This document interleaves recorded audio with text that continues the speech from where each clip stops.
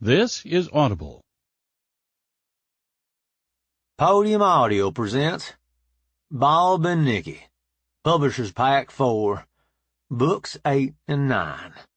Written by Jerry Boyd. Performed by Chris Ciulla.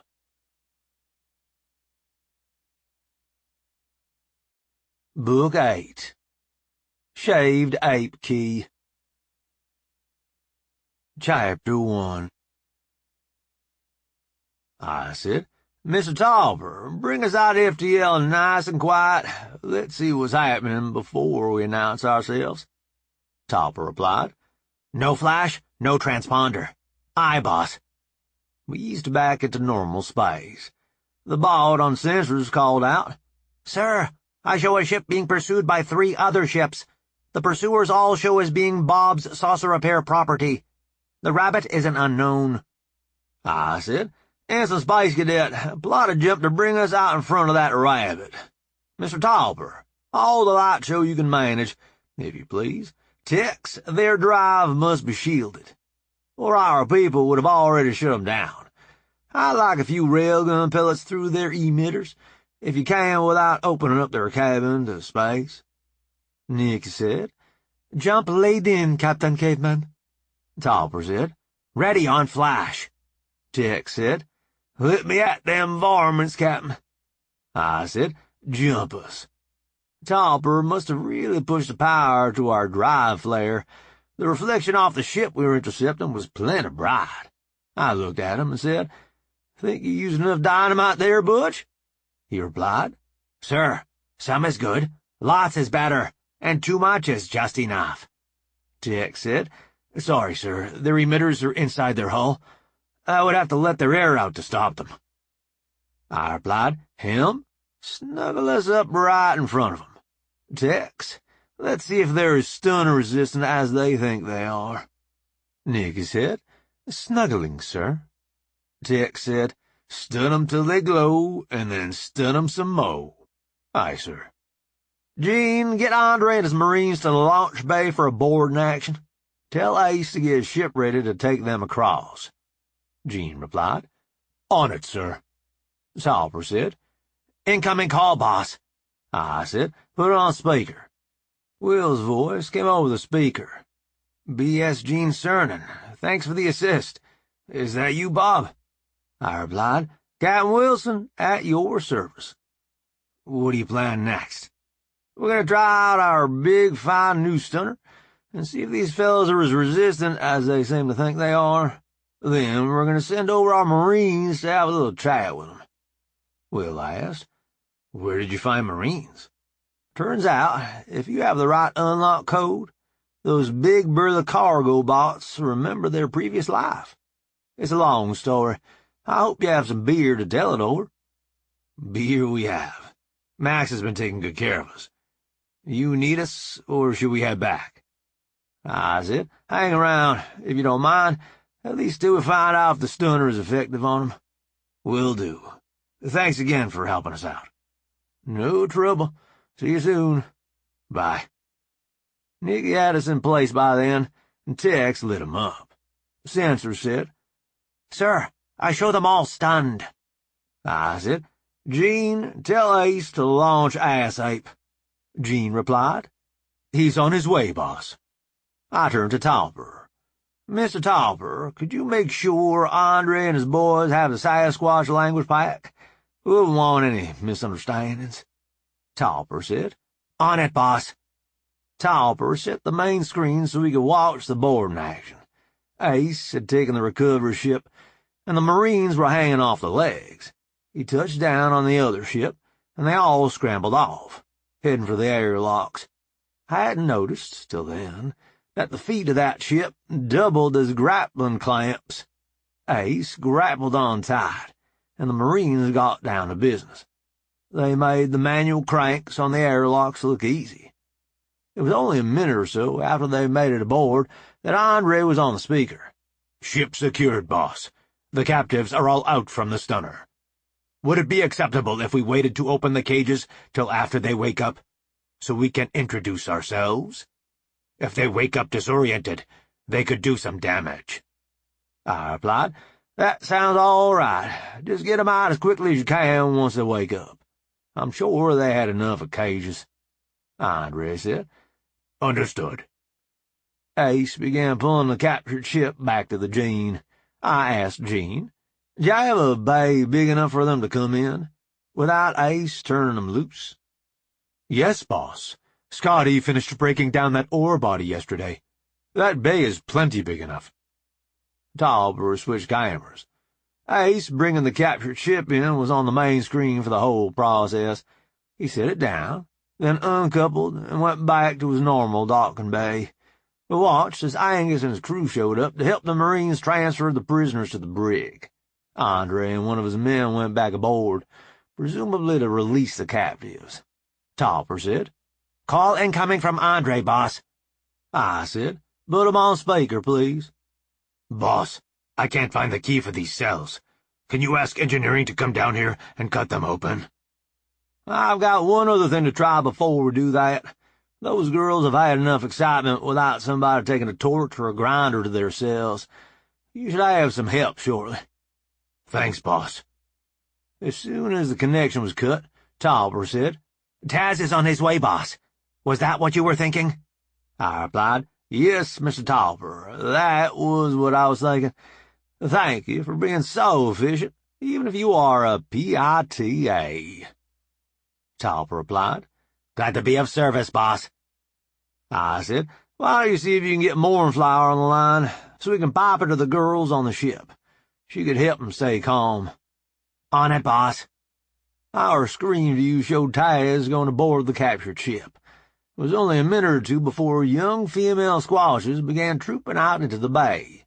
Taz came over to the speaker. "Boss, the locks on those cells were a joke. I gave Andre and his people a download on how to pick locks. They shouldn't have that kind of problem again." I replied, "Good work, Taz. Thanks." "You're welcome, boss. Talk to you later."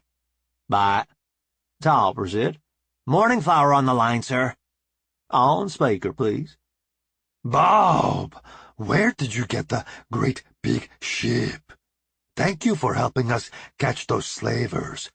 They managed to sneak in before we saw them." "Hi, Mournflower. We found the ship, though you might have a use for it, guarding the system." Mournflower replied, "No, Bob, we could not take such a present. It is too much." "Could I ask a favor, then?" "Sure, Bob. What do you need?" I said, "If I take this ship back with me, I'll have to hide it, and it won't get used. That wouldn't be good for the ship or the boats that live on her. If I left her here, do you suppose you could take her out and tour the system with her? Keep her exercised?" Mournflower said, "You are sneaky, Bob. Just like when you told Bugling Elk to keep trying to get my attention." I asked, "How is Bugling Elk?" "He is happy. He asked me to mate with him, and I did not tell him to jump in the outhouse." "Should I get you some blankets?" Mournflower said, "I have been careful to count my days. We will not need blankets yet." "Good. I brought you new ships to fly. You wouldn't fit if you had a belly." She asked, "New ships? You brought the new ships?" "We did. Come aboard, and you can fly one. See if you like it." She said, "If it is like the simulator, I will like it very much. Pouncing Fox and Wet Bobcat are flying the other two ships. Can they come too?" I looked at Tauber. He said, "We've got plenty of room, boss." I said, "Sure, bring 'em along." Tauber switched the camera view so we could see them come aboard. They formed up and did the approach and landing together. All of them touched down at the same time. Nikki said, "Wow, there are pilots who graduate from the academy and can't fly that well. I'm impressed." I said, "Jean, could you page Ruth to the bridge, please?" Jean replied, "No, boss, she's already here." I said, "Tauber?" Yes, boss? Ruth has the helm, and you have the con. You mind reading son of a vacuum cleaner? Topper replied. Ruth at the helm, me with the con. Aye, sir. Mom always did like a tidy house. I said, Yes, Wilson, let's go greet our guests. Aye, aye, Captain Caveman. When we stepped out of the transit, Mournflower ran over to me, picked me up, and spun me around. Bob, you're back. I am. Have you had much trouble with slavers since I was away? Only a couple of times. These were the first ones who made it to the planet. I asked. You talked to the girls that got taken. Are they okay? Mournflower replied. They're fine. Didn't get the thing that hurts or anything. They all think it was a big adventure. If they like adventures, maybe you should teach them to fly, she said. They sound like the kind of girls who want to stay at home and raise babies, Bob. I don't think they would want to be pilots. I saw Scotty and Ace talking. I stepped over to him. Scotty said, Yes, boss. Could you make sure the ladies we rescue get a ride home? I think these pilots are going to be busy for a bit. Scotty replied, I'll see to it, boss. Ace can show you down to the launch bay the fighters will be flying out of. He was just asking if he could accompany them on their first flight. I looked at Mournflower. Is that a problem? She said, No, Bob, if he can keep up.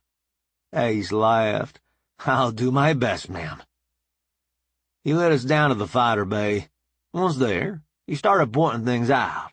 He said, That is the departure hatch, and down there is the arrival hatch. If everybody moves through the bay in the same direction, traffic flows much better. One fighter going the wrong way down the deck can cause a big mess. Right now, we have the old-style fighters, sized for humans and bots, on the left side, and new ones, sized for you ladies, on the right. Nikki spoke up. Morning, Flower. Would you mind if I flew with you as well? I haven't had much chance to fly one of these. Mournflower said. You don't have a belly yet. It should be okay. Ace and Nikki loaded up in the older machines, while Mournflower's ladies picked out some of the new machines.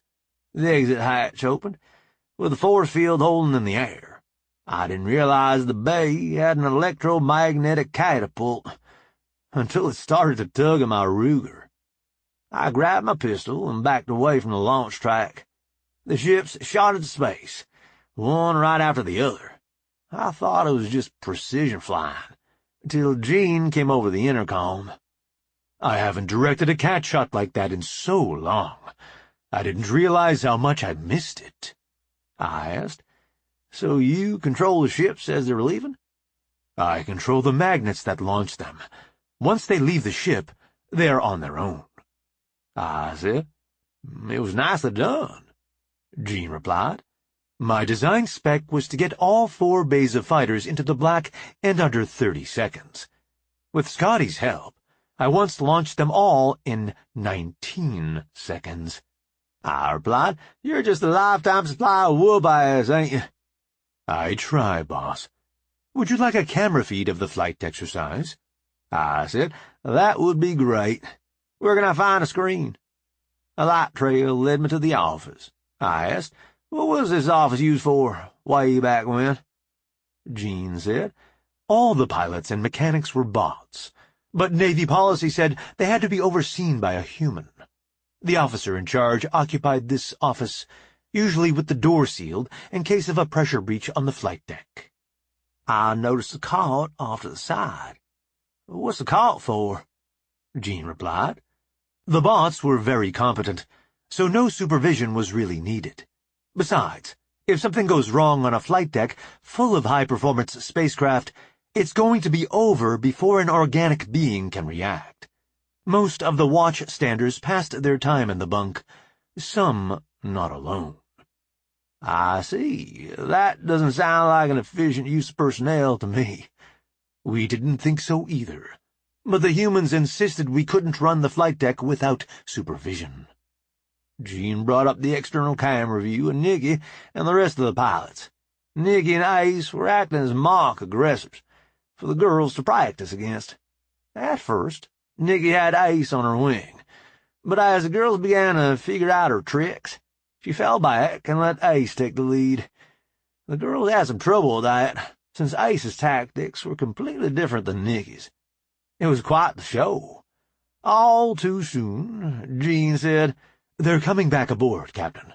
Please stay in the office until they have all recovered." I replied, "No problem, Gene." They came back aboard, not as close together as they had launched, but still very quickly. I asked Gene, "So what's your time to recycle the craft back into the black for another patrol?" "Well, Captain, the only consumables aboard are oxygen and water for the pilots, and railgun ammo. We used bot pilots back in the day, and the railgun magazines are big enough we never ran one dry on a flight. We never even thought about recycling the craft back onto patrol under time pressure." I said, "That makes sense. I just never thought it through that far. I like the way you run flight ops, Gene." "Thank you, sir." I went out to see what the pilots had to say. Mornflower came up to me. "These are so much fun. Thank you, Bob." I replied, "You're welcome. Do you think you can catch slavers with those?" Whip Bobcat spoke up. "If we can't, it's our fault. Those ships rock." I said, "I'll tell Scotty you like her work."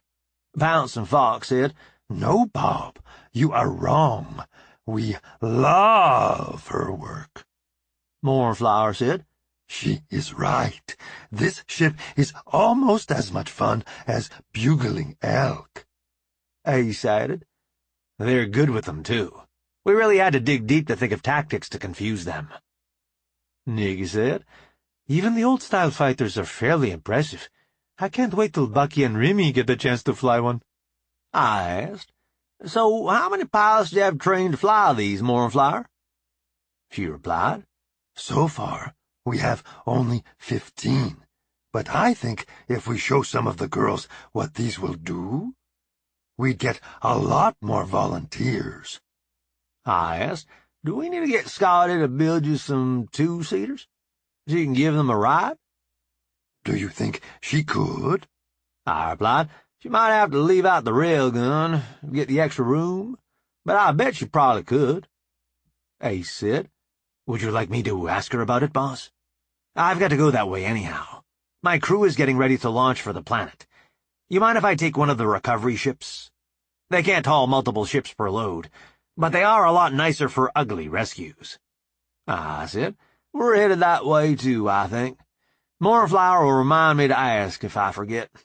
Go ahead and take whichever ship you think best. But be advised, if you go with us to Earth, all we'll be flying is stealth freighters." Ace replied, "Understood. They saved us a few ugly ones on this planet that I'd rather have the recovery ship for. Only reason they didn't get priority when you were here before is their life support is holding up well." I said, "I know you're taking Hopper. You have a ground crew picked out?" Mr. Miller said he had plenty of bots on the planet who already knew the job. I said, "Sounds like you have it under control. If you meet any big bots, be sure and tell Andre." "Will do, boss. Later." "Fly safe, Ace." The rest of us headed back to the other bay, so the girls could take their freighters back to the planet. Mornflower asked, "How soon will you come down to their planet, Bob?" I replied, "It won't be very long. Tell Bugling Elk I said hi." "I wish I could, Bob. He is on a trip, teaching Knoxhard all the places where animals live. So he will be able to hunt here." I asked, "Who's taking care of Fall and Rain?" "Oh, Bob, she's fine, since she was in the box. The old ladies ran Knoxhard off. They will help her with the baby." Diego walked up, a little tentatively. I said, "Come on, Diego, you learned Galactic, didn't you?" He replied, "Yes, boss." "Come talk to Mornflower. She speaks better Galactic than me. I never got to where I could sing the song of her people, though. Will says you have to start when you're young to ever get it close to right. Diego said, "Hello, ma'am. I saw your training flight on the screen. Very impressive." Moorflower said, Scotty built us very impressive ships to fly. We just do our best. Wet Bobcat said, I saw you before. You are Chachi. I saw you help gather the pieces of a ship when it crashed. Diego looked a little stunned. He said, "Yes, ma'am. I'm Diego Cachi. Your people saw us gathering a wreck-up?" Wet Bobcat said, Just me. Mountain View told me to leave camp for half a moon because I was hard to get along with. I hid in the edge of the woods and watched you. The other Smallfoot say you are Captain, like Bob. They did what you said. Diego replied. "I remember. I was in Mark Twain National Forest. I kept thinking we were being watched, but I couldn't see anybody. I thought we were close to a pot field or something." Nikki said, "That's amazing. You two almost met back on Earth? What are the odds of that?" Wet Bobcat said, It's not that amazing, Nikki. I went to the crash to make sure if it was a slave ship, all the slavers had died, and none of our people were caught in the crash. Chachi went to get the parts. Big woods, but only one saucer. Nikki replied. "And you were thrown out of the hiding place at the time for attitude problems? You fit in just fine, Wet Bobcat." I said, "I bet Jenny's in a hurry to get on the ground. Why don't you get her down here, and we'll send her back with one of these ladies?" Diego said, "I already told her to hustle down here. Or she'd have to wait for the next ship. Oh, there she is, getting off the transit." She walked up to me, came to attention, and asked, "Permission to go ashore, sir?" "Of course. We'll be down as soon as we clear up a few details." Pounce and Fox spoke up. Ride with me. Charlie would like to meet you, I'm sure. Jenny looked at me, as if asking my advice. I said, "He's good people, but he's way sharper than he looks." Just then I caught sight of him wandering around the bay, looking at ships and talking to Bods. I hollered, "Hey, Charlie, come here a minute." I must have caught him by surprise, because he looked around and see who had hollered. I waved him in, and he figured out who I was. He shouted, "Uncle Bob!" and started toward me at a dead run. I braced, and sure enough, I got the flying hug. I said, "Charlie, I want to introduce you to some folks. This fella here is Diego Cachi, and this is Jenny Stone. They're astronauts. Diego, Jenny, this here is Charlie Miller, professional purveyor of ordinariness." Jenny said, "So Bob's your uncle?" Charlie said, "No, Greg and me just call him that. He's just a good friend that helped both of us out when we needed it." Diego said, "He did that for us, too. Maybe we ought to call him Uncle." Charlie replied, "No disrespect, sir, but ain't you a little old to be doing that?" Diego laughed. "I suppose I am. I sure am glad he came along when he did, though." Charlie said, "Me too. My grandpa was in a bad way before Mr. Branham fixed him up." Jenny asked, "How did you meet Bob?" I said, "Little Turkey caught me putting a truckload of Mountain House on a spaceship. He tracked down my license plate and got a hold of me." Charlie said, "Well, you did wink at me when you saw me in the bushes. I figured you couldn't be too bad." Nikki said, "Have you figured out you were wrong, now that he put you to work?" Charlie replied, "Fred says, love what you do, and you'll never work a day in your life. I think that fits me pretty good. I do wish you'd wake me up a few of them Marines I keep hearing about, to keep the young bucks out of my garlic, Uncle Bob." Ice just took off. He's going to look and see you've got to wake up. Charlie replied, "If it's just them big cargo bots he's looking for, we've got a wad of those. Hard workers. They can keep up with the squash. It's funny, though. They've got this one smaller bot. Looks like he was made out of spare parts. But he hangs with the big guys. If there's an easy way to do a job, he'll find it. I said, Gene, could you ask Andre to come down here, alone, ready to deploy to the planet? On it, boss. Ciulla said. So the ship listens to you wherever you are? Nikki said, Pretty much. We had to make some rules about our cabin. I said, it still confuses me a little. Gene, the ship, is a she, by convention. Gene, the AI that runs the ship, is male by choice. Diego said, That is tough to wrap your head around, but you'll get it, boss. Bounce and Fox spoke up. Sorry, Captain, but I had a question.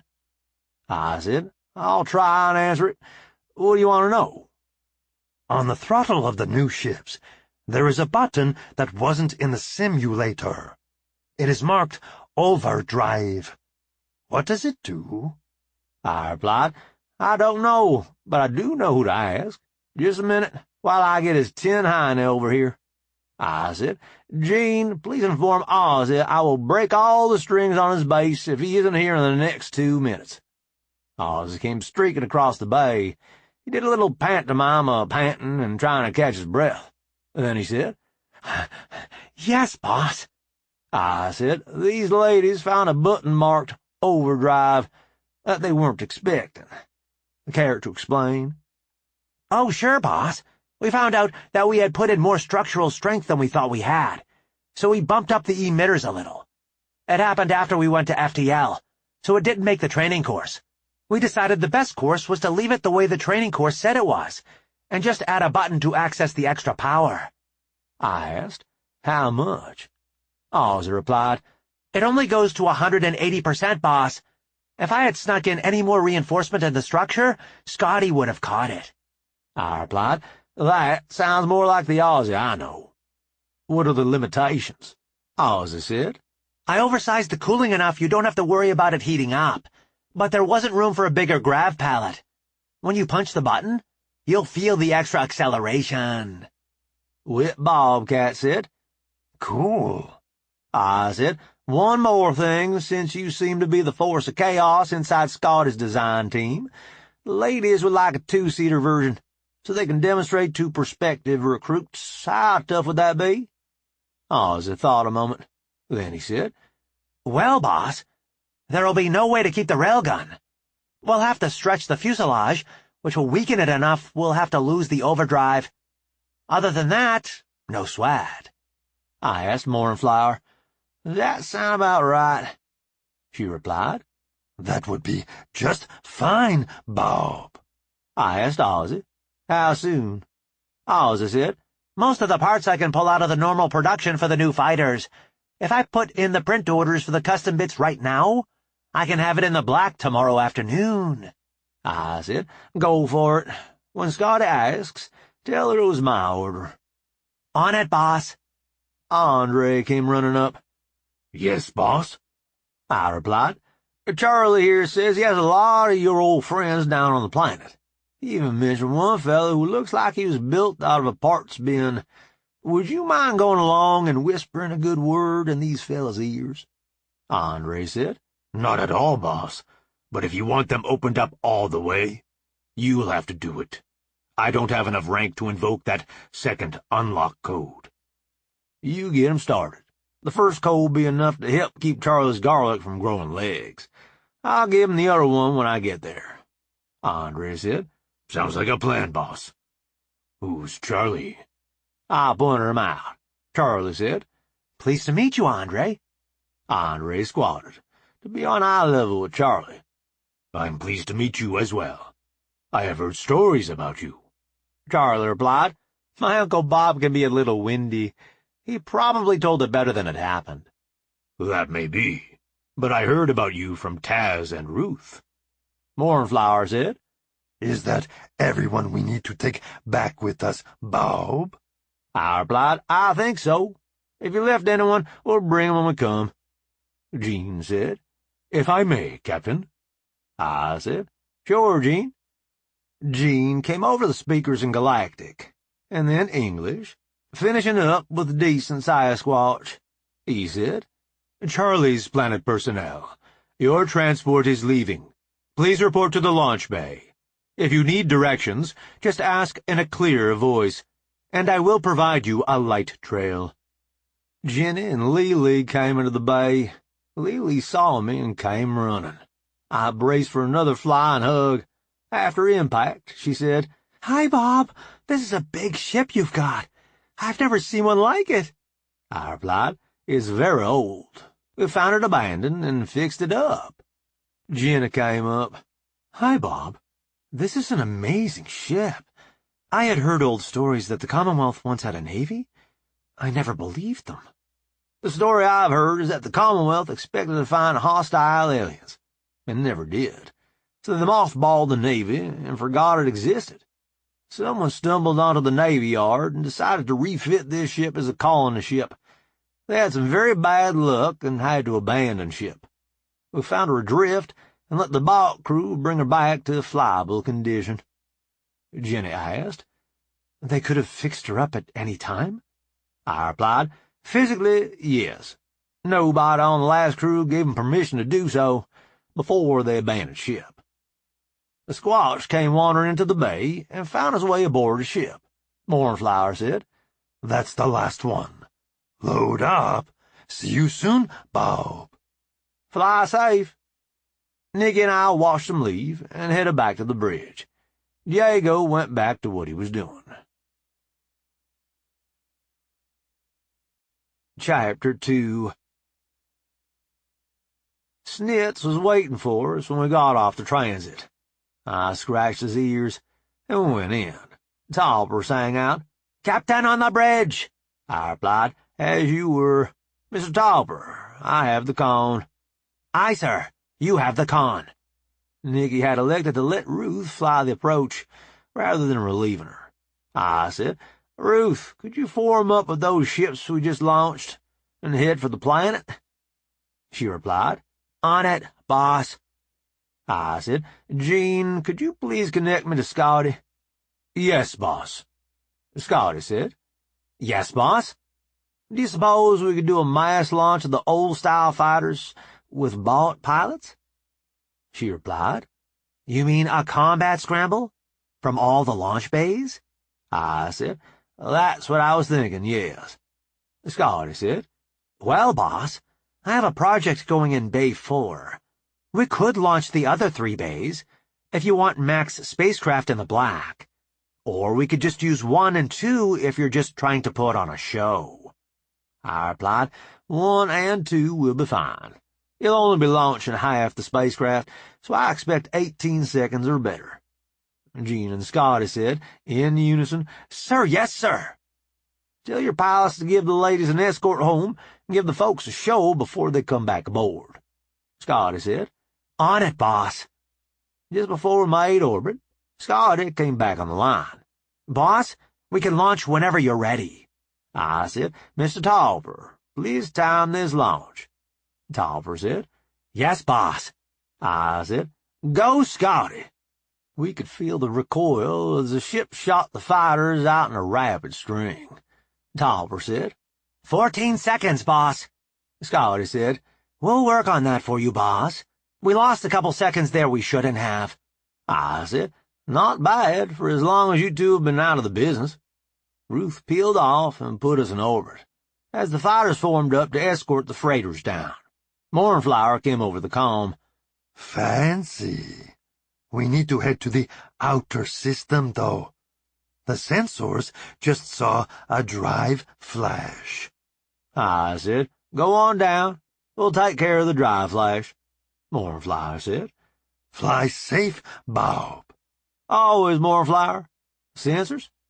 "The system net is coming up now, sir. I wasn't aware of it." I replied, "Not the problem we're working right now. We'll fix that later. What have you got?" "Flare indicates a poorly tuned drive, according to Zoom. The transponder ID is most likely bogus, according to Taz. Best guess is probable pirate or slaver, sir." I said, "Feed the helm position data."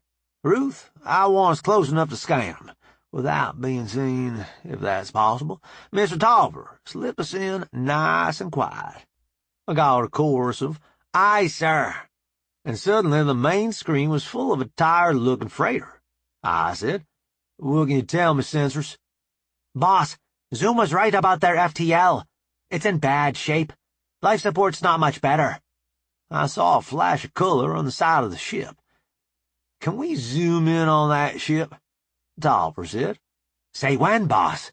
He started stepping up the magnification, slowly. What I had seen came into focus. I said, "Gene, page Major Kachi to the bridge, please. Give him transit priority, if you would." "On it, boss." I asked. "Ensign Wilson, does your com badge do Mandarin Chinese?" Nikki replied. "It does, Captain. Why do you ask?" "The insignia on that ship is a Chinese flag. I think the Chinese captured a pirate ship and tried to fly it." Diego came onto the bridge and said, "Yes, Captain." I said, pointing at the screen. "Have a look at that and tell me what you think. Topper, have you paged Zoom yet?" Topper replied, "Yes, boss. She's about 30 seconds out. I got Gene to give her transit priority as well." "Good work." Diego said, "Boss, that's sure shooting a Chinese insignia, but I don't see any Earth workmanship on her anywhere. Looks like they captured the ship whole and just started flying her." I said, "That was what it looked like to me, too." Zoom came in, out of breath. "What do you need, boss?" "Have a look. Make me smarter. I don't know squat right now." She gawked at the screen for a bit, and then went over to the sensor console and looked at the readouts. She stood up and said, "I know the ship, but I've never pulled maintenance on her. The captain said he wasn't hard up enough to let a girl do his maintenance. She came up missing not too long after that, and no, I didn't sabotage her." I replied. "They seem to have landed on Earth and gotten captured. Was that ship in such poor condition the last time you saw it?" Zoom said, "It was. That's why I offered to pull maintenance on it. I was afraid he was going to get people hurt, being so careless." Diego said, "How bad is it?" "Could they make it back to Earth?" Zoom said, "It's possible, but I wouldn't risk any money on it." I said, "Even if they did, they would have evidence of a habitable planet in this system. Sooner or later, they'll be back, and either we or Mornflower will have to fight 'em off." Diego said, "They would need a better ship than that to be much of a threat, Captain." I replied, "We're talking about the Chinese, Diego. If anybody on Earth can copy a technology, it's gonna be them." He replied, "You have a point, boss." Nikki spoke up. "Bob, I could get into their computer system easily enough. I could erase their logs of coming here." I replied, "Would you be able to replace them with a legit-looking log of noodling around the solar system, killing time because they were afraid to try the drive?" She said, "Yes, Captain, I could do that. But won't that put them in a bad situation when they get home?" I said, "It would. Wouldn't they be able to see that their log had been altered?" Nikki replied, "Yes, they would. Why does that matter?" Diego said, "Because they have an even better idea of what would happen to them than we do, if they went home with a log like that. They will do whatever it takes to land somewhere besides Chinese territory, just to save their behinds." Nikki asked, "So what's their plan, Captain?" I said, "I'd like to talk to your grandpa before I make a move.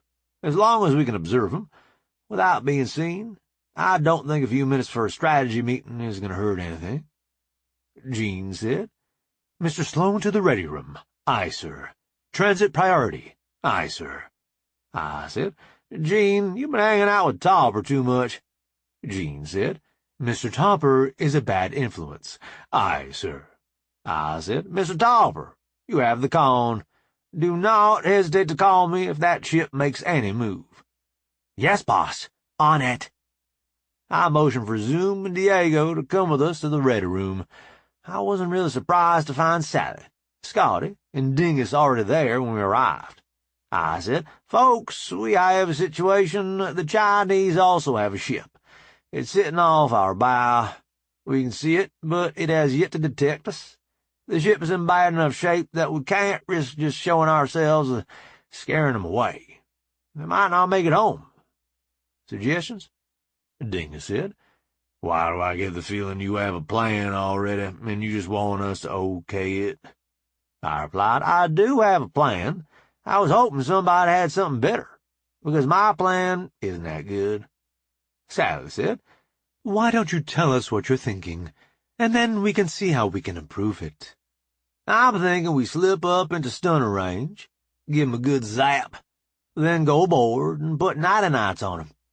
Nikki monkeys with their log to show they just piddled around Earth system and never tried to use their drive.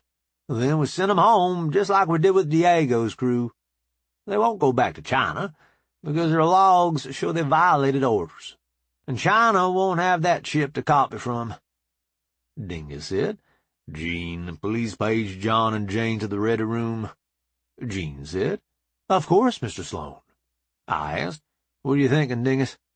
He replied, "I'm thinking none of us has enough knowledge of Earth politics to know if you are making correct assumptions or not. No offense, Diego, but you haven't been on the team long enough for me to get a feel for where you stand." Diego replied, "None taken, Dingus. "This is an important decision. You need the best counsel you can get." Gene must have taken it upon himself to give Jane and John transit priority, because they showed up in almost no time at all. John said, "Wow, I've never had the transit get hijacked before. What's up?" I said, "We've got a tricky situation, and we need your help deciding what to do."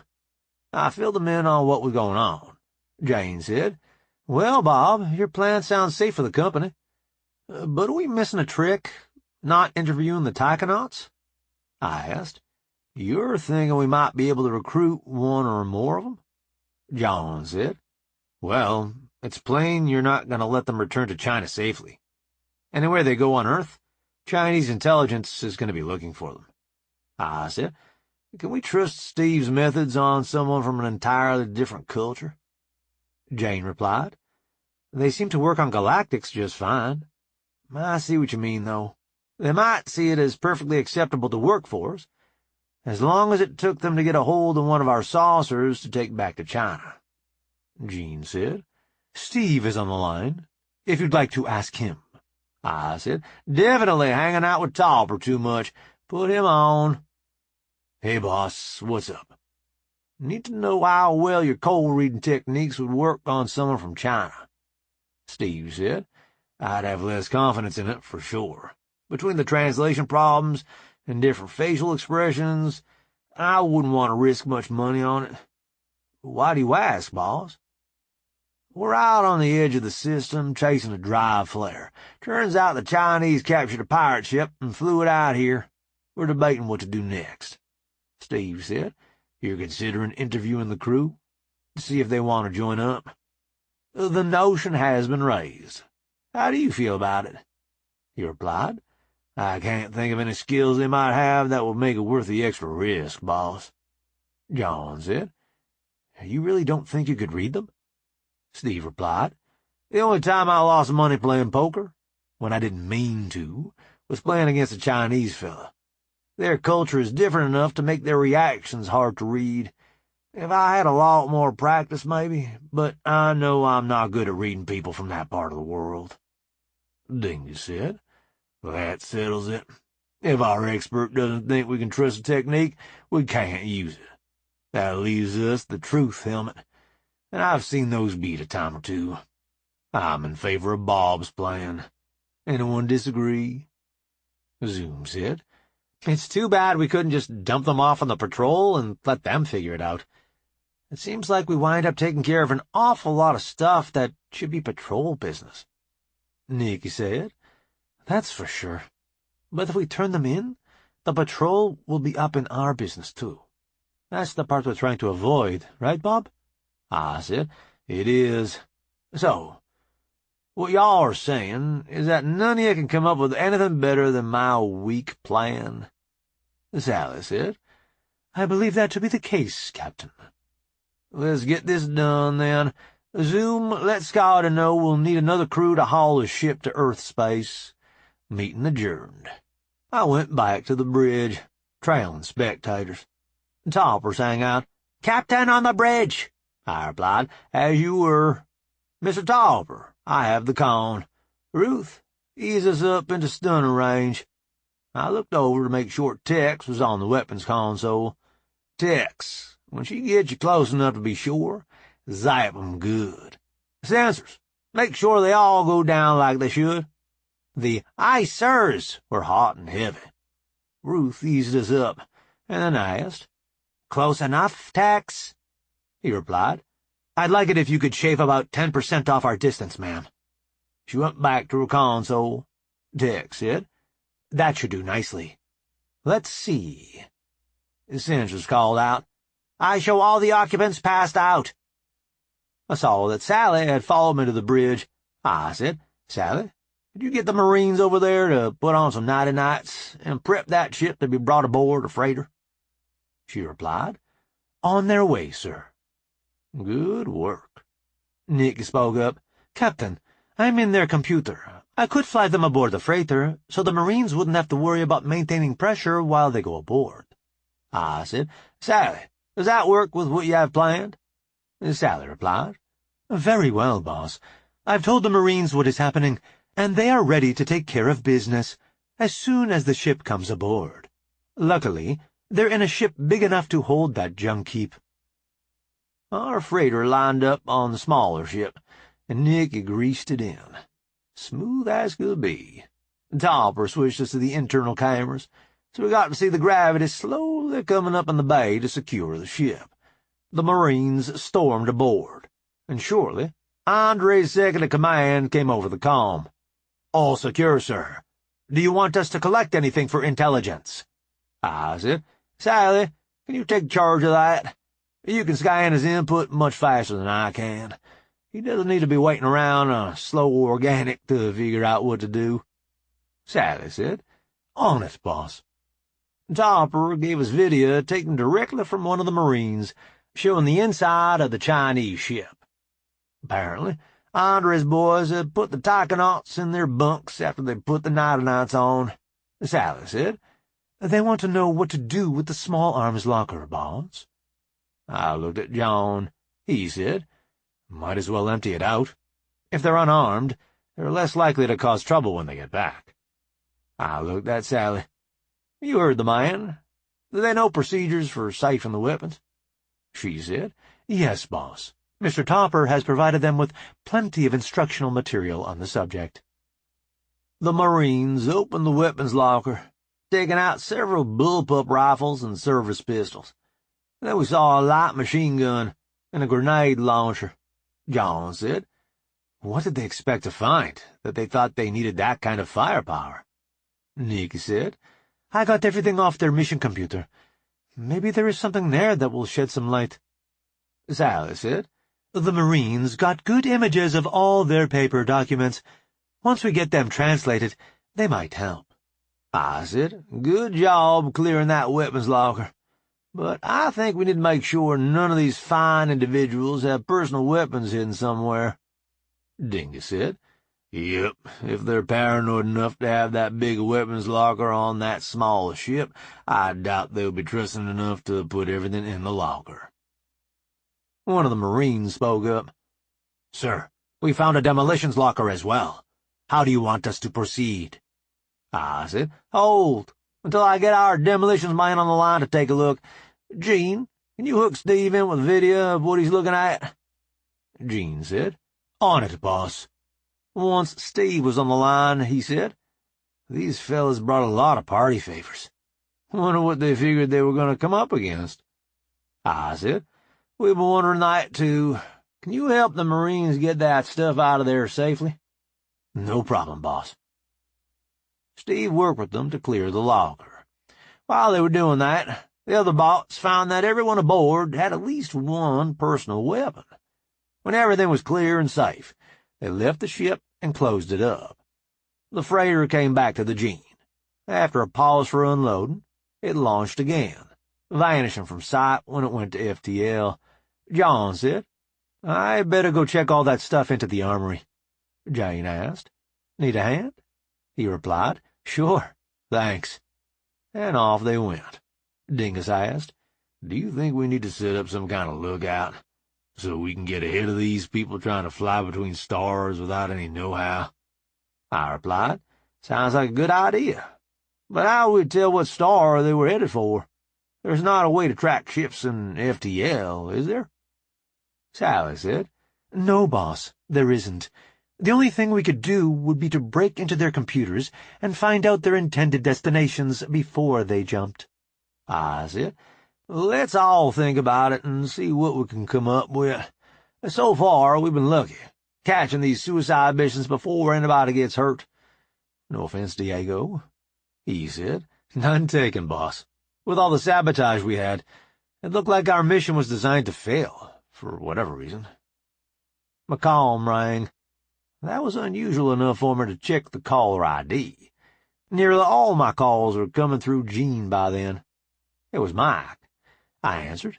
"Hi, Mike. What's up?" "Sorry for the deception, Bob. It's Bill.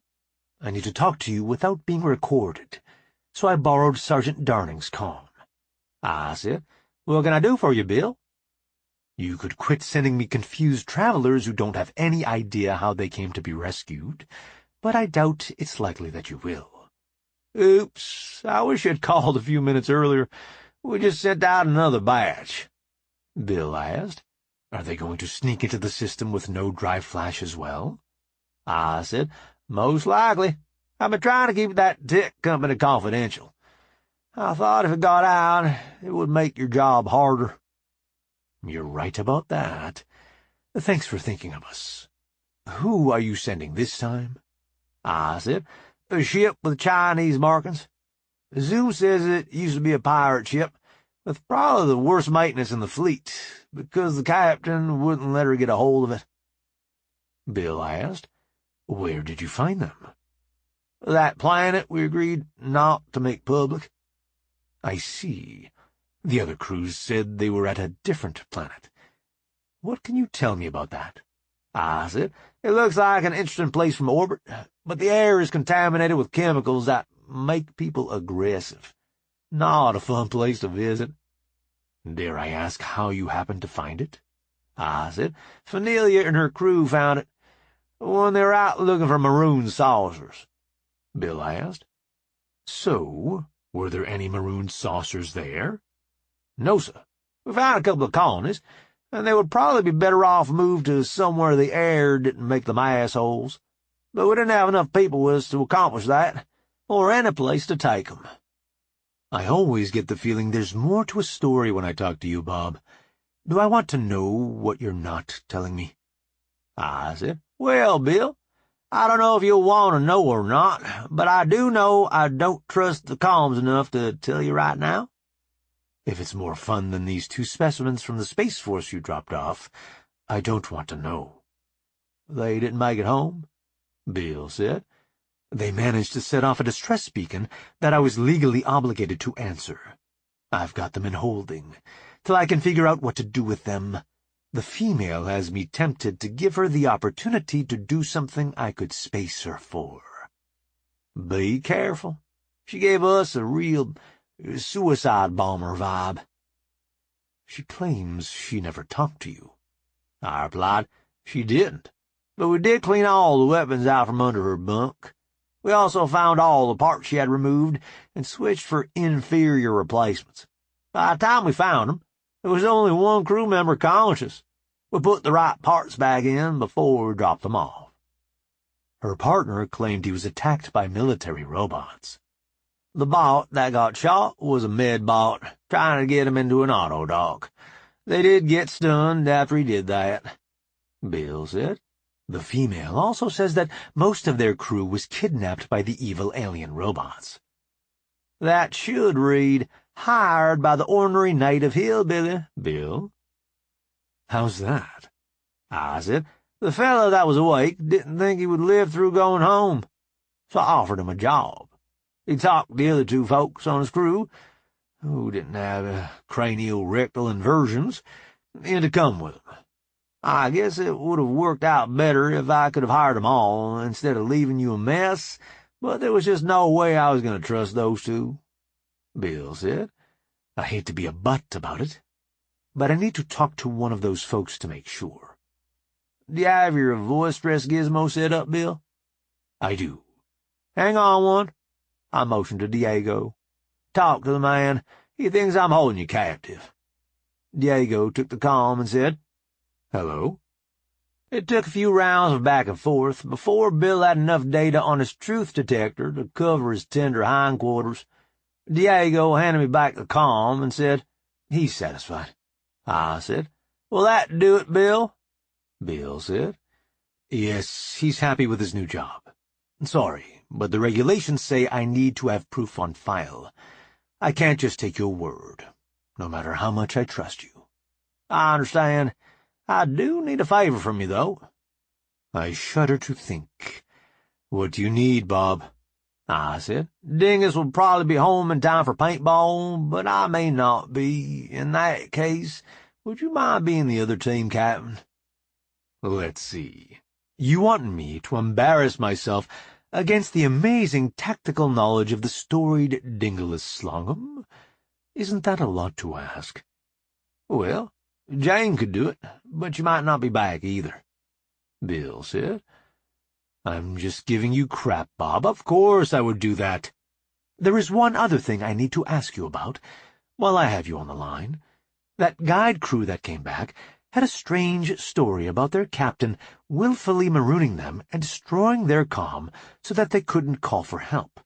By the time they managed to overpower him and throw him out the lock, the damage was done, and they had to resort to the auto docks." "Would you like me to send you copies of the logs from before they monkeyed with them to try and cover their butts?" "You mean the real story is different?" I said. "Just a little. Captain Slongum attended a party thrown by General Rodham. One thing led to another, and Captain Slongum was found outside playing tonsil hockey with the General's daughter. His ship was assigned to survey that system as a punishment. Their FTL and comms were sabotaged. Captain Slongum went for a walk of his own free will, because they were one auto dock short." Bill asked, "You have proof of that?" "We have the copies we made of the ship's logs. Whether they will hold up in court, I don't know. Chain of custody is going to be a pain, because Bob's saucer repair will have to disclose a number of things we would rather hold confidential in order to prove we were where we say we were," Bill said. "Send me what you have. There have already been accusations of tampering regarding their log. Your copy will show no such evidence, I hope?" I said, "None, sir." "Thanks, Bob. Their story is building tensions between Slongums and Rottums. None of us want to go back to that mess." "Nope. I'd much rather have you as a friend. You're way too good at being an enemy," Bill said. "I'll take that as a compliment. I've taken up enough of your time. When should we expect that next ship?" "They left just before you called. I'd say 2 or 3 days." "We'll be watching. Talk to you later." I said. "Bye, Bill." Nikki asked, "What was all that about?" I said, "The Major had a few questions about what we have been up to lately. I figured it was better to tell him what he wanted to know and maintain good relations with the patrol. Topper, could you send Mike a copy of the logs of that guide ship we found marooned? The Major wants to keep it out of official channels for some reason." "On it, boss." I said, "Ruth, could you take us back to the planet, please? I'm ready for some shore leave." "Right away, boss." "Mr. Topper, you have any business on the planet?" Topper said, "I'd like to see Charlie before we leave, but other than that, no." "Do you mind if I go ashore before you?" "Of course not, boss. Once all you organic types are dirtside, we're going to have the galaxy's biggest game of Frisbee, all through the passageways." I said, "Maybe I should leave Snitz here. Sounds like his kind of party." Topper replied, "I'm sure there are lots of smells that need to be investigated down there, boss." "You're probably right. You have the con. Ruth spoke up. Could I be relieved? I'd like to see how Morning Flower and her friends are doing with their piloting. Topper said. Once the fighters are recovered, I will page you a replacement. No one aboard right now is qualified to fly Jean. Ruth said. Understood. Topper looked at me and I asked, Do you have a problem with me turning loose a ship for her to come down in? I said, nope.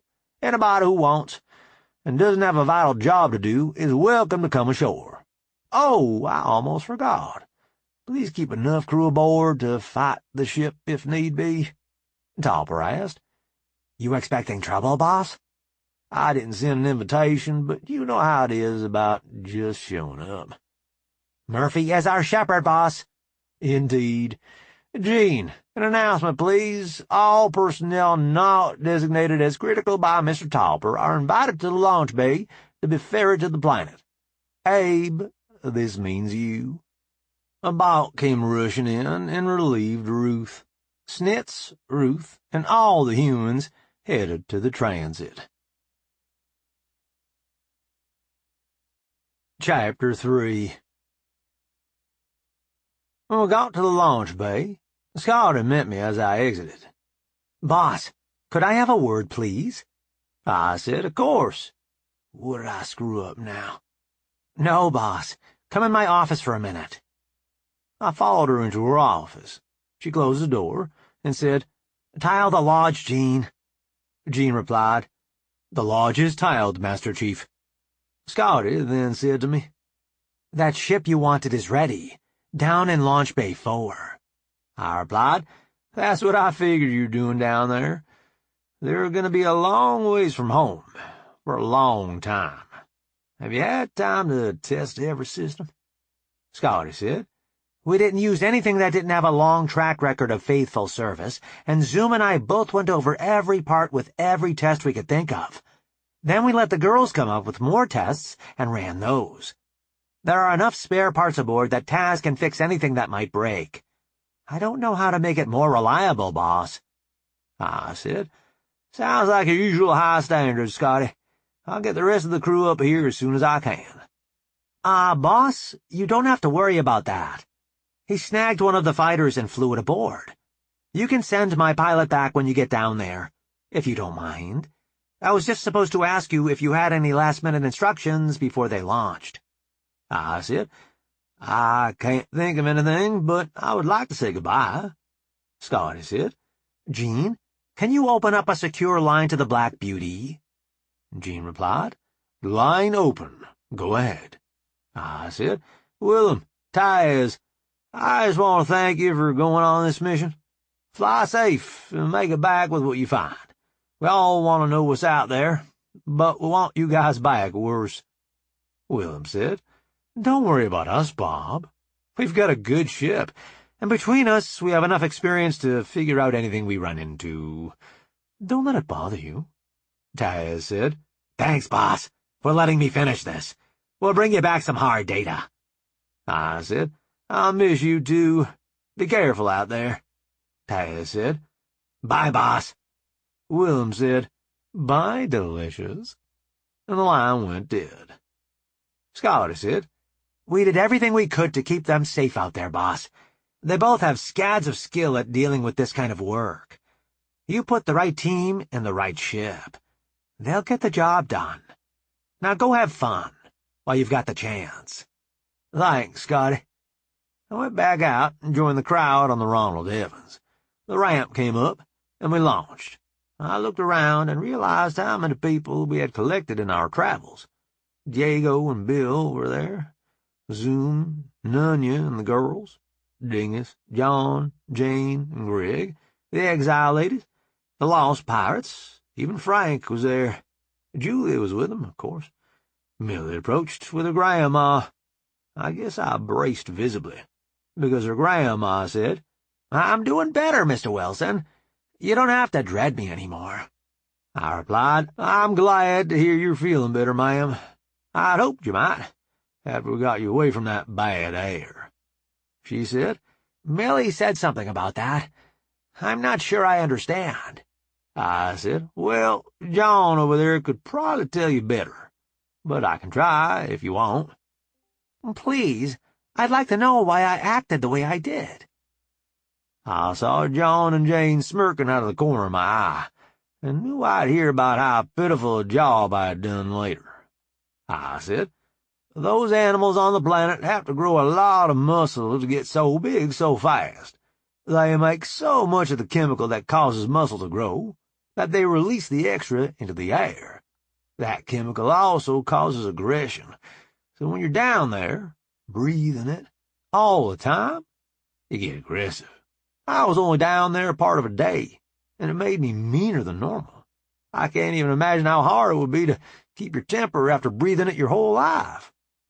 John and Jane broke out in applause. I said, "What?" John said, "You made that so plain and easy to understand. No big words, no complicated concepts, just, this is what happened." "Well said." I said, "Both of our medical people have come down with some. You want to throw 'em in the box, dingus?" He replied, "No, son, I think they have the straight of it. You did a good job explaining a complicated situation." I said, "What a deal. You're all stoned. You didn't even roll me one." Zoom said, "Boss, you're the one who's full of it. I could follow that explanation, and biological stuff usually makes my eyes glaze over." Nikki said, "Face it, caveman, you did a good job." I reached down and scratched Snitz behind the ears, and took a minute to think about it. Grandma said, "You say he's a domesticated wolf? Kind of small for a wolf, ain't he?" I said, "They've been domesticated for thousands of years. People have bred them for all kinds of jobs. Some dogs are tiny, and some are as big as wolves. Snitz here is a kind of average size for a dog. His mom was bred to be a herding dog, and nobody knows who his daddy was, except that he was sneaky." She said, Captain Wilson keeps an animal that has a family history of being sneaky. Who would have thought that?"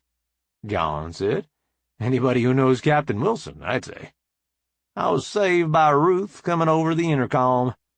"We're landing. Please be ready to disembark."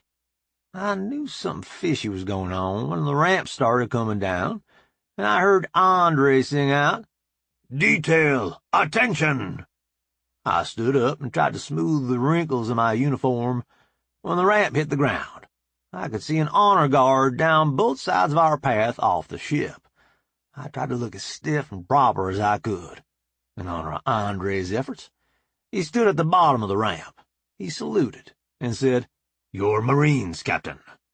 I returned his salute as smartly as I was able, and said, "I like the looks of these fellas, Andre. Good work."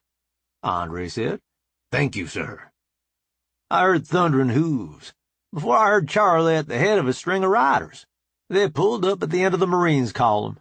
Jenna was beside Charlie at the front of the bunch. She said, "You didn't say there would be horses here, Captain." I waved at the squatches strung out behind her and Charlie. Charlie messed up and showed these fellas a cowboy movie or two. They thought it looked like fun. Charlie said, "You were the one who made the deals to get the livestock out here, Uncle Bob. It ain't all my fault." I replied, "It would have to be a problem for it to be anybody's fault, Charlie. These fellas look like it's anything but a problem. Have you been able to find good pasture for your stock?"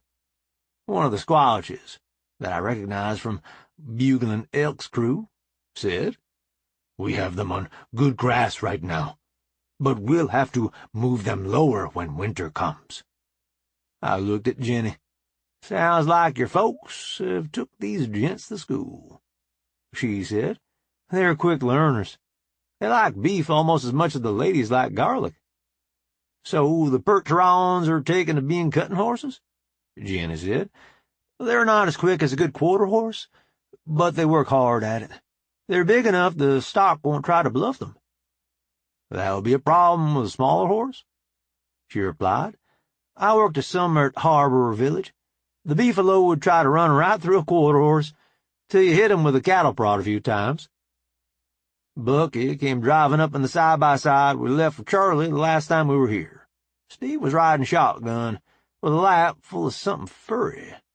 Snitz's nose perked up, and he went to investigate. He must have been around cats back on the farm where he was born, because he didn't get too friendly and aggravate the cat.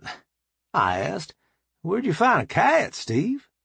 Steve said, "This is my shop cat from before. I had Max watching to see if he came up for adoption at the animal shelter. They finally caught him. We managed to get a hold of him without the people watching the shop figuring it out. I just got lucky that he showed up at the shelter when I was back home. Marcel is a mean old booger. They didn't think he was going to get adopted." Bucky said, "I think he's finally accepted me. At least he quit crapping on my pillow." Jenna said, "That's a step in the right direction at the very least." Bucky said, "Hi, I don't think we've met. I'm Bucky's Bronkum. You can call me Bucky." Jenny tried really hard to maintain, but the laugh slipped out. She said, "I'm sorry, but what did you say your name was?" "Bucky's Bronkum." Jenny looked at me and said, "You didn't tell me this job was going to be so hard, boss." I replied, "Just call her Bucky and try not to think about it. Is what I do." Marcel must have brought Steve's orneriness with him, because Steve said, "She lives up to it if you hit the right spot." Bucky turned red as a beet. Jenny said, "TMI, TMI, WTF, TMI." Snitz got too friendly, and Marcel went airborne. He hit the ground running, and the chase was on. Marcel found a tree and shot up it. Snitz tried to climb, but when he figured out that wasn't going to work, he laid down for a nap. Steve said, "I guess they're getting acquainted." I said, "Looks that way. You think they'll wind up friendly, or chasing all over the place?" Steve replied, "Some of both, if I know those two." Our conversation was interrupted when Abe came down the ramp. One of the Marines broke formation and said, "Gunny, nobody said you were going to be here." Abe looked a little shocked. "I'm sorry. I don't recall you. Please don't be offended." I called out, "Andre, if you please." Andre went and gave Abe the unlock code. He snapped upright and said, "It's good to be back. What are you ladies doing, anyway?" Andre said, "We were welcoming the captain to the planet, Gunny." Abe looked at me and said, "Thank you, Captain. I didn't know I was missing so many memories." I said, "You're welcome, Abe. Or would you rather I call you Gunny?" Abe said, "Either one is fine, sir. You got us out of the black. You could call me a shit-eating maggot, and I'd still be grateful I was awake to hear it." With that, every Marine assembled let loose with a hoorah. The horses didn't take well to that, but their riders got them settled down quick enough. Charlie said, "We better get back to work, Uncle Bob. See you at supper." I replied, "See you then." Abe walked up to me and stood at attention. He said, "Sir, I thought I was grateful when you rescued us from out of the black. What I feel now is even more powerful. Thank you for my memories." I asked, "Are you still interested in going ashore?" Abe said, "No, sir. I think I'll stay and help Andre get these maggots into shape." I said, "Glad to have you, Gunny." Will and Fred came walking up. Will said, "Hi, Bob. How's life treating you?" "Pretty well, I'd have to say. Yourself?" He replied, "Let's see. I'm young again. Fanilia drops by when she can. I have a whole planet to explore, and lots of nice folks to live around. Well, Bob, I guess it's passable." "Passable, huh? Just what would I have to do to make it better, Will?" Will said, "Some young tobacco plants wouldn't break my heart. I ran out of smokes the other week." I said, "I'll get Max on it. Anything else?" Fred said, "Well, we were wondering what you planned on doing with all these new folks." I said, "I was hoping you could help me with that. Is there any ground the locals aren't using that we could set 'em up on?" Will said, "Well, we did find an island when we were out looking for castaways. It's big enough for the lot of them, and kind of protected from weather," I replied. "But you were hoping to keep it for personal use?" Fred said. "It does have good hunting and fishing." Will said, "I suppose it is an awful lot of ground just for us. It would be a nice place for them to set up housekeeping." I asked, "How's the local wildlife?" Will said, "No worse than North America. There are a couple of snakes you need to watch for, and some predators, but nothing out of the ordinary." I asked, "Would you fellas mind running them out there to have a look? See what they think? Figure out what they're going to need to set up shop?" Fred said, "I believe we could do that. Ace and Hopper are bringing in the castaways quicker than we could even think about. So we're at loose ends today." I asked, "Who did you give 'em for crew?" Will said, "We were going to let them have some of these big cargo bots, and then Andre came down and unlocked them all back to Marines. We wound up giving them a couple of guys from Bugle and Elk's crew, and a couple of other young bucks." I said, "Long as there's garlic in it, they'll do fine." Will said, "Charlie sure was glad to get a few Marines to guard his fields. His losses have gone way down." I asked, "Does it bother the Squatches?" Fred said, "Are you kidding? They brag on how many times the Marines have had to carry them home. They think it's a big game, like Loser Stinks, only with stunners." Will said, "It reminds me of that old cartoon where the wolf and the sheepdog clock in and start trying to fool one another, and then get to the end of their shift and they're friends again. They take the Marines hunting with them when they're not on duty." I asked, "How are the recoveries going?"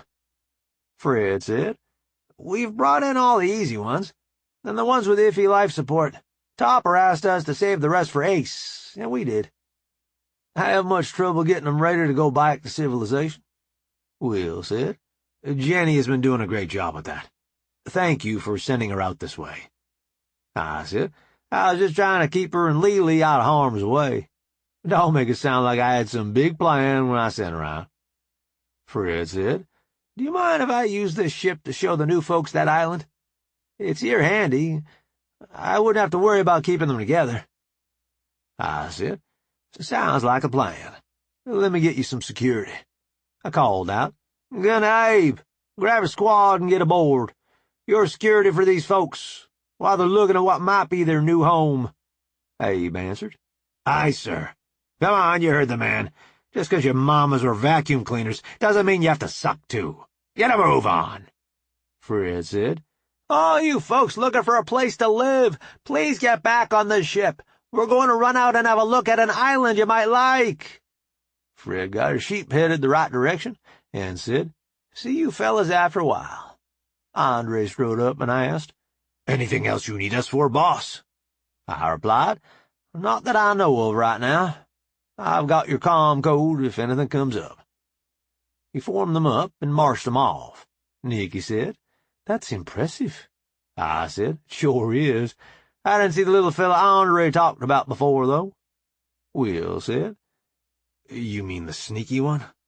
He really likes pulling guard duty. Thinks it's funny when he can sneak up behind some of the boys and scare them silly. Sounds like he'll fit right in. When is Noxhar due back? Speaking of sneaky people." Fred said, "About a week, I think. We better get going. We'll get caught up when we get back." The rest of us moved off, so they could lift the ship. Zoom and Nunya looked upset, but I couldn't see a reason. I went over and I asked, "What has you two so nervous?" Zoom said, "It's silly. I know gravity holds the air in, but it still seems like I should be sealed up, fixing the blowout." Nunya said, "All this open space with no walls. It's just so different from anywhere I've been before." I said, "The other planet didn't bother you?" Nunya said, "It did, but I stayed busy when we were there, and you had us on the lookout for problems, so I didn't have as much time to think. Here you're pretty sure we're safe, and so I have more time to worry." Nikki spoke up, "I know what you two need. Let's go find the ladies at the village. They always have something to do." Nunya said, Come on, girls, let's go, Janet said. It's just me. Millie went with her grandma to see the new place. Nunya asked. You're not interested in going there? Janet replied. I don't have family there, like Millie does. I guess I'll stay with the ship, if that's okay.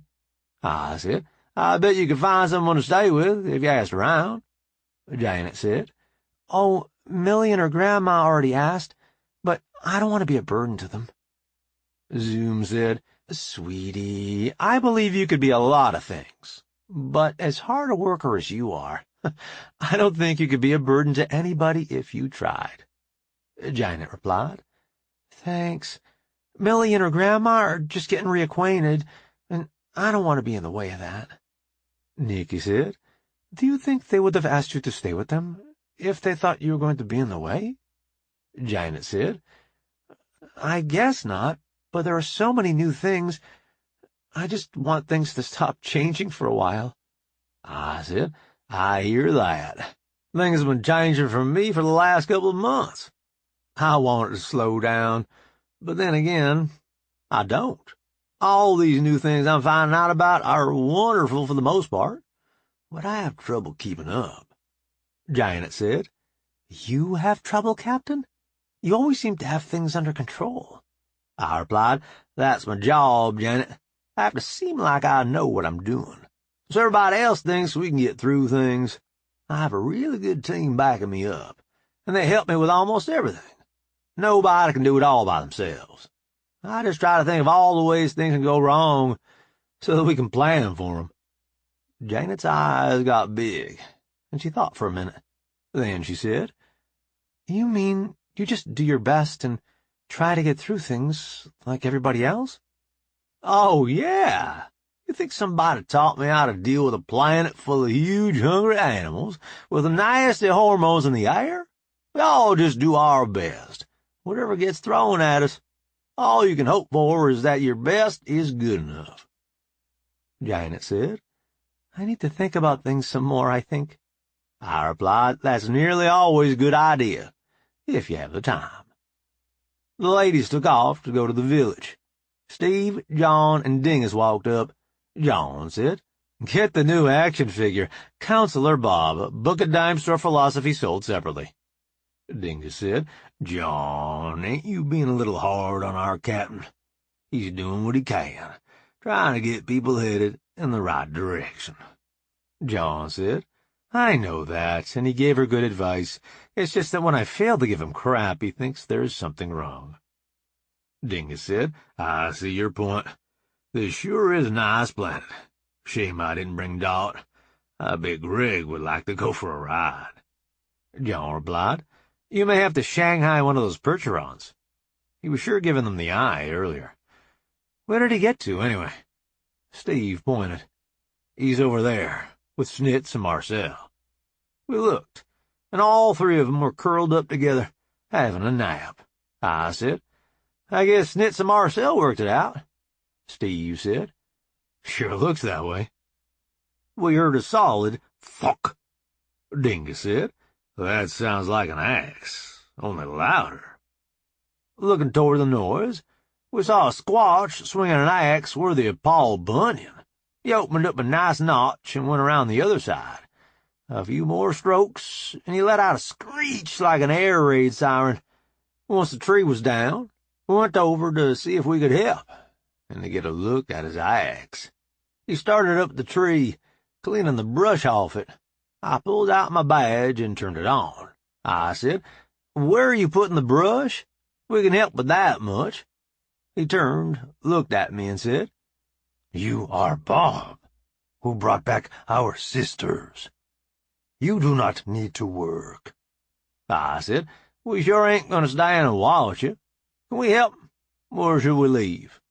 He grabbed some branches and said, I'll show you where I'm putting the brush. We all grabbed some brush and followed him. He led us to a small gully. We had been stacking brush to build the beginnings of a dam. He said, I hope to stop the water here and make a pond. Ducks will come.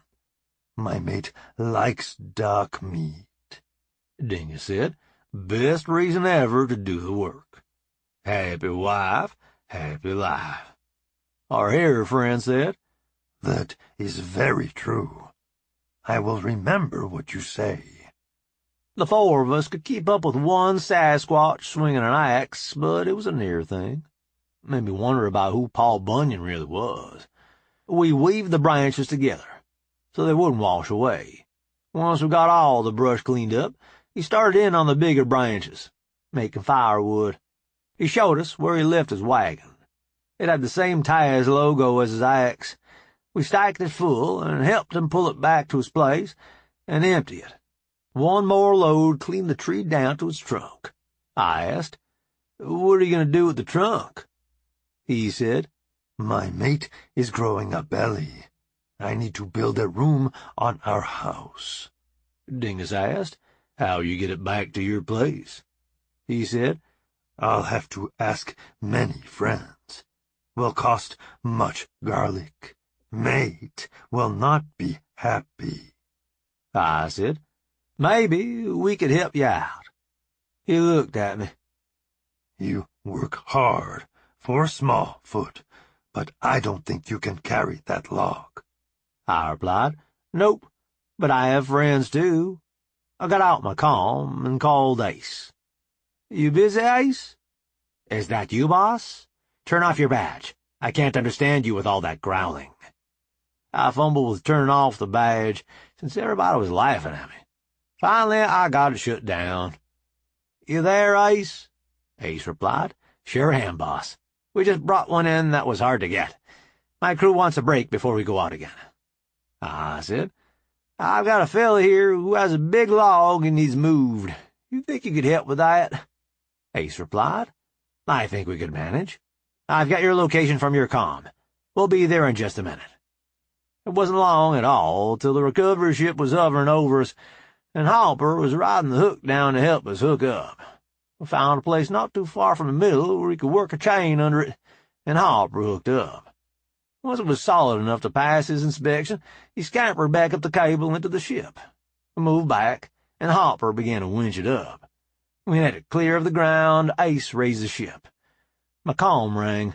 "Yes, Ace?" Ace replied. "Where do you want it, boss?"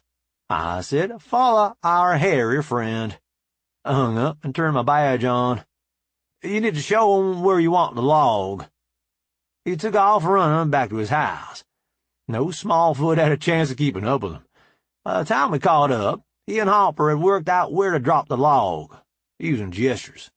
Ace let it down easy, putting the butt end right where he wanted it, and then moving the ship to line it up.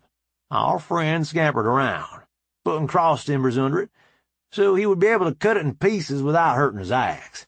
When Ace had it all the way down, Hopper pulled the chain and rode the winch back aboard the ship. Ace waggled it a little bit as he flew away. I looked at our new friend and said, "No garlic changed hands. You think that will make her happy?" She will worry. She will think I owe you work in exchange. I said, "You don't owe me anything. Just helping out. Trying to be friends. You know my name. What should I call you?" He said, I am Walking Bear. I am glad to be a friend of Bob. Dingus, Steve, and John introduced themselves.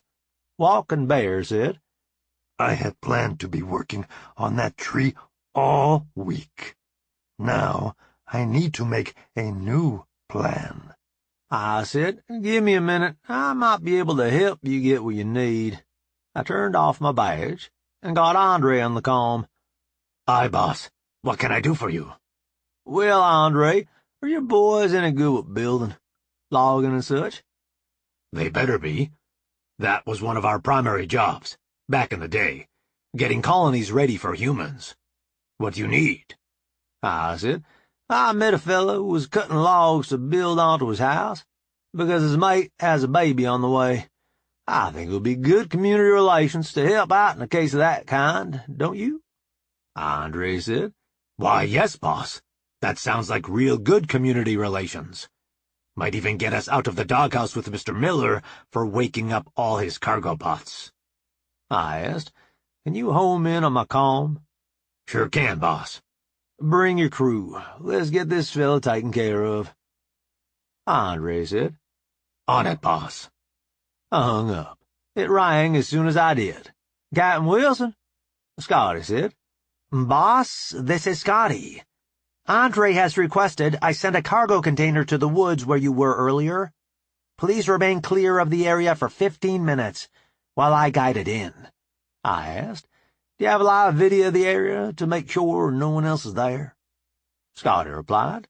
I have a drone up, giving me good views all around. Greg may need a change of underwear, but other than that, we're clear. Sounds good. Thanks for letting me know. No problem, boss. Talk to you later. I said. Later, Scotty. I turned my badge back on. We need to wait a few minutes before we can go back to where you were cutting trees. My people are dropping in some tools to make the work go faster. We stood around waiting, shooting the breeze, until John saw the parachute dropping toward the clearing. We started over to see what Scotty had sent us.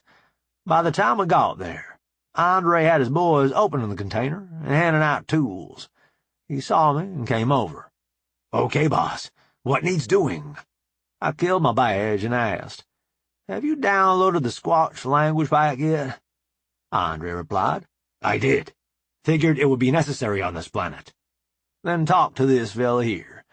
He's the one who needs the work done. Andre and Walking Bear discussed what needed to happen and how to go about it. Walking Bear wound up going around marking the trees he wanted with his axe, and then he supervised putting the brush into his dam.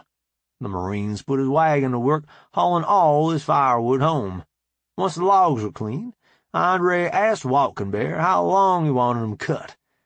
They had to look at what Walking Bear had laid out for the new room, since he hadn't measured anything. Just laid out what he wanted, and planned to cut to fit. Once Andre had the dimensions he needed, the Marines went back to work with their crosscut saws, making logs. I asked Andre, why no chainsaws?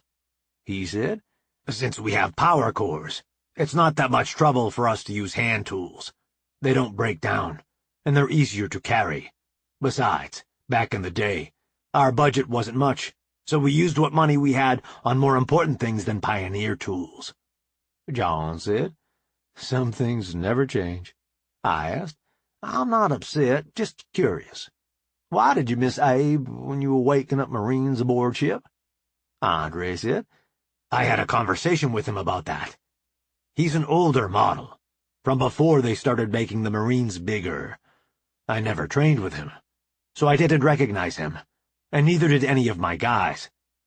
Just plain bad luck, boss. I said, Murphy is our shepherd.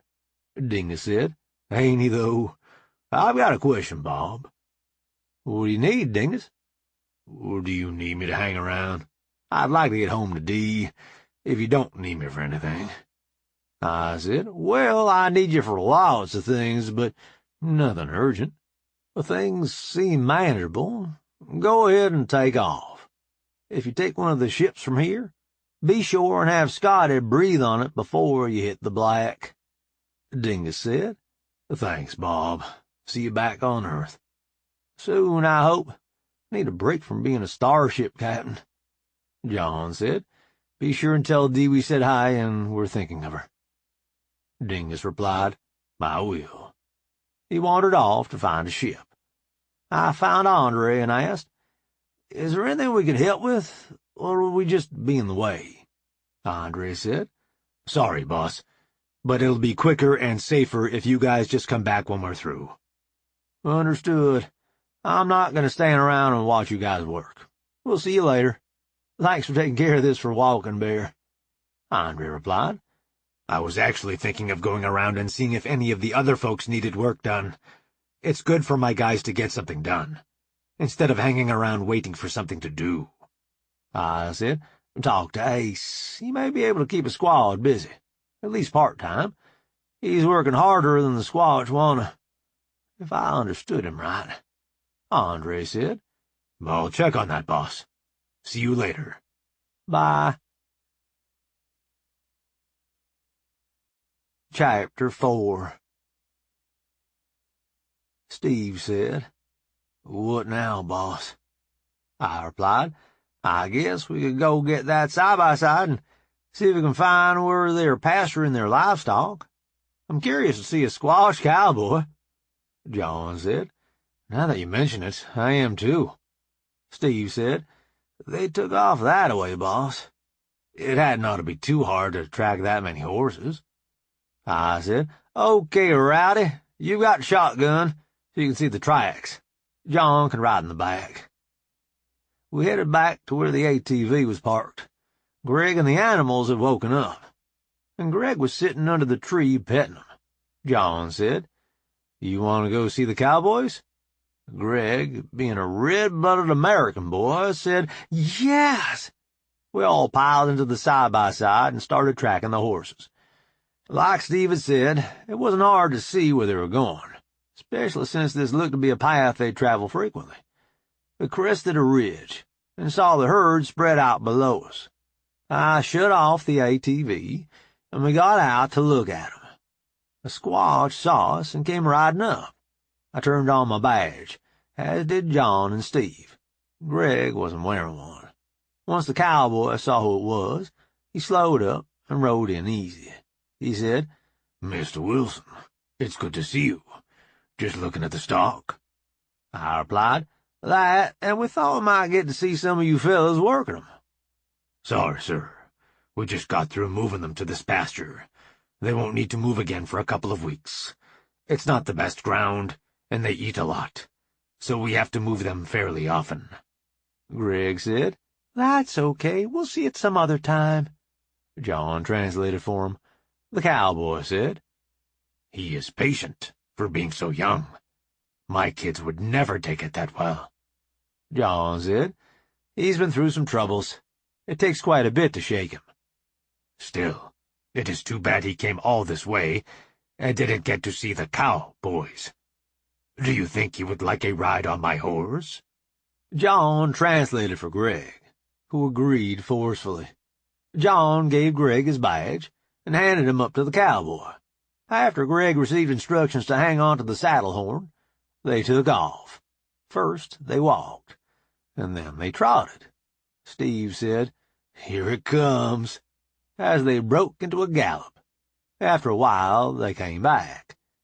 The cowboy said, as he handed Greg back down to John, "Bring him back in a few years. He will make a good hand."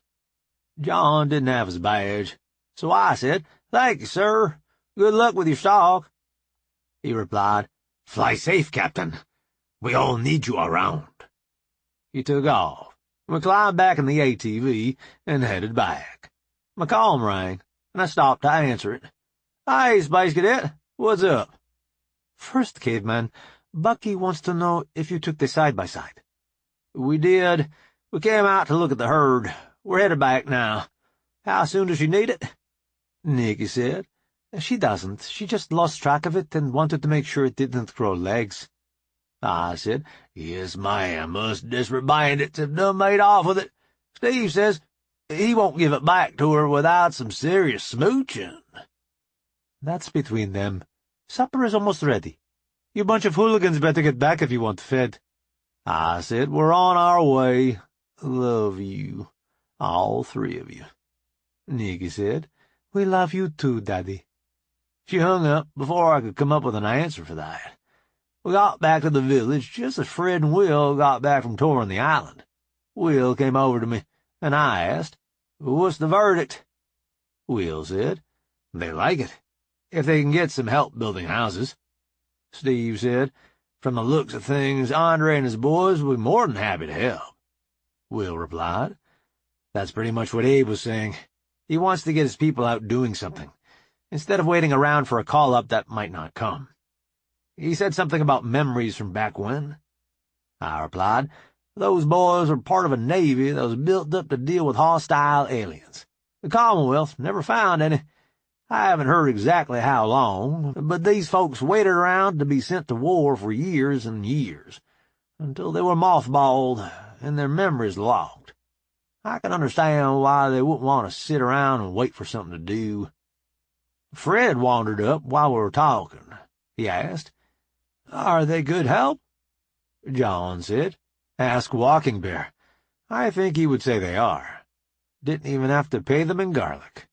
Will asked. They helped Walking Bear with that addition he was putting on his house? I said, yep. Helped him with damming the gully to make a duck pond, too. Fred said, duck pond? Steve said, apparently his wife likes duck. Nikki hollered, you turkeys better get washed up if you want to eat. We got cleaned up and went over to where the village was getting ready to eat. We thanked the deer's spirit and dug in. Just as we were finishing up, I felt a familiar presence behind me. I said, I thought you were going to be gone for a couple more days, Knoxhard. Bugling Elk said, he's a fast learner. We got back early. How did you know we were here? I replied, I'm not sure. Knoxhard snuck up on me before. It just felt the same. I think there's some supper left, if you fellas are hungry. Knoxhard said, Bob, you always know the right thing to say. I asked, how's falling rain? He replied, she is well, Bob, thanks to you and your friends. I replied, you're not one of my friends anymore? I am. I have spoken with Farts Like Skunk. I wish to eat the chili and become a brother of the wind. Nikki said, Bob, you will sleep in the woods. I replied, a small price to pay for the brotherhood. I will see what ingredients I can find here. I may have to bring some of the spices from Earth. Steve spoke up. He was asking about it before we left. We bought duplicates of your whole spice rack and a couple of the biggest slow cookers I've ever seen. We brought dry beans and some tomato and pepper plants in pots. Charlie transplanted them into one of his fields, and then they're doing well. Nikki said, Steve, you are evil. Bucky said, I talked him into it, Benny Boo Boo. I said, one of these days you're going to have to explain how you got that name. Nikki said, I suppose I am. It's more showing than telling, though. Bugling Elk and Knoxhard wandered off to get something to eat. Bucky said, what about your mother? Jane got a shocked look and said, you didn't tell him? This is not good, Nikki. I put my arm around Nikki and said, whatever it is, we will get through it. I thought a minute and said, as gentle as I could, this isn't the first time you've had a contraceptive implant go bad, is it? She replied, no, it isn't. I almost got kicked out of the academy over it, but I was able to prove I had damaged the implant in training. I asked, your mom is raising the kid? She replied, yes. His name is Jimis. He's not quite as old as Greg. I said, she thinks I'll be a bad influence, being primitive and all. Yes, caveman. How did you figure all this out so fast? I replied, I didn't. When I realized that boo-boo means more or less the same thing in galactic that it does in English, it started to come together for me. I thought about the fact that your mother didn't show up for the wedding, and the fact that your old boyfriend had the same nickname. I've just been waiting for things to slow down to ask you about it. Nikki asked, so you're not upset about it? I said, I would rather you trusted me enough to tell me, but I figured you must have had a good reason to keep it from me. You think your mom and I are going to butt heads over Jimis, don't you? Nikki, I answered. She was livid that I married you. Said awful things about you being a primitive, not fit to be with me. I just didn't see how we could resolve the situation peaceably. I said, that's understandable. I'd like to meet him, but if it's going to cause that much trouble, it's probably better if I don't. He has a stable home life. There's no need to mess that up just to make me happy. John spoke up. You don't want to meet your stepson? I replied, I want my stepson to grow up happy. If that means I don't get to meet him, I can deal with that. Jane said, Bob Wilson, you never cease to amaze me. How did you get so grown up? I replied. Since my dad died, Mom has introduced me to a few of her boyfriends. I spent a night in jail over one of them. Steve asked. How did you get out of that one, boss? I replied. What Jack told me when he let me out the next morning is that Mom had told the guy in front of God and everybody, if you don't drop them charges right now, you can forget about getting any more of this. I don't know, but that's what Jack said. It didn't much matter. He was on down the road inside of 6 months. Nikki asked, You don't want Jimmys to feel about you the way you felt about that guy? I said, Yes, ma'am. I was saved from any more deep emotional conversation by Will and Fred. They walked up, and Will said, Bob, those pilgrims of yours think they would like to settle on the island, but they don't know what they're going to do about housing. I asked, How particular are they? Fred said, They seem to think cabins like the locals have would be fine.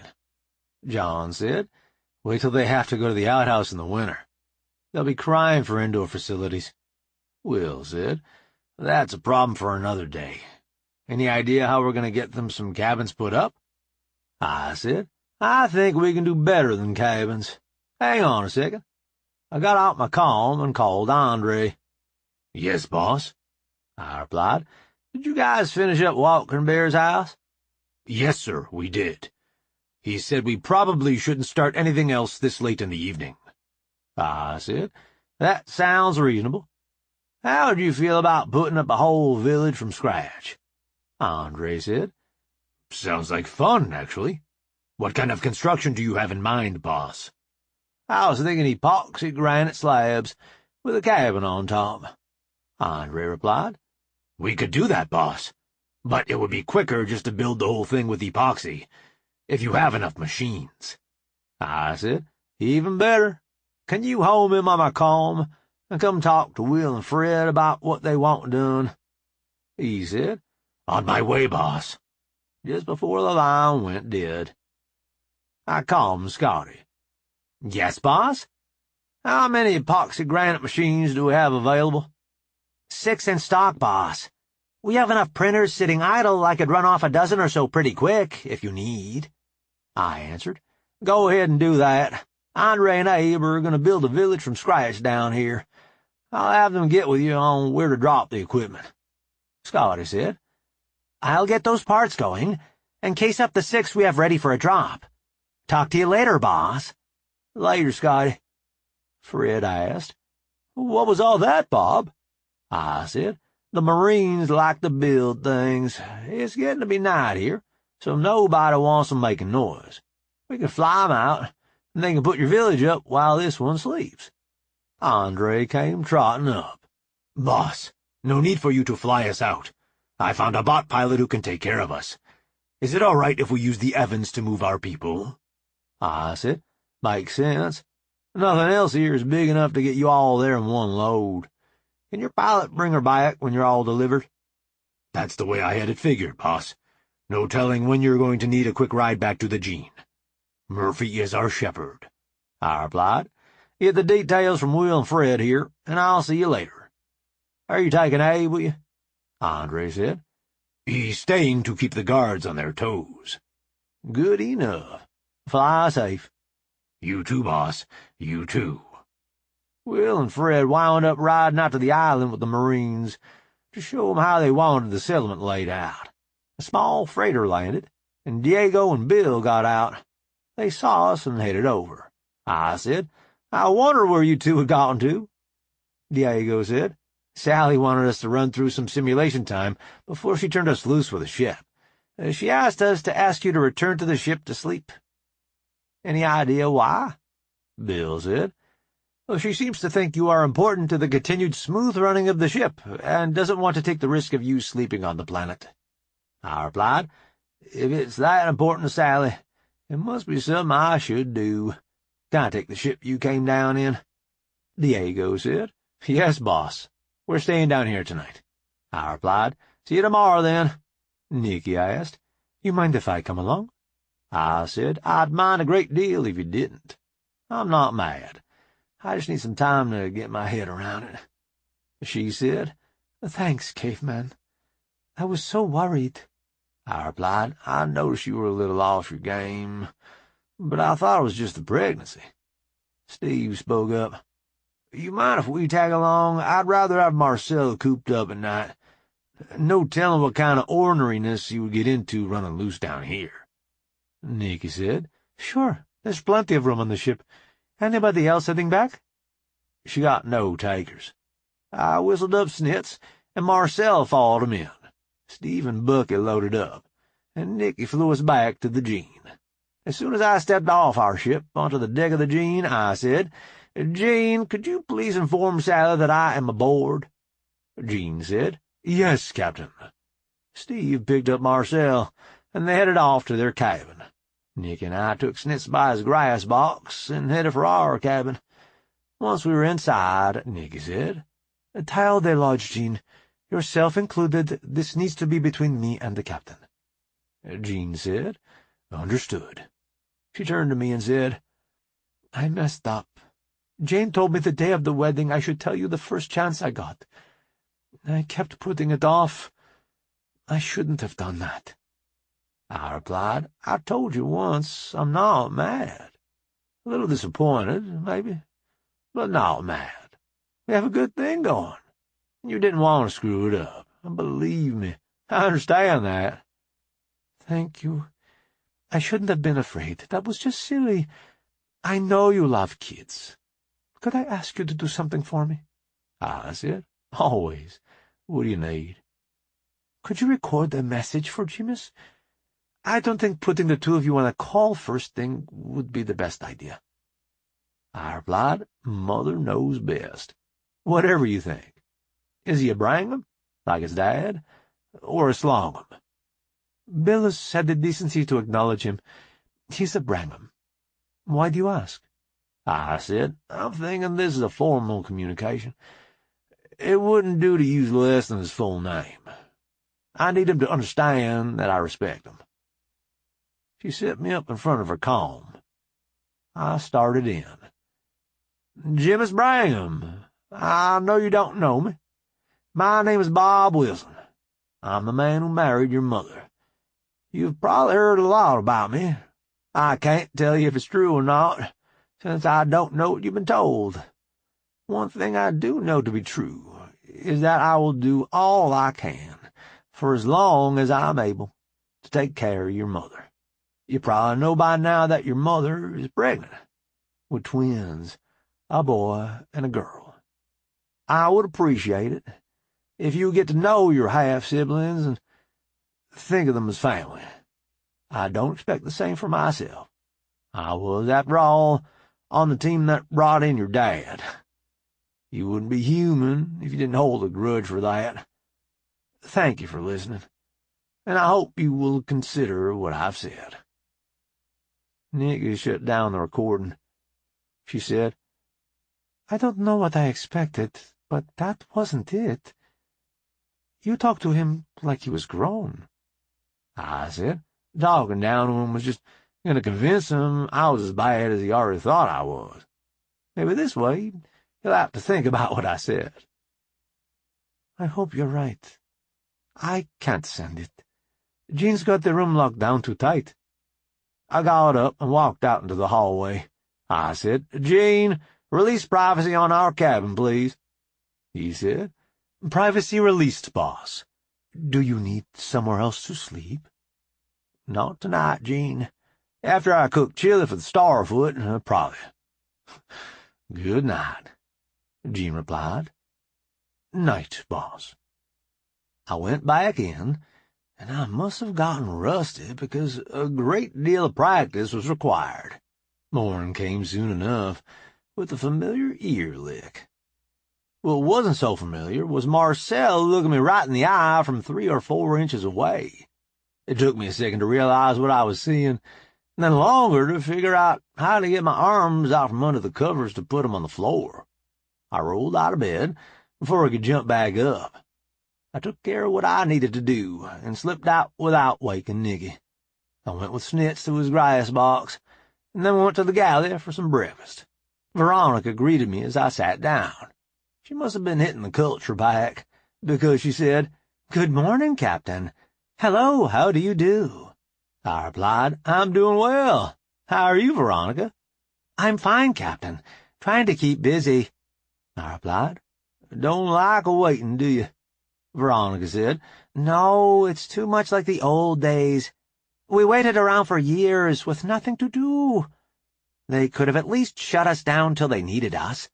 Bringing us out of a dormant state would have only taken an hour or so, but they were all sure they were going to find an imminent alien threat any time, and that hour delay would mean the end of the human race." I asked, "What was your job back in those days?" She replied, "Scout pilot, Pathfinder. I did just about anything that was out on the bleeding edge. Why do you ask?" "I thought maybe we could find you some work you like better. I do try to keep my people happy." Veronica said, "What kind of work would you have for a scout pilot?" I replied, "We got a couple of geeks working on an algorithm to find lost colonies. Somebody's going to have to go check the answers they get. The last colony they went to didn't agree with them." I had noticed Mingus and Wrangler sitting in the corner when I came in. Mingus said, "Geeks, sir?" Veronica saved me by saying, "Yes, geeks. Bookish types best left to their natural habitat of laboratories and libraries. Very useful individuals, so long as they are not asked to do practical tasks." Wrangler said, "That's an accurate description of us, Mingus." Mingus said, "Yes, it is. I'm sorry, sir." I said, "No offense intended, fellas. But I do think that the last planet proved that sending you two down to a primitive planet is not the best use of your time." Mingus said, "I wouldn't mind if we never had to do that again. I still have nightmares." I asked, "Have you been to medical? Most of the staff down there has had experience with traumatic memories. They might be able to get you started on getting a handle on what you experienced down there." Wrangler said, "It's not really a medical issue, is it?" I replied, "If you have nightmares, you wind up short of sleep.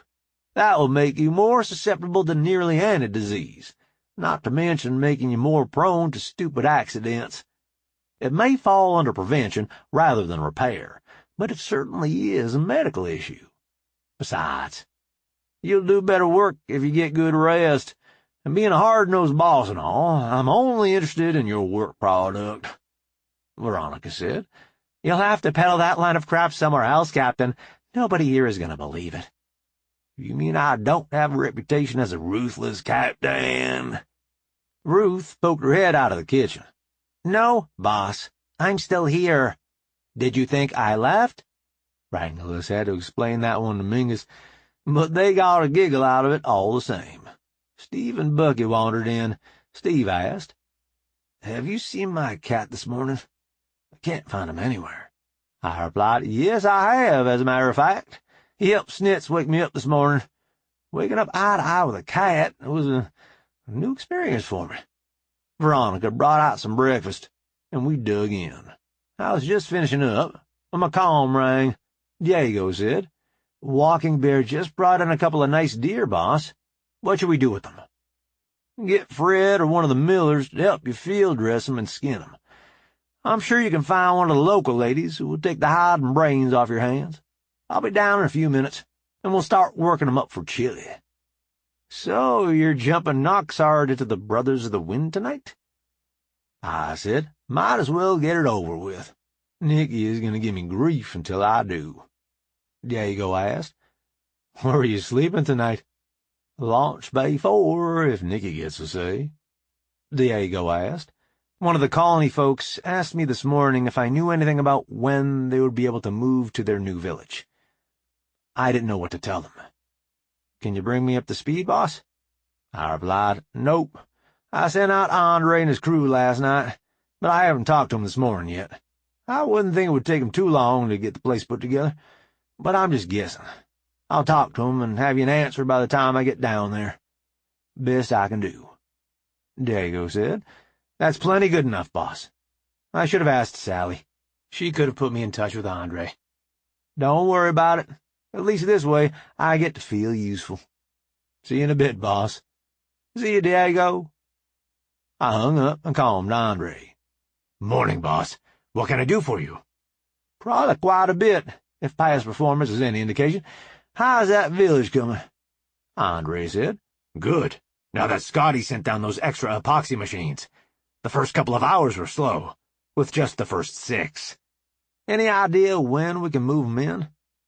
This stuff outgasses for about 8 hours once it's poured. If they want to avoid the stink, I'd say tomorrow morning at the earliest. I asked. So you plan to be done with the work about sundown, and the houses need to air out? That's what we're figuring. They could probably move in tonight. We're almost finished with the dwellings, but tomorrow would be better. I asked. What are you building besides dwellings? Water tower. Well house. We planned to run a good fence around the place to keep the wildlife out. Just extras like that. I asked. You're giving them indoor plumbing? What are you doing for a sewer? Andre said. We put in septic tanks and lateral fields. The houses are too far apart for a municipal system. Let me get this straight. You've got the houses spread out too much for a municipal sewer, but you're running a fence around the whole place? Andre replied. We've got 18 machines spitting out blocks, boss. It's not as bad as it sounds. I said. You know I'm going to have to go by the bridge now and get the aerial view of what you're doing, don't you? Suit yourself, boss. This is a colony layout they left in our memory from way back. I'm sure it's fine. You guys do good work. I just want to see it for myself. Talk to you later. Bye, boss. I hit the transit, and Snitz came with me. When we entered the bridge, Sally sang out, "Captain on the bridge," I replied. "As you were." Sally asked, "What can I do for you, boss?" I replied, "I need some kitchen help, but I doubt there's any way you would agree to both of us being off the ship at the same time." Sally said, "Not yet. We're still figuring out how the ship needs to run. Once the crew is settled in better, maybe." "Well, then, could I talk you out of a view of the village Andre and his crew are building?" Sally said, "That I can do. Why don't you get Ruth on your way off the ship? She's good in the kitchen." I replied. "You don't need her at the helm?" "I'm training some of the small ship pilots to fly the Jean. If things get dicey, I can always page Veronica. She's almost as good as Ruth." I sat in one of the extra chairs and got a good look at Andre's work. The layout he had chosen made a lot of sense. Each house had plenty of ground for a garden, a chicken coop, maybe even a goat pen. It looked like a nice place to live. I said, "Thanks, Sally. I'm assuming you want me back on board to sleep tonight?" "If you don't mind, sir." "I don't mind. I just wonder what it is you're afraid of." Sally said, "Tex, you have the con. We'll be in the captain's ready room." Tex said, "Aye, ma'am. I have the con." Once we're in the ready room, Sally said, "Jean, privacy, please." Jean replied, "Yes, ma'am." Sally said, "Captain, this is embarrassing." I said, "I only have embarrassing things happen on days that end in Y. You're good, I think." Sally said, "Back in the day, we trained and trained, but we never had any real action. I know all the theory, I've done all the sims, but I don't have confidence that I could handle the ship in a real emergency." I asked, "What have I done to make you think I have anything but the utmost confidence in your skills?" Sally replied, "You haven't done a thing to make me think you lack confidence in me. I'm the one with no confidence. Jean and the crew are depending on me to make the right choice, and I don't know if I can."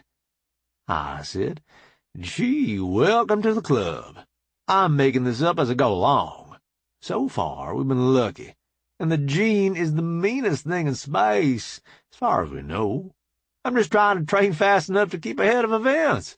I wouldn't want you sitting in the big chair if you had complete confidence." You have to be able to doubt yourself in order to see where you have failed to consider everything. Sally replied, But, boss, you always make things happen, and they come out so well.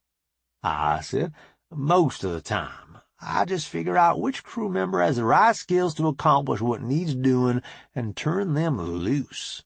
Generally, all I have is sense enough to stay out of the way, while someone who knows what they're doing gets the problem solved. But you always act so confident. I said, that's basic leadership. Always act confident, especially when you're not. Sally said, Really? You're just acting confident? I said, how am I supposed to know how to do this job? We just found this ship 2 or 3 weeks ago. I see your point. It seems to be working for you. I said, so far. Sooner or later, we're going to find something I can't bluff my way through. That's when I'm going to need good backup, like you, to bail me out. Sally said, Thanks for the confidence, boss, but I'm not sure it's deserved. I am. You've got me training and doing sims so that we have a chance when things turn bad. Now go and run this ship. I've got Ciulla to cook. Yes, boss. I'm on it. Sally left, and I headed out to go to the landing bay. Chapter 5. My comm rang. The caller ID said it was D. I answered. Bob Wilson. D said. Hi, Bob. I can't get a hold of my old man. Is he all right? I couldn't resist. When I saw him last, he was headed out to see some floozy he had took up with, probably still an FTL. D sputtered a little, and then realized what I had said. Some floozy, you say? Bob Wilson, you son of a used car salesman, I'll get you. I replied, Well, what would you call a woman who shakes her hind end for dollar bills? That was just the once, you ornery outfit. You say he's headed this way? I said, He left out last night, our time. I'd say he'll be due in 24, maybe 36 hours. You need him for something special or just in general? D said, I'm just lonesome. With everybody gone. I asked, What about Phyllis? Isn't she keeping you company? She went down to visit her Uncle Wranglers and her cousin Other Max. I'm beginning to wonder if we need to check into whether the auto doc can fix problems for Mary and your cousin. They seem to be awfully friendly. I said, What about Joanna? D said, Max has her working on the bug-out plan. She's staying here, but by the time she gets home, she's too tired to do much. I asked, Is there a reason Max is working so hard on the plan? Just you guys finding all those ships the different countries caught and tried to fly. He's afraid somebody's going to screw around and get the Earth recognized before we're ready. I said, That sounds like a reasonable worry, I suppose. Does he have anything more to base it on? Not that I've heard. He's got Joanna about ready to load up and come out to where you are. I said, I'm sure it could come to that, but I don't think we're there yet. Mike and Tina would give us some warning, don't you think? D said, I'm sure they would. Max is a worrywart, you know that. You guys aren't here for him to worry about, so he has to make things up. I said, I'll get Nikki to call him. Maybe she can calm him down. D said, Sounds like a good idea. I'll talk to you later, Bob. Later, D. We made it to the galley. I told Snitz to stay and went back to the kitchen to see Ruth. She saw me and said, Hi, boss. Hungry again already? Nope, I need some kitchen help down on the planet. Do you suppose you could come with me? Ruth replied, Of course, boss. Sally already asked me. I was just messing with you. You ready to go now? I said, I think so. When word got around that you were cooking today, I had Abe soak some beans for you, half and half, pintos and kidneys. I asked. How did you figure that out? Ruth said, I looked at Topper's video from the last chili supper. When we made it back out to the dining area, Nikki was sitting at a table petting Snitz. I said, Morning, Space Cadet. Morning. You headed out to cook chili? Walking Bear already brought in 2 deer to go in it. I think he might be disappointed if I didn't. Nikki said, I'll be down after I get some breakfast, if you don't need any help. I replied, I've got Ruth for kitchen help, but there is something else I need. What's that? When we came up for air, I headed out to the launch bay to catch a ride. Scotty saw me get off the transit and came over. She said, Looking for a ride down to the planet, boss? I am. Any suggestions? Scotty said, Fly safe. Sally's bad enough with you just off the ship. If we have to put you in the auto dock, I'll have to take her down for maintenance. I meant a recommendation of what ship to take, Scotty.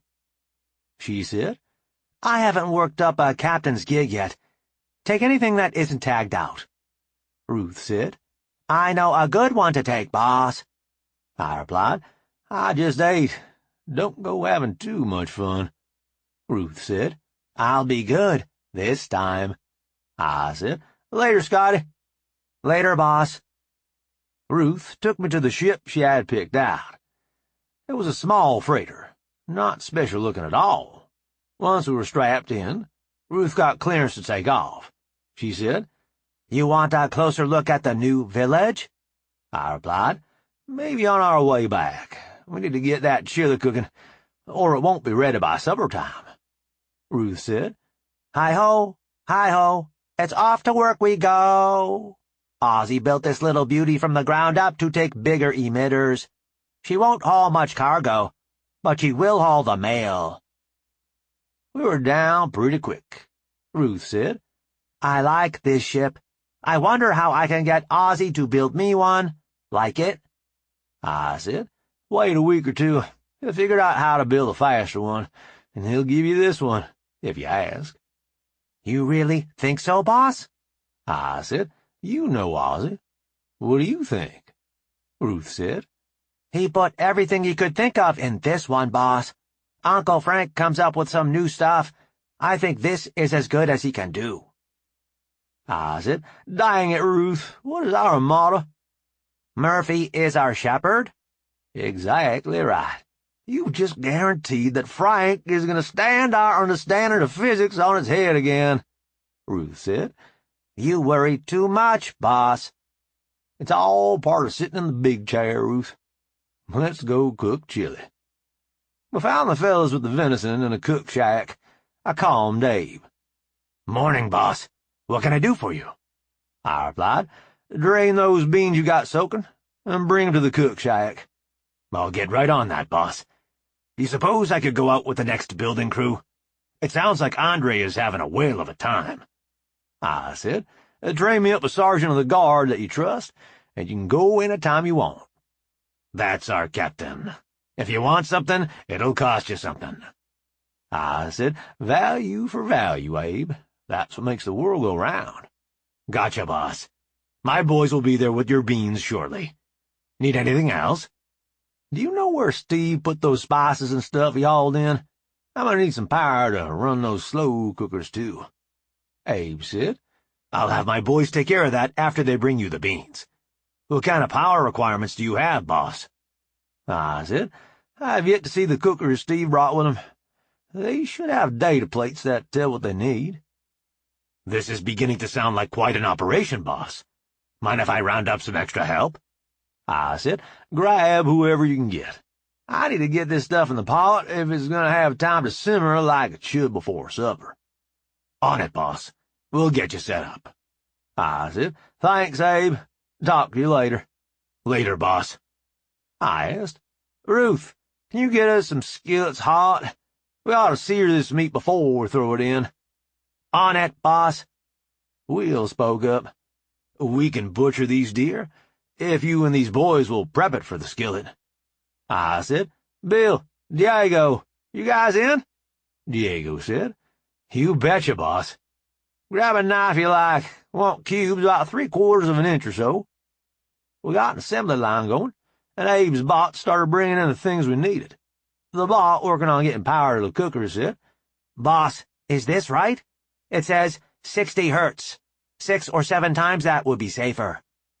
I said, "I know. We found that out after we had too much money sunk in 60 hertz equipment to change. Just give it what it wants. We'll change the world another day." He said, "On it, boss." Some Marines came in with the pots of beans. I asked, "You drained these and rinsed them?" The one in charge spoke up, "Yes, boss." I looked in their pots. Pintos in one, kidneys in the other. I said, "Okay, this is where it gets complicated, fellas. I need half each pot in each of these cookers." "Gotcha, boss." One team set their pot down, and all the bots carefully poured the beans into the cookers. I told them, "Now go get those pots full of good, clean water, and put one in each cooker." More ingredients showed up, and I had Ruth doing the multiplication to get the quantities right. Walking Bear showed up with a couple of huge spoons he had carved us to stir the big cookers with. He said his mate was very happy with the new addition on their house, and he was hoping that he, also, could join the Brothers of the Wind. I said I thought that was just fine, and he wandered off smiling. It soon became clear that we had more meat than we needed. I thought for a minute, and then it came to me. We could make jerky with what we had left. I calmed Abe. "Yes, boss. Didn't we bring everything?" I said, "You brought everything we needed. I have a new job, if you're up to it." Abe replied, "That sounds like a challenge, boss." "I need a smoker, big enough to jerk a whole deer at a time. I don't want to cook the meat, just dry it out. Say 200 degrees Fahrenheit." Abe said, "Good thing I recorded that, boss. I'm gonna have to look up a bunch of stuff, but I think I know the kind of thing you're talking about. We'll have it for you shortly. Talk to you in a bit." Bye. Then I calmed Dee. "Hi, Bob. What's up?" I said, "I was wondering if you could get a hold of Susie Collins, see if she has any jerky recipes that aren't secret. I've got a deer I need to do something with." "Sure, Bob. But why didn't you call her direct?" I said, "I don't know her comm code, and I'm dang sure not smart enough to patch into the cell phone network from here." Dee said, "Silly man. I'll give her a call and have her call you. Talk to you later." "Thanks, Dee." "You're welcome. Bye." Nearly as soon as I hung up, it rang again. "Mr. Wilson, what can I do for you?" "Well, Susie, I've got a lot of venison I need to do something with. I was wondering if you knew any jerky recipes that aren't secret." Susie said, "What spices do you have to work with?" I rattled off everything I had, and she thought a minute, then gave me the proportions for a rub to put on before I put it in the smoker. I thanked her, and gave Ruth the recipe for the rub. I told Diego and Bill, "Let's cut the rest of this thin, across the grain. We're going to make some jerky with the extra." By the time we had the meat ready to hang, Abe had showed up with the smoker and gotten the fire going. Abe had put in plenty of racks, so we were able to get all the jerky going at once. I checked the cookers and sent the Marines after more water to thin the chili a little. Once that was done, we all got cleaned up, and Will said, "It should be about lunchtime up at the village, if anybody's interested." Ruth said, "Go ahead, boss. I'll keep an eye on things." When we got to lunch, Nikki was there, helping. I said, "Hi, hon. How's it going?" "Doing okay, caveman. How's the chili?" I replied, "I think we got it together quick enough to be ready by supper time. Cooking for so many is challenging." "I'm sure it will be great, as always. Did you remember extra garlic?" I said, "Ruth did. I would have probably let it slide." "Naughty, naughty, caveman. Remember who you're cooking for." "Just an oversight. No need to worry. I wonder how many inductees we'll wind up with tonight." "What do you mean? I thought this was just for Knoxhart." I said, I did too. Then Walking Bear asked to get jumped in. I'm sure there are others I won't hear about till tonight. Nikki said, You never can tell. You might collect a few Sisters of the Wind while you're at it. I believe you would say, the more, the scarier. Ouch! I need to remember to duck when the puns are incoming. Oh, I almost forgot. I need to ask you a favor. Nikki said, Not till tonight, after we get back on the ship, Caveman. A lady has her dignity, don't you know? Well, if you're sure. That wasn't what I was talking about, anyway. Dee asked to have you call her dad and see if you could calm him down a little. Seems like he's convinced the patrol is going to bring Earth into the Commonwealth in a day now. He's driving Joanna crazy with bug-out preparations. Nikki replied, Sometimes he gets wound up. I'll see if I can take some of the wind out of his sails. Pounce and Fox heard that and asked, Wind? Sails? What are you talking about? I said, It's an expression from Earth. A kind of boat we used to use a lot has large pieces of cloth, called sails, to catch the wind, and go from place to place. If you don't have wind in your sails, you stop and can't get anywhere. Pounce and Fox said, I understand. If she takes the wind out of his sails, he will stop what he is doing. Nikki said, Exactly right. He's worrying too much, and I want him to settle down and quit bothering people. Pounce and Fox replied, Will the Dean Goose not settle him down when he gets there? I said, It'll be easier on Max if Nikki was the one to settle him down. Dingus still thinks of him as a little boy. He'll be rougher on him. Why is that? I replied, Dingus was in the box that heels for a long time, while Max grew up. He still hasn't completely accepted that Max is a grown man. Oh, I understand now. When we got back, my parents thought I was still the same girl who got taken. They didn't understand that I had changed while I was away. Nikki said, Is it better now that you've been home? Not really. That is one of the reasons I came to learn how to fly with Morning Flower. She didn't know me before. She doesn't expect me to be somebody I'm not anymore. We all sat down and thanked the animal spirits. Lunch was good. I hoped my Ciulla would measure up. Nikki caught me drifting off and asked, What are you thinking about, Caveman? I said, Things have been remarkably calm since we got here. I'm just waiting for it to happen. Nikki replied, You think Murphy is just waiting for the right time to slap us upside the head? I asked, Do you have a reason to think differently? No, Caveman, I don't. I wish I did, though. Zoom and Nunya came running up. I knew it was serious when Zoom snapped to and saluted me. I returned her salute and said, What is it, Zoom? Scotty says she needs us aboard 10 minutes ago, sir. Go ahead. Take the ship I came in on. It's fast. Zoom looked frustrated. She needs you too, sir. I asked, Can you help Ruth look after the Ciulla, please, Spice Cadet? Sure, Caveman. Let me know if I can help. I said, I will, I surely will. We ran to the ship. Zoom was younger, but I had more time in the box. She took the co-pilot seat. Nunya came over the intercom. Closed up, ready to lift. I decided to see what all the fuss was about. Once we were clear of the trees, I goosed it. I guess that made me even with Nikki for her ion trail. I heard later that the sonic boom was heard over most of the continent. I still don't know why Ruth shut down the boom compensation when she parked it. I haven't forgotten to do a thorough pre-flight since, though. I touched down in the landing bay, and Nunya opened the ramp. By the time we were off the ship, there was a bot there who said, This way, please, sir. We got transit priority and found ourselves outside the Red Room. We walked in, except for our guide, who had other duties, I suppose.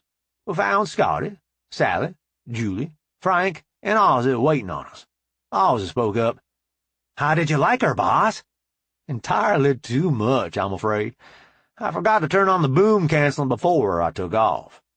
Sally said. I have reports from the surface. It was heard quite a distance away. Luckily, it was directed more sideways than behind you. Otherwise, the whole village would be in an autodock getting their broken eardrums fixed. I said. Hopefully I didn't do too much damage. What's the emergency? Sally said. Jean, tile the lodge. Jean said. The lodge is tiled, ma'am. Sally said. We think Taz and Willem may be in trouble. I asked. You think? Frank spoke up. I've been working on my detector for that new radiation.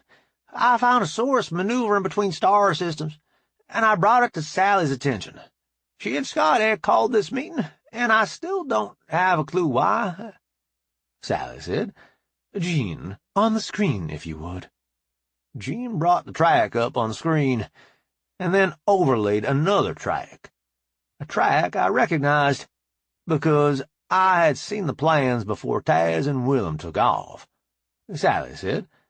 Please time-sync Willem's projected flight path with the unknown. Now I saw what they were worried about. As soon as Taz and Willem jumped into the system with the unknown, it reacted, like it could see right through their stealth. They tried 2 or 3 wild jumps into the black between stars, trying to shake the unknown. I asked, how are we getting real-time position data from Taz and Willem? Scotty said. Their transponder is transmitting over comm. I asked, could the unknown be tracking that? Sally said. It would appear so, boss. Keep watching. Taz and Willem jumped toward a star system. The unknown followed their projected path. When they should have emerged, allowing their transponder signal through again, it was just a marker saying, no signal. The unknown ran a search pattern through the system, but eventually gave up and left. I asked, do we have any way to know whether they were destroyed in FTL, or came out with their transponder shut down? Scotty said. The drive I put in that chip is rated for 20 times that many jumps before it even needs to be checked. We went over every part with every test we could think of. I think they made it out of FTL. I said, obviously they avoided their pursuer. Either their transponder broke down at a great time, or they figured out how they were being tracked. Given that Scotty and her crew built that ship, I'm inclined to believe they figured it out, and managed to either jump out before their pursuer got there, or find a place to hide while he searched. The question now is, will they continue their mission, or are they headed home? Ozzy said. The mission is very important to Taz. He didn't say where he was going, or what he was going to do, but he was happier than I have ever seen him before he left. I think he would continue, if there was any way to do so. I said, well, that gives us the state of mind of one crew member. Zoom, fly Oz's toy back to the village, and bring Fred up here as quick as you can. Don't forget the boom canceling. Be smarter than your captain. Zoom snapped to, saluted, and left at a run. I said, Jean, I need to make a comm call, please. Jean said, I've opened security enough for your call, sir. I calmed Fred. Yes, Bob, you left in a hurry. Is everything all right? That's what I'm trying to figure out. I need you to meet Zoom at the landing field and get your fanny up here quick. On it, Bob. The comm clicked dead, and I said, resume privacy, please, Jean. Jean said, the lodge is tiled, boss. None, you asked. What was that all about, Captain? I replied, Fred and Willem are, close friends. If anyone can speak to Willem's state of mind, it will be Fred. They fell silent, and I asked Scotty, if they did decide to abort, how soon would you expect them? Scotty said, they're about the same distance away they were when they first jumped in, so about as long as it took them to get there. That gave us several hours of uncertainty. I thought they would continue the mission, but I wanted Fred to confirm before I took any action. Sooner than I would have thought possible, Jean said, Fred and Zoom are aboard, sir. Scotty, Your crew wants to inform you of an unauthorized use of Launch Bay 2. Zoom parked Oz's toy right in the middle of it. I asked, "Why would you do that?" Zoom dragged Fred through the door and said, "Because it's so much closer to the ready room. Designed that way, so Scotty says, in case you have to abandon ship, Captain." I said, "I see. When are you planning to make Bay 2 operational again?" Zoom said, It should be by now. Remember I said that bay was designed so you could get off the ship in a hurry? It just so happens that Ozzy's toy is just the right size to fit in the berth for the captain's gig. I looked at Ozzy. He said, "It was supposed to be a surprise, but somebody has a big mouth." I said, "I never saw a thing, Ozzy. I promise I'll be as surprised as you need me to be." "Don't bother, boss. I have a feeling Frank is right before another breakthrough. I'll have to build you another one when the new tech comes online." I said, "I had that feeling too." I turned to Fred. "I doubt Zoom told you what this is about." Fred said, "No, Bob, she didn't. Am I in trouble?" I replied, "Not at all. I just need your opinion on a little problem we have." Fred asked, "What would that be?" I replied, "Willem's state of mind." He said, "Why would that be a problem?" I said, "You know I sent him on a mission, correct?" Fred said, "Yes, and he was glad to get it. He was going stir-crazy bottled up on just the one planet." I said, "They ran into some trouble, and we've lost contact. We think the reason we lost it is because they figured out that the people chasing them were using their contact with us to track them. We don't have reason to believe they have been captured or damaged, but I need some insight into how Willem was thinking before he left. Will a close call cause him to abort and head back? Or will he head back in, trying to be more careful of emissions this time?" Fred relaxed and said, "Gee, boss, you could have asked me that over the comm. Of course he'll sneak back in. This is the kind of crap he lives for." I said, "No, Fred, I couldn't have asked you this over the comm. You remember that secret you and Mr. Cooper shared? This needs to stay at least that secret, if not more so. I'm not going to tell you what they were looking for, because there isn't any reason for you to know. If you figure it out, keep your mouth shut. If this falls the wrong way, it's a powder keg that could blow up in our faces. Not to mention, we can't say Willem's name over the comm, because the secret squirrels that wanted him dead probably have him tapped." Fred said, "I thought these things were quantum, not tappable at all." I replied, "That's true in the field, but if you had an agent at the switchboard, you could tap the electronic link between the two quantum connections." Fred said, "Gee, boss, have I mentioned lately I'm glad you're on our side? You think some nasty thoughts." I said, "Is that all we need to do for now?" Sally said, "I think so, boss. You're confident they eluded pursuit?" I replied, "It fits the evidence better than the alternative. Let me know if you learn more." Sally said, "Will do, boss." I said, "I have Ciulla to finish up. Who needs a ride?" Nunya, Zoom, and Fred trooped out behind me. Zoom led us away to Launch Bay 2. She said, "The path is crooked to keep blast away from the bridge if something nasty happens in the launch bay, and there are a couple of blast doors that can be closed in combat." I replied, "Jean seems to be a well-thought-out ship. I hope we don't ever have to find out how well she stands up to combat." Fred said, "You've already taken down pirates and slavers without the Jean. What could be out there that can stand up to this fine ship?" I said, "I don't know. But once upon a time, somebody took the idea serious enough to build Jean in the first place. Whatever they were worried about, I hope we don't meet it." Fred asked, "That was what that meeting was about, wasn't it?" Nunya said, "What meeting? Are you feeling all right, Fred?" Zoom said, "I don't remember any meeting. Do you, boss?"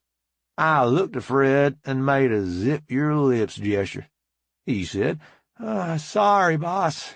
I'll do better." I said, "Thanks." We arrived at the gig and went aboard. Fred asked, "Any chance I could fly this hot rod?" I said, "Zoom and take second seat. Don't let 'em do anything too stupid." She replied, "On it, boss." I sat in the back with Nunya. I asked, "Have you lost your hip, or are they still deciding?" She replied, "I haven't heard anything definite. I'm pretty sure Millie will stay with her grandma, at least for now.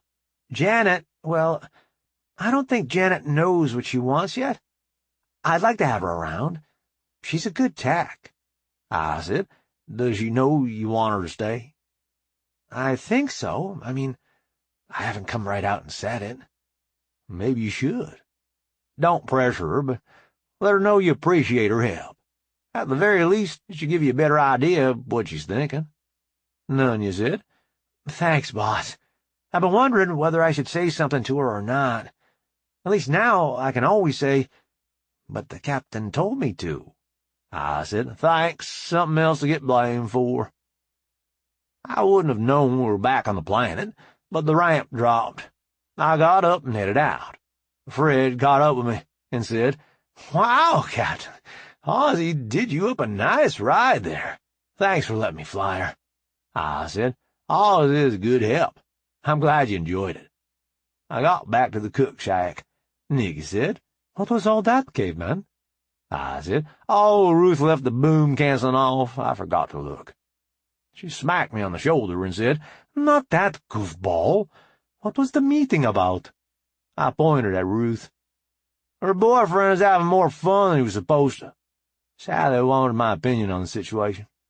Ruth asked, "How do you mean, more fun than he was supposed to have?" I said, "Apparently, comlinks aren't as hard to detect as we've been led to believe. Their transponder was giving their position away." Ruth asked, "Are they okay?" I said, "It appears that way. I didn't want to try and contact them, for fear of putting someone on their trail again. How are things here?" Nikki said, "The chili is going well. We had to get some Marines to keep people out of the smoker, but we didn't lose much jerky." I replied, "Sounds like you have a will in hand. I feel so useful." Millie and her grandma walked in. Grandma inhaled and said, "My goodness, that smells tasty. I can hardly wait for supper time." I asked, "What can I do for you ladies today?" Millie said, "We were wondering what you could tell us about the new village, Captain." I replied, "Let me make sure things are still on schedule before I run my mouth." I calmed Andre. "Hi, boss. What do you need?" "6 more like you and Abe. Are you still on the schedule we discussed earlier?" Not exactly, boss. "What's the hold-up?"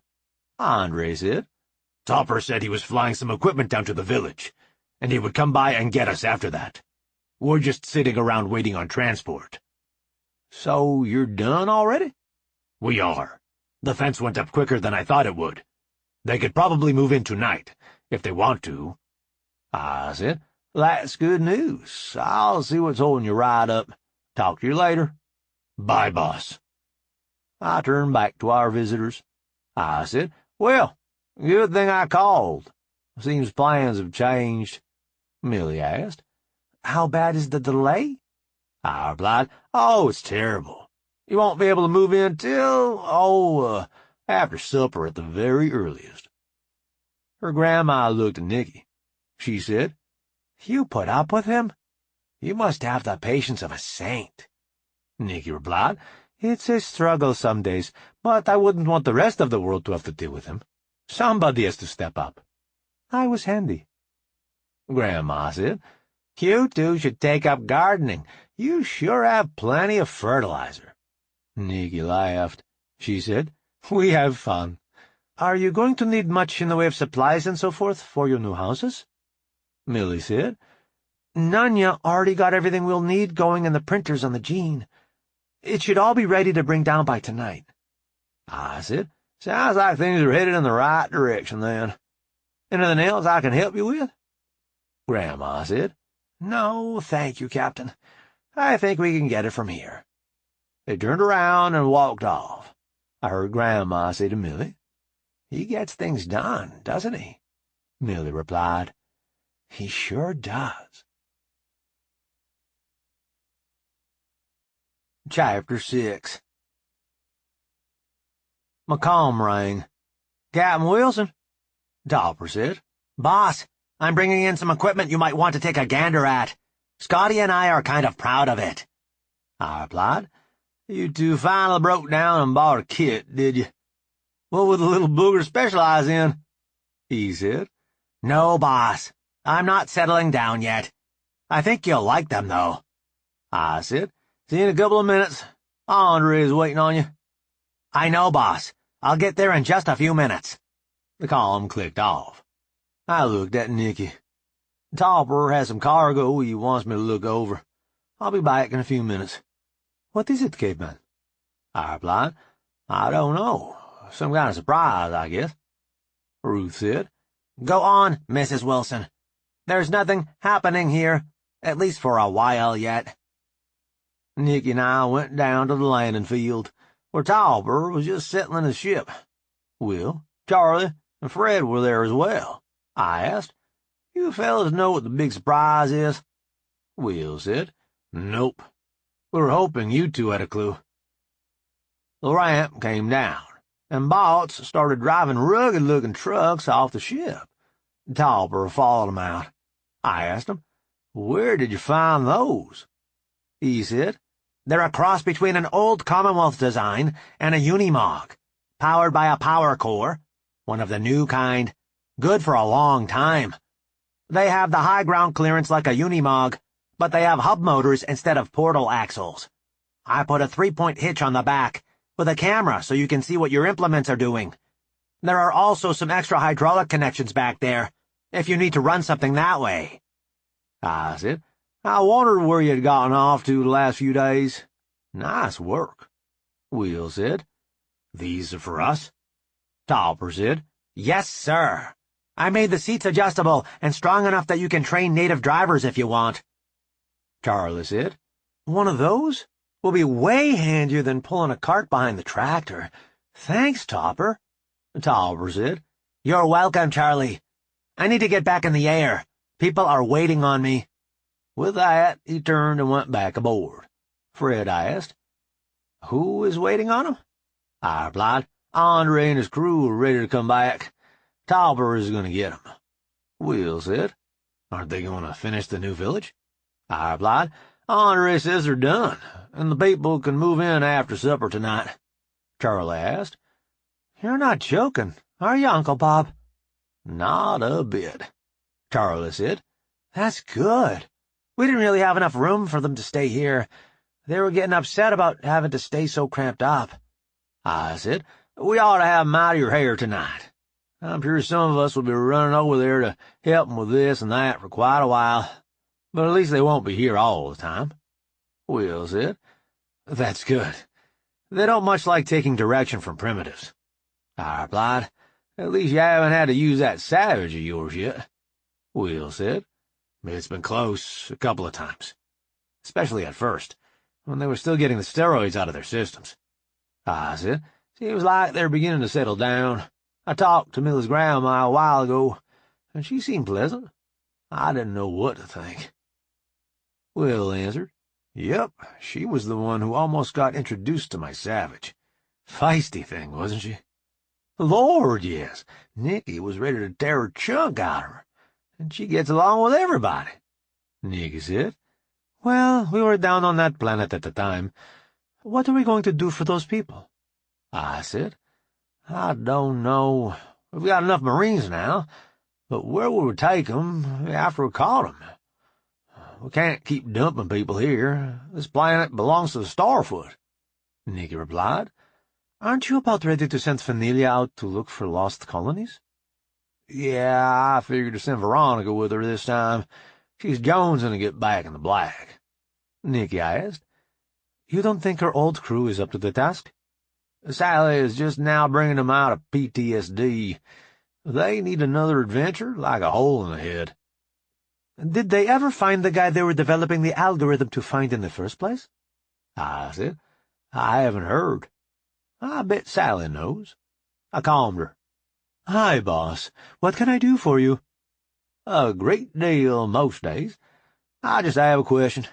When I first ran into Fernelia's crew, they said they were developing their software to find a friend of theirs. Did he ever get located? Sally said. Yes, he did. Will and Fred brought him in right after you headed back to Earth. He's back in the Commonwealth now. I asked. How are they doing? They're getting over their experiences on the planet, but I wouldn't put them back out in the wild stars if I were you, Captain. I said. I hadn't planned to. I'd like to keep them around. How do they feel about that? They were hoping they could finish modifying their work for finding lost colonies and head back to the Commonwealth. I said, I think they've given us good value, in return for not turning them in. Can we trust them to keep their mouths shut about the gene and the starfoot? Sally said, Mingus, I trust. Wranglers, I'm not as sure about. Any suggestions for how to handle that? Sally replied, Let me do some research, but I'm not coming up with anything right now. I said, Lila owes us a few favors. We could probably get her to run an article claiming he was nuts, if we needed to. But I'd rather not do that to him. Sally said, I hope we can avoid that too, boss.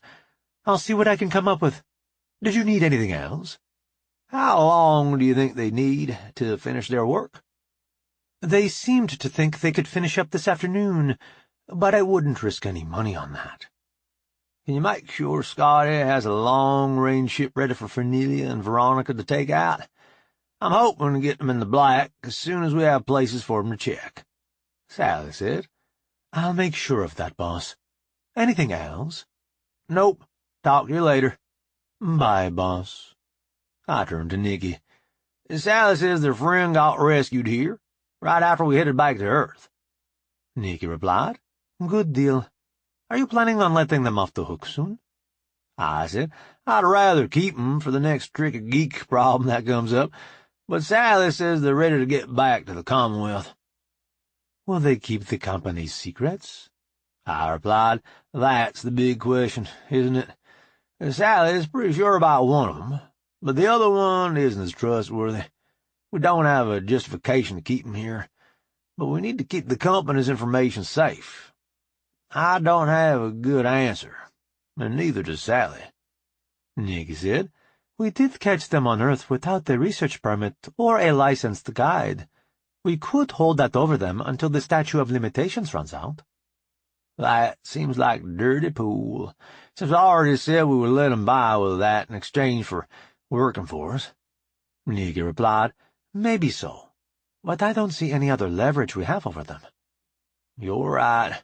I hope it doesn't come to that, but we do have it to use if we need to. Will said, It doesn't make sense to me that you would keep somebody out of trouble with the law, help them find their friend, and they would still stab you in the back first chance they got. I replied, The one we're going to have trouble with firmly believes that people from the Commonwealth are far superior to any primitive earther, and any commitments he may have made to get away from said primitives are null and void as soon as he's gotten away clean. Nikki said, That's harsh, but it's accurate, caveman. Fred said, That truth machine you used on us wouldn't help, would it? I mean, it just tells you what a person thinks.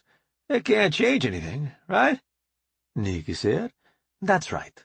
We could question him and find out what he plans to do, but we don't have any way to force him to change his mind. I said, Well, we're not going to figure it out standing here. Why don't you fellas try out those trucks? I've got chili to cook, or I'd go with you. Will said, We'll be back by supper time, that's for sure. I remember that chili from last time. They all climbed into separate trucks, so they could all learn to drive them. They took off toward the pasture, where the cowboys had their stock grazing. Nikki and I headed back to see how Ruth was doing. I checked the smoker. Looked like the jerky might be ready by morning.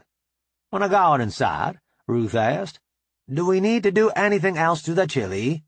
I replied, Might not hurt to stir it up and have a taste, just see how the flavor is coming along. I got one of Walking Bear's spoons, and did my best to give it a stir. Ruth saw me straining, and said, "Here, boss, let me try." She took the spoon and cranked on the pot. She said, "I see why you were having trouble. This big spoon, and chili this thick, takes a lot to get going." She worked on that one for a bit, and then started in on the other one. I tasted 'em, and said, We'll need to add more garlic about a half hour before time to eat, so the flavor doesn't get too washed out. Other than that, it's right where it needs to be." Topper and Andre came wandering in.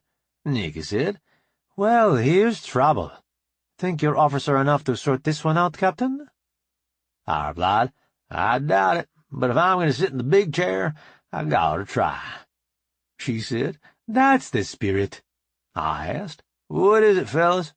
Topper said, "Well, boss," I said, "Spit it out, Topper.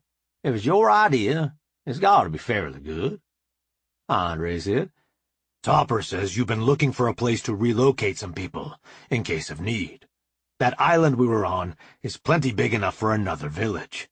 We could even use the next bigger set of plans without bothering the village we already built. My boys and I were wondering if you would mind if we went ahead and set you up a place to bug out to, since we don't have much else to do right now." I replied, "That sounds like a decent idea. Charlie might even want to start planting his garlic on the island. Would make security easier. How high above sea level is that island?" Topper said, "The part where we want to put the new village is about 200 feet above high tide, boss. Why do you ask?" I replied, "I was almost hoping it was lower, so we can get away with calling it a key." Nikki said, "Call it a key if you want to. You're light years away from the nearest geography Nazi." I said, "Shaved Ape Key it is." Nikki said, "Oh my, shaved ape because the people living there aren't Squatches, you mean?" "Exactly.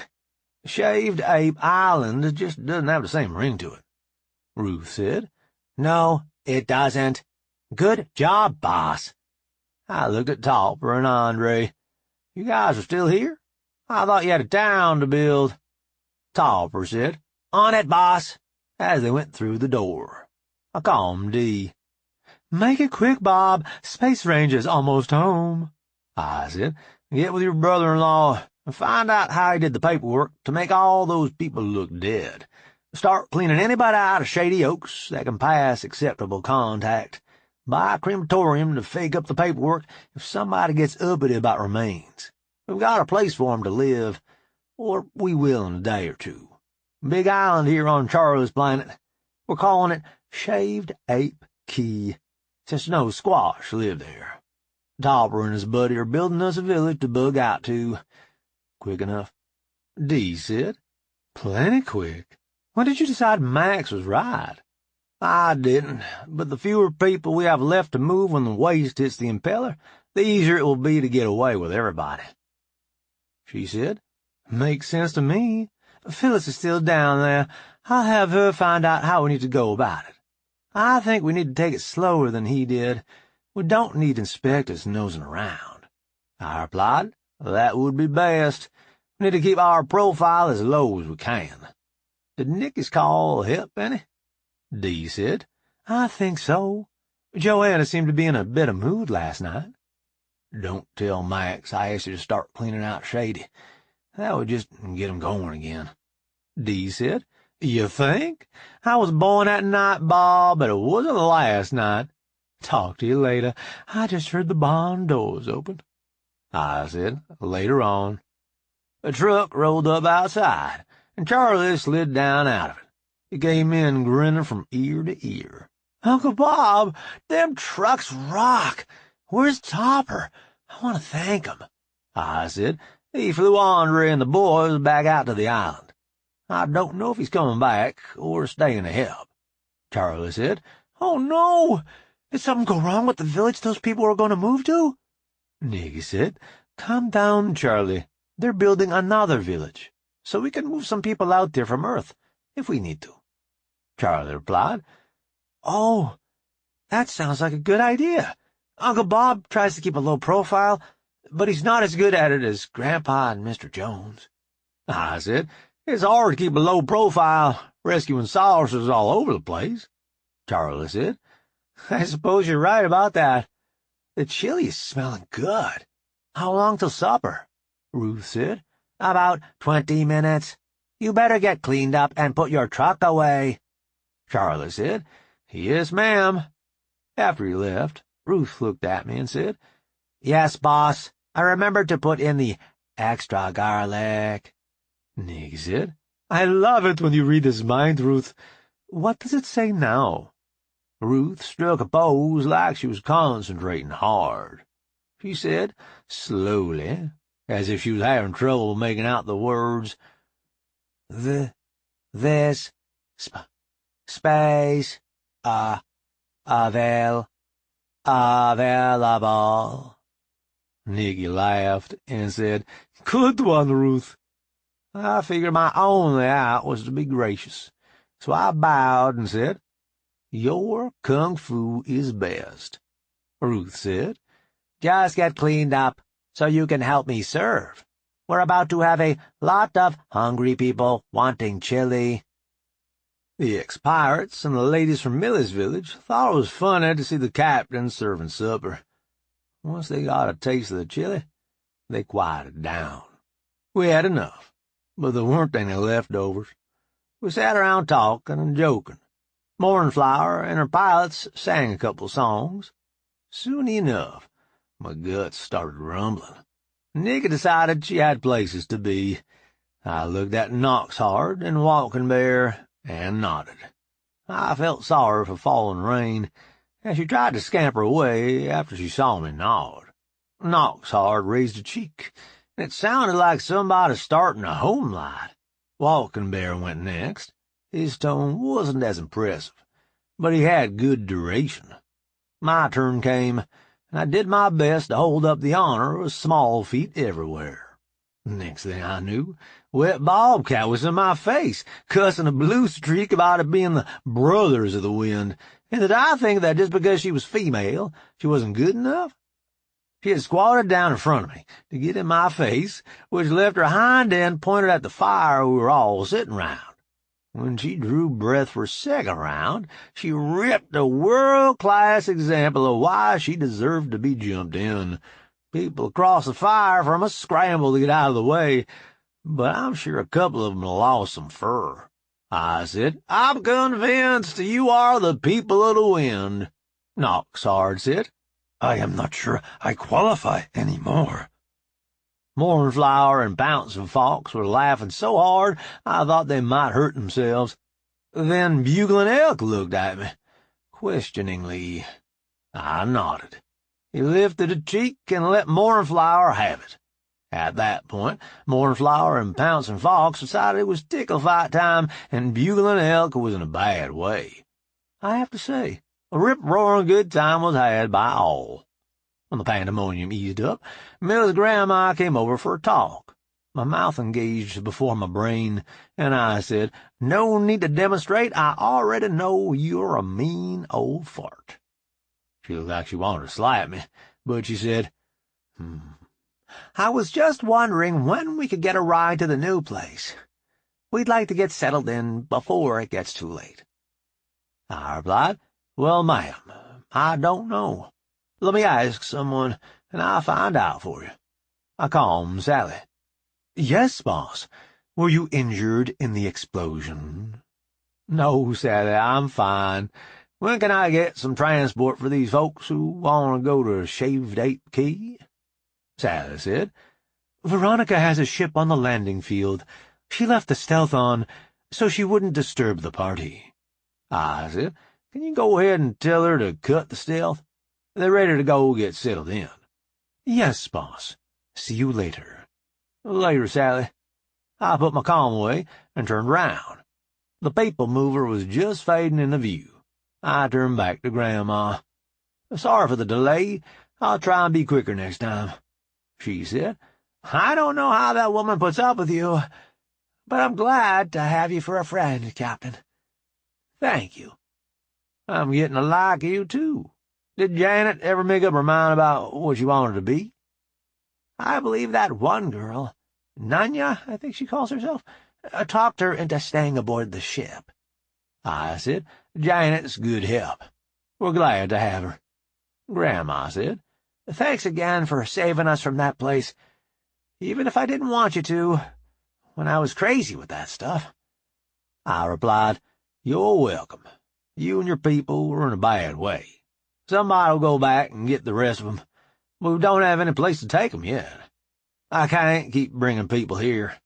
It's not my planet to use. She winked and said, Somehow I think you'll figure it out, Captain. You get things done. Millie came over and said, Come on, Grandma. Everybody else is getting aboard. We need to go. I said, Bye, Millie. Millie said, Bye, Captain. Thanks for finding us a place to live. You're welcome. I waved as they got aboard the ship. The ramp went up, and they flew off to start a new life. Snitz came wandering up. I scratched his ears and asked him where he'd been all day. He looked up at me like I should know better than to ask him to talk. Nikki walked up and said, There's that rascal. Where's he been all day? I replied, He won't tell me. Maybe you can get it out of him. Nikki said, You're silly, caveman. You think we should head back up to this ship? I'd rather stay here, but Sally would have a fit. I don't see what she thinks will happen, with all the Marine guards. Nikki said, She might be afraid you'll catch the funky purple flu, for all I know. I got up and we headed for the gig. Steve came up and asked, Headed back to the ship, boss? I said, Yep, Sally likes it better if I sleep up there. We're just trying to figure out why that is. He replied, I wouldn't know, but we all like it better when Bob is safe. I looked at him. Not you two. You and John could run this outfit at least as well as I do. Probably better.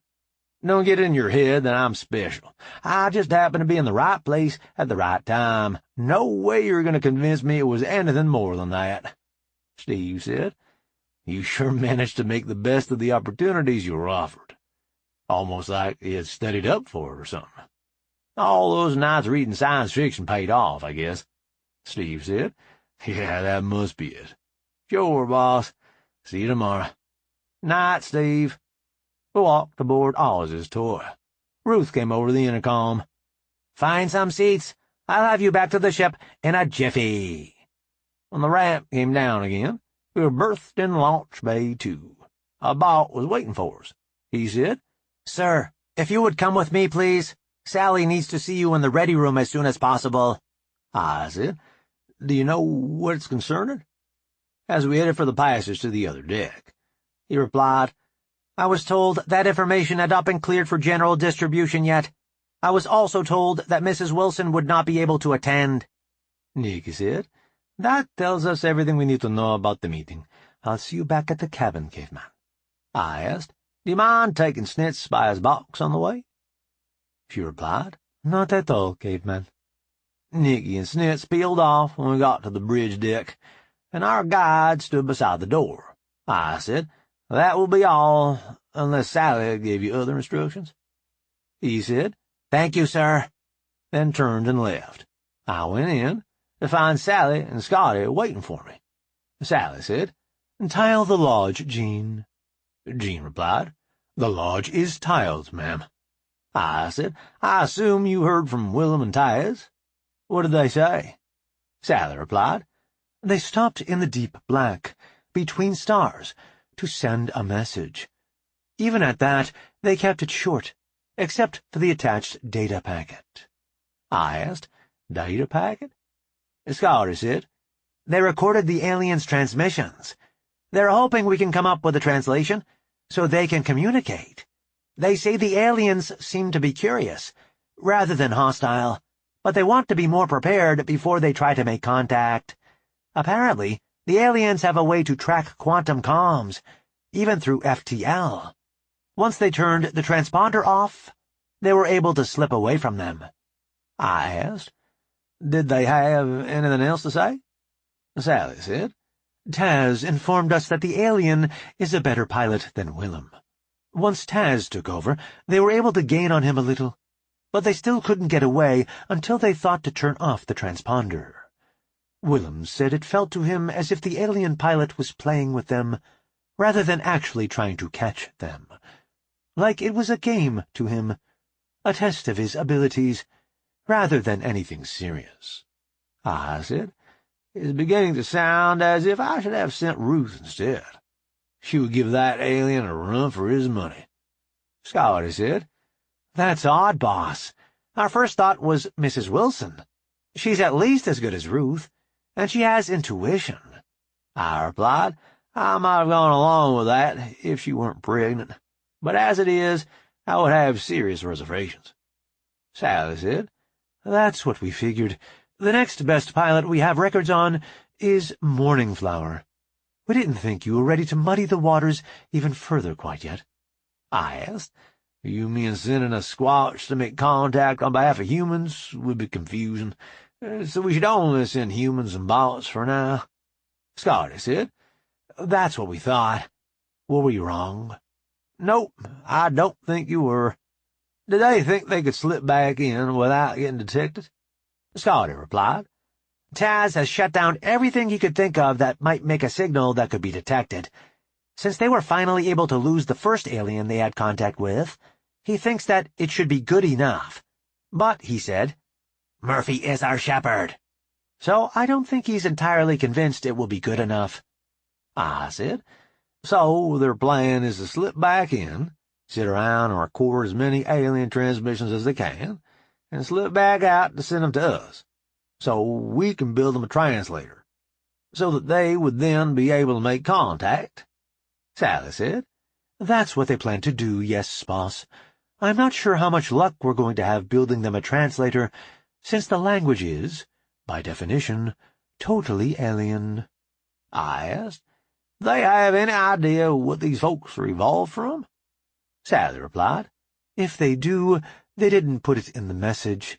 I don't think they've been able to decode any video to give them an idea what the aliens look like." I said, "So all we basically know at this point is that the aliens are ahead of us in technology, and are playful rather than hostile. Is that fairly close to an accurate summation?" Scotty said, "That was all we could get from what they said, boss." I said, "Well, if they have a lead in tech, we need to catch up. Gene, page Frank and Ciulla to the ready room. Give them transit priority." Gene replied, "On it, boss. Do you want me to reestablish privacy once they're inside?" I replied, "Yes, please." It wasn't very long before the door opened, and Ciulla walked in, pulling Frank along. I asked, "How'd you two get here so quickly?" "Gene gave me a warning that we would probably be called in, so I was able to get Frank ready." I said, "Hi, Frank. How are you doing?" "I'm fine, Bob. What are we in trouble for? Did we miss a deadline?" I said, "I'm not aware of any project you're working that has a deadline, Frank. You're not in trouble. I just need your input on a theoretical question that has come up." Ciulla said, "See, Frank, I told you we weren't in trouble. If the boss was mad, we wouldn't be waiting around to find out about it. We would know, and right now. He doesn't play those games." Frank said, "What sort of a question, then?" I said, "We were wondering if there was any way you could come up with a detector for the quantum signals a calm uses. I know eavesdropping is thought to be impossible, but could you tell that a calm was in use, even if you couldn't decode the signal?" Frank went into a trance, staring off into the distance. Ciulla said, "Give him a minute. He'll come back out of there with an answer. If you interrupt him, he won't have anything to give you." I said, "We're not in any hurry, unless he's gone for a whole day or something." Ciulla replied, "Usually not more than 20 minutes, but I have seen him go as long as an hour." I took Scotty and went to the other side of the room. I said, "Those trucks you and Topper cooked up were a big hit. I think Charlie may be your biggest fan at this point." Scotty said, "Keep telling yourself that. You may even get to believe it." I know good and well that you are my biggest fan, boss. I said, guilty as charged, ma'am. How good is the stealth and FTL on that rig you and Ozzy cooked up for a captain's gig? She said, The FTL drive is Frank's latest stuff, fast as can be. You have the option of a drive flare or not, as you require. We did all we could on the stealth, but we really haven't been doing any research into how to make that better. You'll still lose emitters if you get too close to an active radar. We gave it more computing power, so that it can keep up with a rapidly changing background better, but we didn't have any Frank magic to throw at it. I replied, You're telling me that if I want to take a trip to Earth, the gig is perfectly capable of making that trip? Scotty said, Yes, boss, but we'll miss you. I said, I'm not leaving tonight, Scotty. I just want to know if the ship can make the trip. Frank came out of his trance and said, Boss, I think I see a way to do it, but I need some time to do the math. I replied, That's good enough for me, Frank. And get with Scotty when you're ready to have some test hardware built. He said, Of course. She does a much better job than my cobbled-up missus. May I be excused, boss? I'd like to get started while the ideas are still fresh. I said, Sure. Julie, make sure he gets where he needs to go. He looks fairly lost in thought. Julie said, On it, boss. They left. I asked, You two need anything else? Sally said, No, boss. Good night. I said, Good night, and left. I tried to slip into the cabin, but Nikki woke up. Apparently, I had been neglecting my training, because there was a great deal of practice required. Morning came entirely too soon, but at least it was only an ear lick this time, since Marcel was still down on the planet with Steve.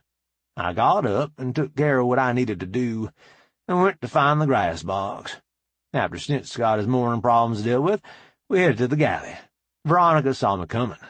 It was the first time I had been on the dangling end of a flying hug. She said, Thank you, boss. Sally says we're shipping out in an hour or two. It'll be so good to get back out among the wild stars. Veronica set me down, and I said, I'm glad you're pleased. Have you met Fenelia? We were just getting acquainted when you walked up, boss. Come and sit down. I went with her and said, Good morning, Fenelia. Are you ready for another adventure? She replied, Well, Bob, I'd rather it wasn't quite as exciting as the last one. I prefer not to be a damsel in distress who needs a daring rescue. I said, I prefer that, too. We might not make it in time.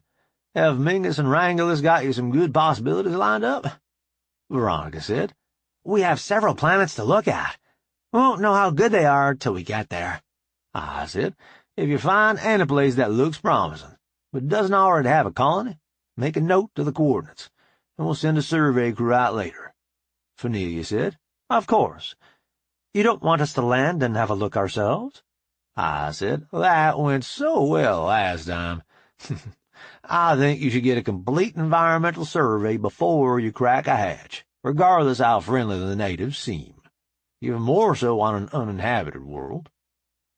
Veronica said, Noted, boss. Murphy is our shepherd. I said, Exactly right. We didn't come all the way out here just to find new and more horrifying ways to die. Fenelia said, You are such a ray of sunshine in the morning, boss. I'm just trying to counteract your natural tendency to run off into danger without looking at the consequences. Fenelia said, Okay, I deserve that. I don't like it, but I deserve it. Veronica said, Having studied your records, I would say you do. At least, I will be along to make sure you get back. Fenelia looked at me. You know I'm old and set in my ways.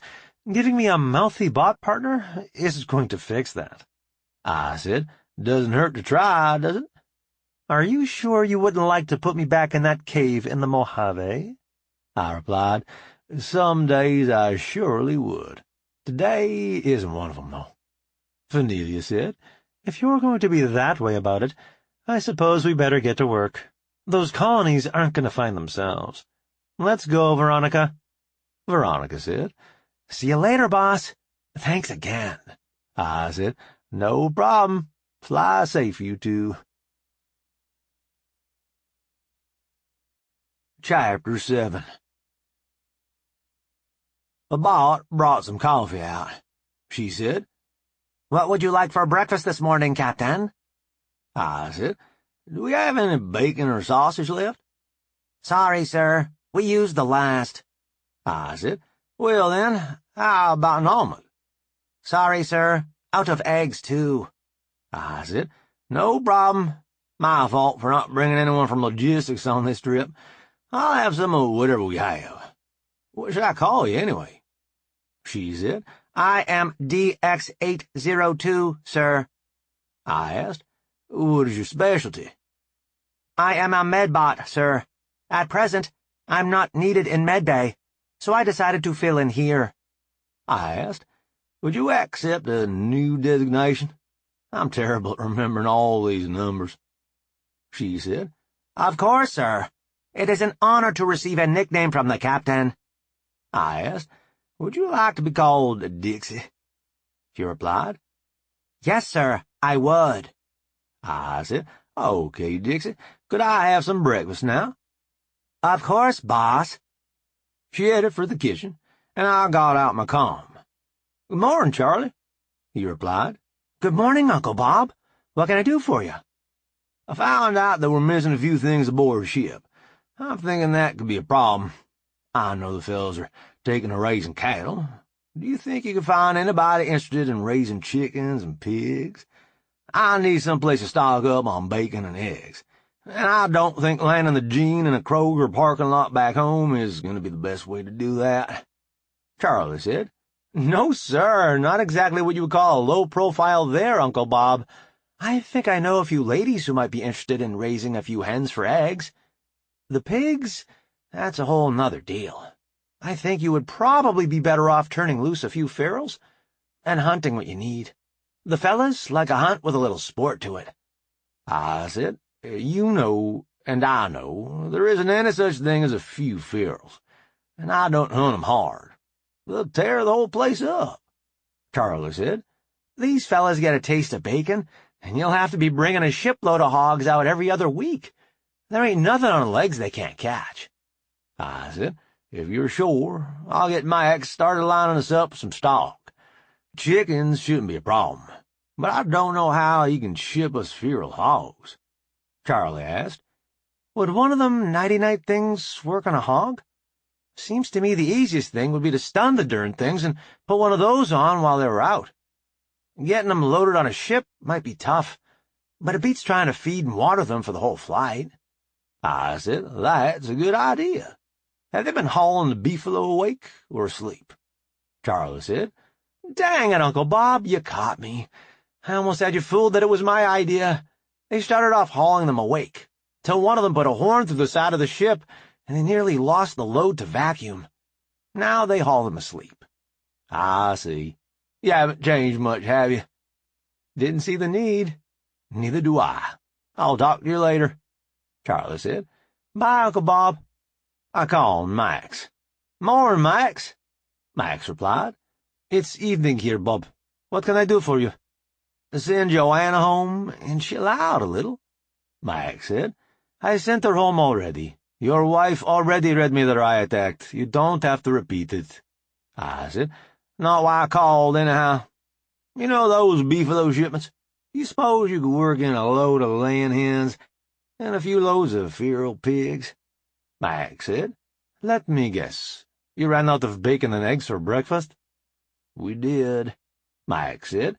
"Wouldn't it be easier to just run you out a shipload of whatever you need, rather than the livestock?" "Yes, it would, and thank you for offering. We'll be expecting it, but I want to get a supply set up if we have to bug out. Running back to Earth after food and risking them catching us doesn't sound like a good plan," Max replied. "You could always learn to like ration packs." "Now there's a dilemma. Gitmo and real food, or freedom and ration packs. I'll have to think about that one," Max said. "Come on, Bob, they have all the essential nutrients. You'll be fine," I replied. "Personally, I'm convinced there's an intellect-suppressing chemical in those things. How else could I have come up with so many things your scientists have missed?" Max said. I do seem to be thinking clearer since I moved to Earth. Wait a minute, you were joking, weren't you? I said I was, but maybe we ought to have some of our analysis, just to be sure. I'll get you a shipload of supplies headed out. Anything else you need? I said, call Sally. She's more in touch with the day-to-day running of the ship. I wouldn't doubt she has a list of things we are short on to bring up the next time we have a meeting. What about the hogs and hens? I'll get in touch with Uncle Wrangelus. He's been handling all the livestock for us. I said, sounds good. One problem taken care of. I haven't even finished breakfast. I've got a feeling it's going to be a busy day. Max said, I'll let you get back to it then. I said, bye, Max. Hope to see you soon. I had just dug into the plate of hash Dixie brought me when my comm rang. Captain Wilson. Captain, I'm on guard at the smoker. The locals are lined up wanting some jerky. What should I do? Do you have enough to go around? The Marine answered. No, sir, I do not. There are about half again as many locals as jerky pieces. I said, do you have a way to mark the locals without harming them? Yes, sir. We have a marking die that fades after about 8 hours. I said, here's what you do, Marine. Break the pieces in half, as evenly as you can, and give each person a half piece, if, and only if, they agree to be marked, so they can't get a second piece. Good plan, sir.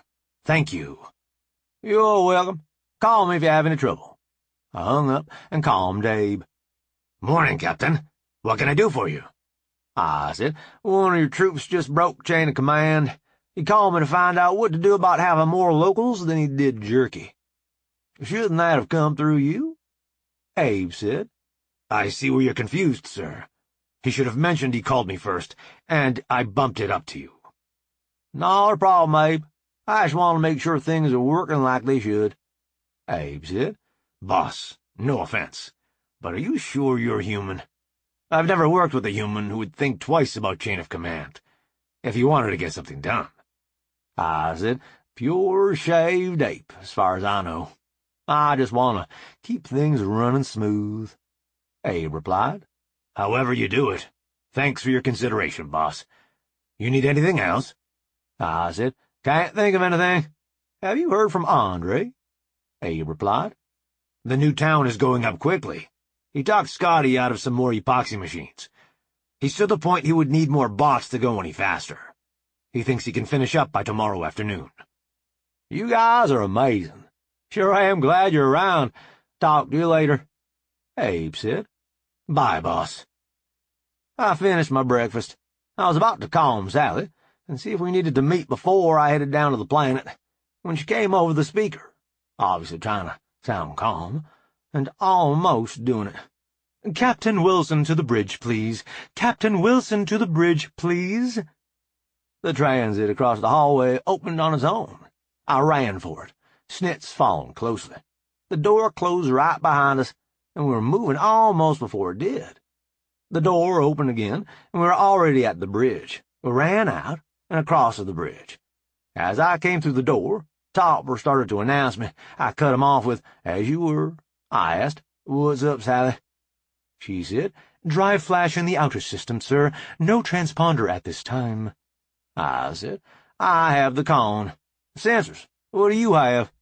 He replied, drive flash closely resembles a patrol cruiser. Other than that, not much, sir. I said, Bill wants to play games. Him, give me a jump that will bring us out in front of that ship. Topper, I want the light show again. All you can give me without hurting the ship. Ruth had the helm, and she said, jump laid in, boss. On your order. Topper said, all set here, boss. I said, jump. I'll have to go back over the recording of what came over the comms when we came out of FTL. My knowledge of galactic cuss words is obviously lacking. I caught a few snag farts, but the rest was over my head. Finally, they settled down and said, Bob, is that you? What are you flying? That thing is huge. I pressed the mute. How long to scramble fighters, Sally? She said, I already called the alert. They are ready to launch on your command. I said, Gene, launch fighters. Set me a new record. Gene said, New record. Aye, sir. I let off the mute. Bob, it's me, Bill, Major Rodham. We're friendly. I hit the mute again. Sally, have the fighters give 'em a show. No weapons. Maneuvers only. I let off the mute. I heard Mike say, Sir, they're approaching. At high speed. I let the fighters make a few passes, then said, Fighters, return to base. All fighters, return to base. Smartly, Gene. Gene said, Smartly. Aye, sir. I said, Mike, did he go for those fresh drawers yet? He replied, The Major hasn't, but I think I might need to. What is that thing? I said, Commonwealth Navy carrier. We'll call her the Gene Cernan. The Major came on the line. Did you say Commonwealth Navy? I did. It seems, long ago, the Commonwealth expected to find hostile aliens, and built the Navy in case of need. After many years of not finding any aliens, they decided to mothball the entire fleet. Some bright boy stumbled onto the Navy Yard and decided to refit the Gene as a colony ship. He had the bad luck to jump into the middle of a meteor storm. We found Gene drifting in the outer reaches of the Earth system and salvaged her. She puts on quite a show, don't you think? The Major replied, That she does. Do you have a landing bay big enough for us? I looked at Sally. She said, Follow the blinking lights, sir. I said, Ruth, as soon as they are aboard and secured, take us back to orbit. Topper, no light show this time. I'm going to greet our guests. Sally, you have the con. They all acknowledged my orders as I left the bridge, with Snitz at my heels. We grabbed a transit and headed for the landing bay. We arrived as Mike and Bill were disembarking their cruiser. Major Bill said, To arrest you for that display, Bob. Suddenly, Scotty and most of her people had stunners in their hands. I said, Stand down, Scotty. He's just joking. Scotty said, If you're sure, boss. I'm sure. Bill, don't get mouthy. She'll stun you just to prove a point. You might hurt yourself when you fall. Bill said, But I asked you not to. Asked you nicely. She's an old military bot. Has no compunction about hurting humans.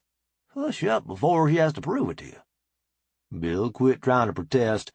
Scotty said, Thank you, sir, for believing the captain. You seem like a nice man. I wouldn't want to have to hurt you. A light dawned in Mike's eyes. Those small craft that buzzed us, they were flown by bots, weren't they? Scotty replied. Yes, they were. Under orders from the captain to give you a show, without using weapons. Mike turned to me. So, you planned that? I said, No. If I had, the fighters would have started launching as soon as we came out of FTL. Gene said, Noted, sir. I will remind you next time. By the way, we cleared the launch bays in 18.5 seconds. I said, Outstanding. Thank you, and thank the pilots for their hard work and dedication. You're welcome, sir. Mike asked, Who was that? I replied, Gene, the AI that runs the ship. Bill asked, Why is it so important to get the fighters, did you call them, in the black so fast? I replied, If we ever come up against an opponent who wishes us harm, their logical first action will be to keep us from launching fighters. If the fighters are already in the black, they won't be able to do that. Bill asked, But who could threaten a ship like this?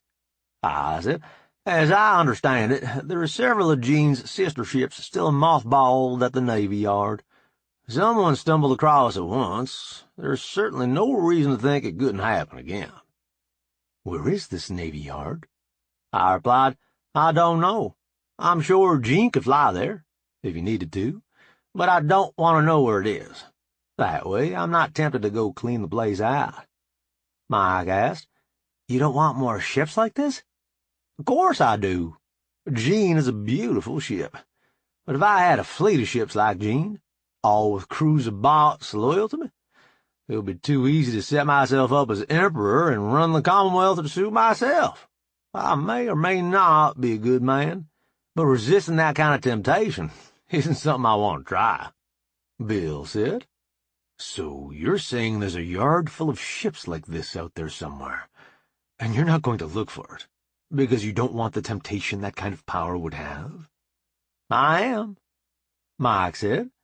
"Doesn't that leave it open for whoever stumbles on it to take over everything?" I said.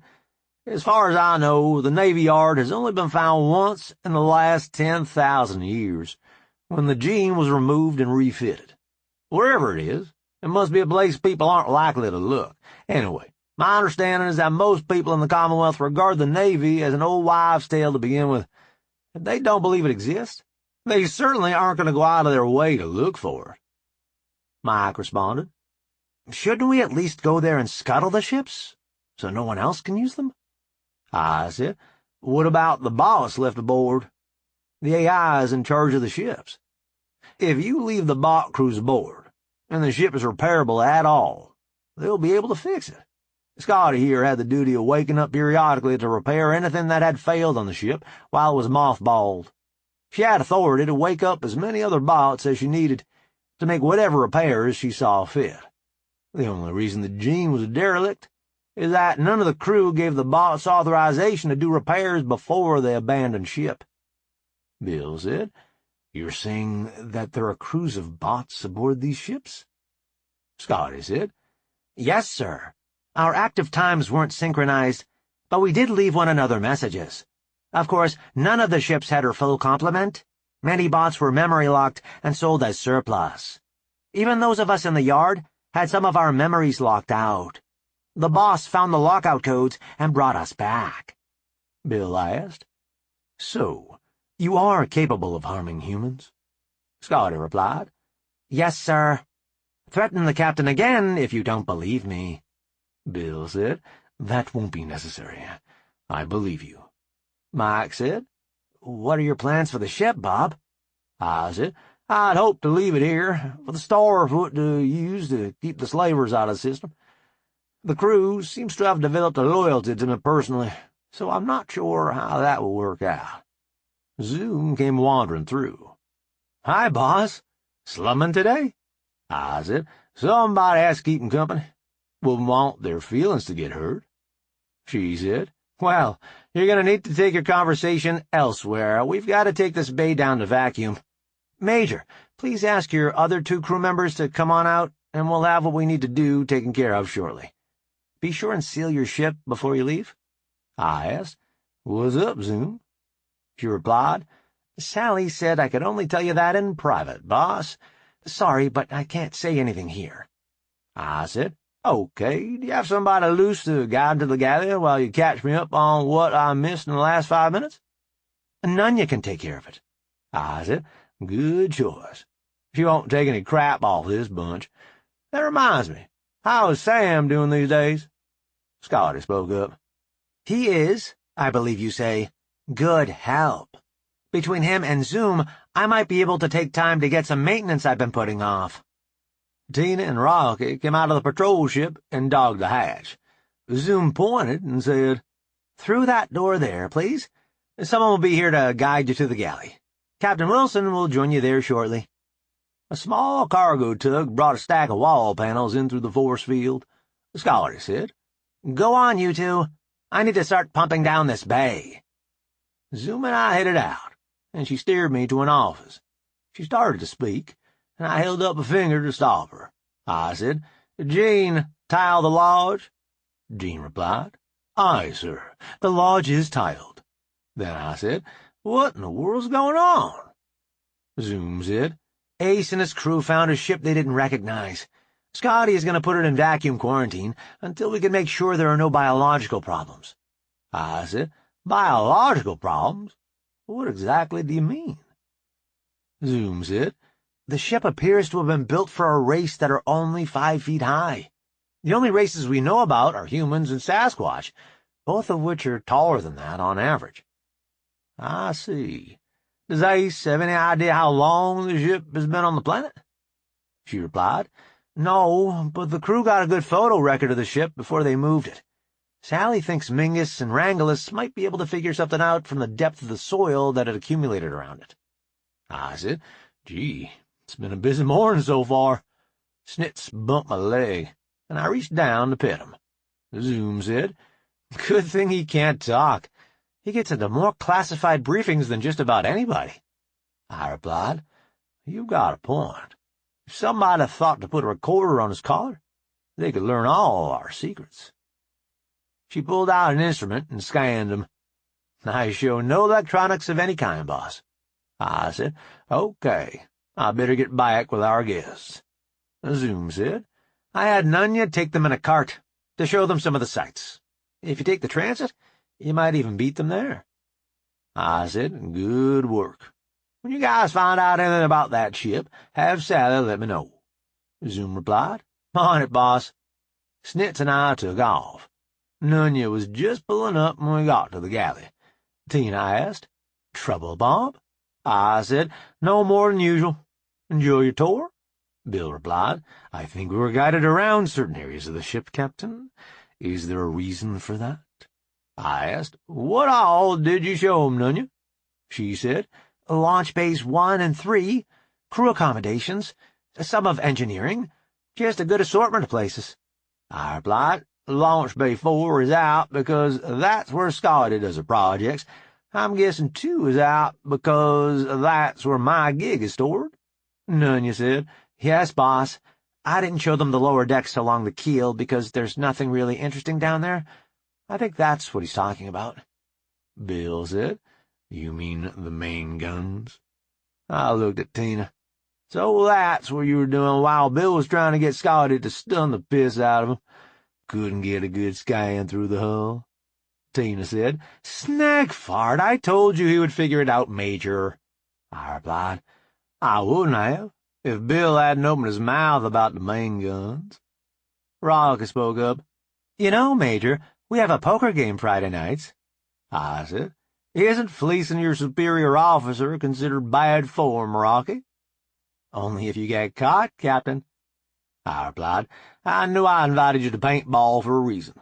Why did you decide not to come back?"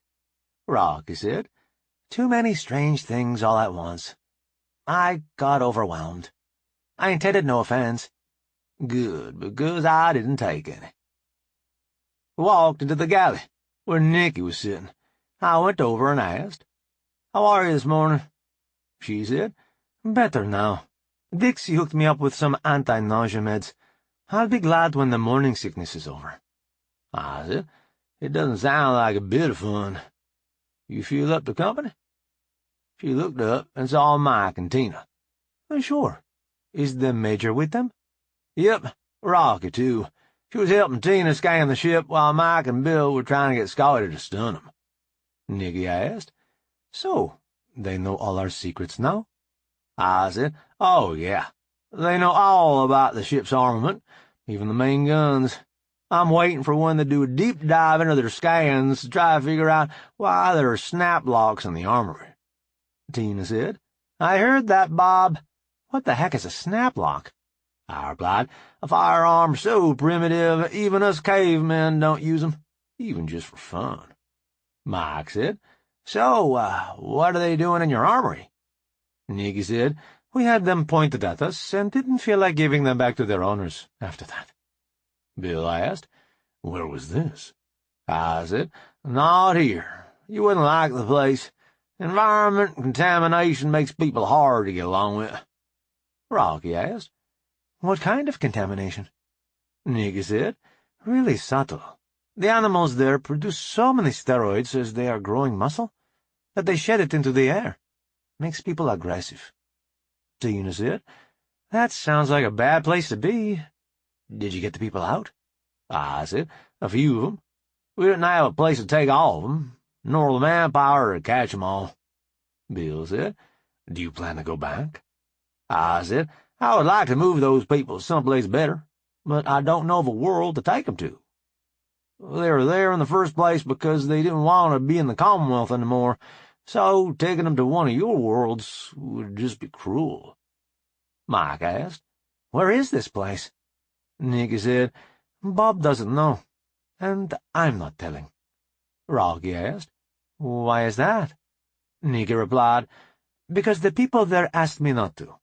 They deserve that much respect, at least, for surviving that wild place for as long as they have. Bill asked. Wild place? How do you mean?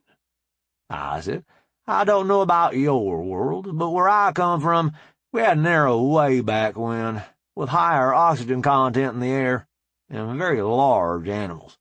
That planet still is in that part of its life.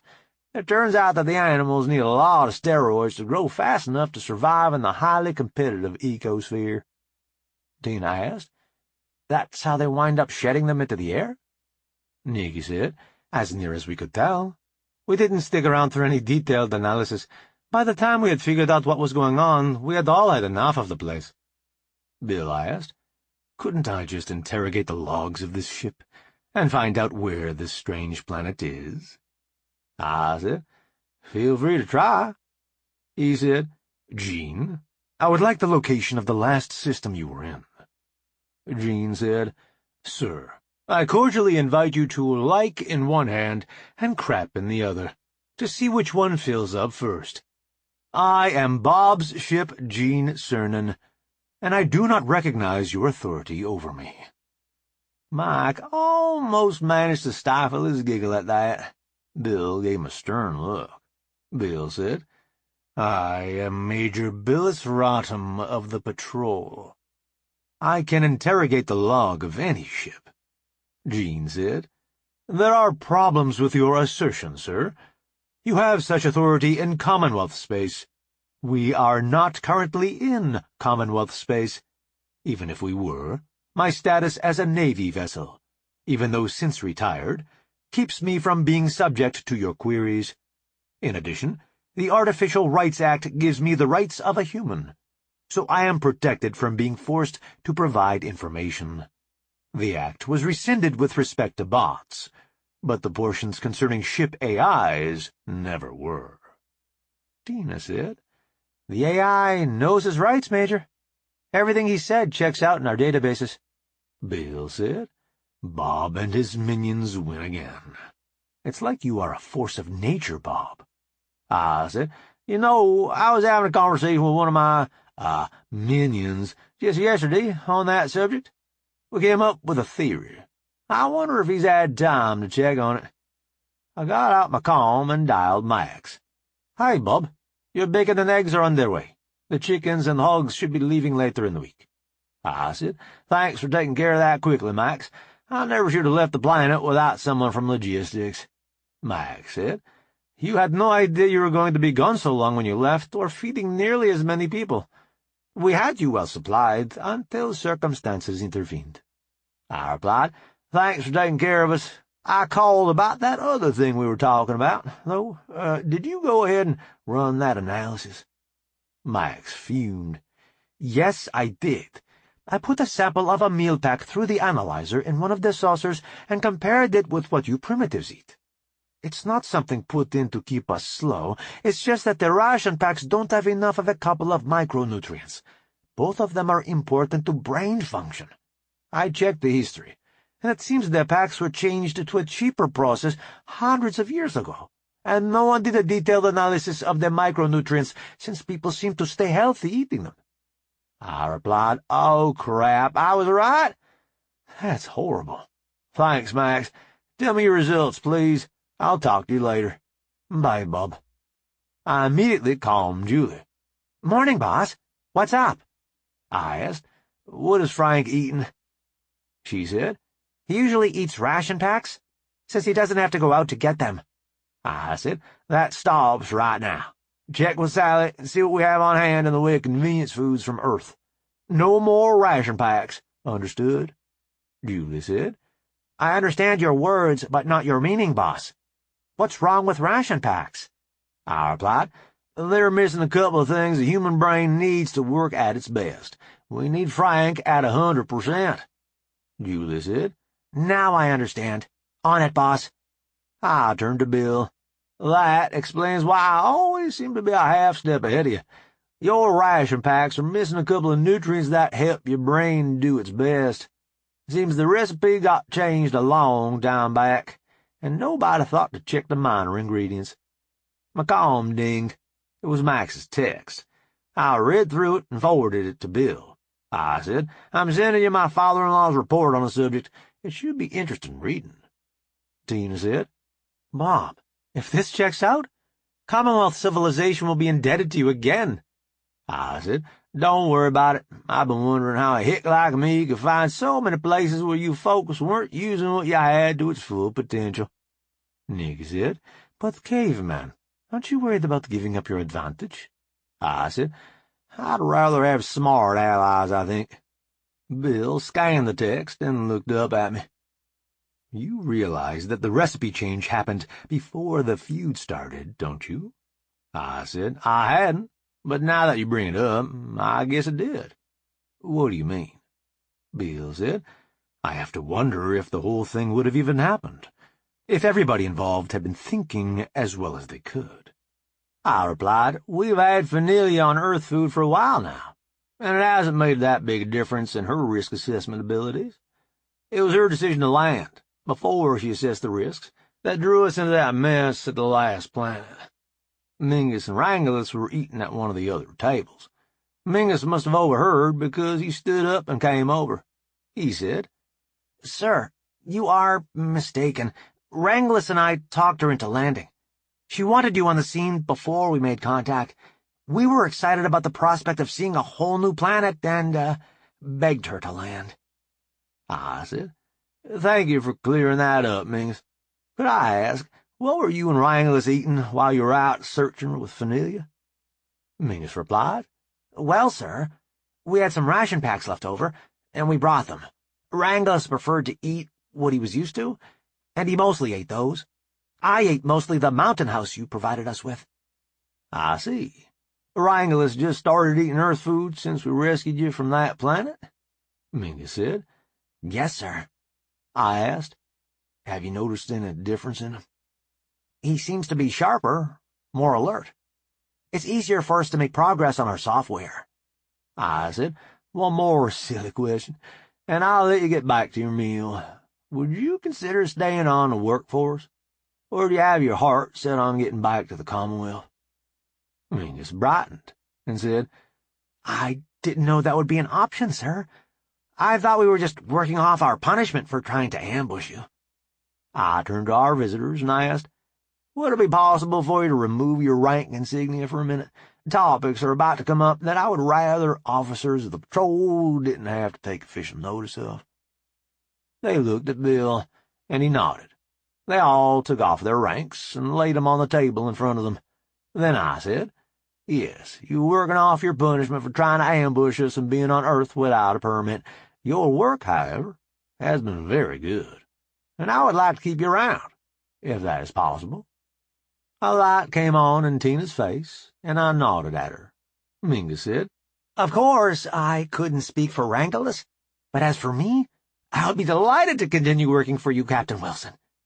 I said, excellent. I'll let you get back to breakfast then. Once he had left, Tina said, Those are the two who had their permit denied? The ones you had me check on? Nikki said, The very same. Turns out they had developed an algorithm that enabled us to find most of the marooned slongums. Bob did the thing he usually does when somebody tries to shoot him. Hired them on the spot. I studied on that one for a second and said, I do kind of make a habit of that, don't I? Nikki said, Yes, you do. Shocks me how well it works out for you. Mike said, He makes a habit of what? Chapter 8. Nikki said, People try to shoot Bob. Bob beats them on the draw, or outfights them, or just tricks them into getting stunned. Next thing you know, they're on the crew, working for Bob. I've never seen anything like it. He had to shoot Zoom in the butt to get her to listen to his pitch, and she's one of his most trusted employees. Mingus and Wrangulus over there didn't realize Bob spoke galactic, and were talking about how they were going to stun him and take the part Topper had made for their saucer. Next thing you know, they're developing search algorithms for us.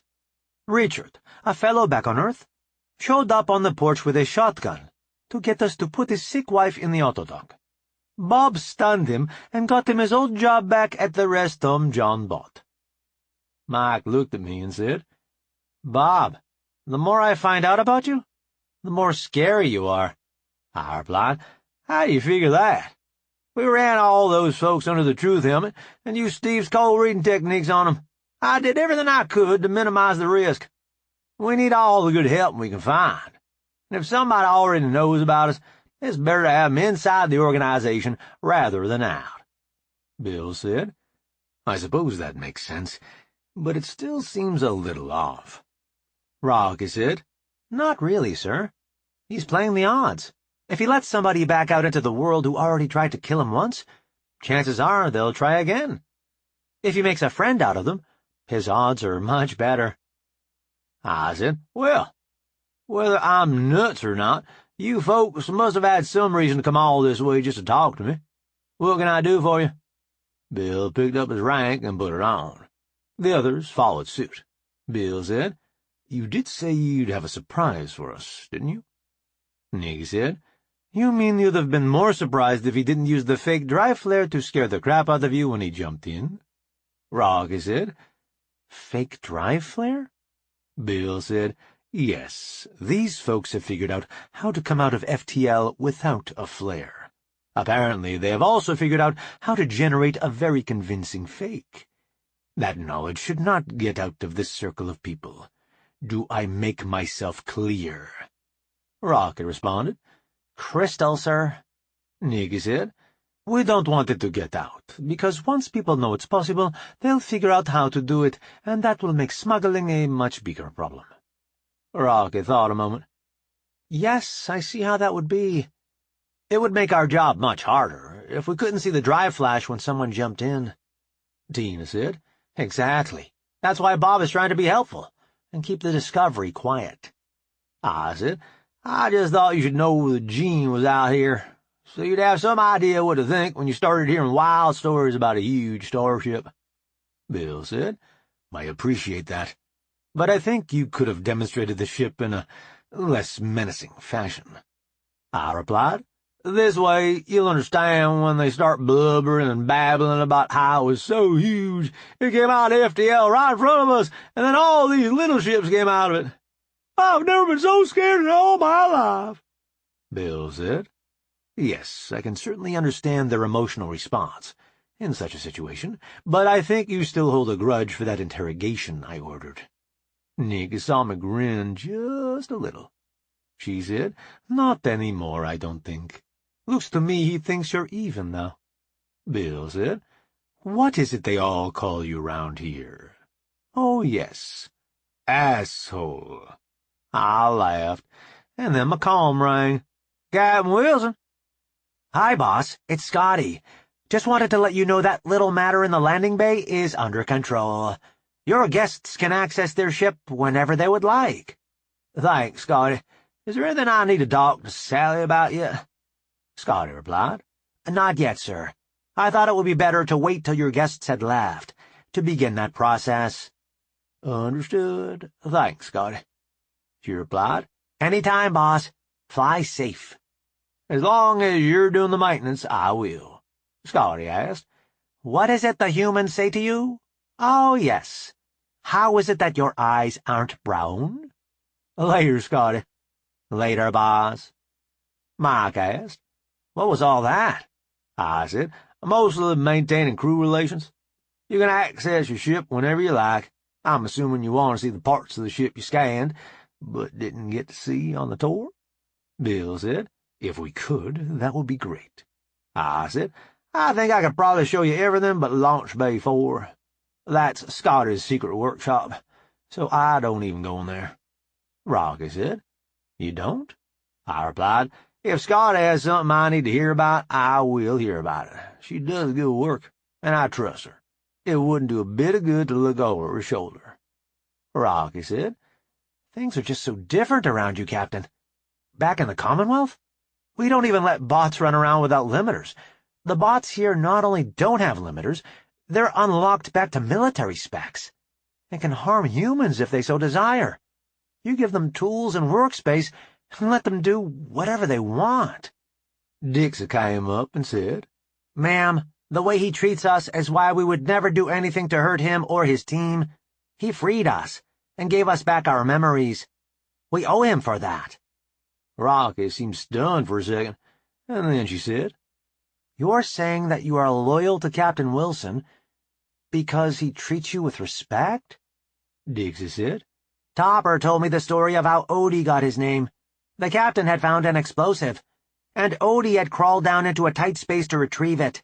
Instead of just sending Odie out to detonate the explosive, the captain went to a lot of trouble to make sure Odie wasn't harmed. He doesn't just respect us, ma'am. He treats us like people. I needed to talk to Scotty about the air filtration. It was awfully dusty all of a sudden. Bill spoke up. I figured it was something like that. Bob treats people well, until they give him reason not to. Do you think we could get that tour now, Bob? We really should head back. I said, Sure. Did Nunya leave the cart? Nikki said, How Bob picked it up. I said, Gene, could I please have a cart delivered to the galley? I have some folks who want to see more of the ship. Gene replied, Already on its way, boss. The cart arrived. I thanked the boat who brought it, and then we climbed aboard. Snitz decided it would be more fun to run along beside. I showed him all the goodies Nunya had left off her tour, except Scotty's workshop, of course. When we got back to the bay where their ship was parked, Mike said, That enclosure wasn't there when we landed. He pointed to the quarantine box Scotty had built. I said, No, it wasn't. I'd appreciate it if you didn't fire up those scanners of yours until you're out of the bay. Bill said, Company confidential, is it? I replied, If you did know what it was, you would agree with me that it should stay that way. Tina said, Is that a big assumption, Bob? Nikki said, If it is what I think it probably is, not at all. Rocky asked, You don't know either? Nikki said, Even though I was on maternity leave, I'm still active duty guide. There are things I would have to report if I knew them. We agree that reporting them would not be best for anyone concerned. So, Bob is very careful not to tell me those things. Some of it I figured out for myself, but since I have no hard evidence, I'm not required to report it. Rocky said, That sounds like one of those performers from the culture pack who are able to walk on a rope.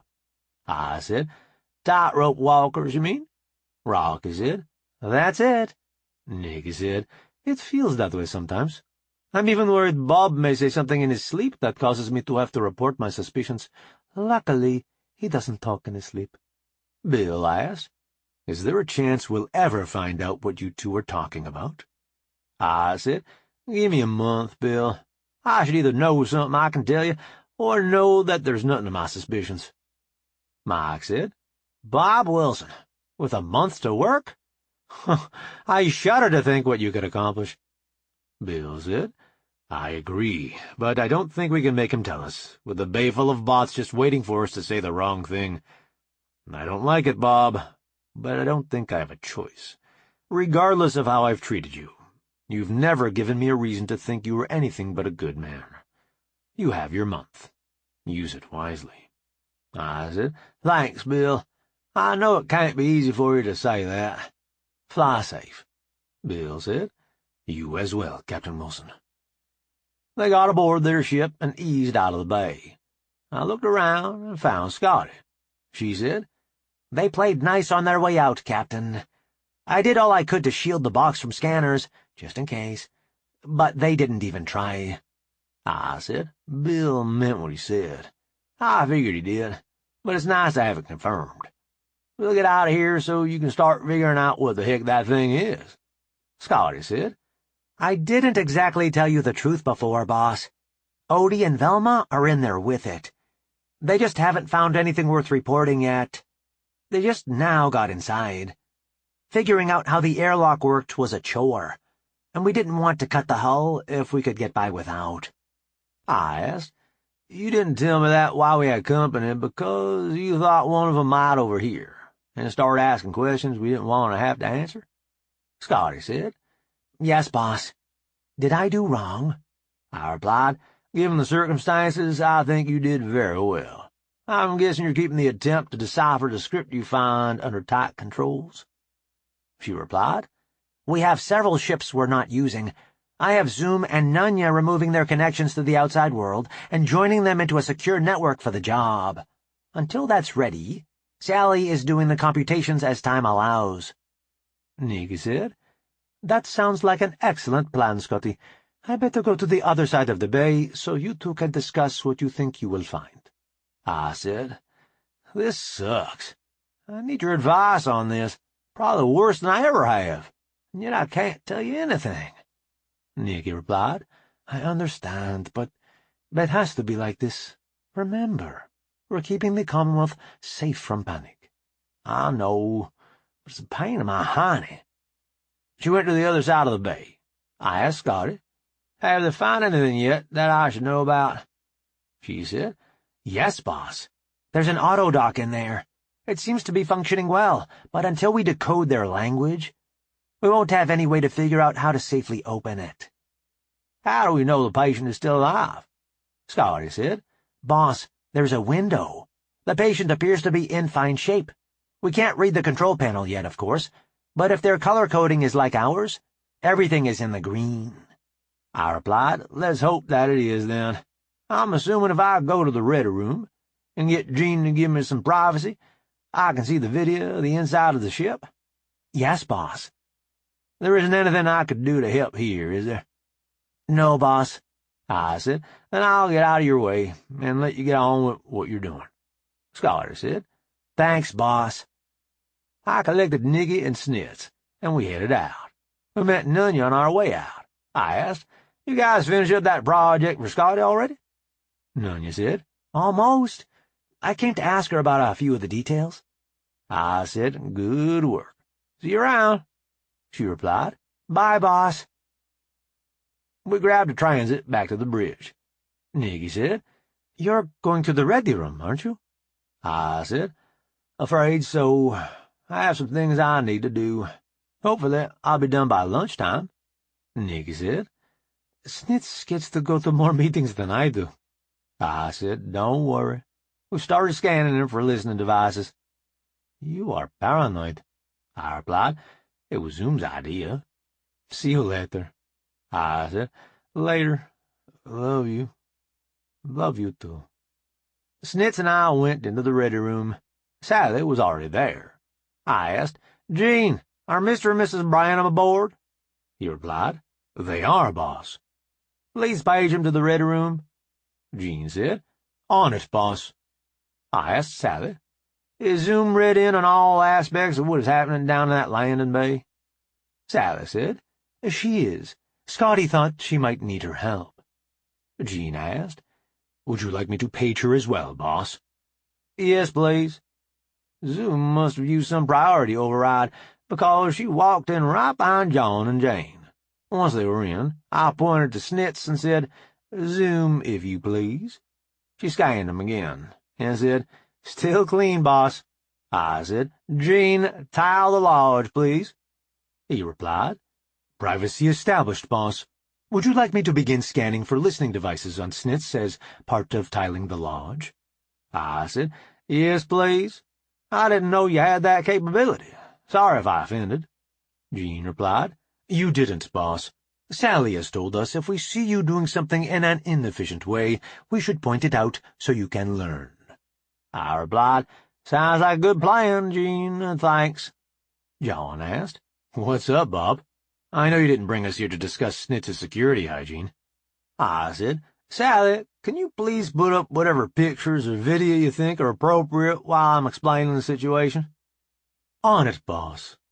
I said, this morning, while doing rescues on the planet, Ace and his crew found a ship that didn't match any known type. Upon closer examination, it appeared to be constructed for beings with a height of approximately 5 feet. That lets out humans and Sasquatch. They recovered the craft and put it into a quarantine container in one of the larger landing bays. Scotty sealed the Velma and Odie in with it, so that they could begin examining the craft while we figured out if it was safe biologically. I brought you here so that we could all see the video from the bot's examination of the ship together. Hopefully we can learn something about the ship and its occupant." Jane said. "Occupant? We have a live alien aboard?" Zoom said. "He or she is in what appears to be their equivalent of an autodock. Since we can't read the writing, we have no idea how to safely wake the occupant up." I asked. "You've already watched the video?" Zoom said. "I've been studying the control panel, trying to find something recognizable for Sally to use for a translation key. So far, no luck."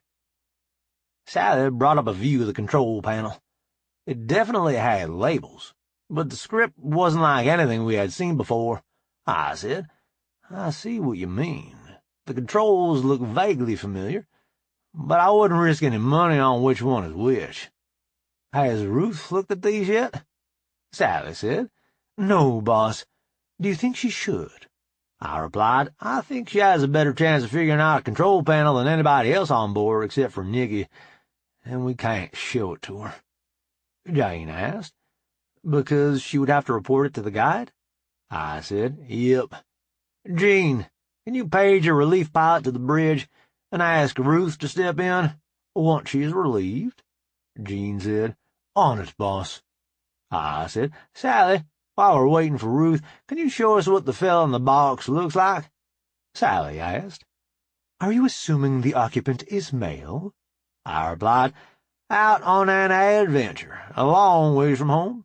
I would think male is probably the way to bet, but mostly I'm just tired of saying the occupant." John said. "The lower part of the face is prominent compared to ours." Jane mused. "Look at those teeth. I'd have to think this fellow's descended from a rodent, or a rodent equivalent." John said. "The ears are prominent as well. Almost makes you think of a squirrel, doesn't it?" I said, "Oh, no! You're telling me that we found the real-life secret squirrels?" Zoom laughed. She said, "I think you're right, boss. They're not just a myth anymore. We have proof." John said, "If you two are through joking, we would need to see more of his physique to tell if he is descended from a tree-dwelling or a ground-dwelling animal. But given our own evolutionary history, as much as I hate to admit it, I think Bob is probably close to right. A squirrel, or squirrel equivalent, is probably our guest's ancestor." Gene said. "Ruth is here, and Scotty is also requesting entrance." I said, "Kill the display until we have security again. Let 'em in, Gene." The door opened, allowing Ruth and Scotty to enter. Ruth asked, "What's up, boss?" I said, "One moment, Ruth." Gene said, "The lodge is tiled, boss." I looked at Ruth. "Sally is going to show you some images of a control panel labeled in an unknown language. We need you to see if you can figure out which controls are which, so that we can begin deciphering the language. You mustn't mention what you see here to anyone." Ruth replied. "Understood, boss. Secret squirrel stuff." Zoom lost it, and I was laughing too. When Jane giggled, that was the last straw for John, and he was laughing too. Ruth asked, "What did I say?" Sally had to answer, since none of the rest of us was in any shape to. She said, "As near as we can tell, the race who built this control panel is most probably descended from something related to a squirrel. At this point in time, we need to keep it tippy-top secret. So you see, calling it secret squirrel stuff was quite amusing to the peanut gallery." Ruth giggled. "Yes, I can see how that is funny." She sat down and studied the control layout. I turned to Scotty. "What do you have?" She said, "If I was human, I'd have a headache. I've never seen anything like the drive setup on that ship. I can't even get started on how it works." I straightened up and said, "May I have your attention, please? I have a command decision to make, and I'd like some input from those present." Everyone looked up from what they were doing. I went on. "Scotty is unable to figure out how the drive on the alien ship works. The only way I see to make any progress on this front is to read Frank in on the entire project. Does anyone have thoughts?" Jane asked. "Has he given us reason to doubt his loyalty?" I said, "No, he hasn't. But his work habits do sometimes cause him to conceal things he should tell us. I wouldn't have assigned Ciulla to take care of him if I were sure of his ability to take care of himself. I have yet to hear of his lab leaking secrets, however." Sally asked, "Do you think he will be able to get results where Scotty has failed?" I replied, "I don't know. I do know that he is the only person aboard who might have a shot at it, if Scotty can't make any progress." Zoom spoke up. "You want to read him in, because you think he might be able to help Scotty figure out how the drive works. You don't think he's a security risk because you want to keep this information down to as small a pool of people as you can. You're asking us if we think the chance of Frank figuring out the drive is worth the risk of having more people knowing about the aliens."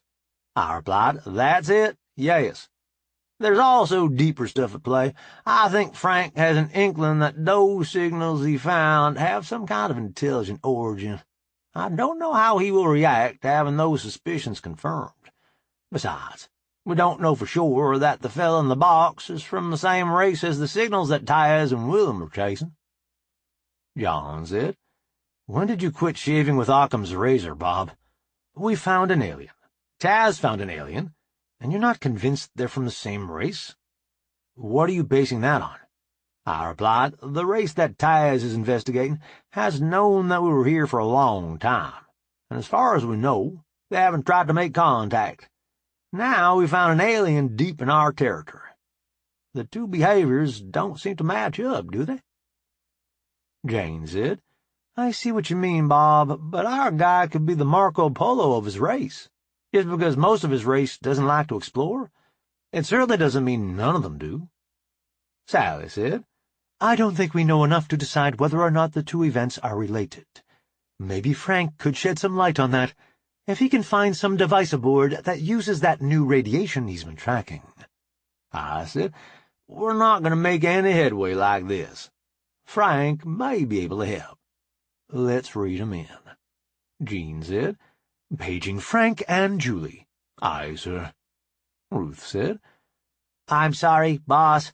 There are just too many things about this control board I can't be sure about. I'm having trouble figuring it out." I asked, "We don't need you to hop in and fly the thing, Ruth. We just need to know what some of the controls are to try and decipher the language.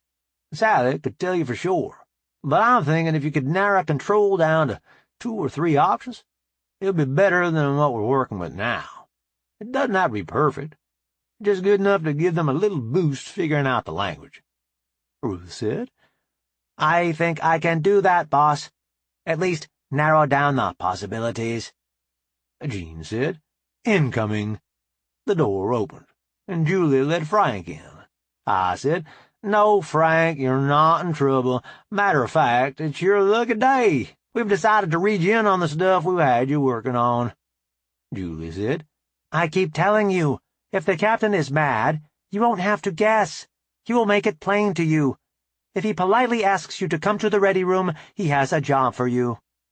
Frank looked embarrassed and said, "I'm sorry, Captain. Every other place I've worked, getting called to see the boss was a bad thing.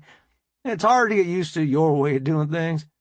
I said, "I didn't mean to make you upset. It's just that we were all set up here, and it was easier to bring you here than for all of us to pick up and move." Frank said, "I will get the hang of working here. I love this place. Learning how to deal with a different management style is a small price to pay for all this." I said, "Sit here, and let Sally fill you in on what's going on. If you have questions for me, I'll be here someplace." I sat with John and Jane and asked, "Any idea what that control panel for the Audiobook means?" Jane said, "We're both convinced that if it becomes necessary to try and wake him, we're going to press this button here and hope for the best. It looks very much like the emergency wake button on our Audioboks. Beyond that, we're just guessing." I said, "Record what you think are your best guesses and send them along to Sally. One of them might turn out to be the Rosetta Stone. At least we have enough computing power to go down a bunch of blind alleys, hoping to find our way home." I watched as they debated, never really settling on many answers. Soon enough, Sally said, "Okay, boss. He's up to date. What now?" I replied, "Scotty, show him your scanner readings. See if anything rings a bell." Scotty sat down and went through everything she knew about the ship in quarantine. Frank started asking her questions, then mumbling to himself, and then asking more questions. I noticed Julie was hovering, paying attention. I asked her, "What's up?" She said, "I'm recording what Frank says, in case he forgets something later. When he is learning something new, like he is right now, he has so many thoughts that he doesn't always remember what he thought of. If he has a record to go back over, it saves him trying to recall what he was thinking." I said, "Good work," and left her to it. Zoom waved me over. She asked, "Boss, have you ever seen anything like these fasteners? They're not screws, but I don't quite get what they are." I said, "Zoom, you're in luck. I happened to hang around a garage when I was a kid, and there was an old hot rodder there who had a belly tank car put together with those. Of course, we're out in the galaxy, so righty-tighty, lefty-loosey may not apply, but those are quick-release fasteners, not as popular as they once were." Zoom asked, "Quick release? How do you get them loose?" I said, "A quarter turn and they fall right out. You have to have the right shaped tool to get a grip on them, of course." She asked, "I guess I'm being slow today. Why would you use one of these instead of a screw?" I pointed to her scan. "See that spring that holds it in? That keeps it from being able to back out under vibration. They were also popular on panels that had to be removed regularly." She said, "This whole ship is put together with them. What do you think that means?" I looked over some of her other scans. "I don't know. The chairs don't look like they're designed to handle a great deal of vibration, so my guess would be these folks just like to tinker. Could be that's why this fella's so far from home. Got out testing his new mods and broke a part he didn't have a spare for. Not like he could walk down the block to Saucer Zone and pick one up." Zoom thought about that for a second and asked, "You mean Rock Saucer doesn't deliver out here?" I replied, "It's considered a remote area. The shipping is ridiculous." We both giggled, and John said, "What are you two laughing at?" I said, "Just being silly, because we've gotten about as far as we can go without being able to read some of these labels. All we figured out is that our squirrely friend must like to tinker, since the whole interior of his ship is put together with quick-release fasteners." Frank's tone changed, and we all looked around to see what had happened. He was head down over the terminal built into the desk, working furiously on something. Julie and Scotty were helping him, and he appeared to be okay. Ruth was still working on figuring out the control panel. I motioned to everyone else that it was time to leave. Once we were outside, I said, "Jean, maintain privacy in the ready room until they finish, please." Jean said, "Sure, boss." John said, "That was interesting. See you later, Bob." I said, "Later." They all grabbed a transit, so Snitz and I followed Sally onto the bridge. Chapter 9. Topper started to announce me, but I just waved him off. Sally asked, "Are you taking the con, sir?" I replied, "No, go ahead. I just wanted a status report." Topper looked at Sally and said, "You have the con, ma'am." Then he looked at me and said, "It was a dull night, boss. You already know about all the excitement we have had." I asked, "How are Ace and his crew progressing on cleaning up the rest of the castaways?" Topper replied, "I don't have a report from him, but judging by what they've already gotten done, and what they have left, I would expect them to be done this afternoon sometime." I asked, "Do you know if Max was able to get a global survey back home?" "Yes, boss, he was. Would you like to see it?" "That won't be necessary. Based on what they've accomplished here, how long would it take Ace's crew to clean up all the castaways on Earth?" Topper froze up a second, Run some calculations," he said. 3 days, give or take. The need to do the work at night and avoid detection will slow them down some, but it shouldn't be much longer than that. I asked, "How badly would that show up on the spy satellites?" Well, boss, Mrs. Wilson developed a hack for this sort of situation, which will keep the satellites from reporting anything. It replaces the incriminating evidence with old images of the same region. She had me go over the results, and I wasn't able to find the seams between the live feed and the recorded image. I asked, "Can we hack their systems for 3 days straight without making them suspicious?" Probably not, but we can keep them from having any data to act on. Sally spoke up. Ace has been working with Ruth on rescue operations. She's good enough now that she could fly a second ship and cut the time in half. I asked, "Would it be possible to train enough crews to have each ship make only one trip?" Tauber looked at Max's scans, and then he looked over what ships we had aboard. He said, "If we had 6 crews, we could get everything Mr. Slongham has found in one run. 3 saucers per ship, except for Ace and Hopper, who would have to go after the one target that is actually a ship." I asked, "Do we have something big enough to recover the ship that has stealth, or are they going to have to sneak in without it?" Sally said, Scotty is out of communication. I'll ask Zoom. She froze for a moment while she talked with Zoom. When she came back, she said, Zoom says we have a ship she can rig for the rescue, and she has enough stealth emitters to go on it. She wants to know if you would like her to proceed. I replied, "Tell her to go ahead. We'll need it eventually." Tauber asked, "What about training rescue pilots?" I asked, "Will that run the bots involved low on memory they need for other skills?" "No, boss. We all have way more memory than we need for what we're doing now." I asked, "Can we do the training without affecting readiness for fighter crews?" Tauber replied, "If we cycle them through training one at a time, we can still launch all the fighters if we need to." I said, "Do it." "On it, boss." I asked, "Tex, do we have enough Marines to crew that many recovery missions at the same time?" Tex replied, "Just barely, boss." I said, "It'll be short missions. Maybe we can get some local volunteers to fill out the crews. Leave us more reserve." Tex said, "If we use 1 Sasquatch per crew, we would have plenty of people." I asked, "Andre's crew will be ready to fly tomorrow night, correct?" "Yes, sir." "Tauber, can you have the pilots trained in 2 days?" "Yes, boss." "Sally, can Zoom have enough ships ready for this operation in 2 days?" Sally replied, "Yes, boss. When are we leaving for home?" I said, "At the very least, we have to wait for Andre to finish the second village. After that, I don't know.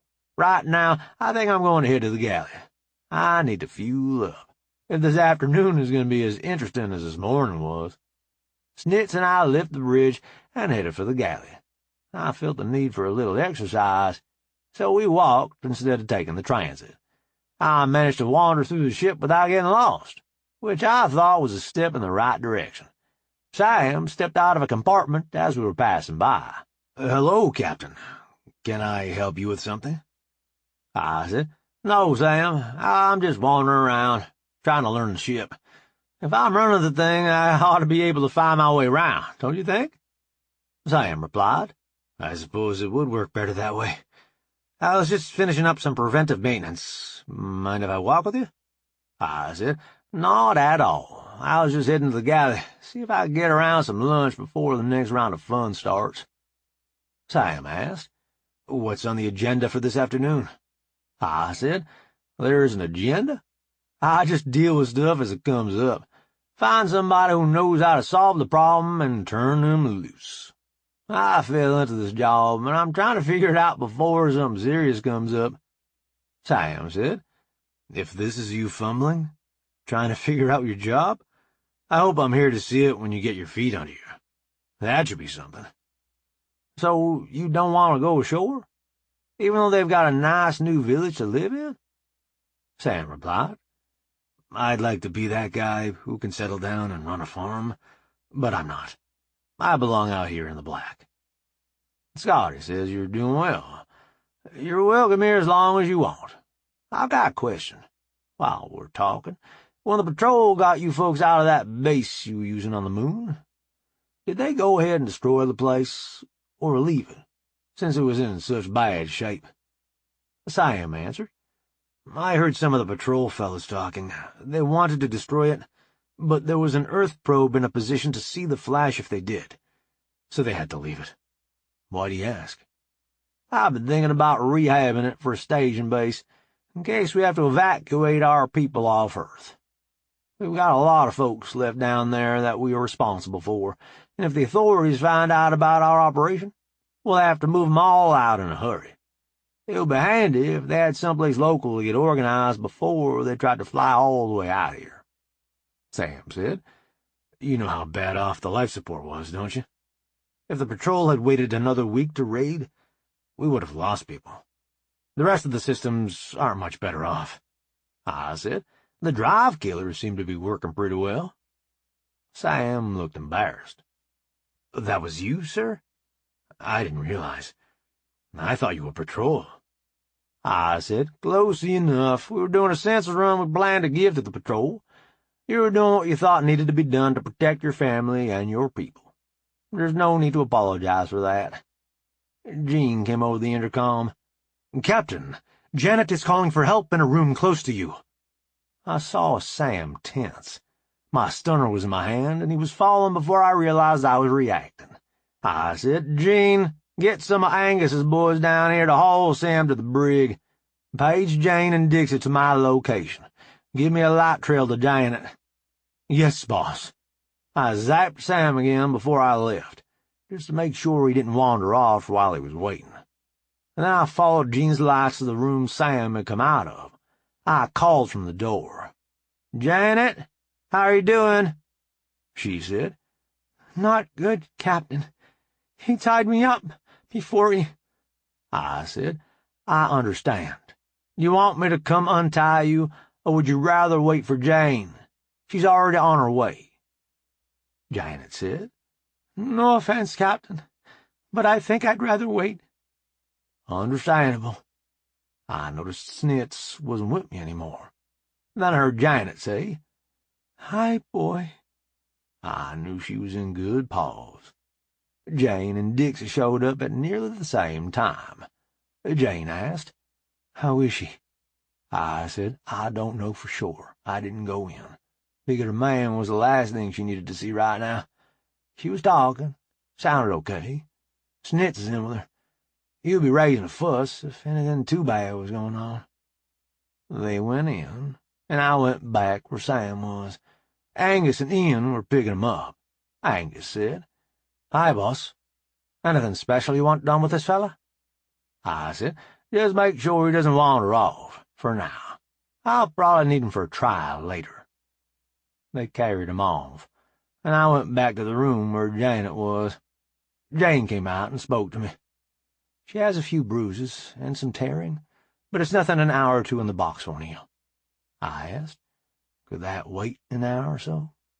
Jane replied, She won't be too comfortable, but it won't do her any harm.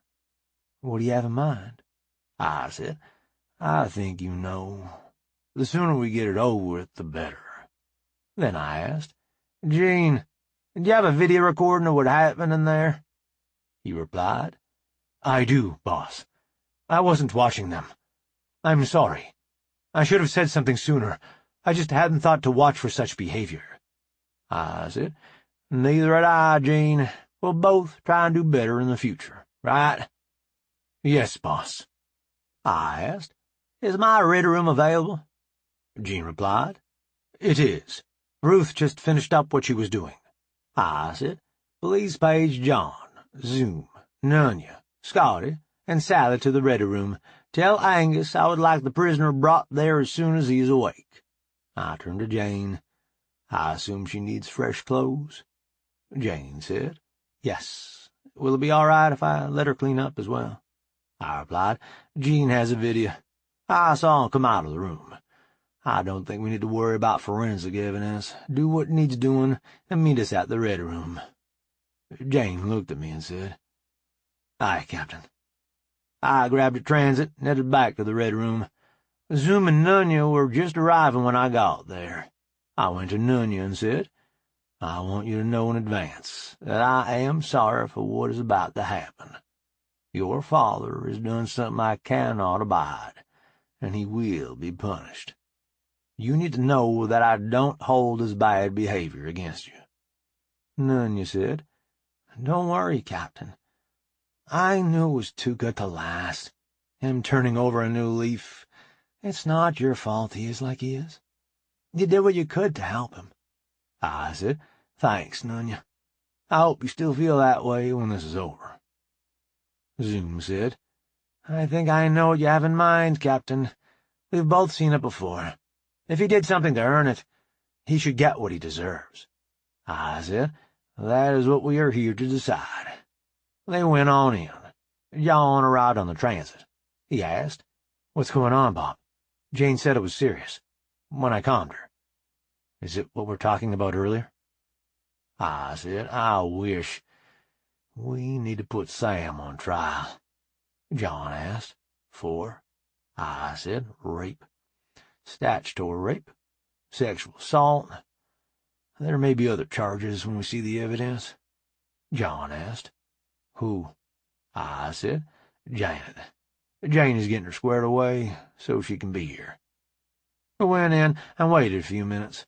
Jane and Dixie showed up with Janet and got her settled. It wasn't much longer till Angus and Ian brought Sam in, cussing a blue streak.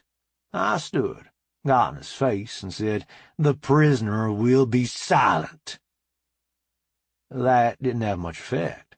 A short right to the solar plexus did the trick. Hard to cuss when you're gasping. I said, Gene, please see that the entire crew can see these proceedings. Court is now in session. Captain Bob Wilson presiding. As master of a ship under way, I am the law. We are here to decide the punishment of one Samus Mackham, known as Sam.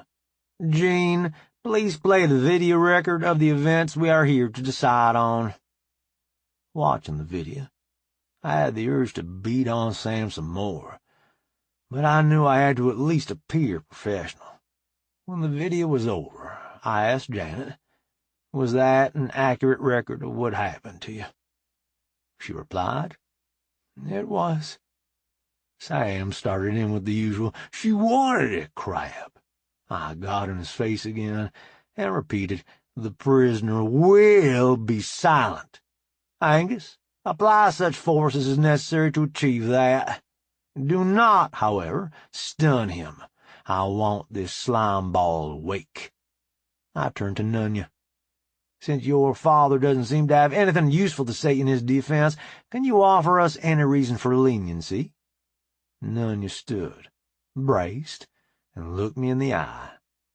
I cannot, Captain. What he did is inexcusable. I would ask you to space his ass, to keep him from doing it to anyone else. I asked, in a loud, clear voice. Does anyone here have a reason to spare this man's life? I got no answer. I said, Angus, deliver your prisoner to the nearest airlock. I followed them out. Sally caught up with me. She said in a low voice, Sir, the air supply in a uniform is good for several hours. It is customary to give the condemned man the mercy of a small puncture in the collar of his uniform, so that the air leaks out faster.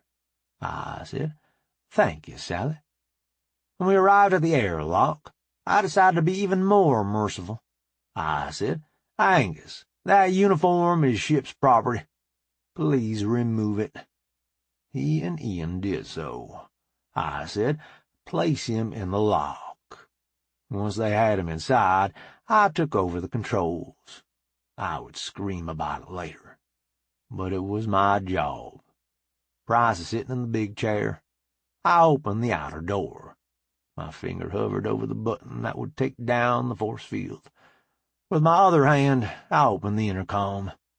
I asked, Any last words? He used this opportunity to cuss me and the whole ship's company.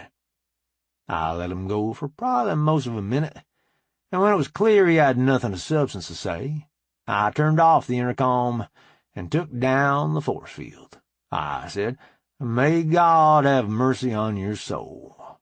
I turned the force field back on and closed the outer door. I turned to find Nunya, standing at attention. She said, "Thank you, sir. You hurt someone in my charge. I'm sorry I allowed that to happen." I said, "None of us see everything, not even Jean."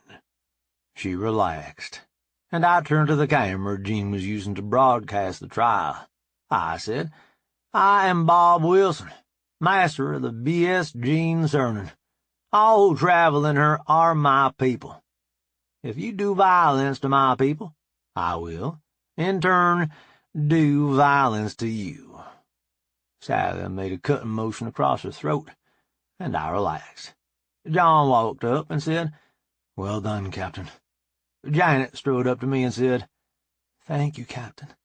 It helps to know that there are men like you." I said, "You go get in the auto, Doc, and get healed up. I'm sure Nunya has things for you to do." She said, "Yes, sir." Dixie took her off to find an auto, Doc. Jane asked, "Why strip him before you spaced him, Bob?" I said, "Couple reasons. It signifies he's no longer part of the crew, and it's a mercy.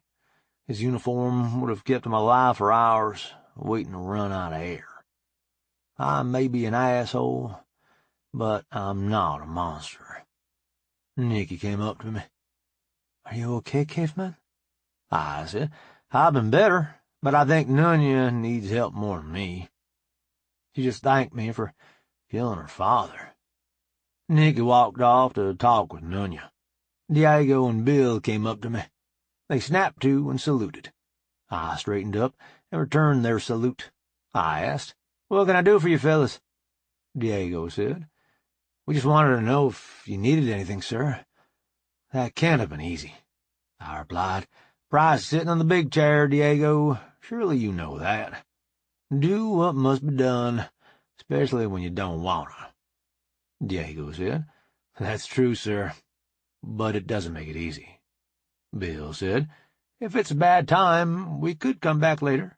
I said, "Now will be the time to ask, whatever it is. I'm feeling the need to make amends with a good deed or two." Bill asked, "Are we headed back to Earth any time soon?" I said, "Probably. Out of your favorite brand of bubble gum?" He replied, "No, sir. But I do have a niece and nephew I'd like to bring out here. My brother's kids. Their parents died in a car wreck. They're living with their mom's folks. Every time I see them, they ask me to take them in. As long as I was in the secret part of Space Force, that wasn't possible." I asked, "What's your plan? Retire to shaved ape key and raise a family?" Bill said, "They're both teenagers. They managed to get their grandparents to let them do Votech instead of college. They both have skills." I said, "Just so I have this straight, you're not just asking me to rescue these two. You want me to hire 'em as apprentices, too?" Bill turned to Diego. He said, "I told you it was too much to ask." Diego replied, "The captain just demonstrated something you need to take to heart, Bill. If he's pissed, you will know. He's not mad. He just wants to be sure how deep the crap is you're about to get him into." I said, "Well said, Diego." He replied, "Thank you, sir." Bill drew a deep breath and said, "Yes, sir, that is what I would like to have happen." I said, "Well, I can help you with some of that, anyway. Rescues are my department, especially capers. So we can take care of that part, no sweat. Whether or not they can hire on, that will be up to Master Chief Scotty. If she says they are worth the air they suck, they'll have a place. Otherwise, it's shaved ape key for the lot of you." Bill said, "That's more than fair, sir. Thank you." Diego said, "Sir, I also have a request." I said, "You're getting formal, Diego. I'm going to like this one even less than Bill's, aren't I?" Diego said, "I hope not, sir. My grandmother learned to fly at the Happy Bottom Riding Club, from Pancho Barnes. She's in a rest home, fading fast." I cut him off. Your grandma was trained personally by Pancho Barnes, and you were just now bringing it up? Are you ate up? Can you get her transferred to Shady Oaks?" Diego looked stunned. He said, "Shady Oaks? What's that?" I looked around and saw John. I said, "Mr. Branham, step over here if you would, please." John said, "Yes, Bob." I replied, "Diego here has a grandmother in a rest home. She was personally trained to fly by Pancho Barnes of Happy Bottom Riding Club fame. Can you talk to him about getting her transferred to Shady Oaks?" John said, "I can. Dia's already cleaning out rooms. Jim and Janice are coming out with the chickens." I asked, "Janice?" He replied, "Mrs. Parks. From what I hear, you better get your Captain Kangaroo suit squared away.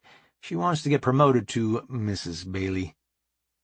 He and Diego talked about transferring Diego's grandma to Shady Oaks.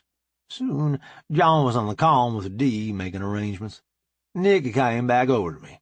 She said, "Nanya is all right. She'd given up on him when he couldn't get the handle on his drinking. She hadn't had time to get used to him being a reliable individual again. The fact that he took advantage of Janet while Nanya was supposed to be looking out for her was the final straw. She's tough. She sees that you had no choice, and she's glad you took care of it." I replied, "That's some of the load off my mind. Thanks." Nikki said, "You look beat. Have you eaten lunch yet?" "I was on my way when this came up. Not sure I have an appetite anymore." "Let's go find out." Went to get on the transit. I didn't see Snitz. I asked, "Where did your dog get to?" Nikki replied, "I think he's our dog, and he followed Janet when she went to the auto dock." I said, "He knows where he's needed. He'll be around to lick my ear in the morning, I bet." Nikki asked, "Have you ever figured out how he gets into our cabin when the door is shut?" "I always figured Gene or one of the bots was letting him in. I never worried about it enough to check into it. He knows where his grass is. He wouldn't come get me unless he just wanted some company." When we got to the galley, Dixie brought out an open-faced roast. Well, whatever kind of meat Dingus had been able to get on the last planet. She set it and a glass of tea in front of me, and said, "Eat, Captain. That's my medical opinion. You look run down, and you need to eat." I thanked the spirit of the beast, and dug in. It was nice for variety, but I wouldn't take long to start missing beef, if this was all we could get. When I finished, Nikki said, "You look a little better, caveman. I was worried about you." I replied, "Me too, but it had to be done. We can't have that kind of behavior." I heard the intercom open, and I stood up. Nikki asked, "Are you sure it's for you?" I replied, "Is it ever not?" Sure enough, Sally came on and said, "Captain Wilson to the bridge, please. Captain Wilson to the bridge." I started for the transit, and Nikki caught up with me. She said, "I want to see what the excitement is this time." I replied, "I know what I'm hoping for, but it's awfully soon for that." We strode onto the bridge. Topper announced me, and I said, "As you were, I have the con. Commander Sally, report, please." Sally said, "You have the con, sir. We have a drive flash in the outer system. Transponder is reading BSCW McCall." I said, "Bacon, hooray, Mr. Topper, music, please." Soon the strains of Convoy were wafting through the bridge. I said, "Him, jump us in close so we can get these folks unloaded and on their way. Mr. Topper, give me intercom, please." He nodded, and I said, "All crew not otherwise occupied, please report to the landing bay for unloading of supplies, thank you." I sliced my finger across my throat, and Topper nodded again. We jumped, and a bot came on the main screen. "Captain Wilson, we have your bacon and eggs. Where would you like them?" I replied, "Follow the blinking lights to our landing bay. We'll get you unloaded and back in the black as quick as we can." The bot replied, "Be right there, sir." It wasn't long until Topper said, "Unloading is underway, boss. The pilot says he has passengers as well. He's asking whether we'll send a welcoming committee, or should he just tell them to come to the bridge? I said, "Who?" But the music on the bridge had already changed, answering my question. Help me Rhonda was filling the air now. I called out, "Sally, you have the con. Topper, tell them the welcoming committee is on its way. Gene, I need transit priority." Nikki said, "Wait for me, caveman." The thing about transit priority is that we barely had time for any tongue wrestling before the door opened again. Dixie was supervising the unloading, telling other bots where each box should be put in the galley.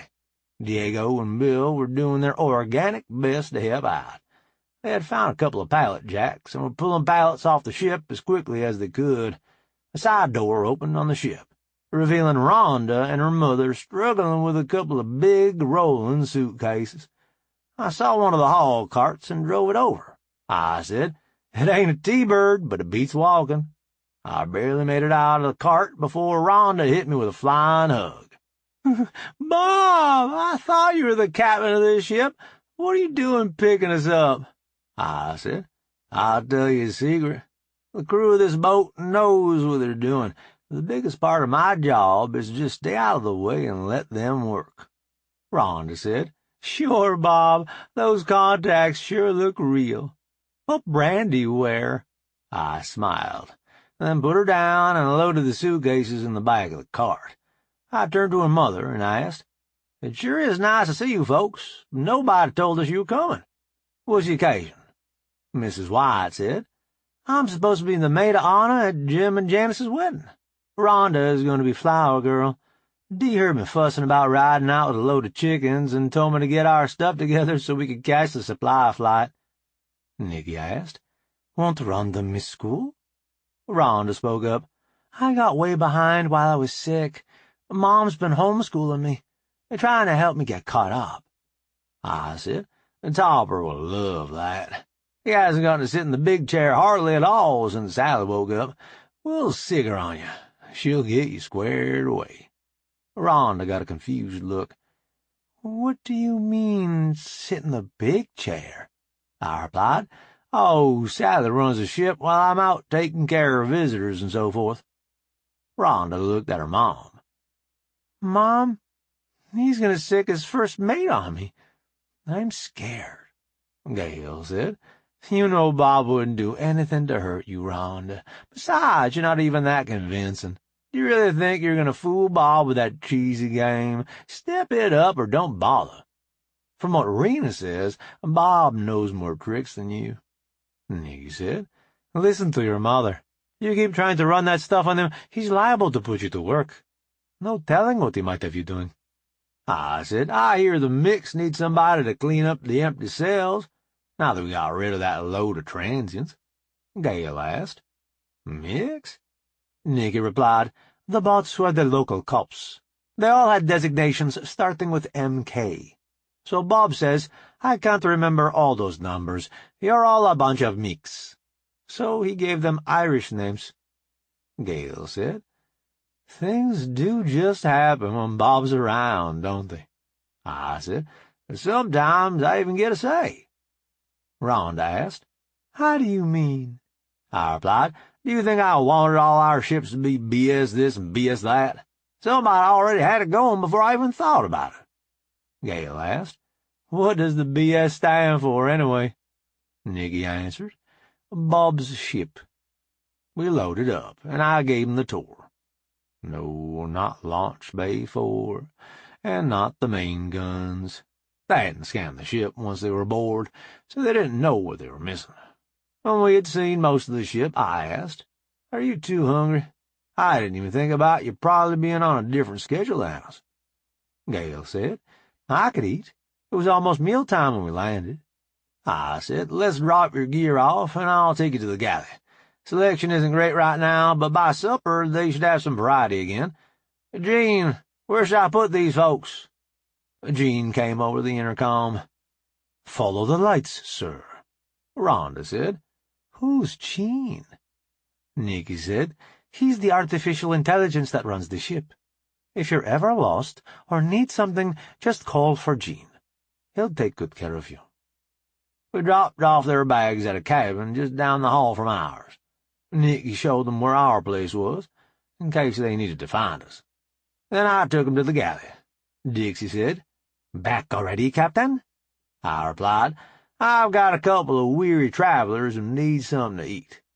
That fine sandwich you fed me a while ago is holding up just fine. Thanks." I turned and pointed out the whites. "Gail, Rhonda, this is Dixie. She's a med-bot, one she has people to work on. Dixie, these are Gail and Rhonda White. They'll be aboard for a few days. If they get underfoot, feel free to put 'em to work." Dixie said, "Yes, boss. Pleasure to meet you both." Gail said, "Pleasure to meet you as well, Dixie. Did he say you are a med-bot?" "Yes, ma'am, I am. We have few humans aboard, and nearly all of them stay healthy. If it wasn't for Greg and his skinned knees, I'd be bored to tears." Gail replied, "That's so different from back home.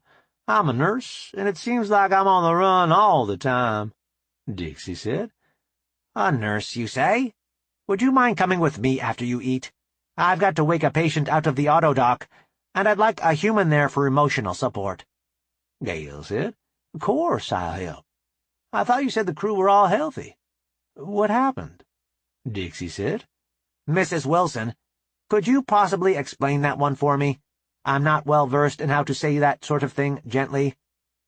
Nikki said, "Yes, I can do that for you. Janet was the victim of an assault. The perpetrator has already met with justice, but she may still have some lingering trauma." Rhonda asked, "What kind of assault?" I said, "The kind you don't need to worry about. The man who did it won't bother anyone else. Can we talk about something else, please?" Nikki said, "Yes, let's. Did you have a good trip out?" Rhonda said, "It was kind of cramped, with the ship so full of supplies, but it was nice. Our pilot said it used to be a longer trip, but you've come up with new tech?" I said, "Not us, personally, but some of the folks working for the company have made some improvements." Nikki said, "Improvements? No drive shock is a big deal, Caveman, not to mention the speed increases she's talking about." I said, "Frank and Scotty have done a lot in a short time. I wonder what they'll come up with next." Gail and Rhonda finished their meal and took off with Dixie. Nikki asked, "You okay, Caveman?" I replied, "I think so. I just didn't want to have to tell them I spaced a man for raping that little girl. I know it was the right thing to do, and I was the one who had to do it. But I'm not okay with it yet." Nikki replied, "I'm sure that Jane and Dingus will be more careful doing their job interviews from now on." I said, "I'm not sure it would have helped. I think he might have been a psychopath. He wouldn't have had to tell if they had asked him the right question." "What are you saying, Caveman?" "I'm saying that I don't know if we can totally prevent this kind of thing, no matter how careful we are." Nikki said, "You might be right, but his interviews were all focused on his need for alcohol, not anything to do with this." "I guess you could be right. I hope you are." "Me too. How are we going to get your mind off this?" "I don't know. Want to take the gig and have a look at Shaved Ape Key?" Nikki replied, "Yes, let's get out of here for a bit." Chapter 10. We went to the transit.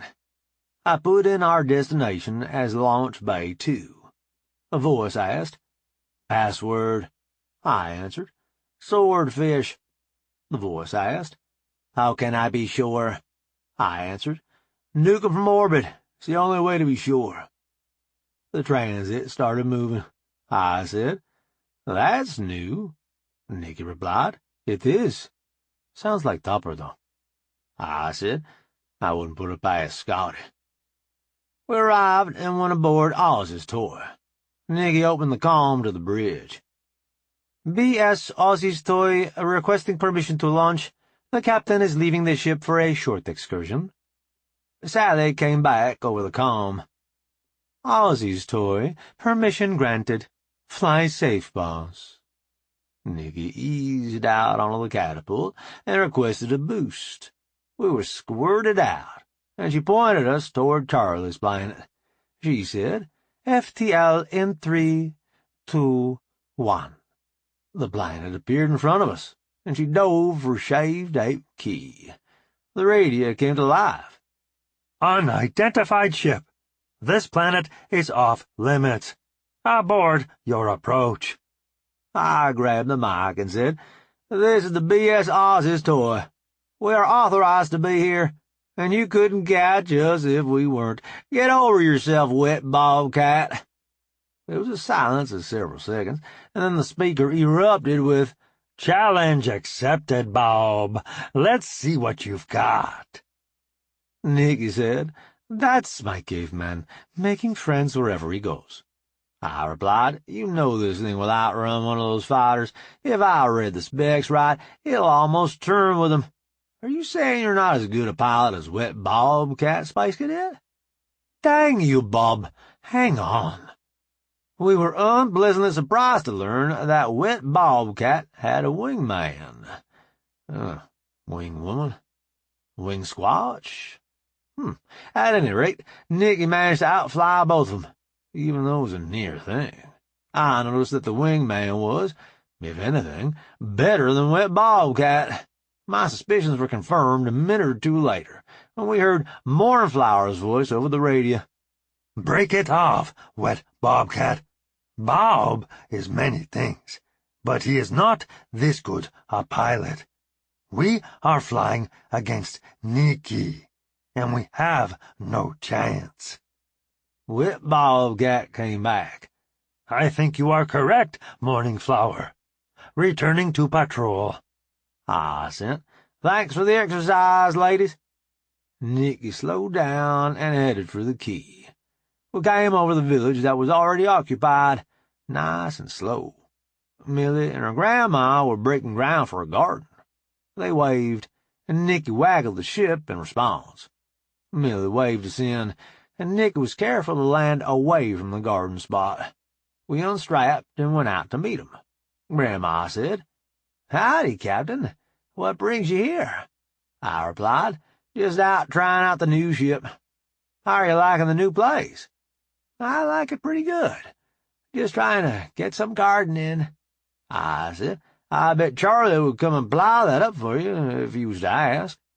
She said, "Just what I need. Young Charlie sniffing around my Millie." I asked, "Did he do something he had not to have?" Grandma said, "Not yet. But you know how them young bucks are. Ain't but one thing on their minds." I said, "Charlie has always struck me as a well-brought-up kind of a feller. I think you could do worse than to give him a chance." She looked me in the eye. "You could be right, Mr. Wilson. I just have a hard time trusting the male of the species." I replied, "With good reason, I would think." Grandma said, "Even when I try to get aggravated at you, Bob Wilson, you come out with something reasonable, and put my fire right out." Millie said, "Grandma, you know Captain Wilson is trying to help." "I know that with my head, girl. My gut still tells me a different story." Nikki said, "So you like it here, all right?" Grandma said, "I do. It's calm and peaceful. Beats where we used to be all to pieces. We've got some work to do to get it set up to suit us, but it's not anything we can't handle. That indoor plumbing is a wonder." I said, "Yes, ma'am, it is. Beats an old cold outhouse, that's for sure." She asked, "So what brings you two to our neck of the woods?" I said, "I had a rough morning. Decided it was time to get away for a while." Grandma said, "We heard. Janet called Millie and told her about it. You done right, Captain, much as it pains me to say it." Nikki asked, "Why does it pain you?" Grandma said, "Because he's a man, and I've spent a long time thinking that anything a man did had to be wrong. Captain Wilson here is making me think maybe I could have been wrong, and I don't much like that feeling." Nikki replied, How do you think I feel when the dang primitive comes up with solutions to problems the Commonwealth has had for hundreds of years? He's just an annoying kind of guy. Why do you think so many people call him asshole? I could see where this was going. I went and picked up Grandma's hoe and got to work. No need to listen to how horrible a person I was. Millie came and helped me. She said, "You know they're just blowing off steam, don't you?" I asked. "I do. That doesn't mean I have to listen, does it?" She replied, "No, Captain, I don't suppose it does. Do you think my grandma will ever get used to being around men again?" I said, "Well, I'm not smart enough to know about that. She's had a lot of bad things done to her for a long time. And if she does get over it, it's going to take some time. It's one thing to know in your head that it was mostly the chemicals in the air that caused all that. And it's a whole nother deal to believe it in your heart." Millie asked, "Is there anything I could do to help her?" I said, "I think you're doing it. Just be with her and be patient. She'll figure it out. Or she won't. Pushing her isn't going to help a thing." "Thanks, Captain, for all you've done for us." "You're welcome. If you ever decide you want to head back into the black, I think Zoom and Nunya can find you a spot," Millie said. "I think I need to be here, at least till Grandma gets back to herself." Family first. I got no quarrel with that. Nikki came over to us and asked, "What mischief are you two cooking up?" I said, "Just trying to figure out the best place to plant the marijuana, ma'am." Nikki replied, "Why would you think they would need any of that?" I replied, "Furthering Millie's musical career, of course. Granny, won't you smoke some? Granny, won't you smoke some?" It was the first time in a while I had seen Nikki go for a wash to look something up. When she looked up, she said, "You're incorrigible." I replied, "You should quit encouraging me." Millie said, "You two are silly. I sure am glad I learned English. I'd hate to miss out on all this." Nikki asked, "You about ready to go, caveman?" I said, "I might as well finish this up while I'm here. We don't have anything too pressing this afternoon, do we?"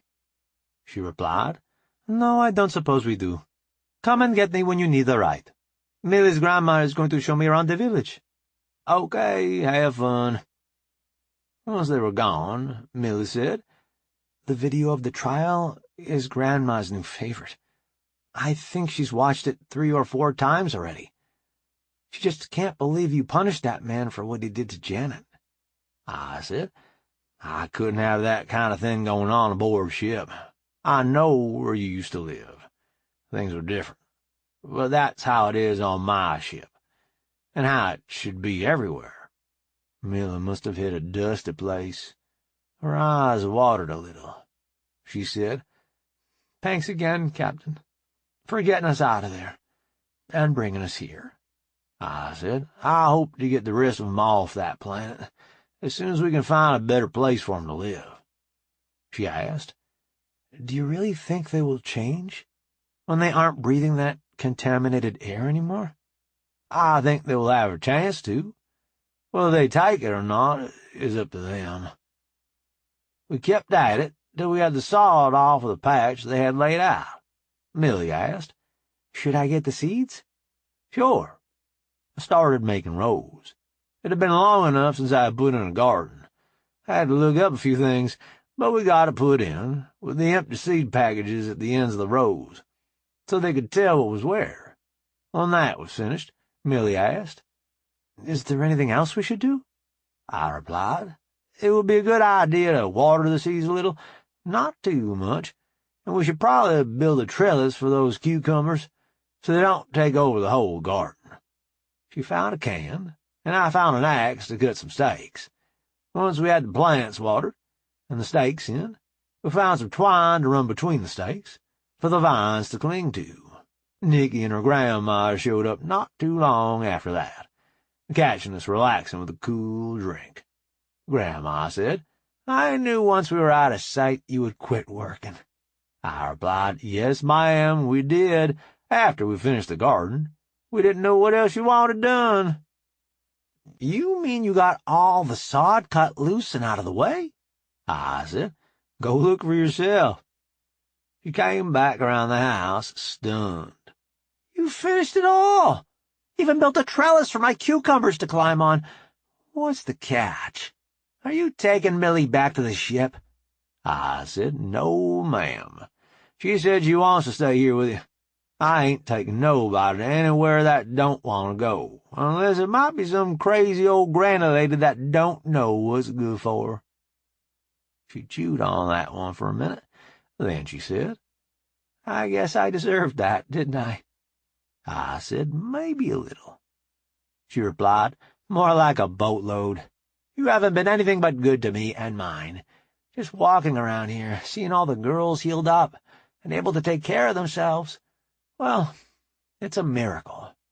I should be thanking you up one side and down the other. But I just can't seem to quit fussing at you."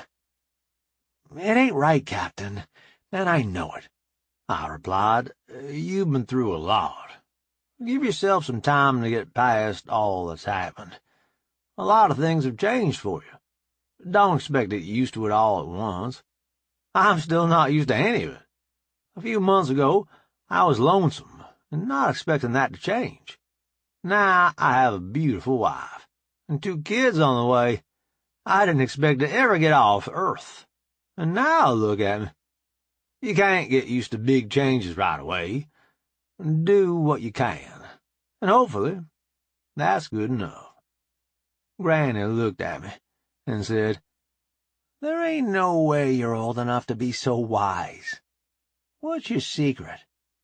"I listen when folks like you talk." She said, "I almost believe you. Thanks for my garden. That was awfully nice of you." "No bother. Got to have a nice visit with Millie." Millie said, "Not like that, Grandma. How come we've got all that work done?" Nikki said, "I'd better get you out of here, caveman, before you tear up all the good you've done." I said, "Probably best. Nice seeing you folks again. If you need anything, just holler." They both waved as we walked back to the ship. We waved back, of course. Once we were aboard, Nikki asked, "How is Millie?" I replied, "She feels like she needs to stay with her grandma until the old lady gets a better hold on living among civilized folks. I think she'd be back on the ship in a hot minute if she didn't have responsibilities." "Funny. That's pretty much what her grandma said." I asked, "What is that woman's name, anyway? I never have known anything but Millie's grandma." "Alim. But she's decided she wants to be called Alice." I said, "That's a nice name. What's her last name?" Nikki said she claimed they didn't use them in their village. I don't know if I believe it or not. "Didn't you take Steve's course?" She replied, "I did, and I'm still not sure what I saw."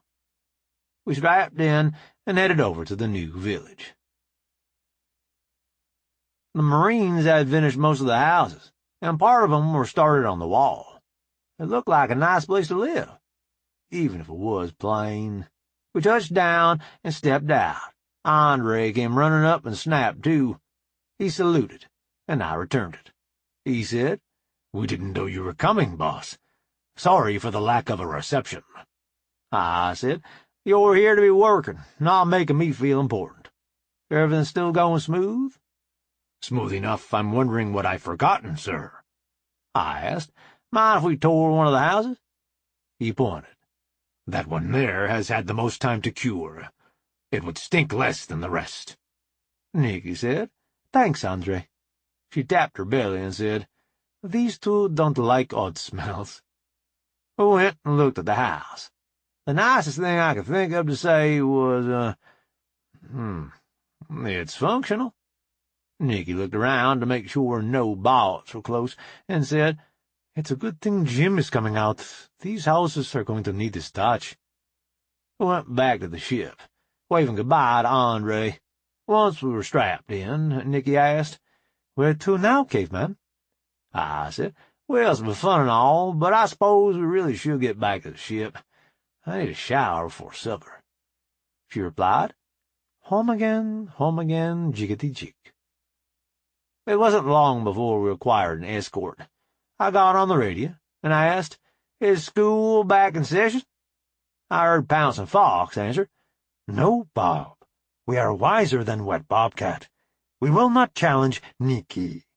We just came to say hi.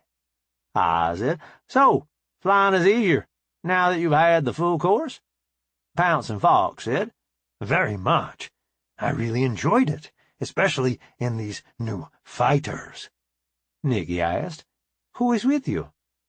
Jumping Squirrel. I don't think you've met her. I said, hello, Jumping Squirrel. It's nice to meet you. Jumping Squirrel said, It is an honor to meet Bob and Nikki. You have done much for our people. My sister was one of the ones you rescued. Thank you.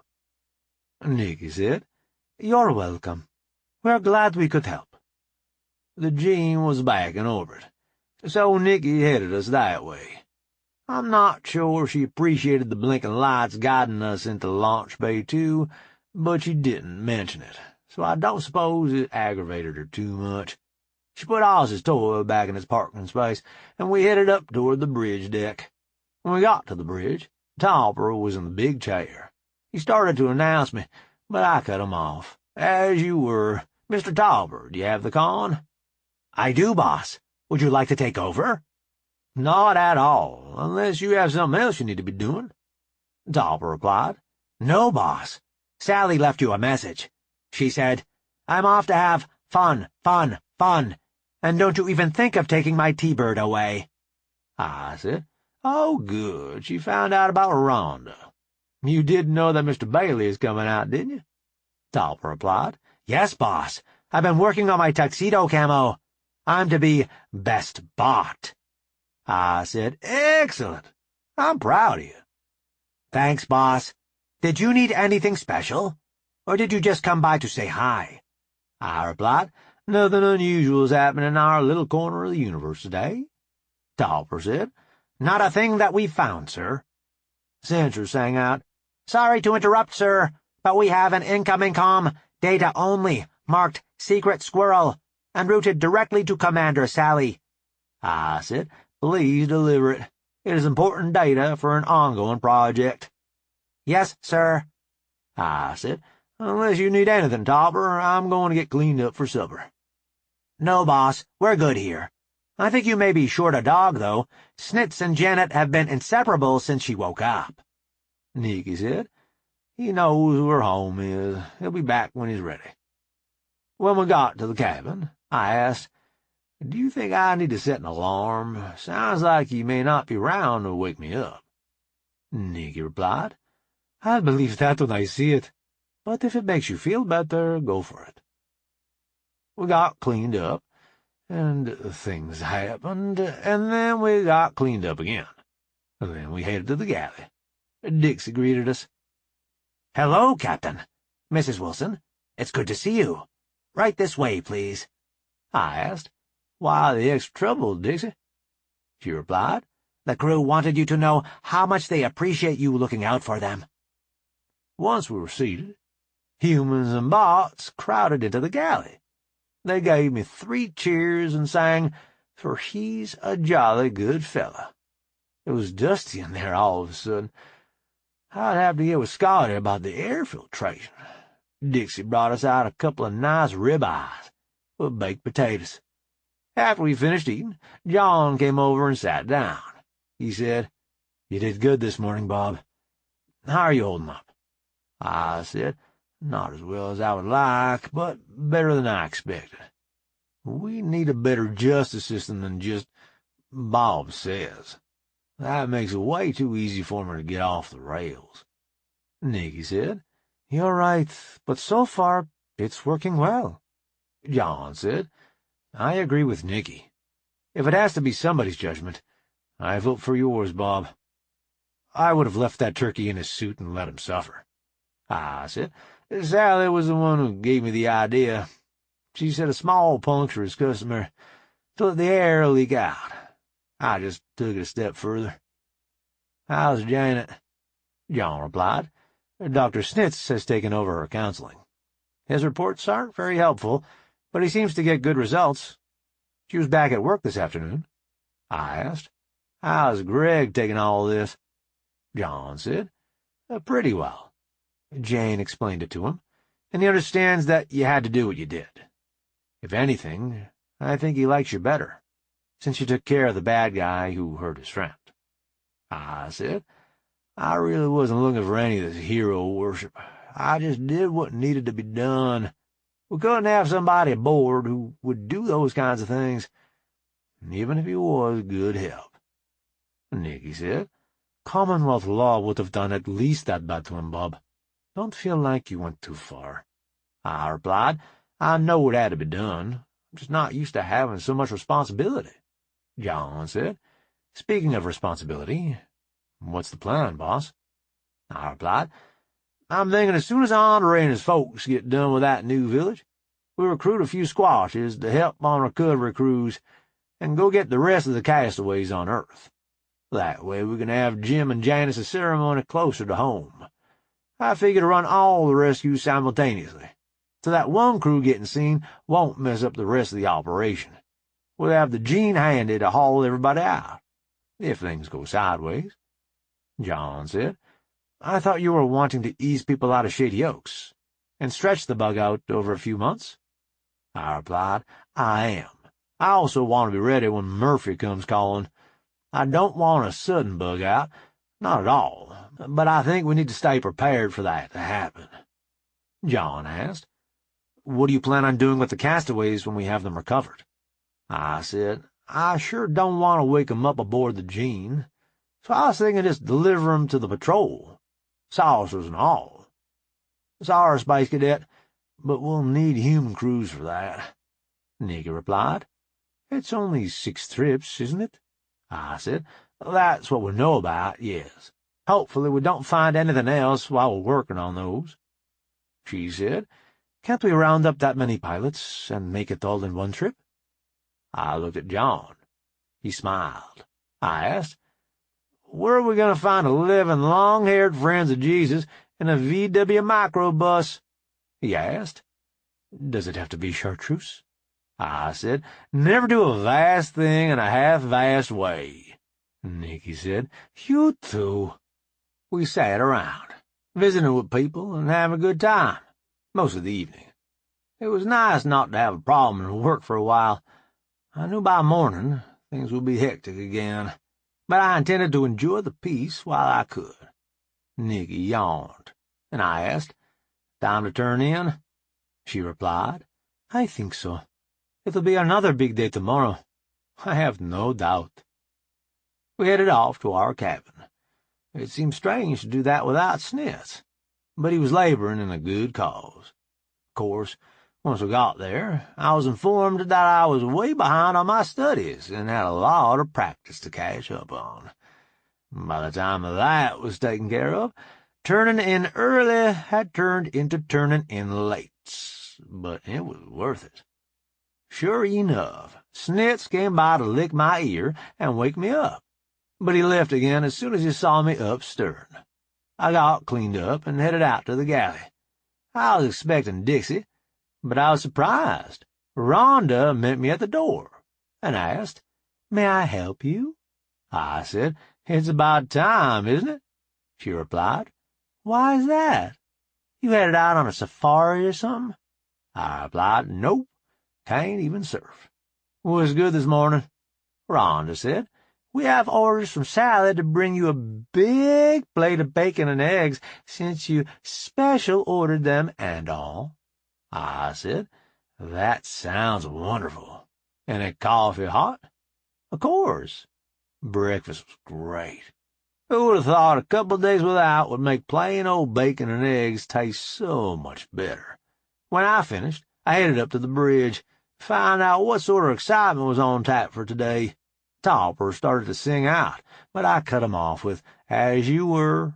Sally asked, "Would you like the con, sir?" I replied, "No, thank you. Anything to report?"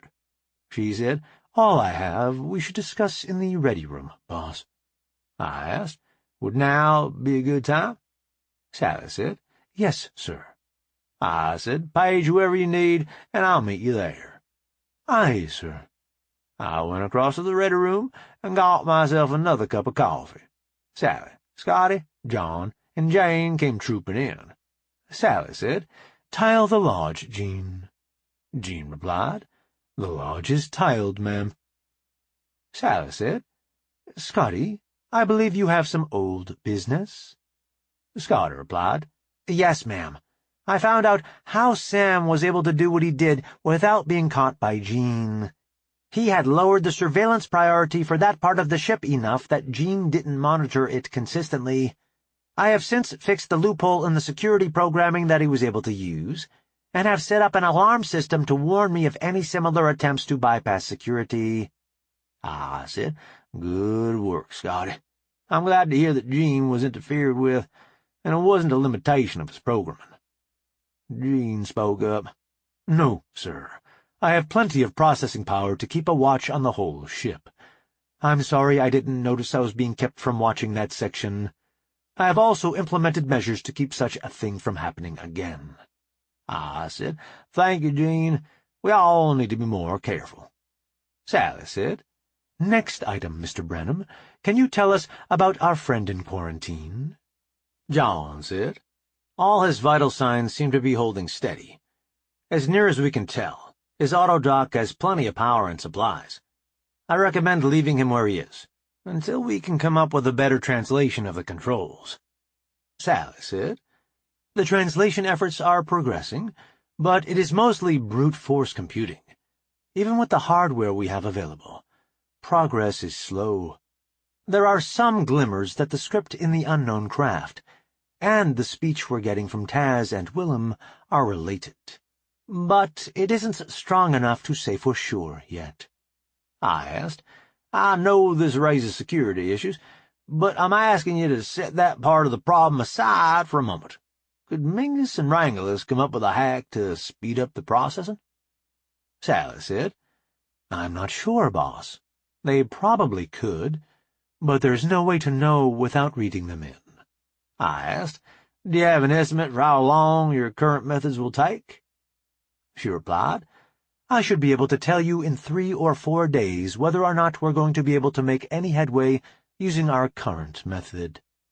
I said, Let's continue what we were doing then, until we find a need to change the method. Taz and Willem's next download may give us a clue, for all we know. Sally said, Does anyone have other business? I asked. Scotty, have you, or Frank, figured out any more about how our guest's ship works? Scotty said, Julie has been keeping me updated. Frank is onto something, but she doesn't understand enough of it to tell me what he's doing yet. I said, You are all aware we are pulling out for Earth this afternoon, correct? John asked, Have you talked to Max yet? You wouldn't want to let that chicken hauler get into FTL before we got there. I replied, Good point. I'll calm him after the meeting is over. Anything else? When there were no answers, Sally said, Meeting adjourned. Thank you, everyone. Jean asked, Would you like the security lifted, boss? I answered, Yes, please. I calmed Max. Hi, Bob. We're buying chickens as fast as we can. It'll be a few days before we can ship you a load. Go easy on the eggs we sent, and you'll be fine. Well, I was just calling to ask you to hold off shipping them for 2 or 3 days. We're coming that way anyhow. We can pick 'em up in Earth space and do the wedding in the Earth system where more folks can attend. I'm afraid to ask, but what brings you this way? I said, We figured to deploy several teams and get the rest of your castaways. That way you won't have to do so many operations. Maybe it will be easier to keep a low profile. Max asked. You're not coming to stay, then? I replied, Not right now. At any rate, they wrote me into a new job, and I won't be able to train a replacement for at least a while. So you're sticking with that Captain Wilson gig, huh? I said, "Gig, look at you and your culture pack. Yes, the crew seem to think I'm the idiot for the job, so I'm going to be here for some time. We've got a couple of projects going that I need to see through to their ends, if nothing else." Max said. "I'm afraid to ask," I replied. "I couldn't tell you over an open calm, anyhow." Max said. "You can't tap a com bob." I replied. "Not in the field, no. I've heard tell there are agencies who have people inside the switchboard tapping the electronic links between the individual quantum channels." Max thought a minute. "That would work, wouldn't it? Do you get your jollies messing with my comfortable worldview, Bob? Or is it just the way you are?" I replied. "Some of both, I think." Max asked. "So when are you looking to be here?" I said. "We're looking to be in FTL by nightfall, so maybe 3 days." Max replied. "Uncle Rangelis won't have a load of chickens before then, anyway. We'll be looking for you. Fly safe. Take care of yourself, Max." Chapter 11. While I was sitting there, I calmed Andre. "Morning, boss. What can we do for you today?" I said. "Just checking in, Andre. Are you still on schedule to be done this afternoon?" Andre replied. "Well, no, sir. We found a couple of tricks. We should be done by late morning." I asked. "Are you purposefully padding your estimates, or are you really finding ways to do things faster?" Andre said. "Some of both, boss. Don't want to let you down."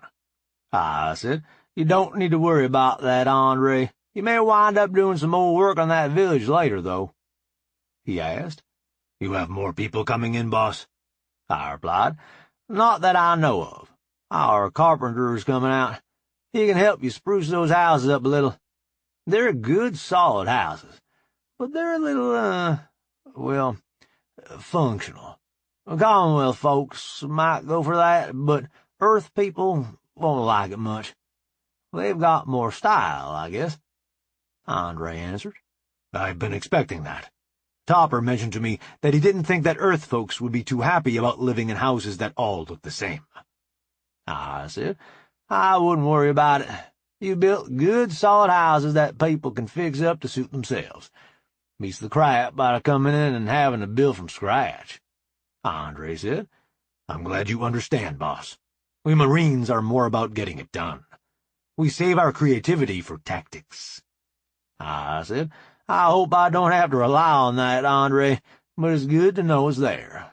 Have you spoken to Abe about who's going on the recovery mission and who's staying behind?" Andre replied. "I have. He's also spoken to Bugling Elk, and he and his crew have volunteered to help out." I said. "Sounds like you two have it under control. I'll be down to pick you up later." "See you then, boss." I decided to make one more call before I got up. I called Ace. "Morning, boss." "Morning, Ace. You have your recovery crews trained up?" He said. "I do, boss. Crane operators up to Hopper's standards as well." I said. "Abe's got you some experienced squatches to round out your crews, since you're short of Marines." Ace said. "If it's all right with you, boss, I was thinking I would go ahead and keep the squatches together for my crew, since all the other crews have multiple saucers to recover, and squatches don't have as good endurance as bots." I replied. "That sounds like you've thought this through better than I did. Do what you think best, Ace." "Thanks, boss. When are we heading out?" I said. "It looks like this afternoon, somewhere around 2 days in FTL, unless Scotty has more tricks up her sleeve I don't know about." "Boss, this is Scotty you're talking about. If she didn't have something up her sleeve, you'd pull her down for mandatory maintenance." I said. "You've got a point, Ace. Fly safe. I'll see you later." "Later, boss." I couldn't think of anything else I needed to do right then, so I got up and headed out. Ruth met me outside. "Hi, boss. I was just coming to show you something I figured out." I said. "Come on in. Jean can page Scotty and Sally." Jean replied. "Honest, boss." Sally came out of the bridge door. She said. "Yes, boss." I replied. "I don't know. Ruth figured something out. I figured you needed to know about it at least as much as I did. Scotty is on her way." Just then, Scotty came out of the transit. She said, "Yes, boss?" I said, "Come on in. We'll all find out together." Once we were inside, I said, "Gene, tile the lodge, please." He replied, "Lodge is tiled, boss." I said, "Okay, Ruth, what have you got?" Ruth said, "I finally figured out the control panel in that alien craft." We're all stunned for a moment. Ruth asked, "Aren't you even curious?" Sally said, "Of course we're curious. We were just trying to take in what you said. How did you manage it?" Ruth replied, "I realized the reason nothing seemed to fall in the right place for the controls I was used to is because the thing is designed for a smaller being. I scaled my simulation up by 6/5, and everything was where it should be, except for a few less important things." Scotty said, "I've got to get some maintenance taken care of. I should have caught that."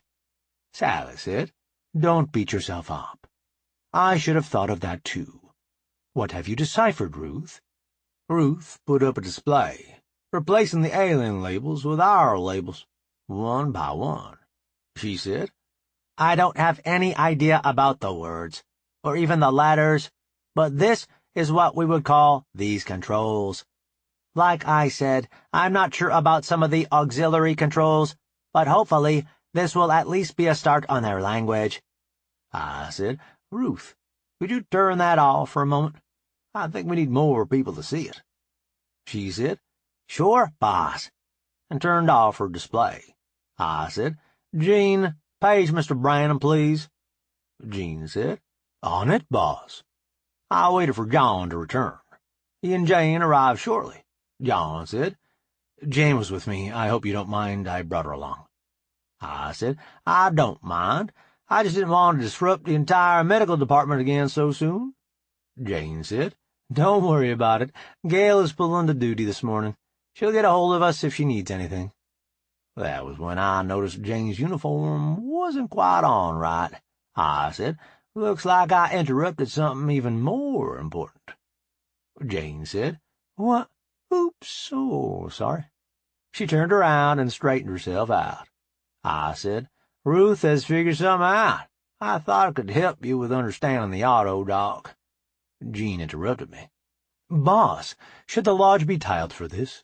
I replied, "Yes, Gene, thank you for remembering." Gene said, "No problem, boss. The lodge is tiled." Ruth said, "I realized the control panels were built for people smaller than us. When I scaled up the pilot's panel, it started to make sense." She put up her simulation again. Jane asked, "Could you do that for the auto-dock controls as well, please?" Ruth put up a picture of the auto-dock panel and blew it up to the right size. Even I could see it made a lot more sense now than it had before. I said, "That's weird. You'd think that your mind could scale things better than that." Jane said, "The size difference was just enough to throw us off, though. Like you say, weird." John said, "It does make more sense now, but I'm with the rest of you. It really shouldn't."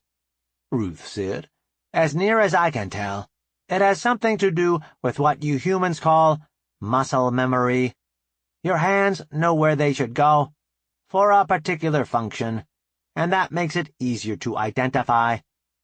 Jane said, "That makes more sense than anything I can come up with. Who would have thought it was so simple?" John said, "I'm more confident I know what's what, but I still don't want to try and wake him up if we don't have to. Just because it looks right doesn't mean it is." I said, "I'm with you, John. At the very least, though, it should give us a better chance at a translation." Sally said, "I'm feeding all this into the translation program. With this much more to work on, it should be able to give us some results." I said, "Okay, is that all you had, Ruth? Or do you have some other revelation for us today?" Ruth replied, "No, boss, that's all I had for today." I said, "Scotty, could you stay a minute?" No, boss. 59 seconds is all I have to give you. I said, I know you're short without Sam. Are you going to be able to take time for that maintenance you keep complaining about? Scotty replied. Boss, Diego is twice the hand Sam ever thought about being. Don't worry. I'm putting myself in to be worked on as soon as we're safely in FTL. I said, glad to hear it. I'm not smart enough to run this ship without you. She headed for the door. Fly safe, boss. Always. You too, Scotty. She left, and I was about to follow when my comm rang. Captain Wilson, Steve said. Morning, Captain. Sorry to bother you, but I'm looking for my cat. I replied. Haven't seen him today. If I were you, I'd check with Janet. That's where Snitz is spending most of his time. Thanks, boss. I'll do that. Make sure he stays aboard today. We're going to Earth this afternoon. Gotcha, boss. Talk to you later. Later, Steve. I finally made it out of the ready room. A bot I didn't recognize said, Morning, boss. I said, Good morning. I must be getting old. I don't recognize you. Not as old as me, sir. I'm PT-756. I used to work with Andre. I looked him up and down. You're that sneaky fella he told me about, aren't you? He said. Well, sir, I'm smaller than the other Marines. I have to be sneaky to keep up. I replied, whatever it takes to get the job done. You may have heard, I'm not good at remembering numbers. Are you okay with being called Pete? Pete said. Fine with me, sir. Does that come with a pay bump? What are you getting now? Nothing. I'll double it, Pete said. I think I'm gonna like working for you, boss. I said, I hope so. From what I hear about you, I wouldn't want you mad at me.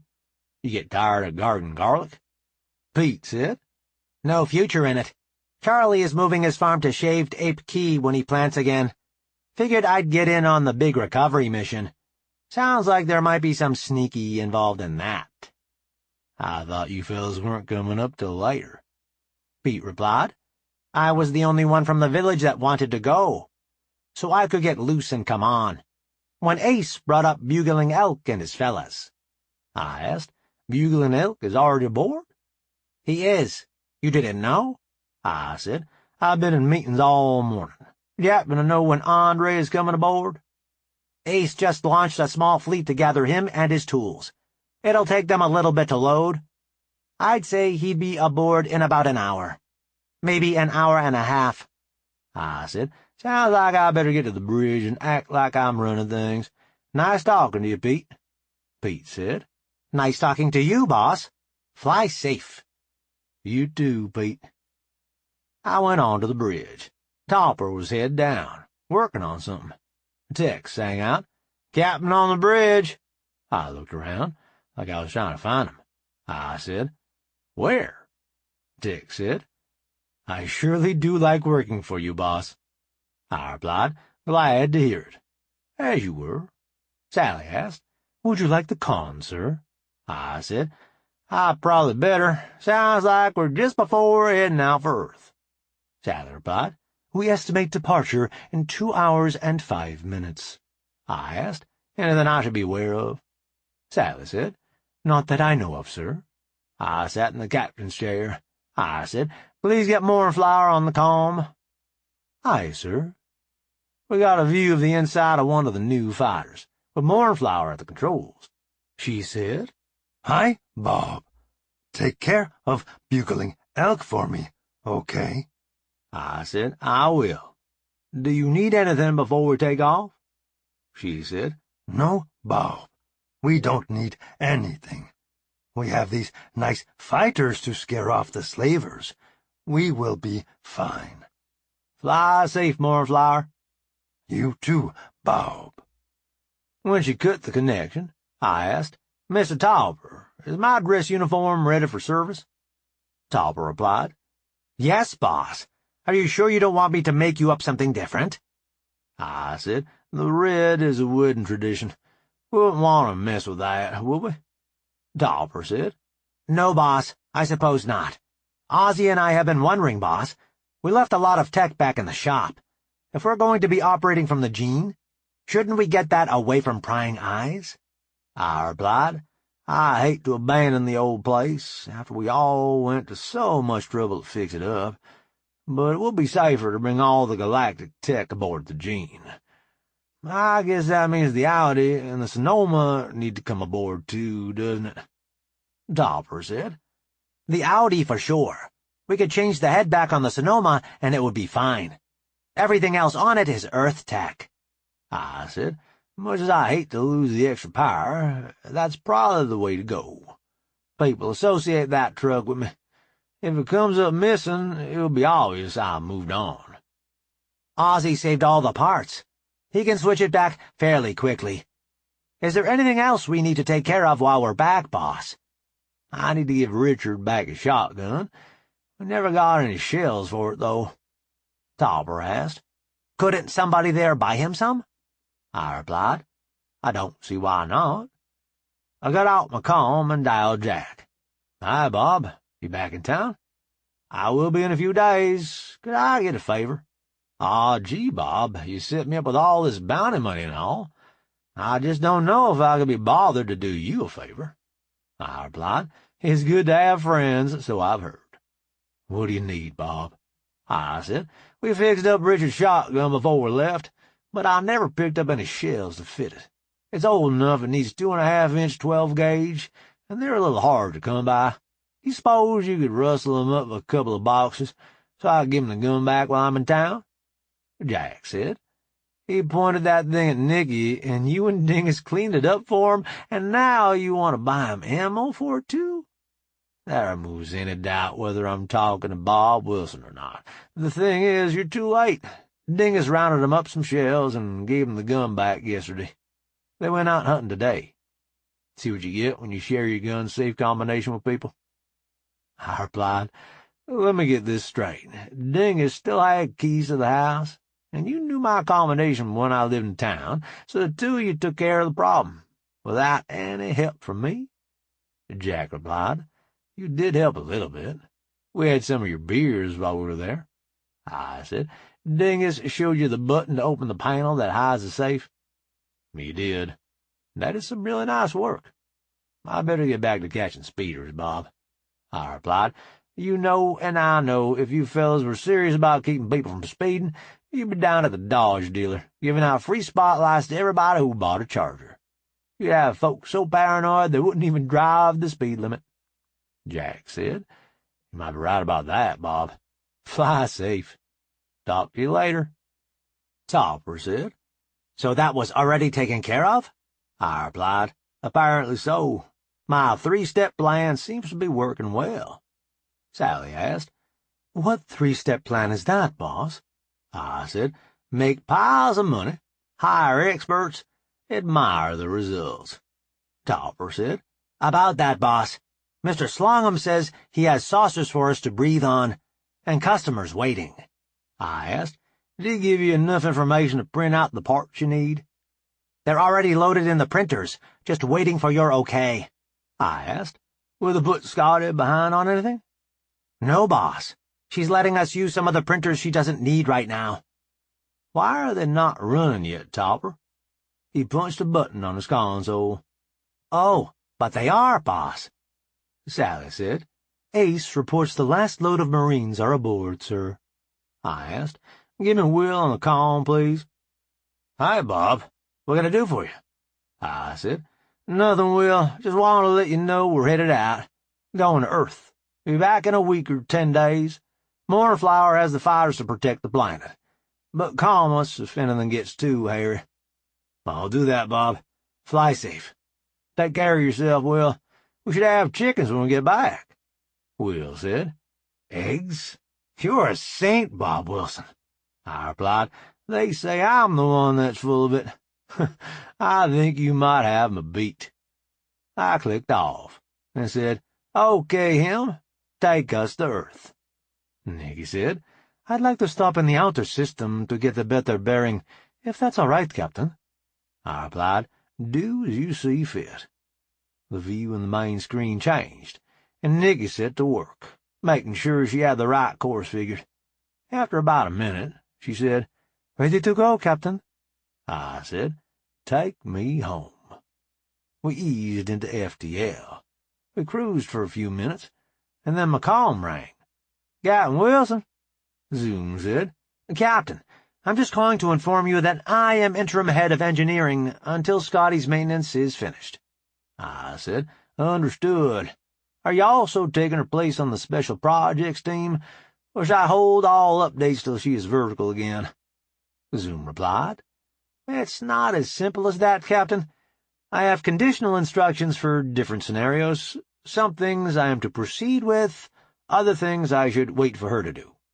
I said, "Am I allowed to call on you for advice on technical matters?" Zoom said, "Of course, sir." I said, "Thank you for the update." She said, "Talk to you later, Captain." After I clicked off, I asked, "Sally, do I have training I need to do?" She checked and said, "You've done all the coursework I consider useful. I do have some sims I would like you to take on, if you don't mind." I replied, "Sounds good. You have the con." I left the bridge and decided to test my knowledge of the ship. I made a few wrong turns, but I found the simulator deck. Dixie was waiting for me. She said, "Considering you didn't ask Jean for a route, you did remarkably well, Captain. Let's see how well you do against Sally's simulations." Dixie helped me into the machine, and I got started.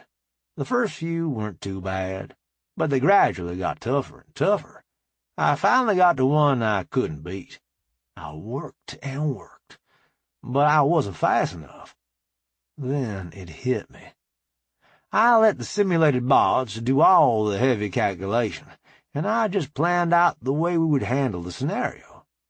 Jean took some damage, and Scotty cussed me in more languages than I could count, but we emerged victorious. I was beat and started taking off my gear. I heard the sound of clapping, and I turned to look. All the humans on board, and a good number of bots, had gathered to watch the simulation on the wall screen in the bay. Steve stepped up to help me get out of the simulator. I asked him, "What's all the fuss about?" All he said was, "Kobayashi Maru, boss." I looked at him, trying to see if he was trying to wind me up. Dixie walked up with a glass of tea and said, "You've been in there a long time, sir. You must be dehydrated." I took it, and sure enough, I was dehydrated. The glass was defective. The bottom was entirely too close to the top. Dixie said, "Oh, my," and took the glass to a pitcher to fill it back up. The second time didn't go nearly so quickly. She asked if I wanted more, and I waved her off. Nikki stepped up. "How did you do that, caveman? Humans aren't supposed to be fast enough to beat that scenario." I replied, "We're not, but if you set up your attack plan and let the bots execute it, it's just fast enough to let you live through it." Nikki said, "But the bots in the sim aren't unlocked. They couldn't execute an attack plan." I said, "Somebody went to an awful lot of trouble to make this sim realistic. Unlock codes for bots work in there just like in the real world." Dixie asked, "What did you say, sir?" "Unlock codes for bots. They work in the sim, just like in real life. It's just lucky I managed to remember Jean's original designation, so they would believe I had the authority to unlock them." Dixie froze for a second. When she came back, she said, "That changes many things. No wonder there are so many simulations rated command level only. Only command level officers knew the proper codes to unlock the bots." I said, "Ouch, I think I just earned myself a bunch more time in the simulator." Nikki said, "I think you did, caveman. Come on, let's get some supper." I said, "Supper? What happened to lunch?" She replied, "You were busy. We didn't want to bother you. It seemed like you were on a roll until you hit that last one. We're beginning to think we would have to stop the machine to get you to quit." The transit opened, and we walked across to the galley. I was tired enough that chewing was work, at first. Slowly, I started to come back to myself. Nikki said, "You look better than you did." I replied, "I feel better. I didn't think running a simulation would be that tiring, Nikki said. Normal people stop after a couple. They don't go all day and decide to beat something nobody has beaten for thousands of years. I asked. You mean you've tried that one? She said. The one we had at the academy was different, but I can see a lot of similarities. I think someone took the old program and changed the graphics. I said. So that's what Steve was talking about. The academy uses it as a no-win scenario, right? Nikki asked. How did you know that? Well, Steve got me out of the machine. He said, Kobayashi Maru. It's a no-win scenario in a TV show. Nikki asked, Is there anything you Earthlings can't reference back to a TV show? I answered, Probably, but I don't know what, right off the top of my head. It's not like Bucky and you aren't the same way about stuff in the academy. I guess you're right, caveman. I just hadn't thought about it that way. I finished eating and went back to our cabin. Of course, I needed to practice there, too. I dreamed of all the stuff I had done in the simulator, until Snitz came by to lick my ear. He seemed to have more time this morning, so I took him by his grass box on the way to the galley. Once we got there, he got one last bunch of ear scratches and took off. Dixie brought me some coffee and asked, What would you like for breakfast, boss? I replied, A Worcester omelet with hash browns and wheat toast. Dixie said, We can do that. It'll be out in a few minutes. When she brought my meal, she said, Sally and I changed up your schedule in the simulator, if you feel up to working on it again today. I said, Made my schedule tougher, don't you mean? She replied, We prefer more challenging, boss. I said, I might as well. I dreamed about the mistakes I made all night. Better go use all that before I forget. When I finished eating, Dixie cleared my dishes and said, Let's take the transit, boss. Wouldn't want you getting lost on the way. I replied, You make it sound like I don't want to do this. Sally says the only time she can corral you to train is when we're in FTL. And with Scotty tuning the drives, that time keeps getting shorter and shorter. We need to take advantage of what time we have. I said, I suppose you're right, but it still seems a little over the top. Dixie replied, Boss, you're the first one in over 10,000 years to figure out how to beat that simulation you took down yesterday. We all want to see what else you have up your sleeve. I replied, So no pressure at all, then. Dixie said, We have faith in you, boss. We got to the simulator deck, and Dixie got me ready to go. Once I was in the sim, I took care of a few things I had noticed in my dream. The biggest thing was that Sim Scotty had yet to tune the FTL drive so we could come out without a flash. I put Sim Topper and Sim Zoom to putting a cut-off switch on the transponder. When all that was done, we tackled the next problem. Things went well, till we got one where Sim Tex and Sim Ruth had to work together. Once I got 'em on the same page, we were off and running again. I ran a few more, and then the machine flashed a message. Session ended. I pulled off my gear and got out of the machine to find out what was wrong. Dixie was standing there, seemingly frozen. I asked, Jean, what's wrong with Dixie? She appears to be locked up.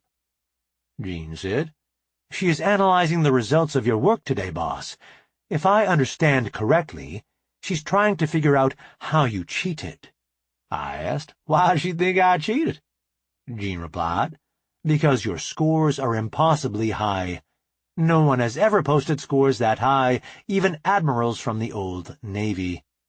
I said, All I did was let the bots do what they were good at. That couldn't be considered cheating, could it? Dixie woke up.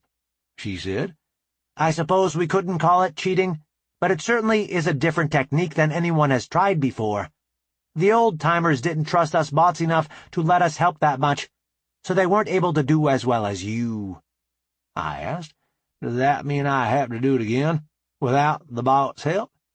Dixie said, No. That means you are better at using your resources than any captain we have a record of. All the others try to do too much themselves. and their ego took them down. How did you manage to avoid that trap, Captain? I said, trying to do it all myself wasn't working, so I tried something else. When do we start the next session? Do I have time to grab some lunch? Dixie said. You don't understand, Captain. You've completed all the sims we have available to put you through. I said, so you and Sally have to work up something more, challenging before you put me in there again? Dixie said. I suppose we do. I'll get with Sally about that before we head back to Charlie's planet. I said, well, if that's all you have for me today, I'm going back up to the galley. Breakfast doesn't seem to have held up. Maybe lunch will last better. I wandered off, digging a new route through the ship, trying to find all the places I'd yet to see. I managed to get to the galley without asking Jean for blinking lights, so I counted that a win. I was surprised to see Janet serving when I arrived. She asked, What would you like to drink, Captain? I said, unsweet tea, please. How are you doing, Janet? She replied, I have good times and bad times. Snitz and Marcel are helping a lot. They cuddle with me at night and make me feel safe. I said, I'm glad you found something that helps. Snitz must think you're doing a little better. He stayed longer when he came to wake me this morning. Janet said, I guess I am. I'm afraid it may take some time yet, though. Sorry about stealing your dog. I replied, he knows where home is. He'll be home when he thinks you can do without him. Janet looked worried. She said, I don't know that I'll get over needing somebody to cuddle with at night. I said, maybe we need to find you a dog of your own while we're at Earth. Janet lit up. We could do that? I could have my own dog? I said, Jim Bailey is coming aboard at Earth. He has his own dog. I don't see why you couldn't, too. She said, Thank you, Captain. You're the best. She left to get my tea, and Nikki walked up. She asked, What was all that about? She looked happier than I've seen her since before, Sam. I offered to let her get her own dog while we're in Earth space, Nikki replied. You are a softy, aren't you? Were you the one who got Jane and Bucky to start her on self-defense as well? I said, no, ma'am. I didn't know anything about that. I'm glad they're doing it, though. Nikki replied. Diego isn't. He was helping them, playing the attacker. He had to spend a couple of hours in the auto dock this morning. I replied, I'm glad she's making good progress. Janet returned with my tea. Hi, Mrs. Wilson. Ruth said to tell you we have Coke again, if you would like one. Nikki said. That would be lovely, thank you. After Janet went back to get her Coke, Nikki said, Are you headed back to the simulator this afternoon, Caveman? I replied, Nope, I played too rough. I don't get to have my toys for a while. She asked, What do you mean?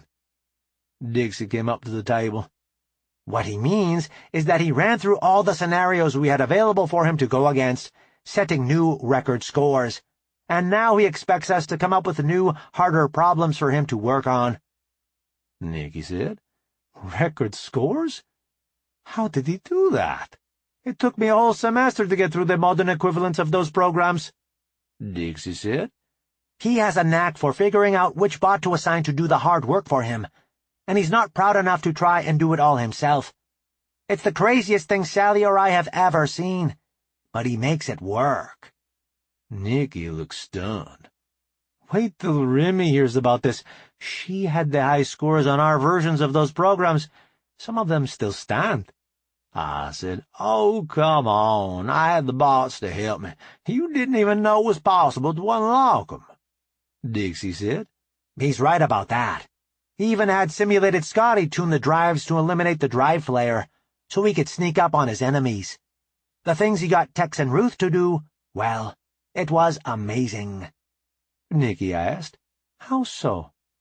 He had Ruth calculating short FTL jumps around the enemy fleet, so that Tex could take a couple of shots, and then Ruth would jump in somewhere else for him to take a couple more. By the time the enemy could return fire, the ship had already jumped out. It was a slaughter. The captain can fight his ship, no doubt about that. I said, the captain has a dang fine crew to fight his ship for him. He's closer to the truth. Nikki said, however you do it, it's going to look at the sims and see what you did. I was saved from more of that kind of talk by Sally, who came over the intercom saying, Captain Wilson to the bridge, please. Captain Wilson to the bridge. Chapter 12. I ran to the transit, which opened as I was running. Gene was getting pretty slick with his transit priority stuff. It took off as soon as I was inside, without me even having to ask. The doors opened on the bridge deck, and I ran in. Topper called. "Captain on the bridge," I replied. "As you were, report." Sally said, "Captain, we are about to exit FTL in the Earth system. I assumed you would want to be at the con for that." I replied, "Indeed I would. I have the con." Sally said, "Your ship, sir." I said, "Mr. Tauber, transponder off, please. Bring us in nice and quiet. Helm, be ready to make a short jump to clear any hazards we may encounter. Gene has a bad history with this system. Sensors, I want a good picture of what is going on in the system as soon as you have it. Be sure to give techs your scans as soon as they come in. Techs, be alert, but don't fire any weapons till you have a valid threat." The call of, "Aye, sir," went around the bridge. Ruth came onto the bridge and relieved the other bot at helm. I asked, "Did you get the current orders, Ruth?" She said, "I did, boss. Any particular direction you want that emergency jump headed?" I replied, "You can calculate where it needs to go much faster than I can. Just put us where the danger ain't." Ruth said, "On it, boss. Coming out of FTL in 5, 4, 3, 2, 1, now." We eased back into the real world, with no meteor showers or anything else wanting to hurt us. After a minute or so, sensors called out, "System looks peaceful, sir." I said, "Ruth, find us a hiding place as close to the Earth as you can. Be careful of reflecting light anywhere the Earth or the patrol can see it." Ruth said, "Sneak up as close to Earth as I can." "Yes, boss." I asked, "Mr. Topper, put me on the intercom, please." He looked at me and gave me a go sign. I said, "This is Captain Wilson. We have arrived in the Earth system. Anyone with a need to go planetside, get with Sally about scheduling." I gave Topper a cut sign. I asked, "Topper, do you have a plan for moving the shop?" Topper replied, "Well, sir, I'm sure you wanted to show off your new gig while you were here, but if we take a freighter instead, we can pack the whole shop in one load. We're going to be giving the Earth's defenses enough to think about, without taking an extra ship." I said, "Sounds reasonable.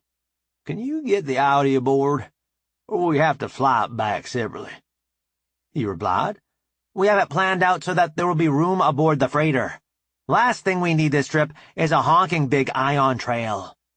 I said, "Don't let Mrs. Wilson hear you say that, or she'll have you cleaning septic recycling with a toothbrush." Topper said, "Aye, sir." I turned to Sally.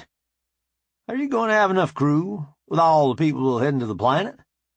She replied, "Already planned out, sir." I asked, "Did you know that Janet is going with me and Mrs. Wilson?" Sally said, "No, I didn't. But one engineering tech trainee won't run me short." My comm rang. "Captain Wilson." "Captain, this is Ace. I was wondering how you wanted to schedule these recoveries." I replied, "You've got 'em grouped geographically, right?" Ace said, "I've got each crew assigned to 3 sites in roughly the same area, yes." I said, "I think our best bet will be to wait until each team's area is dark and send 'em out. That will give us a wave of recoveries that goes around the globe in the space of a day. If anyone misses one of their saucers, they can go back the next night. Sound okay to you?" Ace said, "Yes. Do you want me to start right away?" I replied. Please do.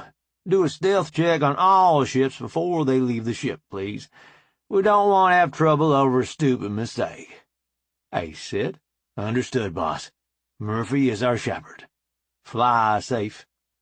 I turned back to Topper. Do you have a crew and ship picked out for our part in this little shindig? I do, boss.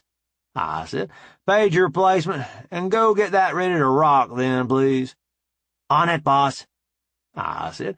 Gene, please page Steve and Janet to the launch bay. Tell Janet she needs to pack for a week away from the ship. Gene replied. On it, boss. I pulled out my comb and dialed Nikki. Hi, Spice Cadet. We're headed to the house as soon as we can get packed. Topper has a ship waiting in the launch bay. She replied. Good thing you told me ahead of time, caveman. I'm already aboard, with our stuff. Where are you? I said. Still on the bridge. I'll be there shortly. Love you. Love you too, caveman. I turned to Sally. You have the con, Commander. She replied. Aye, sir. I have the con. Fly safe, sir. You too. Topper and Ruth's replacements came on the bridge and relieved them. The three of us headed out to the transit together. I asked, Anybody else miss Taz? Ruth said, Sure do. Topper said, I'll be glad when he's back. I worry about him way out there in the black. I said, Me too, Topper. Me too. The transit stopped, and we started to get off, when we realized we weren't at the landing bay yet. Steve got on and asked, What do you need me for, boss? I replied, I need you to catch your cat, so I don't take him to Earth with me and get him lost. Steve replied, I haven't seen him in 2 days. How do you expect me to catch him? I put my hands together, bowed a little, and said, Wait and see, Grasshopper, wait and see. Topper asked, You need a pebble for him to try and snatch from your hand, boss? I said, I do not think this one is ready to leave, Master Topper. Steve said, You even have the bots helping you with your load of crap, boss. That ain't even fair. Ruth put her hands together and bowed slightly. Life is not fair, Grasshopper. This you must learn. Steve said, I give up. Your kung fu is best. The door opened and saved Steve from any more teasing at our hands. Sure enough, Janet was there, with Snitz and Marcel. I pointed and said, I believe that is your fugitive right there, officer. Steve said, Thanks, asshole. Steve picked up Marcel and gave him pets while we went aboard. Marcel acted like he wanted to get violent, but Steve kept him calm. I ran the ramp up before he got loose. I said, I hope we got everybody. I don't want to give that old Tom another chance to get aboard. Topper said, All present, boss. Janet asked, Why couldn't Marcel come with us? I answered, Tomcats have a tendency to wander. We wouldn't want them to be wandering off when the time comes to go back to the ship. We already got them out of one animal shelter. We don't need to do it again. Janet said, Why did you have to get him out of an animal shelter? I replied, I didn't. Steve did. He had to leave in a hurry, and he couldn't go back to get Marcel because people were watching the shop. He had to wait until Marcel got picked up and taken to the animal shelter before he could go get him. Janet said, I'm sorry to be a pest, but I still don't understand. Why did Steve have to leave in a hurry? And why were people watching his shop? I said, Janet, the government down on the planet wants galactic technology very badly. They are willing to catch people and do bad things to them to get it. They figured out that Steve knew people with access to that tech. So they waited for him to come home, so they could catch him and make him tell who we are. That's why you need to be careful, while we're here, to only speak English, and never tell anyone where you're from. She asked, What should I say if someone asks? I answered, Illinois. People there are enough different that most folks will believe that, but it's not exotic enough to cause more questions. Nikki came over the intercom. Caveman, can you open the barn? Dingus has made off with all our little bots. I hit the button and replied, "Sure, Spice Cadet. Let me run the ramp down." I ran down the ramp and opened up the barn. Janet ran the ramp up, and Nikki backed into the barn. When she was inside, I calmed Dingus. "Hi, Bob. When are you getting in?" "We just pulled in the barn, Dingus. I hope you put those bots to good use." Dingus said, "Ranky has 'em for lookouts, so that he doesn't get caught loading livestock onto a space freighter. Snoopy kids can wind up blackmailing you into all kinds of stuff, don't you know?" I replied, "You're sharp today. Is there anything you need out of the little shop?" "Nope. You're packing up?" I replied, "I figured we ought to carry off all the galactic tech. There's not really a need to leave the rest of the tools here. I'm beginning to lean toward just leaving quietly, and not waiting until we have to bug out in a hurry." Dingus said, "That sounds like a good idea, at least to trim the operation here down to the essentials, so we have less to move. You mind if Dee and I come over and bring supper? She's been wanting to see you folks." I said, "That sounds fine to me. We do have an extra. Teenage girl. I doubt she can eat more than her weight." Dingus said, "I bet there's a story there." I replied, "Not really. She took up with Snitz, wants a dog of her own. I figured to take her to the pound while we were here. Let's see what we could find." Dingus said, "Bob, I know you better than to believe that's all there is to it. Dee will get it out of you tonight." I said, "I'd rather she didn't. The girl has had a rough time lately. I hear you got Richard's gun back to him. He like it all right?" Dingus said, "He likes it fine. Can't shoot to save his life, but he's glad to have his granddad's gun fixed up nice." I asked, "Did you fellas leave me plumb out of beer? I've got a few hours where I don't have to be Captain Wilson, and I'd like to drink a beer or two." Dingus replied, "Would I do that to you? We just rotated your stock. Didn't want you coming home to stale beer." "That's Dingus, always looking out for the other fella." Dingus said, "I still can't figure why your eyes ain't brown, Bob. See you tonight." Later. I called Max. Didn't want him to feel left out. "Hey, Max, how's my favorite bean counter?" "You can't fool me, Bob Wilson. I know Joanna is your favorite." I said, "Dang it, I'm busted." Max asked, "What do you need this time, Bob? Tabasco sauce?" I replied, "Wouldn't hurt to put some in the next load that ships, but we're not critical on it yet. If we have to eat much of that meat your dad bought, we may go through it faster." "So what did you call about, Bob?" I said, "I thought you might want to know we landed a few minutes ago. Your dad is bringing supper. Better let him know if you're coming." Max asked, "You've already landed? I didn't even think you'd be here till this evening." I said, "I've got a heck of an engineering crew. They've been tweaking things to get us where we want to be quicker." Max said, "I guess so. Leave it to Bob to find a better way." I said, "See you tonight, then?" Max said, "See you then. Bye." "Bye." Janet came up to me and asked, "So this is where you live? I was expecting something a little more, I don't know, impressive." I said, "No, this is where we park ships. Even the shop where the bots work is nicer than this." Topper said, "Only because we put it up ourselves." I asked, "You folks sit it down and get started taking the shop apart?" Topper replied, "Yeah, the only thing I'm worried about is getting Taz's drums back without hurting them. One scratch, and I'll never hear the end of it." I said, "Let me know if you need anything." He replied, "Is it okay if I move the ship while we're ready to load up?" "As long as you keep the stealth running, I got no problem with that."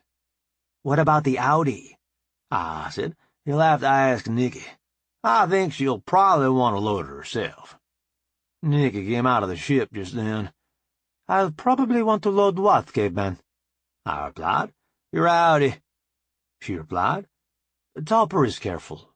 It's you I worry about. Come and get our bags, would you please?" I grabbed the bags, and we headed for the house. Janet said. Now this looks more like it. Is this where you found Nikki in the garage? I said, nope. That place is in town. We might be able to go look at it, if Joshua hasn't rented it out yet. Nikki unlocked the house, and we all went in. Snitz ran and found his favorite spot to lie down. I took our bags into our room, and then I asked, where should we put Janet? Nikki said, I don't know. Is Joanna staying here or not? I answered, I know she wasn't while Dingus was out of town, but I don't know what's going on now. Nikki said, just put her in the other room. That will work wherever Joanna is sleeping. Janet followed me in the room. She said, all this is just for me? I said, yep. I pointed to the other door. In there is the bathroom. The shower is a little small, but you're not all that big either. She looked at me, perplexed. I hollered, Nikki, darling, I need help in here. Nikki came to the door. Yes, Bob? Do you think you could explain the bathroom to our young guest? I don't think that's something I should do. Nikki said, these earthlings, they get embarrassed so easily. Come here, I'll show you how everything works. At least he got all the heavy lifting done before he found an excuse to be somewhere else. I went to find one of those fresh beers Dingus had mentioned. Snitz saw me taking it out on the porch, so we decided to come along. We sat, watching the world go by, for quite a while. It was nice to get some downtime. Tomorrow would be soon enough for Frisbee. Someone must have put a sleeping pill in my beer. I woke up when Dee and Dingus pulled in the drive. I helped Dingus carry things into the house. Dee said, being captain must agree with you, Bob. You look good. I replied, I think it's all the exercise I get trying to keep up with things. Dingus said, from what I've seen, you're doing pretty well. I replied, I was wanting to talk to you about that while I'm in town. Something came up the other day, and I'd like to hear whether you think I did the right thing. Dingus looked me in the eye, and his voice was serious when he said, Bob, you did what needed to be done. Me or anybody else has no right to second-guess you. I replied, thanks for that. You heard what happened then? Dingus said, Nikki called and told me. She was worried about you. I said, I was too. There's more to sitting in the big chair than I thought. Dingus replied, you'll get it, Bob. You've got a good start. I hope you're right. An awful lot of people are depending on me to get it right the first time. Dingus said, Sally sent me your scores on the Sims. I don't think they have too much to worry about. I studied on what he said for a moment, and then the implications clicked. Oh, crap. You're helping Sally with the new simulations, aren't you? I might be providing some aid and guidance. Nothing of much consequence. Why do you ask, Bob? I replied, I've been through your training courses before, Dingus. I know something about what to expect. Dingus said, you were the one who had to go and max out the old Sims. Sally and that new girl, Dixie, are just floored about what you were able to accomplish. I don't see what the big deal is. I just let the bots do what they were designed to do and provide a precious little guidance along the way. If you want to get excited about somebody, get excited about my crew. They're the ones who did amazing things. I was just barely smart enough to stay out of their way. Dingus replied, well, that's the amazing part, Bob. There's never been anyone who captained a starship who didn't have too much ego to do what you did. What are you trying to tell me, Dingus? What I'm telling you is your humble nature and ability to know when you're out of your league makes you the most deadly starship captain that ever sucked wind.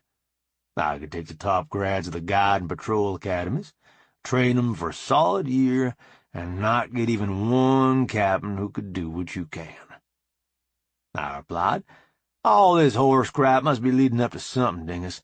What are you trying to get me to do?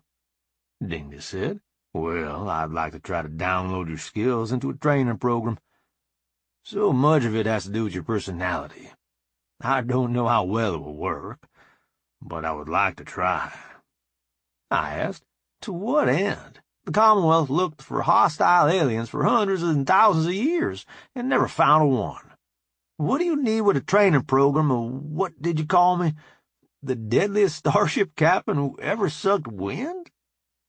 Dingus said, and I know you think you found aliens. Don't try and deny it.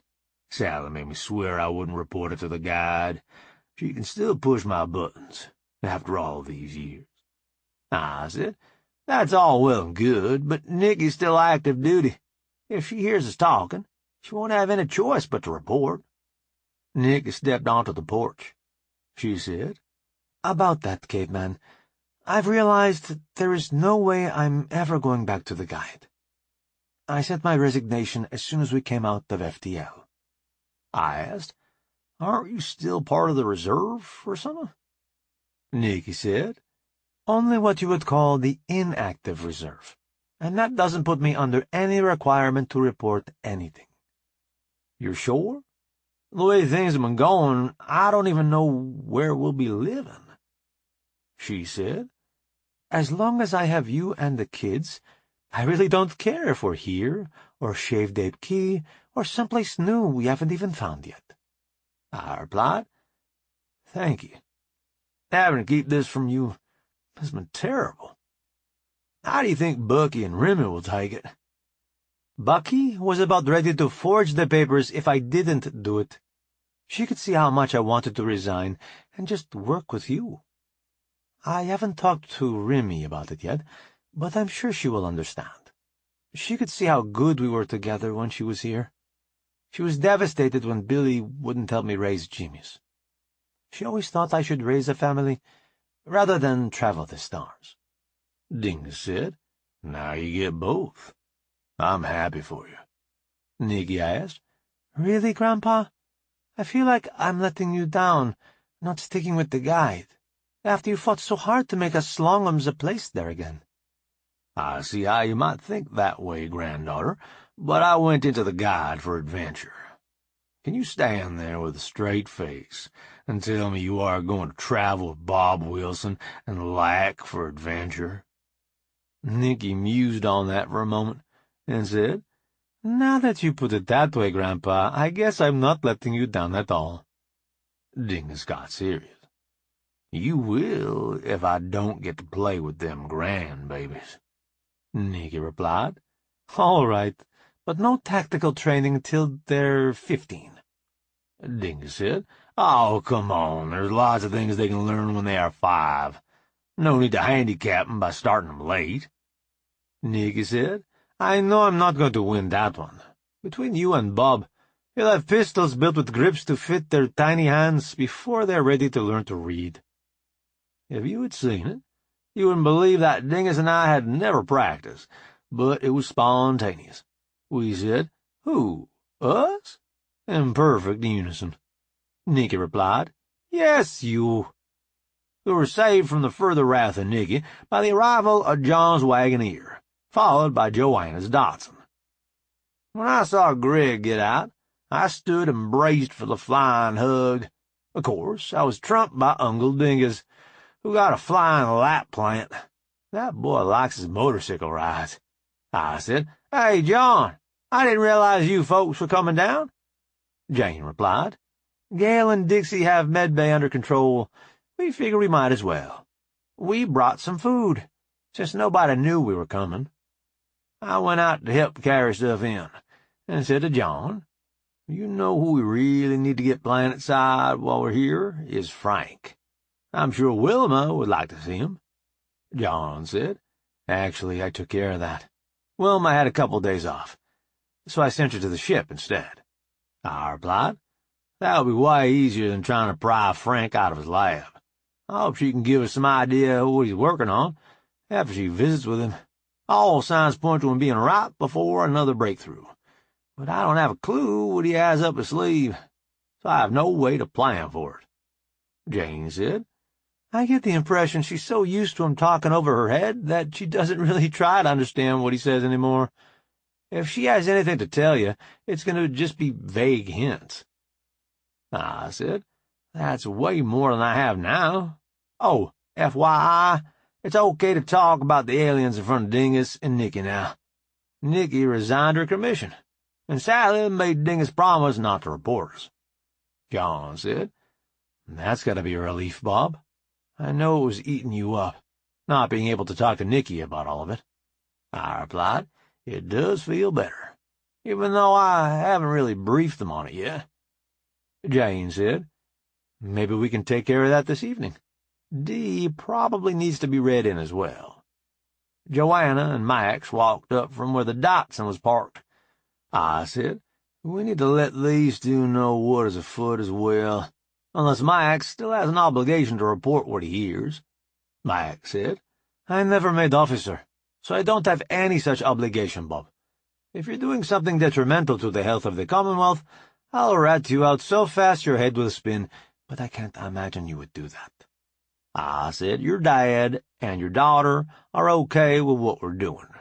I can't imagine your opinion will be that much different. Joanna asked, do I get to be in on the big secret too? John said, I don't see any reason why not. Do you, Bob? I said, nope. She already hides 3 impossible things before breakfast. One more isn't going to be a biggie, I wouldn't think. Jane said, that leaves Janet and Greg. I said, if Janet hasn't at least gotten wind of what's going on, she's not half the tech I think she is. Greg, well, as busy as we've all been aboard ship, there are probably things he knows about Jean that I don't. John said, you know him better than anyone, sweetheart. Do you think he can keep a secret? Jane replied, first, it doesn't look like we're going to be spending much time here anyway. Second, who would believe a little boy spinning tales about a huge starship his uncle flies? And third, he hasn't leaked yet. I think he is going to be fine. I asked, just to be clear, that means we're free to talk about things over supper? John said, it wouldn't be a bad idea to have some scan for listening devices before we do, but yes. Joanna said, I've been running a scan every day since Dingus got home, and I moved back over here. But we can run another one before we eat. Never hurts to be careful. I said, Murphy is our shepherd. I'm sure the Major is very curious about what we're up to lately, even if he is a friend nowadays. Joanna replied, you don't know the half of it, Bob. He's been calling, trying to chat me up, and see if he can get me to spill the beans. It'll be irritating if he wasn't so pitiful at it. I said, sounds like someone is pressuring him into trying it, but his heart really isn't in it. I'm curious. What do you have to say about the greeting we gave them out at Charlie's planet? Joanna replied, is that where he went? He wouldn't tell me. I haven't heard from him since he left. Surely you didn't beat him here, did you? I said, Scotty and Frank have been working wonders with the drive.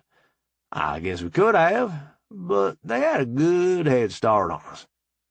Dee came to the door and said, are you idiots going to stand out there all night talking, or are you going to come and eat? We went in and cleaned up for supper. Chapter 13. Joanna ran her scan. We all sat down, and after Dingus thanked the spirits of the animals, we dug in. Sally and Ruth had been feeding me well aboard ship, but everything just seemed tastier here. I don't know if it was being out from under the responsibility for a bit, or just being home, but it sure was tasty. I said, wow, Dee, that's good. The idea went around the table that the food did taste better here. Nobody had any idea why. Finally, Dee couldn't hold it in anymore. She said, okay, dang it. I got the recipe from Susie Collins. She sure knows how to make a tasty meal. I said, she can cook like this? Suddenly, Richard trying to hijack us with that old wall hanger makes a lot more sense. Nikki punched me in the shoulder, playfully. She said, "Don't you think there's more to their marriage than Susie being a good cook?" I replied, "I'm sure there is, but that can't hurt." Dingus spoke up. "Richard is good people. I just don't think he ever had anybody to help him understand how to be a man. I think I may have volunteered to be his mentor, without really meaning to." I said, "He could do a lot worse." John chimed in, "Ain't that the truth? Can I be next?" Dee said, "You boys be nice. You're going to embarrass my space ranger." We had been away too long. Our mouths engaged before our brains. Yes, ma'am. I pulled my billfold and gave John $1. "I think it's my turn to pay, ain't it?" Dee was grinning ear to ear as she got up and danced for her dollars. She said, "You would think you boys would learn better." I replied, "Maybe we just like the show." Dee replied, "Bob Wilson, I'm going to catch you with those contacts out one of these days." Janet looked perplexed. She asked, "What was that about?"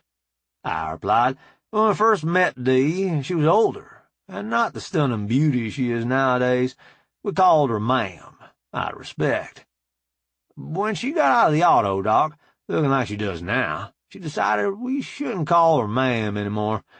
She shook her hiney in my face and asked me, 'Are you going to ma'am this butt?' Since then, every time we slip up, she dances, and we give her tips, because she does such a good job." Janet asked, "Is that some kind of Earth custom?" I turned a little red, and Dee said, "I'll take over for you, Bob. I know you can't handle the tough parts. Sweetie, on Earth, there are places where men can go and pay money to see women dance and take off their clothes. In those places, it is customary for the men to tip the ladies by tucking money into whatever clothes they have left on. These two doing that to me is kind of a compliment and kind of a joke, since the amount of money they tip is nothing compared to what all of us have, from bounties we've collected on galactic fugitives." Janet said, "I think I understand now. They aren't serious, but they want you to know they appreciate you playing the game with them." Dee said, "I believe you have the idea, little girl. Just so we're clear, you're too young to start playing those kinds of games with men." Janet said, "I know. Jane is helping me learn to say no in a way that will get me listened to." Dee said, "I'm sure she is giving you good training, but I'd like to show you a few things as well, if you don't mind." Janet replied, "I think I'd like that." The conversation turned to other topics, and we finished the meal. Dee said, "Okay, Bob, the Space Ranger says you've got at least one, and maybe more, secret squirrel projects going on that you've been keeping close to your chest, because you didn't want to make Nikki choose between loyalty to you and loyalty to the guide. She's all done with that, so you can spill it right now, you hear?" I said, "That was a bad choice of words, Dee, at least for one of the things we have going, and we think probably for both of them. We really need to come up with a new phrase, other than secret squirrel. The fellow that Ace found marooned on Charlie's planet definitely looks like he may be descended from something very similar to a squirrel. We haven't tried to wake him up. We're waiting till we can hopefully decipher some of his language, to make sure we go about the wake-up procedure properly. John and Jane are fairly sure they've found the emergency wake-up button, but they, and I, would rather wake 'em up more slowly, in a more normal fashion. Meeting 'em is going to be stressful enough, without 'em thinking there is an emergency." Joanna asked, "You found a real, live secret squirrel? If I hadn't had Steve's cold-reading course, I'd swear you were pulling my leg, Bob. I'm still not sure I believe you." Jane said, "He's telling you the truth, Joanna. I know it's hard to believe, but it is for real." Joanna asked, So, does he have a cute furry tail? John said. No. Near as we can tell, his folks lost their tails when they came down out of the trees. Just like us. Dingus asked. You mentioned more than one project you had going. I said, well, I sent Finelia and Veronica off looking for lost colonies. Dee asked. Veronica? Nikki replied. He asked her what she wanted to be called, and she said, you can call me anything you like. So, Veronica it was. Dee looked at me. I never would have guessed you were an Elvis Costello fan, Bob. I said, I'm not, really. But Veronica is such a pretty tune. If you listen to the lyrics, it's kind of deep, too. Dee asked, so you don't know any of his other songs? I've always kind of liked watching the detectives, but the other one I get a kick out of is Let 'em Dangle. Jane said, I should have known, Bob, the world's biggest 12-year-old. Dingus said, That wasn't what I was asking about, Bob. You know that. I said, okay, sorry, of course I haven't. Taz and Willem are off looking for aliens. From the way they act, so far, I'm inclined to believe they are the same species as our friend the squirrel. They seem to be inquisitive, but not overly aggressive. As long as you're not in their territory. Joanna said, Wait a minute. I thought Willem died when his saucer blew up. I looked at Max. You didn't tell her that was just a cover story to keep his former employers off his trail? Max said, She's friends with Lila. I knew you didn't want this story to get out. I said, Joanna is perfectly capable of keeping a secret, especially when a life is at stake. Besides, Lila knows her uncle is alive. She just doesn't know where he is. Max said, Sorry, Bob. I replied, Not a problem this time, but Joanna needs to know what is going on. She's your deputy. What if you get put out of commission somehow? She needs to be able to step in with full knowledge and take over. Max said. Understood, Bob. Joanna said, I didn't mean to cause trouble. Sorry, Max. I guess I'm still a little behind. Why send Taz? Nikki said, Apparently you're a lot behind.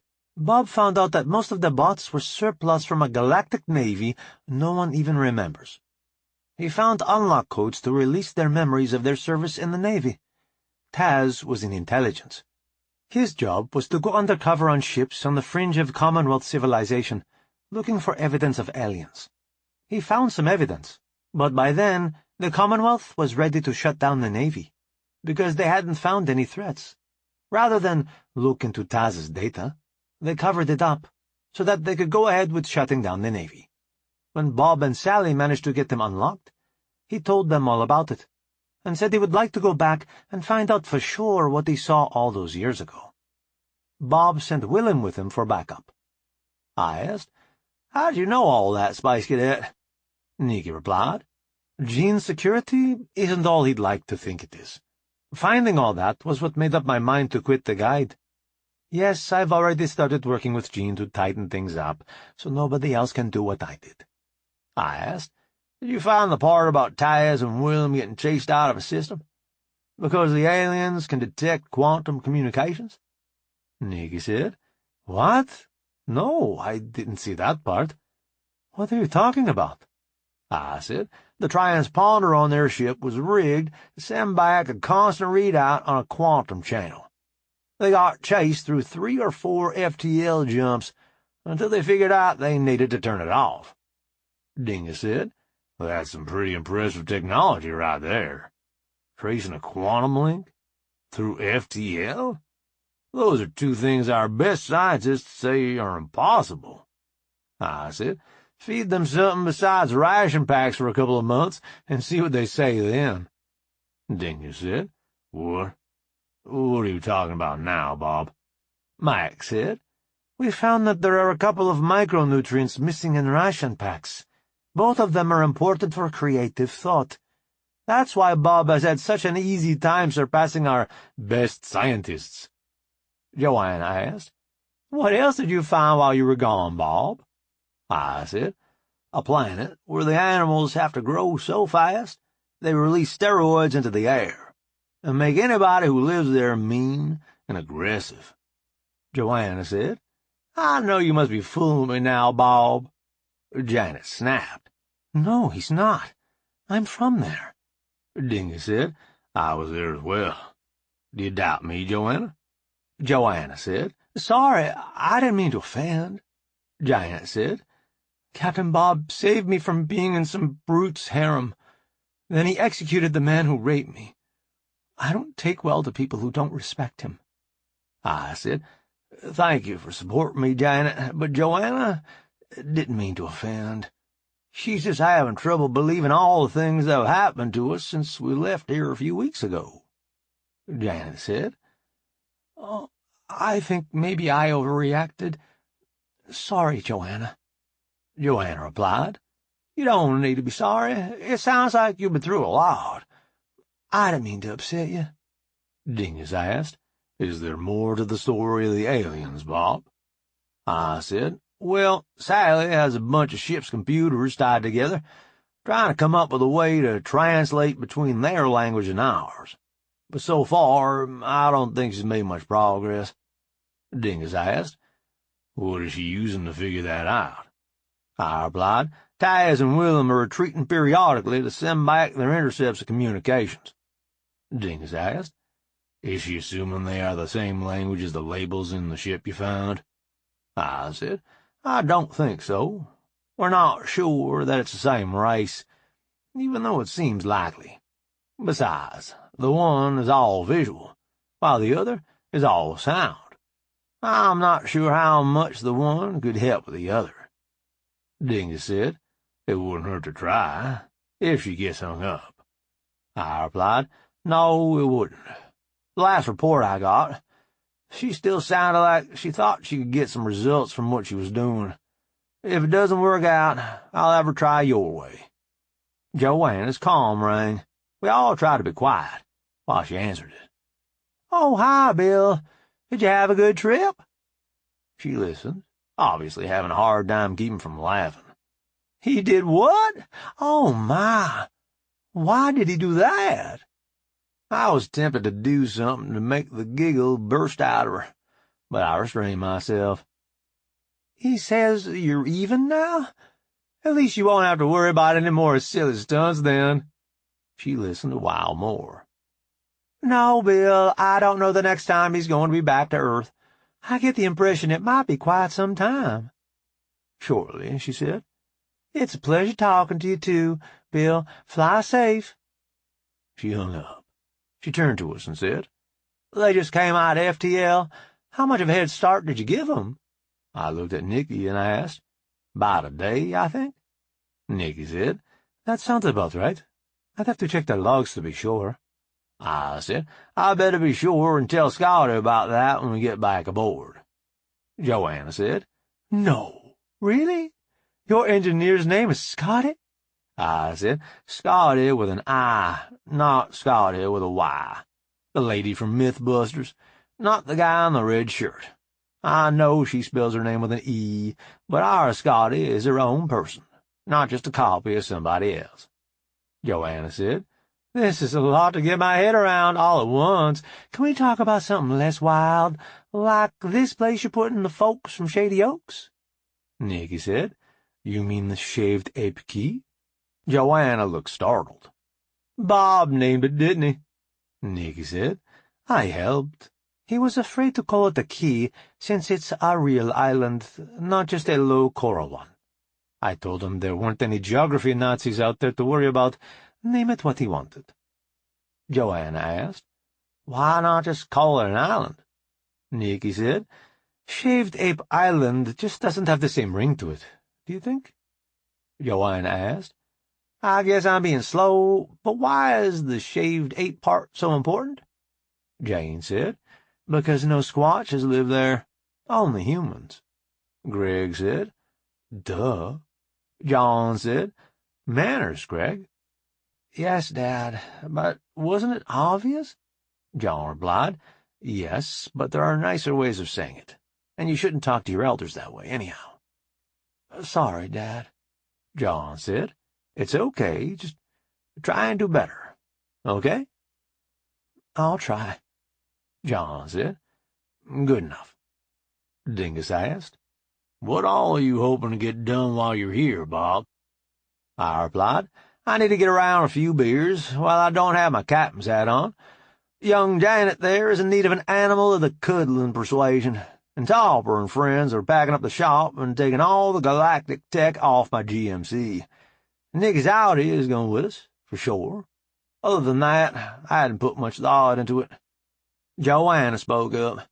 "Joshua has been asking to talk to you. I didn't put him through because none of what he was asking about seemed that urgent." I asked, "Has he rented the house yet?" "No, I don't think that he has." I said, "That's good. Janet wanted to see the place Nikki and I met. I'll swing by and talk to him in the morning, see what the deal is. I guess I might as well sell him the place. I don't have any use for it." Greg asked. "Uncle Bob, can we watch a movie?" I said, "Sure. You know what you want to watch?" He said, "No, I don't. Maybe somebody else could pick?" Nikki said, "All this talk about when we met has me thinking back. Could we watch that first movie you showed me, Caveman? The one with the man on the island?" I asked. "You mean Father Goose? Sure, we can watch that." I found the DVD, and Greg got it set up. I went to make popcorn, but Dee was already on it, so I found a good spot to cuddle up with Nikki and waited for everybody to find a spot so Greg could start the movie. We all took turns answering Janet's questions, but it didn't take that long for her to get caught up in the movie and just watch. After the movie, people started heading out. I took Snitz out to patrol, and he found several things that had been mislabeled in his absence. A few angry P-males straightened that right out, though. He found one patch of grass seriously in need of fertilizer, and then we headed in. Janet asked when we got back. "Why did Snitz need to go outside?"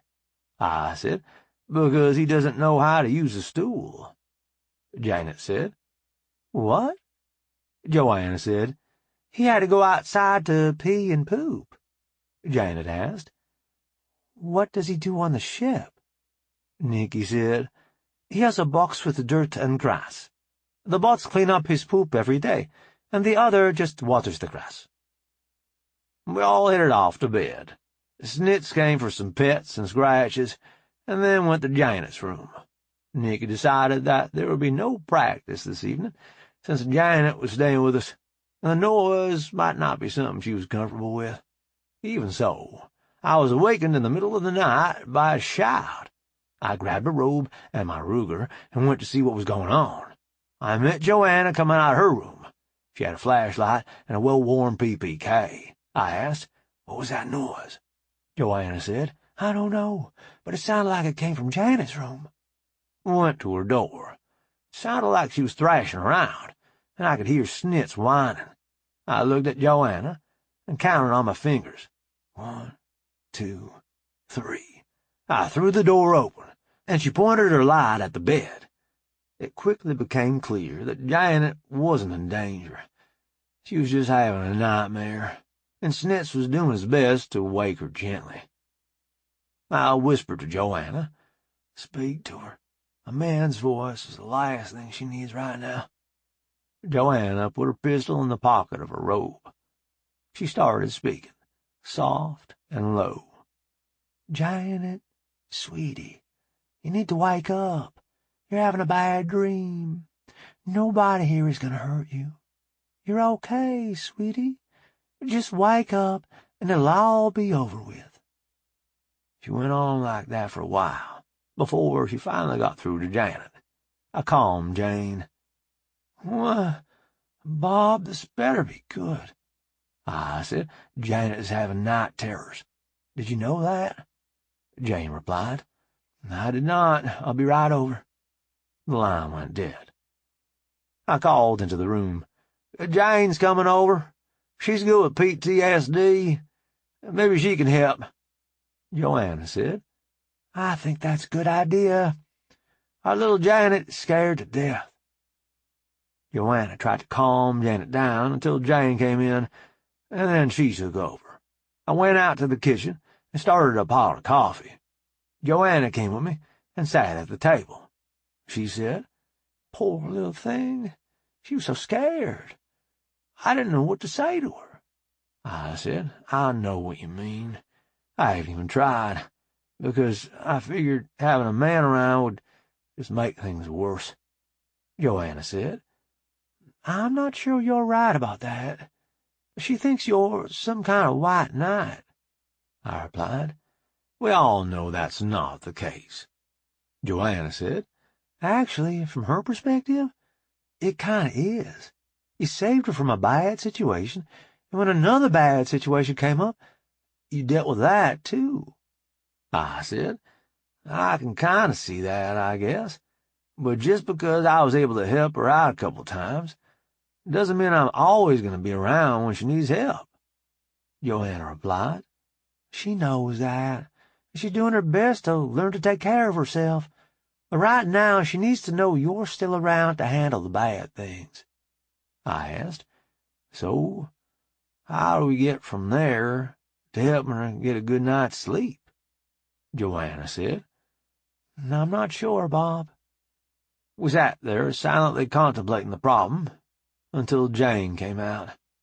She said, "I know it sounds backwards, you being a man and all, after what has happened to her, but I think what needs to happen, if she has another night terror, is for you to take her to sleep in your bed, with you and Nikki.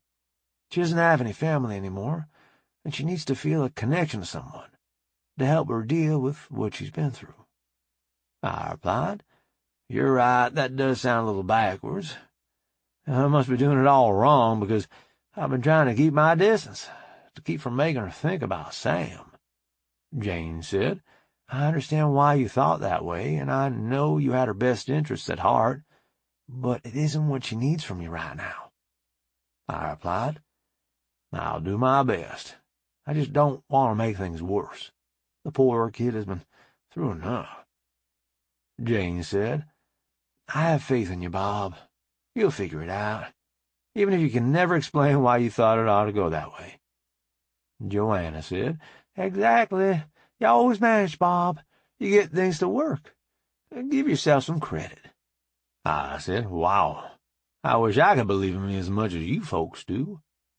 Janet peeked around the corner and said, "I believe in you, Captain Bob. Can I sleep in your bed?" I said, "Sure, sweetie, if that's what you need." She replied, "I think it is. If I wake you up, I'm sorry." I said, "Don't be sorry to me. Be sorry to Snitz. That's his job." I looked at Jane. "Thanks for coming out in the middle of the night. You're a lifesaver."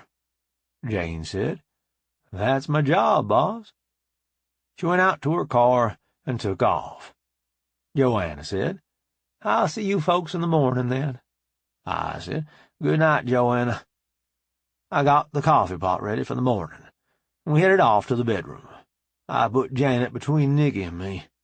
Hopefully, one of us would wake up if she had another bad dream.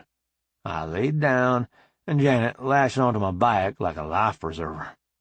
Soon enough, she fell off to sleep, and I did too. Snitz must have been feeling merciful, because it was an hour and a half after sunrise when he finally licked my ear. I got up and took care of what I needed to do.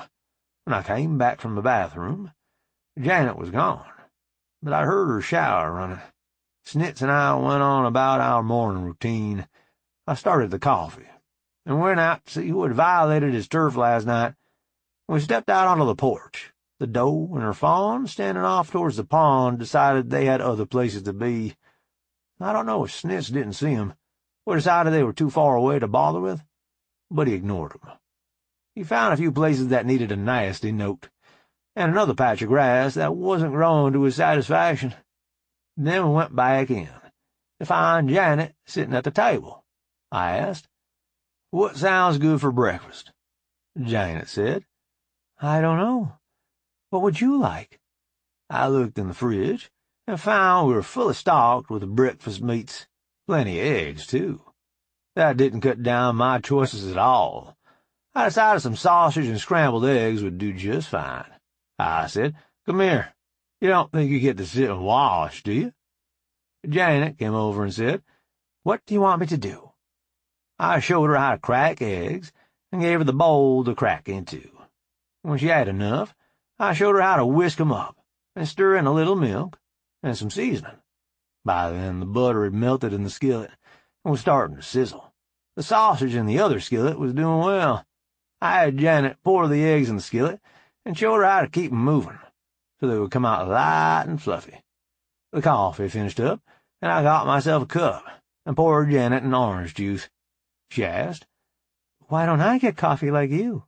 I said, "Plenty of time for that when you're older. Right now, you need your vitamins." That didn't seem to be a good enough answer, but she didn't say anything. I plated us up some breakfast and put the leftovers in the oven, on warm. Nikki, the coffee zombie, came wandering out. Janet asked, "Why is she walking like that?" I said, "It's a joke. There are movies about things called zombies, dead people who come back to life. She's pretending that she's dead until she gets her coffee. Once you get to know her better, you'll understand she's not pretending as much as she'd like you to think." Nikki said, "Hey, I resemble that remark." Janet asked, "Dead people can't really come to life, can they?" I said, "No, people just like to be scared, like on a fast ride or something." She said, "Oh, like peeping over the wall when the predators walk by. It's scary, but you know that you're really safe." Nikki replied, "Just like that. You're pretty smart, Janet."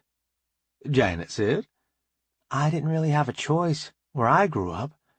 If you didn't catch on quick, you might wind up animal food." My calm rang. I looked at the caller ID and said, "Captain Wilson." Sally replied, "Good morning, Captain. Just calling with the morning report." I asked, "What do you have?" She said, "That freighter Ace went after? Scotty put it in quarantine next to the other ship. The saucers coming in, about half the people aboard have bounties. A few fairly large."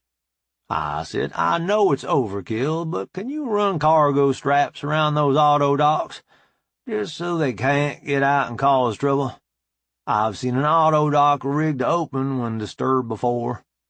Sally replied, "Topper already told me about that, and the recovery crews took care of it when they loaded the saucers. None of them has woken up yet, though." "I'm glad to hear that. I assume we need to have pilots for the run to patrol headquarters?" Sally answered, "We should have all the castaways aboard by this afternoon. Any time after that would be fine." I replied, "I'll try not to have you taking care of 'em for too long. Is Scotty taking care of the saucers?" "The ones that don't have bounties aboard, yes. We weren't sure what you wanted done with the bounty saucers." I said, "I don't know either. There's a chance the patrol will let us claim them as salvage. If so, we'll want to bring 'em up to resale standards and sell 'em. I don't think we need to be selling the full set of our mods, though, and certainly not the ability to come out of FTL quietly." Sally said, "You want to be able to outrun them, and you don't want them able to sneak in past the patrol. Got it, boss. Anything you need from me?" I said, "I don't believe so. We'll be up to deliver those saucers later on today. Call me if you have any problems." "I will, boss. Enjoy your time off." "Bye, Sally. Fly safe." Nikki asked, "What did Sally want?" I replied, "Just checking in. Ace found another squirrel ship. A freighter this time. Sounds like the castaways are running about 50% bounties, so that will help the operating budget." Janet asked, "You make your living turning in bounties you catch?" Nikki said, "We make a chunk of money that way, yes. It seems like Earth was a popular place to try and hide out. We also sell saucers the bots have reworked to be faster. Those are pretty popular." Janet said, As fast as Jean? I said. Nope. Some things we keep for ourselves. Joanna came wandering out, looking ready for a busy day. I said, I've got sausage and scrambled eggs in the oven staying warm, if anybody wants any. Nikki and Joanna both said they wanted some, so I got the food out, and Janet helped me dish it up. Joanna said, He got up and made breakfast. There might be something to this idea of having a man around. Janet asked. You don't have a man? Joanna said, No, honey, I've never found one I could put up with for very long. Nikki seems to have done well, but she's a patient woman to put up with all of Bob's crap. Janet said. You sound like Millie's grandma. She doesn't much like men either. Nikki said. She has good reasons for that. They threw her out to get eaten when she lost her looks. Janet said. That's true. But I think she quit liking them before that, the way she talks. Captain Bob was really hard for her to understand. When you got in her face to keep her off him, that blew her mind. Joanna said. She made a pass at Bob and lived? Are you feeling all right, Nikki? Nikki said. She just thought she needed to pay Bob for what he had done. It wasn't like she wanted to. Joanna replied. Doesn't sound like my kind of place at all. Janet said. I think everybody was glad to get out of there. I hope we find another planet, so we can go back and get the rest of them, take them to a better place. I said, Me too. When breakfast was finished, Janet helped me with the dishes. Joanna said, Max and I got pretty much caught up yesterday. Mind if I tag along with you guys today? Nikki said, Fine with me. Chapter 14. We locked up the house and went to the Yukon. The Audi was missing, and I didn't think my truck was parked exactly where it had been. Topper had been busy. I looked in the truck, and sure enough, the old tack was back in the dash. I would miss that 20,000 RPM red line. Nikki asked. What you looking at, caveman? I replied. Topper and Oz had already put my truck back like it was. No more sideways. Joanna said. Oh, no. Did they work on my Datsun, too? I asked. Why would they? Wasn't it all earth parts? Joanna said. They used hull metal to reinforce it. Wouldn't that be galactic tech? I replied, Yes, it would, but it wouldn't show to anyone looking the car over. I think it'll be okay. We hadn't talked about it, so I'm sure they haven't done anything yet. I don't think a little hull metal would be an issue, even if they did manage to get a hold of it. It's not like they have the tech to make the stuff. Joanna said, Whew, I was afraid they would have to tear up my toy. Janet asked. What are you guys talking about? Nikki replied, The bots, especially Ozzy, like to work on cars and make them go faster. Some of the things they did to the cars involved galactic tech, and we don't want to leave any more of that here than we have to, since we're not going to be here as much. We're taking my nicer car with us, and Bob's truck had to have the galactic tech that was making so much power taken off it. Janet asked. Your nicer car? Nikki said. Really, it's more like a saucer made to look like a car. There's no way to take all the galactic tech out of it. We loaded up and headed to town. Nikki asked, Where to first? I said, Let's go by and see Joshua. We met Jack on the way to town. He did a double take and a U-turn to settle in behind us. Janet asked, Why is that strange-looking car following us? I said, That's Jack. He's a friend of ours. Nikki pulled into a parking lot so we could see what Jack needed. He walked up to Nikki's window like he was doing a traffic stop, so I was careful to keep my hands in plain sight. Nikki ran her window down and said, Hi, Officer Conway. Is there a problem? Jack said, pointing at his body cam. No problem, Mrs. Wilson. I just heard you were out of town, wanted to make sure someone hadn't made off with your vehicle. Nikki replied. We're back for a few days, officer. Thank you for looking out for us. All part of the job, ma'am. Who is the young lady? Nikki said. That's Janet. She's visiting from out of town. Jack said. Hi, Janet. Janet said. Hello. Jack said. Well, I won't keep you folks. Have a nice day. Nikki said. You too, officer. As Jack turned to leave, he threw a note into the car, out of the view of his camera. Nikki caught it and unfolded it. She said, It says he can't talk with his camera on, but he'll be out later, to hear all about our adventures. I sent him a text. If we're not home, wait for us. We'll be back tonight. When we got to Joshua's, he was out front, waving at us. I rolled down my window and said, How do you always know I'm coming, Joshua? I'd swear you had me followed. Joshua said, I just like to be outdoors, Bob. I see you coming and come to greet you. I replied, Sure, I believe you. Have any luck renting a house? He said, No, but I've only had it on the market for about a week. I asked, Do you mind if we go up and have a look? Our young friend from out of town wanted to see where I was living when I met Nikki. Joshua said, Go right ahead. Do you still have keys? I do. You haven't changed the locks. I didn't see a need. The ones you had on things are pretty good quality. Since you already have places for them, it was easier to just put in new safes, rather than put drywall over the holes. I figured it would be a selling point for the right kind of renter. I replied, It's your project. I'm just a silent partner. Sorry I've been hard to get in touch with. Was there anything you needed to talk about? I wanted to ask you about some things, but when I couldn't get a hold of you, I just went ahead and did them the way I thought best. I said, You might want to get used to that. I'm going to be out of town a lot from here on. Joshua asked, You trust me that much? I said, You've got to live next door to whatever mess you create. I would think that would be a reason to be careful who you rent to. You got a point there, Bob. Don't worry about it. I've still got enough hair to cover it. Joshua laughed. If you need something, let me know. Talk to you later. Bye, Joshua. As we pulled up to the house, Nikki said, He always has given me a funny vibe.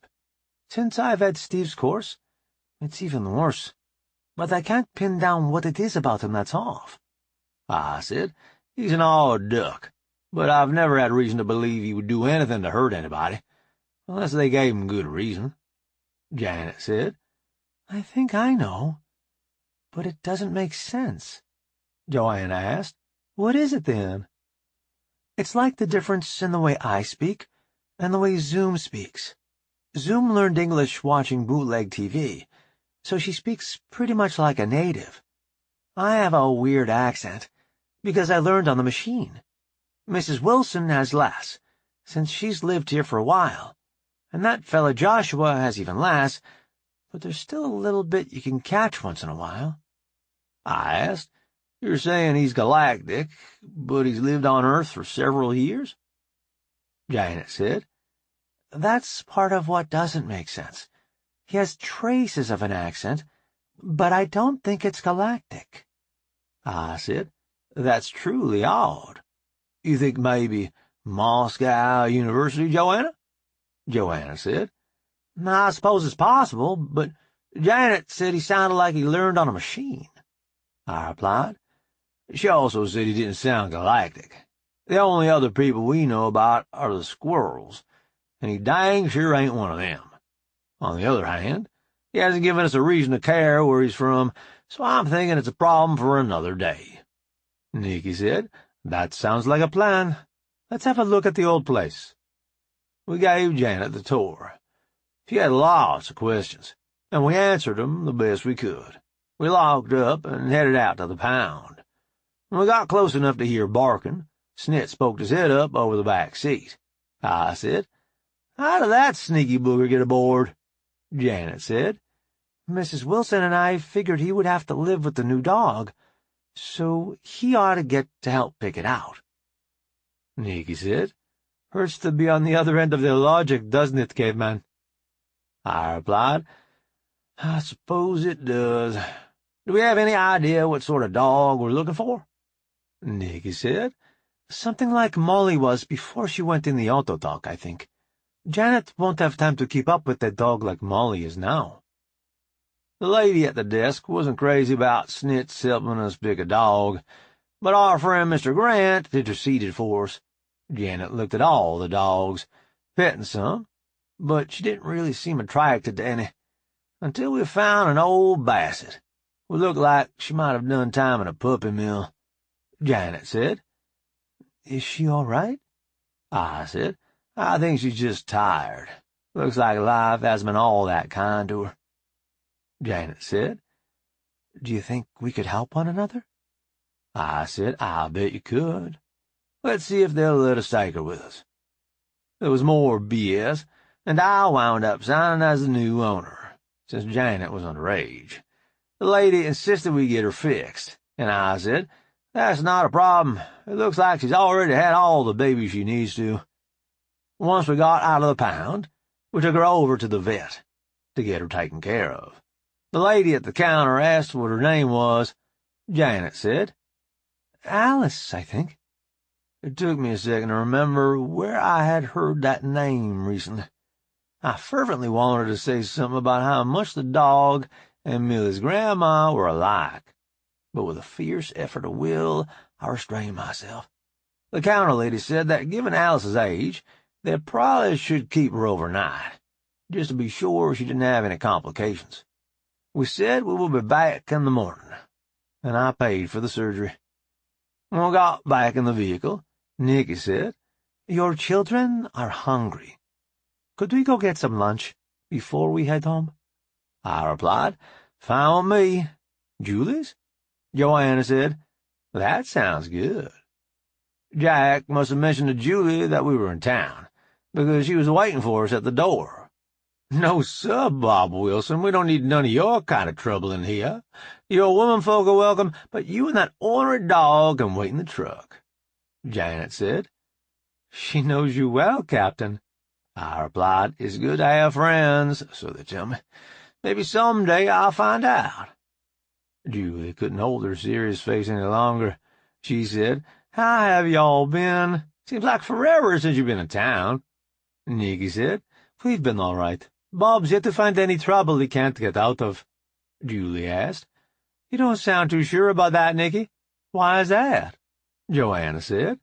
You'll have to come out to the house sometime and get the whole story. It's too long to tell here. Julie answered. I see. Bob's in deep again. I think the usual table is still open if you want it. I said, It's just the four of us, as far as I know.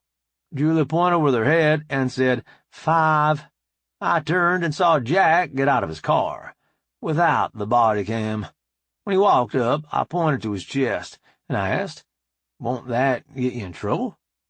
He said, We're allowed to take 'em off for meal breaks, but if you forget to put it back on when you go back on duty, you're in deep kimchi. Janet asked, Why do you wear strange clothes and drive an odd car? Jack said, You're not from around here, are you? Bob should have given you a better orientation before he brought you out in public. I'm a policeman. I catch people who break laws, and see that they get what they deserve. The uniform and the car are to show people who I am, so that they know I have the authority to enforce the law. Janet said, How do you do that? You don't have any airlocks. Jack said, I don't mean to be rude, but whatever the story is behind that comment, I don't want to hear any more of it while I'm wearing my uniform. If I have to take official notice of it, that will be bad for all of us. Janet said, Sorry, sir, I didn't mean to offend. She looked at her shoes. Jack turned to me with a questioning look. I said, She was in a bad situation. We got her out of it, and then other bad things happened. I can't tell you a lot more without saying things you don't want to hear. She's safe now, and we intend to keep her that way. Jack asked. The fellow who did the other bad things went for a walk. I replied, He did, after his trial. Jack asked, Trial? I replied. Captain of a vessel under way. My right. Jack said. You're right. I don't want to hear any more until I change clothes. We went in and had a fine meal. Jack managed to get Janet to quit thinking he was some kind of ogre. Come to separate her from us, we all had a good time, and Jack said he needed to get back on patrol. I left a nice tip and paid up. I noticed beef jerky for sale at the register. Susie's meat candy, it said. I asked the cashier, What's this? Pointing to the jerky. She said, Susie Collins has started making jerky again since she started feeling better. Somehow or other, she made up with her family, and they got some big money backer to sell her jerky all over. It's great stuff. You ought to try some. I grabbed 5 sticks, couldn't leave out my buddy Snitz. It kind of felt silly paying for jerky I was investing in, but I was curious if Susie was able to keep the quality up, running larger batches. I got out to the Yukon and peeled one for Snitz. He apparently thought the quality was up to snuff, the way he went after it. I asked, Anybody else want theirs now? Nikki asked. Why did you get us beef jerky? I said, It's Susie's stuff. I don't know how they got it on the market so quick. Remind me to thank your dad when I see him. I will. That is quick. She just wanted to see if she was able to keep the quality up. I replied that, and I couldn't figure out a way to get out of my conversation with the cashier without buying some. Joanna said, What is it you always say, Bob? I don't believe I would have told that. I replied, You're probably right. Is everybody ready to head home? They all agreed, and Nikki pointed us out of town. I got on the comm to Sally. Yes, boss, I said. I was wondering how long it would be before we could haul those saucers to patrol headquarters. She replied, Give it an hour, boss. I think we'll be ready in 45 minutes, but Murphy is our shepherd. I said, See you then. Fly safe. Later, boss. I asked, Joanna, you're checked out on freighters, aren't you? She replied, Yes, Bob, what do you need? I said, We need to make a quick run to patrol headquarters to drop off some castaways. It would give you a chance to go make eyes at Bill. Joanna replied, Oh, thanks, boss. Just what I wanted. I'll fly if you need me, but if you can find anybody else, please do. Janet said, I'm checked out on freighters. I could fly one. I replied, I'm sure you could, but what are you going to do when the patrol asks for your papers? She said, Oh, I didn't think of that. I said, Don't worry. That's supposed to be my job. Finding problems before we step in them. I calmed Dingus. This better be good, Bob. I said, She's already pregnant. It's too late to make it twins. Asshole. What do you need? I replied, A pilot or 2 if I can get 'em. We need to haul some castaways to the patrol base, so we don't have to worry about waking 'em up aboard the Jean. Dingus asked, Why can't you or Nikki fly it? I said, We are. In order to keep from taking the Jean, we're flying 5 freighter loads to the patrol. I want to take 'em all together and get it over with. Dingus said, That makes sense. Where's Bob, and what have you done with him? I replied, So I can count on you? He replied, Delightful says we need to finish up some business here, but we'll be at your place in about a half an hour. Talk to you then. I called Max. Hi, Bob. What can I do for you today? I asked. You up for a little piloting? He said, I suppose. What's the mission? I replied, We're taking all those castaways to the patrol base, so we don't have to wake 'em aboard the Jean. Max asked, You can't fly it? I said, I am, and so is Nikki, but there are 5 freighter loads. I've already got Dee and Dingus, but I need one more hand on the stick. Janet could fly it. I don't want to deal with the patrol asking to see her papers. Joanna really doesn't want to have to deal with Bill. John and Jane have been working hard, keeping people going, and need some downtime. Max said, I see your point. I am the next logical choice. Where do I need to be? I said, out front in a couple of minutes. We're headed your way. Mike said, On it, Bob. Nikki asked. I thought there were 6 ships. I replied, there were, but Ace found somebody who doesn't get returned to the patrol. Joanna said, Here? Really? I replied, I haven't seen it, but Sally says so, and that's good enough for me. Janet said, That means Sally gets more labels to decode, right? I said, it should. Hopefully more samples will make it easier to figure out what they mean. We pulled into John's, and Max jumped in the back seat. He asked, What is that wonderful smell? Joanna replied, Snitz tore into a piece of Susie's jerky. I think that's what you're smelling. I said, thank you for getting that stuff on the market so fast. Max said, Wasn't me. Susie and her family had it all planned out, from before they had their falling out. All they needed to do was dig out their old plans and put them into motion. I said, it was an amazing turnaround, however it happened. We pulled in the yard, and Snitz and I went down to the shop to get Topper and the other bots. There was, of course, a game of Frisbee in progress. We joined in for a little bit, and then we all headed back up the hill. Dee and Dingus were just pulling in when we got there. Dee asked, Why can't the bots fly these folks home?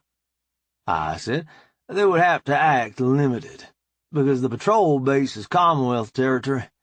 That could lead to bad things happening, when the patrol figured out that they weren't actually limited, but just acting.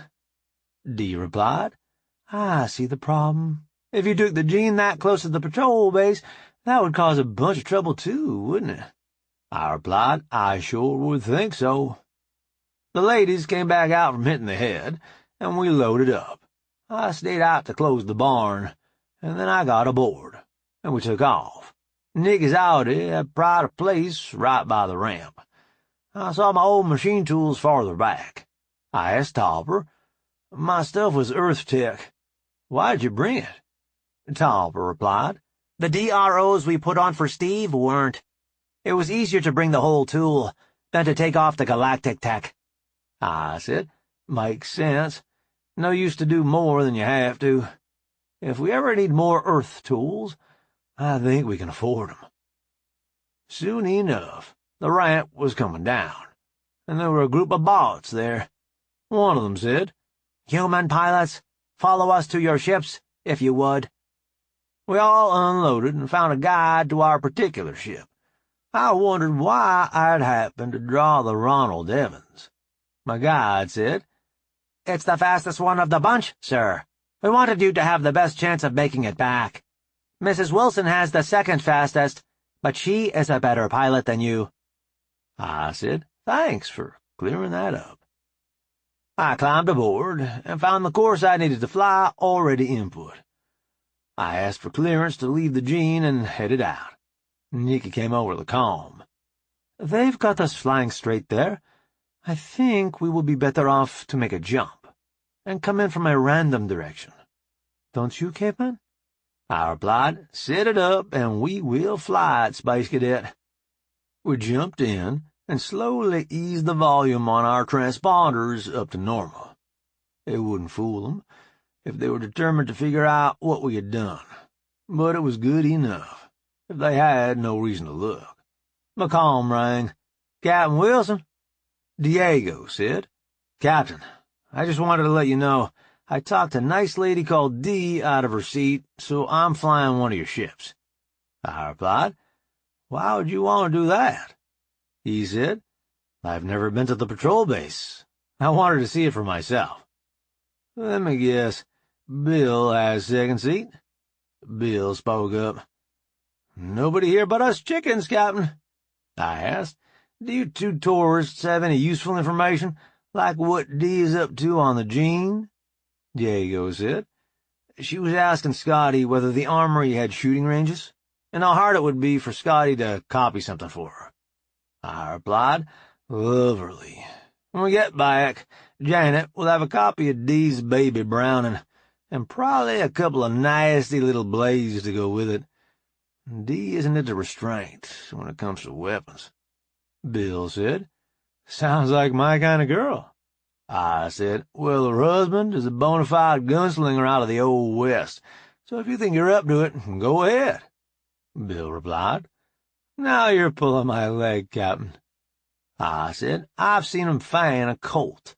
5 shots into 5 different targets. So fast you couldn't really see what happened." Bill asked, "How is that possible?" I said, 140-some years in the auto dock, waiting to get rescued. You've met Dingus, haven't you, Diego?"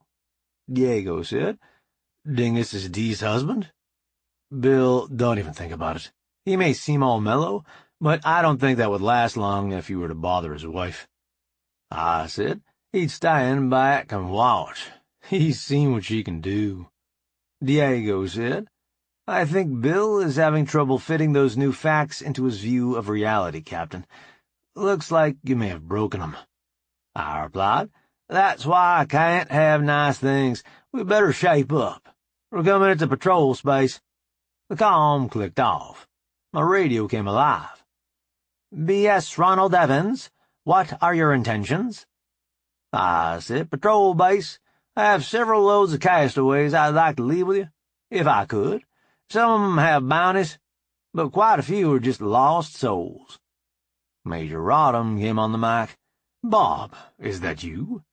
I heard you weren't due back for quite a while." I replied, "No, Bill. You asked her when I was going to be here next. She doesn't know, and I don't either. I was already here, so that doesn't count." "But we left the other system before you." I said, "So you did." "I called as soon as we came out of FTL." I replied, "So you did." "And you were already on the ground?" I answered, "So I was, sitting across the table from her, trying to resist the urge to make her break out with the giggles. By the way, she knows you're just sniffing around for information. You're not fooling her." "Do you have any good news for me?" I replied, "This batch will be the last of the bounties, at least until we find another planet to clean up. We picked up all the castaways on Earth." Bill said, "You what? How did you do that without the locals noticing?" I said, "Quickly, with experienced crews. We cleaned up the whole planet in 24 hours. You want these folks or not?" Bill said, "Follow the lights. I'll meet you in the bay." Nikki led us into the bay where the Major wanted us to unload. She had us land side by side, and then she came over the comm to all of us. "The bots left rescue eyes on all the saucers. Hook up, drop one off, and move forward to drop the next one. Diego, if you and Bill need help figuring it out, Bob can show you what to do." I grabbed a grav pallet and hooked up my first saucer. Then I dropped the ramp and ran it out. I unhooked it and hooked up the next one. I could tell Bill and Diego were struggling, so I rolled my pallet over to give them a hand. I showed Bill how to work a grav pallet and how to unfasten the clamps holding the saucers down. Then I showed Diego how to run the crane. By the time I got back, Nikki and the others were nearly done. I hustled to finish my load. By the time I got done, Max was helping Bill finish up. Nikki went around, taking off the exterior logs, one saucer at a time, so the patrol teams could take the people in their auto docks to mid-bay. The Major walked up and said, "Everybody got a cargo strap, not just the ones with bounties?" I replied, "One surprise like that is enough. Even if they had no bad intentions, they could cause quite a bit of trouble if they woke up disoriented." "What is it you and your people say? Murphy is our shepherd?" I said, "Indeed. No reason to take chances if we don't have to." The Major asked, "What about these saucers?" I said, "We fixed up the ones that didn't have bounties inside. Figured those folks would need a way to get back to civilization. The others, we didn't know if we needed to preserve them for evidence, or if we could claim them for salvage, or just what the deal might be on them." The Major called to Tina. She came running over. Yes, Major. Mr. Wilson would like to know whether these saucers are considered salvage, or if they are to be returned to their owners. Could you run the records on them, please? She fiddled with her pad and said, It looks like all of these have been declared lost by their insurers, and can be considered salvage, except that one in the far corner. It apparently was running without insurance, so no payout was ever made. I asked, So all these others are property of Bob's saucer repair? The Major said, Yes, I suppose they are. Hurry up and get your junk loaded, while I figure out how much bounty I owe you this time. I got on the comm to my team and told them what was going on. Nikki asked, Bob, I'm busy unlocking saucers. Could you load up the saucers I need to take back, please? I said, Sure, I'll get right on it. Mine will be last, anyway. I loaded up the two she was taking back. The one we had to leave was one of hers. I was going to help Diego and Bill, but they had switched jobs and were making much better progress. Diego had a lighter touch on the grav pallet controls. By the time I got back to the ovens, Dingus was helping Nikki load it up. I didn't see any reason to interfere, so I let him finish. The Major came up, looking flustered. He said, Bob, if you have any more bounties any time soon, take them to another base. I'm tapped. I said, I didn't mean to be a problem. I just wanted to get these folks headed back where they belonged. Sorry if we hurt your budget. Bill said, No, you're not, but it's nice of you to say it anyway. I said, Fly safe, Bill. You too, Bob. We climbed into our ships and headed out. Nikki took us back out the same way we came in, with the transponder signals fading out this time. Then she had us jump back to the Gene. We landed, and all came down out of the ships. Scotty came up to me. How did you come out, boss? I replied, enough bounty money we could hear the Major's budget screaming in pain all the way back. And we got to keep most of the saucers to fix up. Scotty replied, Topper gave me the specs he's been fixing them up to. Better than stock, but nowhere near our best. I'll get some crews on that right away. Good deal. Get with Max and see where he wants them. He might already have orders for them. I don't know. Scotty said, If you see Mrs. Sloane, can you please tell her the items she wanted me to make are ready to be picked up? Do I dare ask? Scotty said, She didn't say anything about keeping it a secret, boss. In fact, she seemed to think you would figure it out as soon as you found out she had stayed behind to work with Janet. I replied, I have a pretty good idea, I think, but I'd like to have it confirmed. Scotty said, Let's hear your idea, boss. I said, I'm thinking she had you make a copy of that baby Browning of hers, and probably a couple of knives as well. One of them, a smaller-handled version of that cold steel push-dagger she has. Scotty said, Give that man a cigar. Care to guess the other knife? I said, I don't think I want to press my luck. Better that way. Mrs. Sloane said it was a custom job. Something called an open L, concealed inside something called a lipstick case. I replied, I can picture that. Sounds like D all the way. I'm curious, how light did the pistol come out, being made out of hull metal and all? Scotty thought a minute, and asked, In ounces, I suppose? Yes, please. 4.8, unloaded. I said, nice work. Scotty said, I could have lost another ounce, but Mrs. Sloane was afraid the recoil would be too sharp, if the pistol was that light. I replied, Janet is a new shooter. Wouldn't want her developing a nasty flinch. Nikki walked up. You about ready to get back to resting and relaxing, Captain? I replied, I ought to check in with Sally while I'm aboard, don't you think? I suppose. We need to go forward anyway, if I'm going to fly us back in your gig. Scotty said, Fly safe, boss. I replied. You too, Scotty. Chapter 15. I whistled, made the hit 'em up sign over my head, and pointed to the transit. Diego and Bill came too. Diego asked, "Did you need us, boss?" I said, "I suppose I need to know a couple of things while we're in the neighborhood. Diego, was Max able to arrange to have your grandma transferred to Shady Oaks?" Mrs. Sloane told me she arrived yesterday. She also said they had to stick her in the auto dock for a few hours to get her stabilized. She's scheduled to be evacuated to Shaved Ape Key in a month or so. "What's a pig flight, boss?" I replied. "The squad should think having a few feral hogs around the hunt would be fun. I like bacon, so everybody wins. We're flying them some ferals out. Asleep for the trip, of course." Diego said, "I think Grandma will want to have words with her travel agent." I said, "At least she'll be alive to cuss us." Diego replied, "I like the way you think, boss." I turned to Bill and asked, "What about your niece and nephew?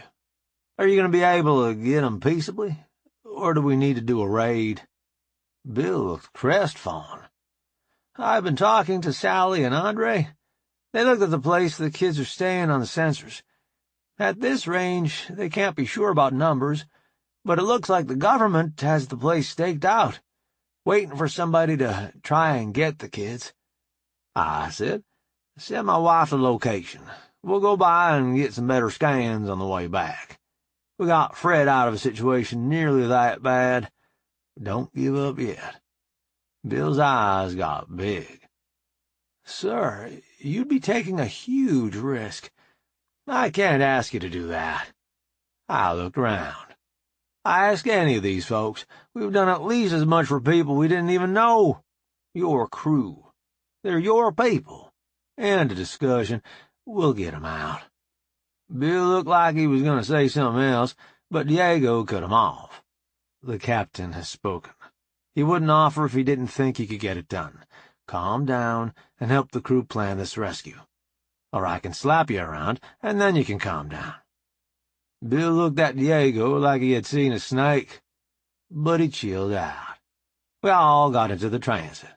I asked Jean, "Jean, could you page Sally, Andre, and Pete to my ready room?"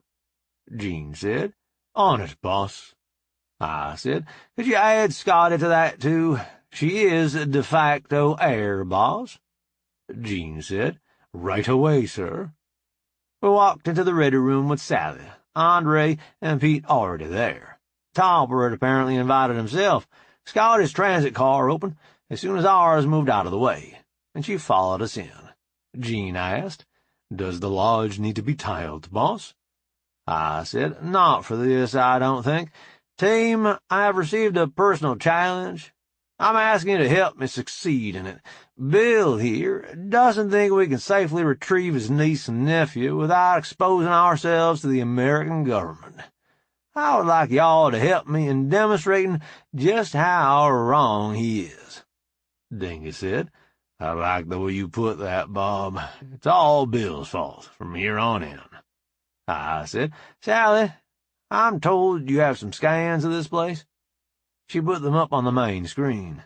Dingus said, "Well, now, that's even more folks than they had trying to catch us when we got Fred back." I asked, "How widespread can we get out of one of those stunners in the ships and still be sure we're knocking everybody out?" Nikki said, "Not that wide, caveman. It would take at least 3 passes to get them all." Dingus said, "We don't want to do it that way. It would give them an opportunity to get spooked and send a message for help.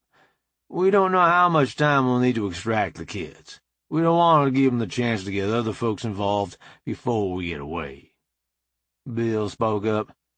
"How about a flight of 4, in a loose formation, all turning the stunners on at the same time?" Scotty said, "We could do that. I've got ship-sized stunners on some of the fighters. They could do a low-level pass, and then stick around for high cover."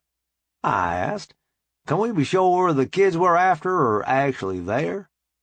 Sally replied, We have readings that show 2 younger and 2 older humans in the house, but we don't have a way to determine their identities. Bill asked, "Is this a live feed? Can we track cell phone signals?" Scotty looked at him like he took a dump in the passageway. She said, "Yes, it's live. I think I could have tracked one of your cell phone signals before the captain woke me up, much less now." Bill looked chastised. I asked, not meaning to be obtuse, but how are we getting a live feed with this kind of detail? Scotty said, "That ship I fixed for Taz and Willem looked like fun. I built a spare." Dingus said, "They're holding position over the target area?" Sally said, "Yes, but they're high enough to go unnoticed, even if their stealth failed." Max spoke up. "Bill, were you thinking of calling someone to see if this is the place we need to raid?" Bill replied, "I was. Could you help me get through to them?" Max just smiled. Bill had so much to learn. Max took his comm, fiddling with it for a bit, and handed it back, saying, "Just enter the number you want to call." Bill did so, and put the phone on speaker. A girl answered. "Hello?" Bill said. "Nellie, is that you? It's your Uncle Bill." "Who are you?" "They told us Uncle Bill died." Bill replied. "They told you wrong, sweetheart, and I've got the pistachio ice cream to prove it." I noticed Pete was off computing something. I didn't know what was up, but I figured I would find out soon enough. The girl on the phone said, "Pistachio! That's my favorite. When are you coming to see us, Uncle Bill?" Bill looked crestfallen, but he didn't let it show in his voice. "I don't know when I can get there, honey, but I'm thinking about you all the time. Take care of your brother." "I will. Bye, Uncle Bill." "Bye-bye, sweetheart." Sally said, "That call connected in the house we're watching." Pete said, "It was put through a voice changer. That wasn't the person on the other end's actual voice." Bill said, "They flunked all the ID checks, too. Whoever answered that phone wasn't my niece." Sally said, "It was one of the smaller humans in the house, however." Dingus said, "Well, Bob, they've set you a big, fine trap. What do you figure to do now?" I replied, "I'm thinking we should disappoint them. Anybody have any ideas how to find the kids, since they don't appear to be the bait in the trap?" Scotty asked, "Do you have any more phone numbers we could try, Bill?" Bill replied, "Not except for her brother's phone, and I'm sure it's down there as well. Calling it would alert them that we know there is something hinky going on." Nikki asked, "Are you keeping track of all the calls going in and out of that stakeout?" Sally replied, "Yes, ma'am. What are you thinking?" Nikki continued, "I'm thinking that the team down there would have reported Bill's call to their bosses as soon as he got off the phone, and there is at least a chance that the kids would be with those bosses." Sally replied, "Got it. I'm moving the surveillance to the location that received the call." The screen blanked out for a minute, and then came back on, showing a building in an industrial park. Nikki said, "I'm tracing the owners of the building, U.S. Logistics, it says here. Funny, I can't find any web presence for a company of that name."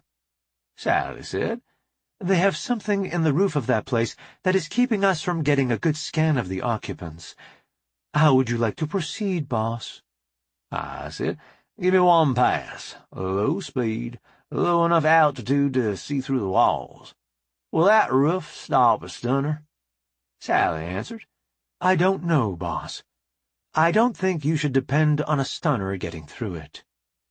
We waited for the new scan. Sally reported, "The walls are just as tough to see through, boss. The ship is returning to altitude." Diego asked, "What do you think, boss? Faraday cage?" I replied, "So it would seem. I'm not willing to storm that place without some idea of what's inside. Anybody have any ideas? Pete, speak up. This is why you're here. I need some sneaky right about now," Pete said.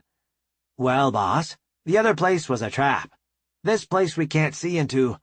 To me, that could mean a couple of things. Either they do have those children in there, and it's fortified like you wouldn't believe, or this is a decoy, meant to draw us in, so that they can swoop down on us from the surrounding buildings and hopefully catch us trying to free the kids." Sally said. On it, boss. She put up scans of the surrounding buildings. She said, Oh, my. There are a lot of people in those buildings. Do you suppose we found human traffickers? Dingus asked.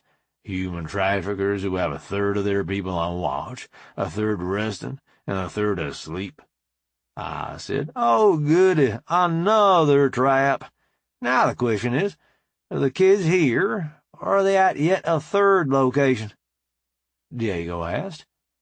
"Could you give us more detail right here?" As he pointed to the display. Sally zoomed it in. We saw several helicopters just inside the roll-up doors, Diego said. "It looks like these fellas are a quick reaction force for some other location." Sally said, "Boss, I think I have something." She put the house we started at back on the display. "I didn't pay any attention to this before. I just thought it was a sensor fault or something." She zoomed on a fuzzy spot in the basement. "I think this is another one of those, what did you call them, Faraday cages." I said, "Bring the ship back over this house and have them keep a close watch on that area. We need to know about anyone going there, and what time they do." Bill asked. "You think they're in there, don't you?" I replied, "I do. If they are, they will have to be fed regularly and taken out to deal with the necessities, unless there's a bathroom inside that area. Sally, do we have enough coverage of the phone network to know if the call to that shielded building was relayed to another location?" "No, but it would be trivial to hack into the records and see." I said, "Be careful not to leave a trail, and proceed." Sally mused. "Ooh, clever organics. The call looped back to the first location." I said, "That supports our theory of only two sites. I'm going to lay out what I think we know so far. Please speak up if you think any of my deduces are wild.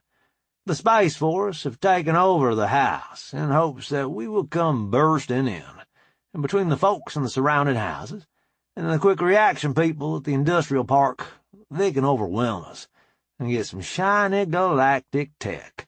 They've hidden the people we actually want to rescue in that Faraday cage in the basement, in the hopes we will try to rescue the decoys they have so conveniently provided. Failing that, they hope to trap us in that caged warehouse, hoping we wouldn't be able to call for help." Did I miss anything? Diego said. "I think that sums it up, boss. What's the plan?" I replied, "It seems likely to me that they've committed all their readily available resources in these two locations. If we stun everyone there at the same time, we should be able to get in and out without too much drama." Pete spoke up. "If you use freighters for the stunner run over the house, we Marines could exit out the rear of them while they were overflying the place. We have a drive set up for soft landings. We could be in the door before people stopped falling over, almost. If we clear the house, Bill can go straight to where his people are being held and keep them calm as we extract them." Max spoke up. "Bob, I think it will be best if you waited to pull this raid until you are ready to leave. You're going to stir up a hornet's nest. It would be better if we could keep operations to a minimum for a while after that." Nikki said. "Oh, come on, Dad. Don't you want to borrow my car to keep them stirred up with?" Max looked like he had bitten an unripe persimmon. "No, thank you. You go flying around the wild stars, but I'm going to stay here and keep things going for as long as I can." I said, "Thanks for that, Max. You're right. We should wait till we're ready to get out of Dodge before we pull this. It'll give Sally more time to be sure of what we'll be facing, anyway. Are we settled on a plan, then?" No one raised any objections. I wasn't crazy about it. but it seemed to be as good as we were going to do, given the circumstances. I asked, Sally, is there anything else you need to tell me about before we head back to Earth? Yes, but... I said, Pete, you're excused. Diego and Bill, head down to Launch Bay 2 and make sure my gig is ready to fly. Sally, do you have any objections at all, Dan? No, boss. What about the others? I replied, you have extracted an oath from Mr. Sloane that he considers binding. Mrs. Wilson has resigned from the guide and no longer has any obligations to him. The other Mr. Sloane never achieved officer rank, and therefore is not obligated either. Sufficient? Sally said, Yes, boss, entirely so. When the door closed behind Bill, Sally said, Tile the lodge, Jean. Jean replied, Aye, ma'am. Sally said, We have received another download from our team. This one has more variation, and we've been able to make some progress, we think. Nikki said, How much progress? Sally replied, We have a vocabulary of about 100 words we're fairly sure of. I asked, Could you say, for example, have a nice day? Sally said, I think so, boss. I asked, Would you please make a recording of that and send it to my watch? Sure, boss. Nikki asked, What are you up to, caveman? I replied, I thought I might as well see how Joshua would react to it. Max asked, Your old neighbor? Why him? I said, Janet says he has an accent as if he learned English from a teaching machine a long time ago. He doesn't seem galactic to me. Sally said, The team also told me that they intend to make one more attempt at gathering intel, and then they're heading back to Charlie's planet. They expect to be there in about a week, give or take. I replied, Well, then, we have a goal for when we need to be back. Wouldn't want 'em to get home with no one to talk to. Is that all we need to go over? Max asked. I hate to bring it up, since you've already put so much effort into the planning, but are we sure these kids want to come home with their Uncle Bill? I said, No, we are not. You're in charge of figuring that out. Use John's friend who isn't there, or whoever else you see fit. I've heard tell your daughter is a competent hacker, when she takes the time to cover her tracks. Nikki gave me a look that made me think I would pay for that one sooner or later. Jean said, Boss, you have an incoming comm from Mr. Branham. Should I put it through? Please. Hi, Bob. We were thinking it would be nice to get together for supper at our place. Will all the people you absconded with be back in time for that? I replied, We're just about ready to head back. We filled the bank account, planned some new mayhem. I can't think of anything else we needed to do today.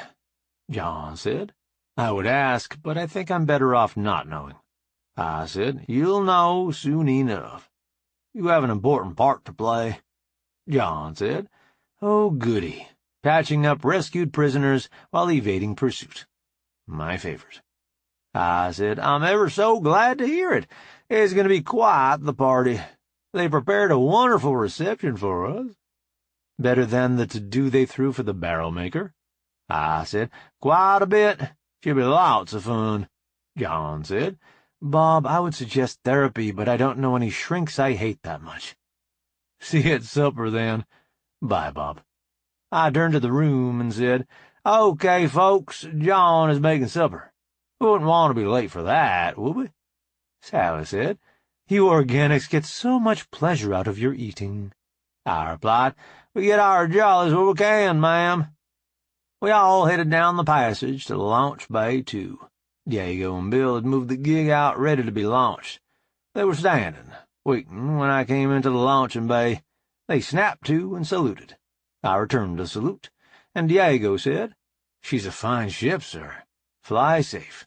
I replied, Scotty is responsible for the design. I didn't even know it was being built until I saw it completed.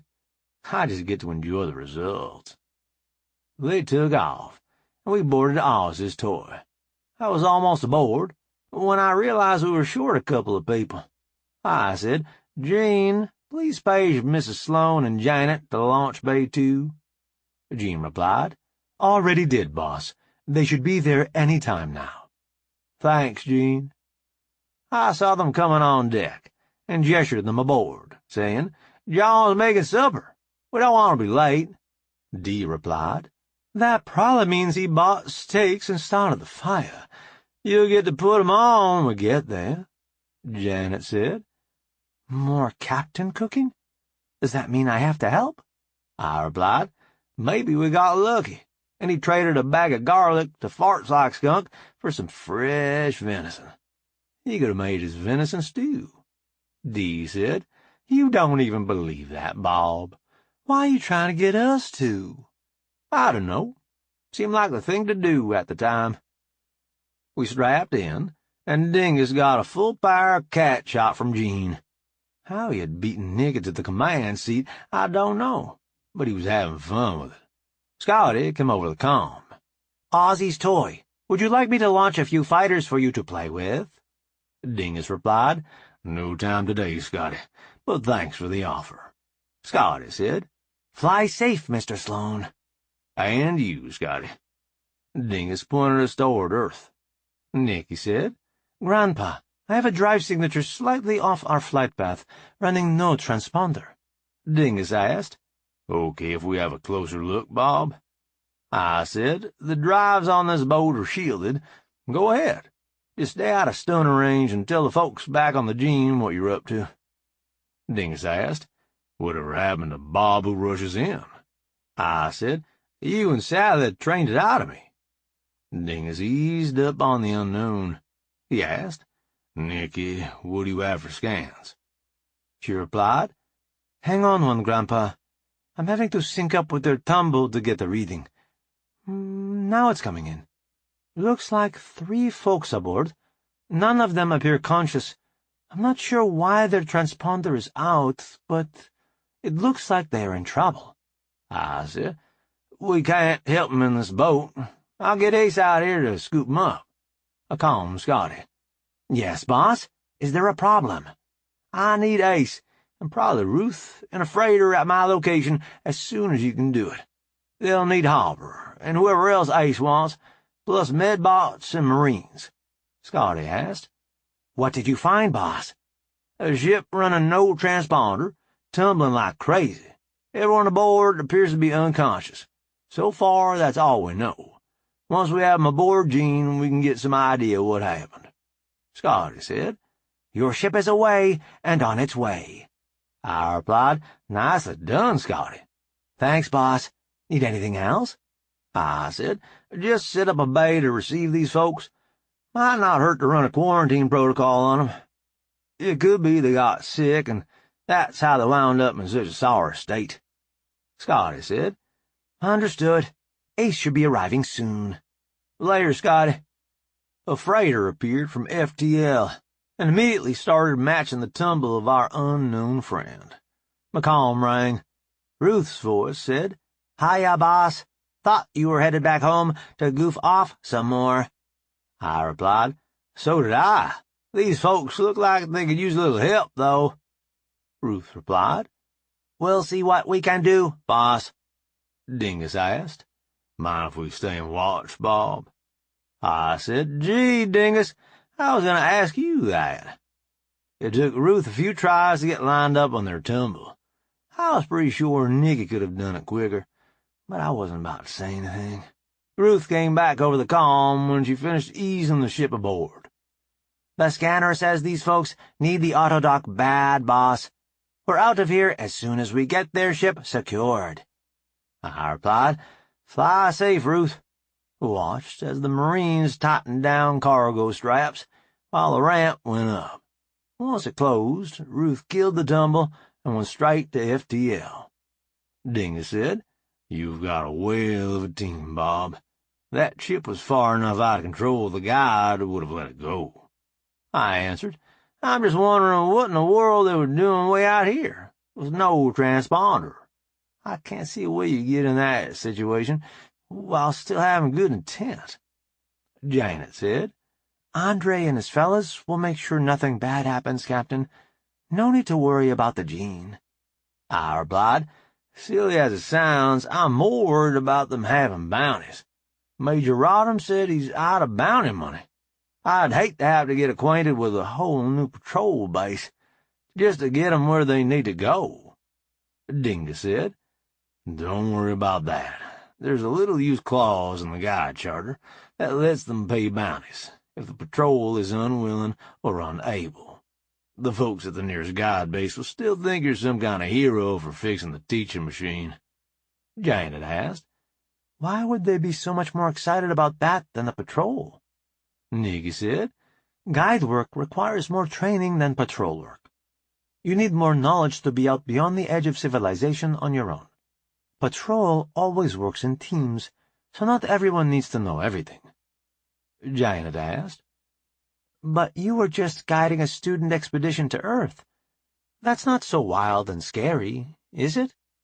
Nikki replied, I was trying to build up my reputation so that I could get a job on one of the long-range missions into the unknown. You have to show you can handle the little things before you get trusted with the big things. Janet said. That makes sense. I asked, if the guide does long-range explorations, why haven't they ever sent anybody out toward where Taz and Willem are? Dingus said, I don't know. It was always a standing order to only send explorations out the other way.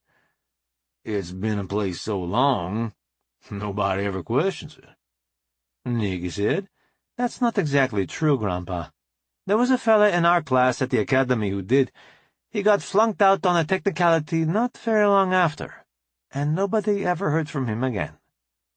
I replied, That sounds like somebody knows what we know and is trying to keep it quiet. Dee said, It surely does, doesn't it? I said, Let's go have supper. We're not going to figure this out sitting here.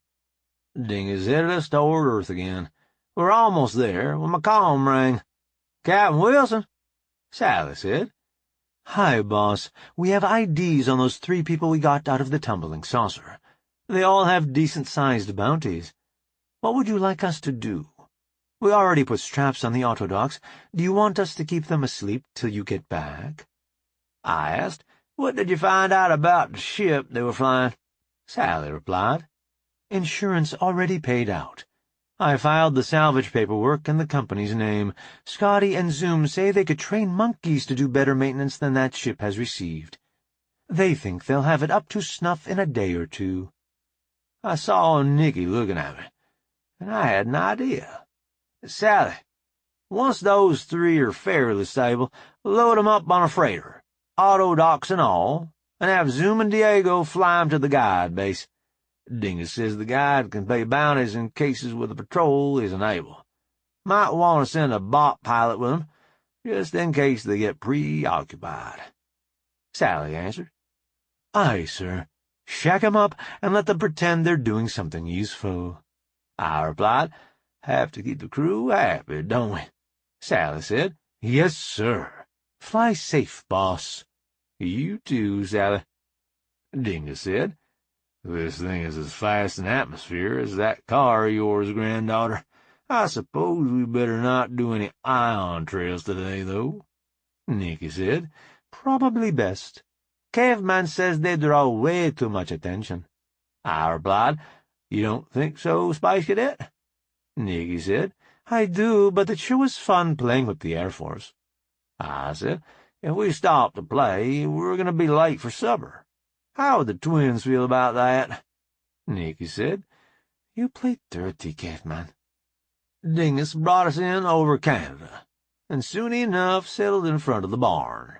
He said, Oh, Captain, would you be so kind? I got out and opened the doors. He turned it around and backed it in. Once he shut down, they all piled out.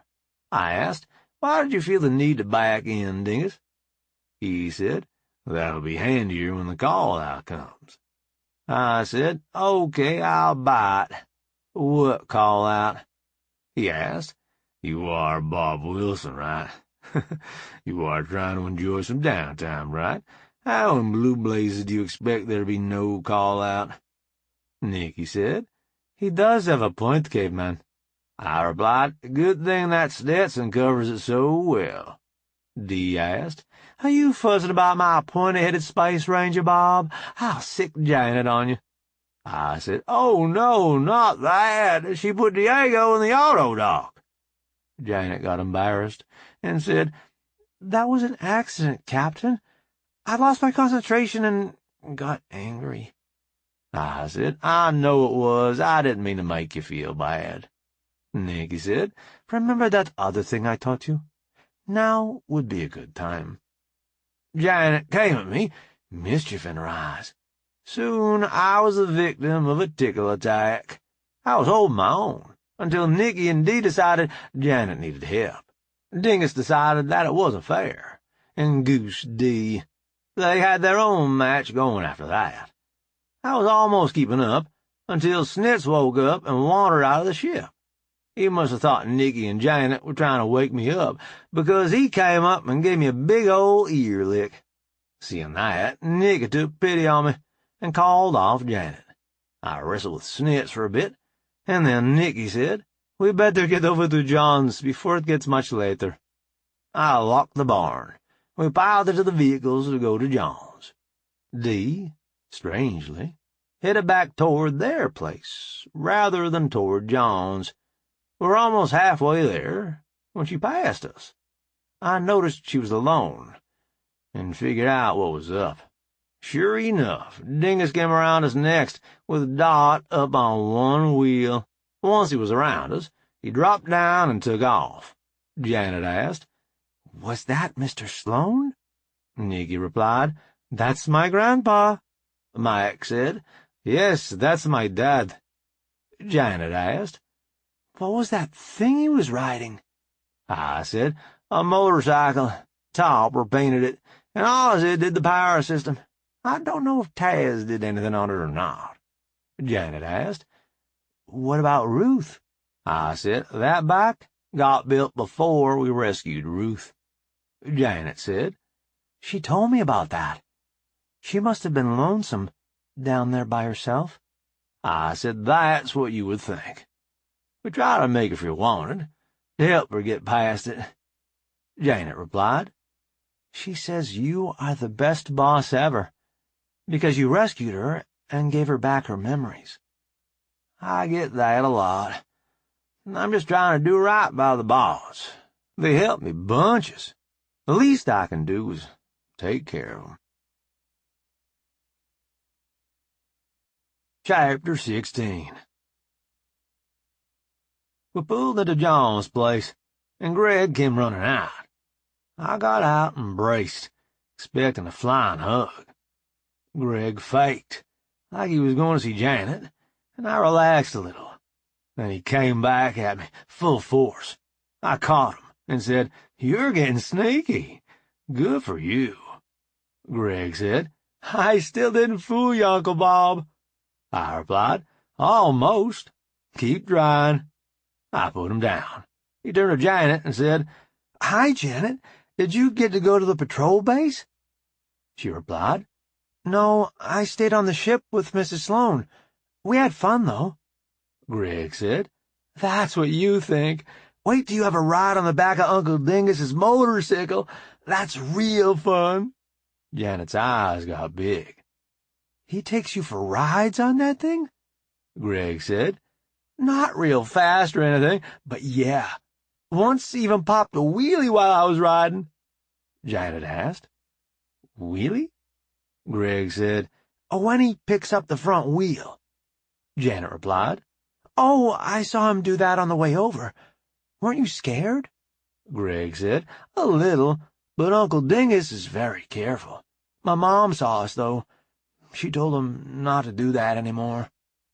Dingus came strolling out. He said, So, what do you think, Janet? You want to go for a ride?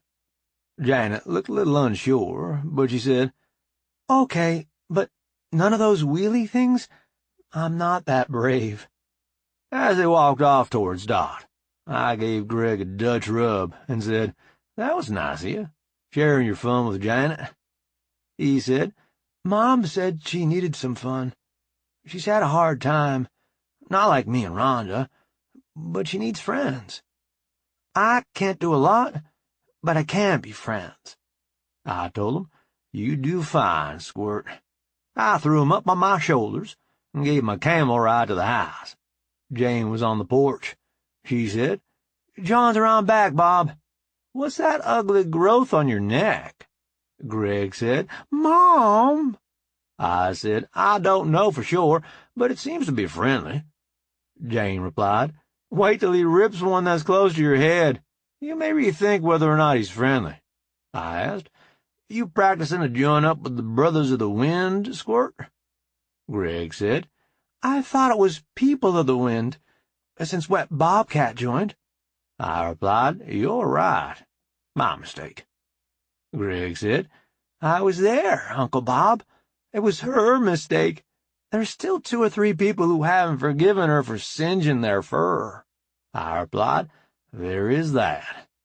We arrived at the fire, and I put Greg down. John said, I see you brought orneriness with you. I said, people expect orneriness when I'm around. It's my day off.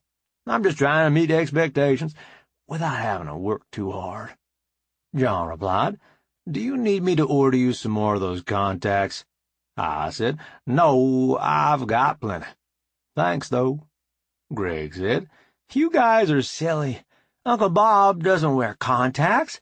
That's just something Aunt Dee says. I said, he's smarter than he looks. John said, about have to be, wouldn't he? Greg said, Dad? John gave him a Dutch rub for that, and said, I don't get to kid you. When did that happen? Greg said, of course you can kid me, Dad. You don't expect me to just take it, do you? John said, no, I don't suppose I do. I asked, so, what are we doing for supper? John replied, Susie marinated some steaks for us. She and Richard should be here any time. And then we'll start them grilling. I said, Susie marinated them? That's better than I had even hoped for. We're in for a treat. Greg asked, you've had her steaks before? I said, no, but it took armed guards to keep the squatches out of that jerky we made, and that wasn't even her best recipe. I have faith. Richard came around the house carrying a big cooler. He asked, your fire is ready? John said, yep, I even have Bob to watch the steaks.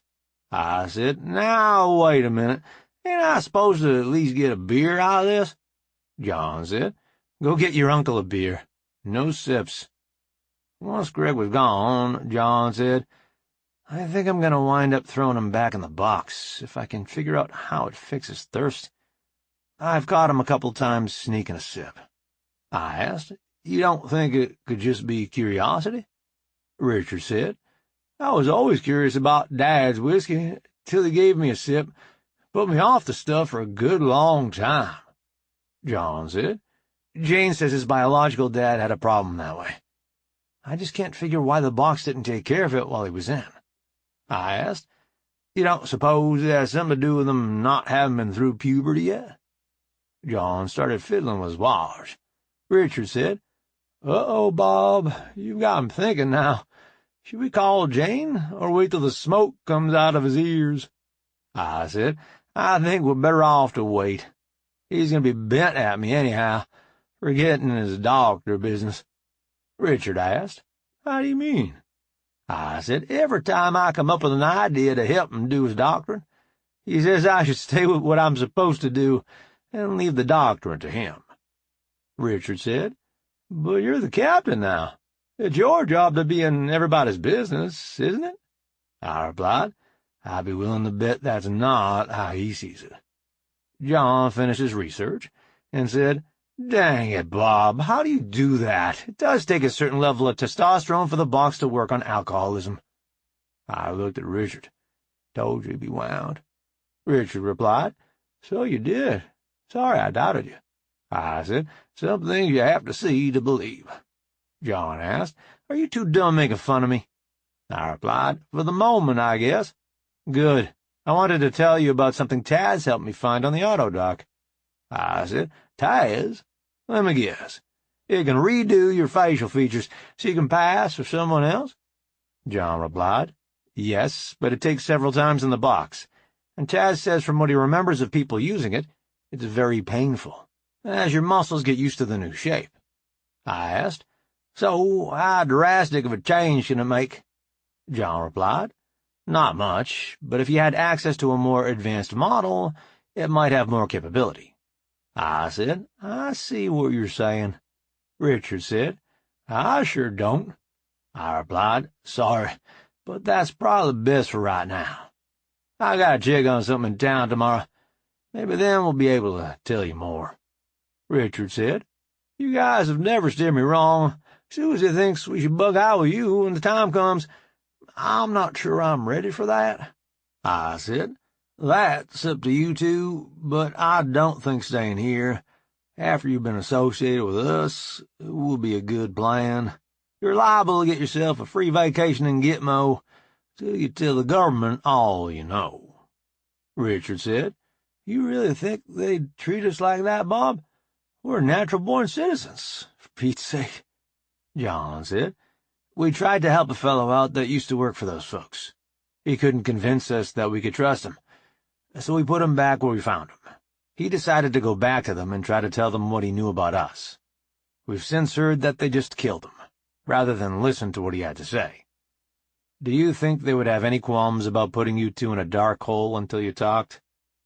Richard gulped. He said, I guess I've been trying too hard to look on the rosy side of all this. Sounds like Susie has been right all along. I said, it's a lot to take in. Don't beat on yourself for not landing on your feet when your world got turned upside down. Greg made it back with my beer. I noticed the fluid level was a little higher than usual, but I didn't say anything. When I tasted it, sure enough, it was weak. I gave Greg a stern look, but I didn't say anything to John. There'll be time enough to let him know later. I think Greg knew he was busted, because he said, I think I'll go see if I can get a turn on the motorcycle, if that's okay, Dad. John said, sure, son. Just be sure to wear a helmet. As soon as he was gone, John said, okay, Bob, give. I saw that look you gave Greg. What's up? I replied, you're going to make me rat out my friend, John. You know I don't do that. John looked at me and said, we've been friends longer than you and Greg, a lot longer. He's my son, and I need to know what he's up to. I said, he drank part of my beer and filled it back up with water. About half, judging from the taste. Richard said, sneaky. John said, thanks for telling me, Bob. I know that went against your rules. I replied, I would have told you, John. I just wanted to talk to him first. John said, I know. I'm new at this father business, and I get ahead of myself. I replied, you're better at that than I am at being captain, that's for sure. Cut yourself some slack. I looked at the steaks, and they were about ready. I asked, Richard, you mind seeing if you can round up a platter or something to take these in the house? When Richard was out of sight, I turned to John and asked, we still good? He said, of course. Will you help me get Greg squared away? I said, I'll do what I can. Dingus came cruising up on Dot. He said, Greg got sick. I thought you might want to know. John and I smiled, so Dingus asked, what's going on, you two? I said, I believe they call it karma, Dingus. Young Greg snuck half my beer and filled the bag up with water. Apparently, he doesn't hold his liquor well. Dingus laughed. I thought I had done too many stunts with him on the back. Serves him right. John said, I wouldn't want to be him when his mama figures it out. Richard came out with platters, with Jane close behind, mad as a wet hen. She said, which one of you idiots gave my boy beer? I said, I sent him after a beer that arrived watered down. I'd say he drank about half before he filled the bag up. She responded, when were you planning to tell me about this? I was discussing it with John when Dingus arrived and informed us that it had bounced. We were all enjoying the beauty of karma. John said, I would have told you as soon as we came in the house, dear. I didn't realize you would react to it badly. Jane said, I know you guys look out for him. Sorry if I flew off the handle. I replied, after all you've been through with Greg, you wouldn't be quite right if you weren't overprotective. I do think it might be a good idea to channel that sneaky streak into something productive, though. Jane replied, How did that captain's hat just materialize on your head, Bob? You just went from friendly Bob to Captain Wilson in about 3 seconds. I replied, Sorry, I'll try and use my dirt side voice. Jane said, It's fine. What's your idea?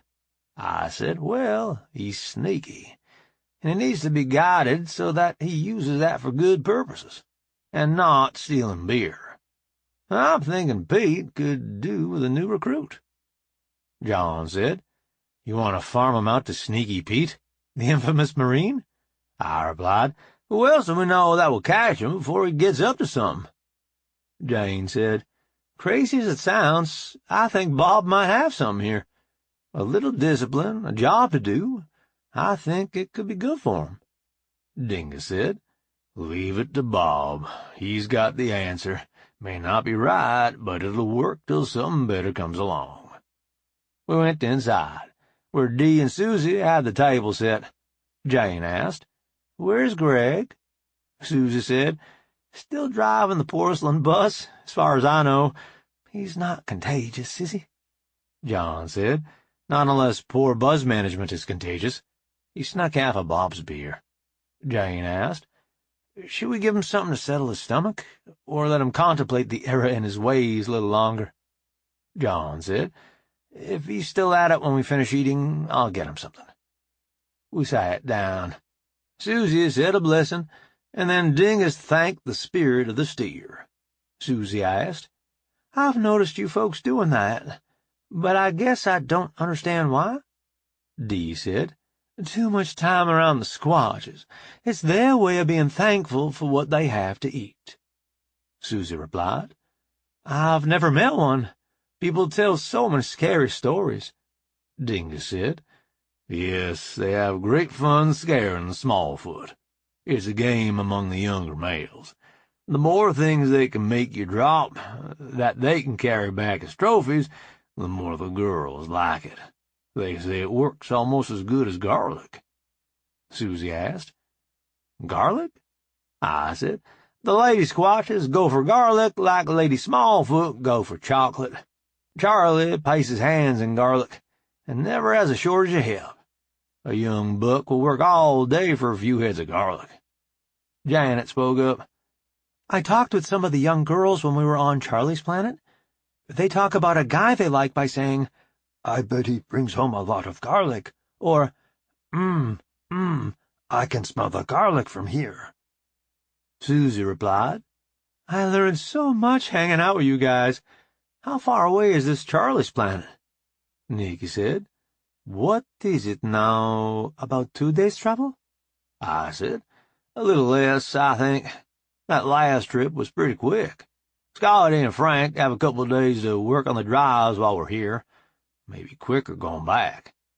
Susie asked, How is it you've been able to make so many improvements to tech you haven't seen before, Bob? I replied, First, only a little of it has been me. Most of it is either humans or bots who work for me. The more important thing, Max figured out the other day. A couple of 100 years ago, they changed suppliers for the ration packs they all eat. The new folks weren't as careful with some of the micronutrients and left out a couple that are important to clear thinking. Another thing we have going for us is that galactics won't listen to bots, no matter how good their ideas are. We listen and let them work on their ideas. So we get a free boost right there. Nikki said, Yeah, Bob is notorious for listening to bots when galactics won't. Susie asked, How do you mean?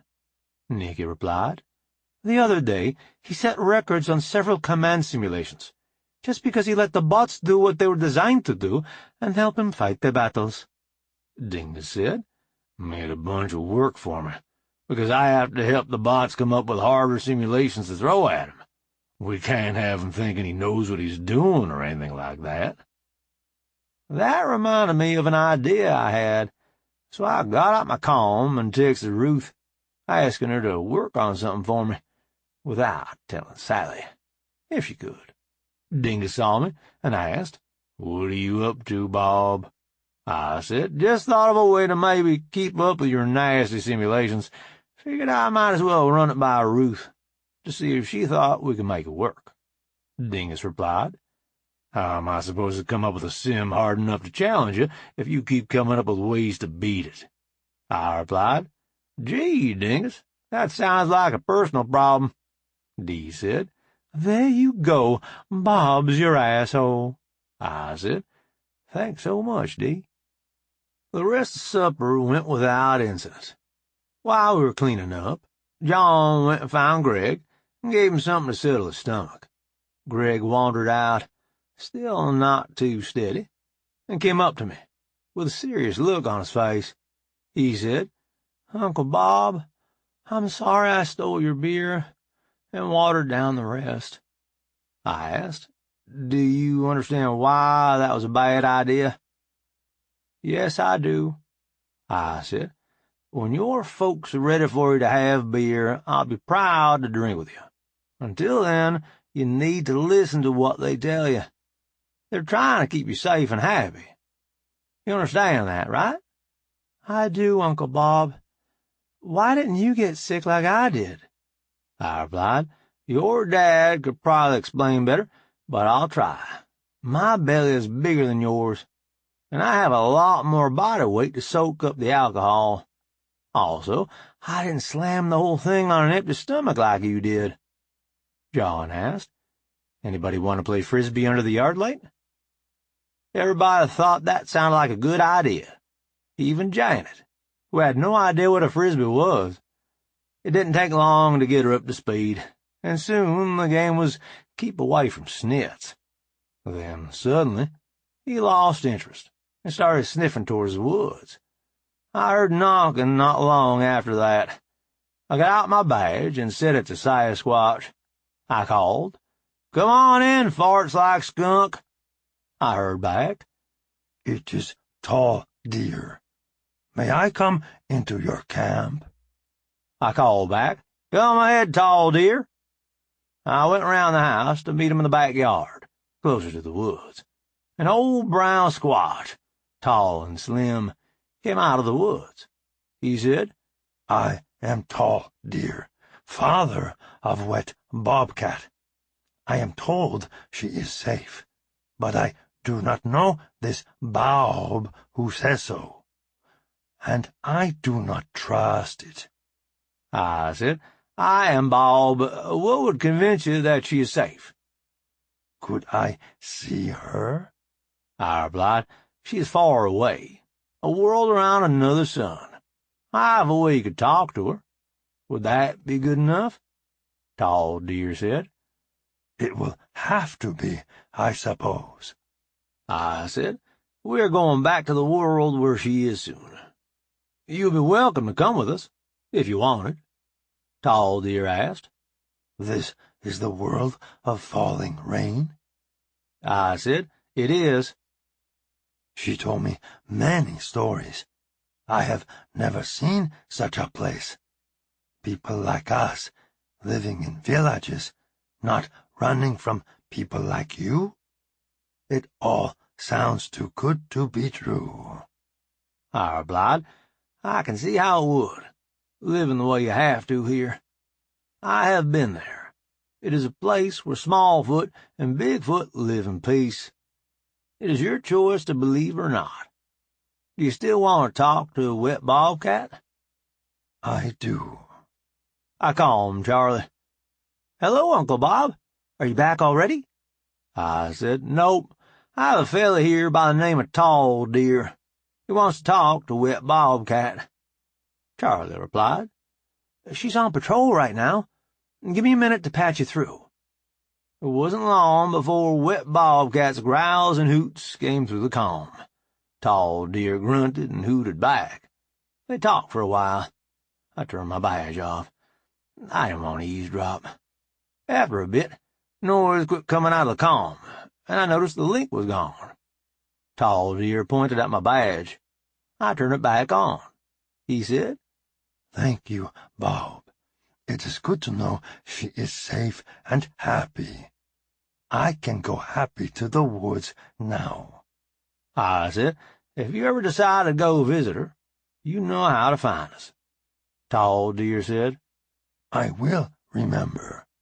Wet Bobcat says I should tell you to fly safe." I said, "Walk safe in your woods, Tall Deer." Once he hit the tree line, he faded away into the dark. I went back to the front yard. Snitz was back playing Frisbee. John asked, "What was that about?" I replied, "Wet Bobcat's dad checking up on her. Offered him a ride out to Charlie's Planet, but he didn't want to go." "Did you get him calmed down?" I said, "I got Charlie to put him on the calm with her. He seemed satisfied after that." "Good deal." I asked Max, "Where's Joanna tonight?" He replied, "She had something in Springfield. "Said she would be late getting back, not to delay supper for her." Nikki asked, Caveman, are you about ready to go? The kids have had all the Frisbee they want for now." I said, "Sure. Let me round up our passengers." I got Snitz and Janet loaded up. I knew Nikki was tired. She headed for the passenger side. Joanna wasn't home yet when we got there. I took Snitz on patrol, while the ladies got ready for bed. Once Snitz was satisfied, we headed in. I got ready and joined them in the bed. Janet said, "I know it's an inconvenience. Thank you for letting me sleep with you guys." Nikki said, "It's okay, hon. Just get some rest." Just having an extra body in the bed wasn't enough to get any slack from Snitz. Tongue in ear, right at sunrise, I got up, did what I needed to, and started some coffee. Then we went out to see what terrible degradations had befallen Snitzelvania through the night. Joanna pulled in while we were out. I said, "So, I guess that wasn't a business meeting then?" Joanna said, "I thought it was supposed to be. She apparently had other ideas. Dang, did she have ideas." I said, "TMI, WTF TMI?" Joanna said, "Sorry, Bob. Didn't mean to offend." I replied, "You didn't offend. I just don't need to know your business. Just like you don't need to know mine. How would you like it if I started telling you all the stuff Nikki gets up to in bed?" "I see your point. You don't mind, then?" I said, "Be with whoever makes you happy. I got the impression you weren't all that picky, the way you talked about Rick, the delivery guy." "You don't miss much, do you, Bob?" "I try not to. I got too many people depending on me to start slipping." We went back in the house and had some coffee. Janet came out doing the coffee zombie.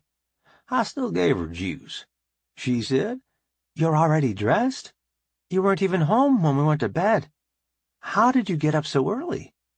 Joanna said, "I wound up staying over in town. I just got home."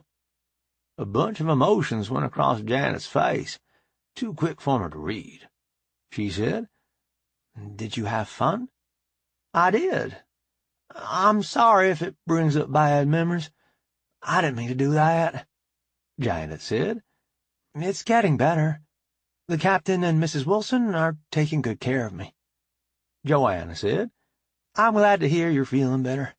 That's not an easy thing to come back from." Janet asked, "Were you?" Joanna said, "My sister. I helped her get over it, but it took a while." I asked, "What does anyone want for breakfast?" Joanna said, "Sorry we're getting so deep at the breakfast table, Bob. Whatever you feel like cooking is fine with me." I'd been hoping somebody would have a preference, because I was still full of steak, and not really hungry. I just did scrambled eggs and sausage again, kind of on autopilot. Janet said, "Gee, that looks familiar." I said, "I wasn't hungry enough to decide, so I did the same thing again. I hope that's okay with you." Janet replied, I like it fine. I just notice things. I said, that's a good thing.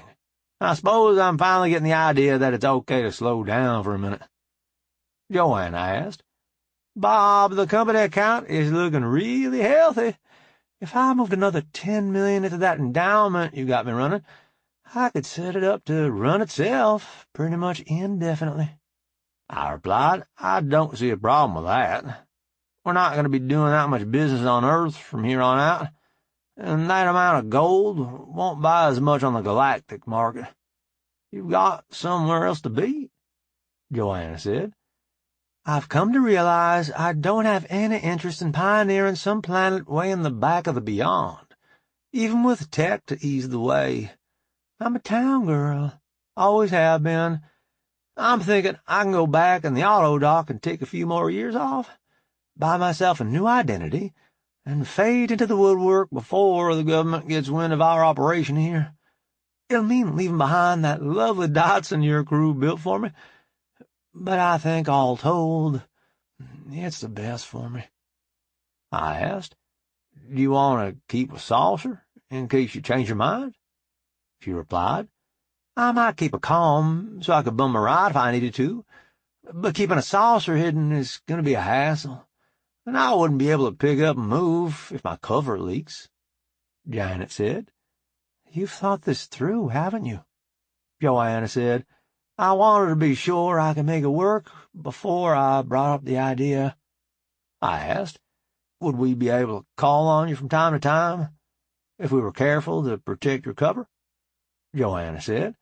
I'd assumed that would be part of the deal, Bob. I owe you bunches for making me young enough to care again, and get me out of that home, even if it is better these days. I said, I hate to see you go, but if it's what you think best, good luck. Leave the Datsun in the barn when you go. We'll put it in storage for you on board the Jean. Joanna asked. Won't it just rust down? I replied. If we drain the fluids, most of the problems with leaving a car sitting come from UV light and oxygen in the air. We'll seal it up in a dark room and pump it full of nitrogen. Should last a good long time. You'd do that for me when I'm bailing on you? You got Max over the hump on a bug-out plan. I'm really about out of things for you to do anyway. Joanna asked. You're really not afraid of me going to the government with what I know? I said, I don't think that's something that you would do. Besides, where's the upside in it for you? If you stay quiet, you can enjoy your money on a beach somewhere. If you talk to 'em, you're going to be in debriefing meetings for the foreseeable future, even if they don't decide to take you into custody. Doesn't sound like a fun time to me. Nikki came round the corner and said, Besides, Dee isn't going anywhere. She's committed to my grandpa. If you ratted on us, she and her kid would get caught in the mess. I'm sure you're a better friend than that. Janet said. You two have thought about some angles yourselves. I said, we trust Joanna. Always have. We just want her to understand we have more reason to than just, oh, she's a good person. She wouldn't rat us out. Joanna said. That's our Bob, always thinking about the next move. Thanks for having faith in me, even if it is all based on logic and not just emotion. I said, dang it, I did not say it was all based on logic. I like you, Joanna, and I think you're a good person. It's just not the only reason I trust you. Joanna looked at Nikki, and she nodded. Joanna got up and kissed me. I must have lost a little time, because when I came to my senses, Janet and Nikki were rescuing breakfast. Joanna said, I'll miss you too, Bob. I sat down and sipped my coffee. Nikki said, Good thing I'm already pregnant, Joanna. I think you broke him. I reached down to scratch Schnitz's ears. Nikki asked, What's the matter, caveman? Got nothing to say? I studied on it for a minute and decided I might as well. Joanna, would you mind showing her what my problem is? Janet handed me a plate of breakfast while Space Cadet got her education. she asked. Joanna likes everybody? Seems to, as long as they like her. When the ladies came up for air, Nikki said, I see what you mean, caveman. I said, Thanks, Joanna. She grinned an evil grin and said, Any time, boss. Then she suddenly got serious and looked at Janet. I'm sorry. Did we upset you? We were just being silly, you know. Janet said, No, ma'am. Nobody forced anybody. It was all in fun. Nothing to get upset about, except maybe getting left out. Joanna hugged Janet and said, You're not old enough for those kinds of games, hon. I'll miss you, too. Janet cried a little, and then said, Thanks for being somebody I can trust. I'll miss you. We settled down and finished our meal. Joanna went to go get cleaned up and get started on her plan to slip away. We all headed out to go pick up Alice at the vet. We got there, and the tech brought Alice out. Janet asked, What is that thing on her neck? I replied, That's to keep her from licking her stitches, until they heal. I carried her to the back of the Yukon and laid her there. Snitz cuddled up to her, and she seemed to like that. Once we were loaded back up, Nikki asked, Did you want to go by and see Joshua again?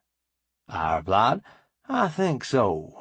It doesn't make sense to me, living next door to an alien for all these years, and not knowing. Am I that dense?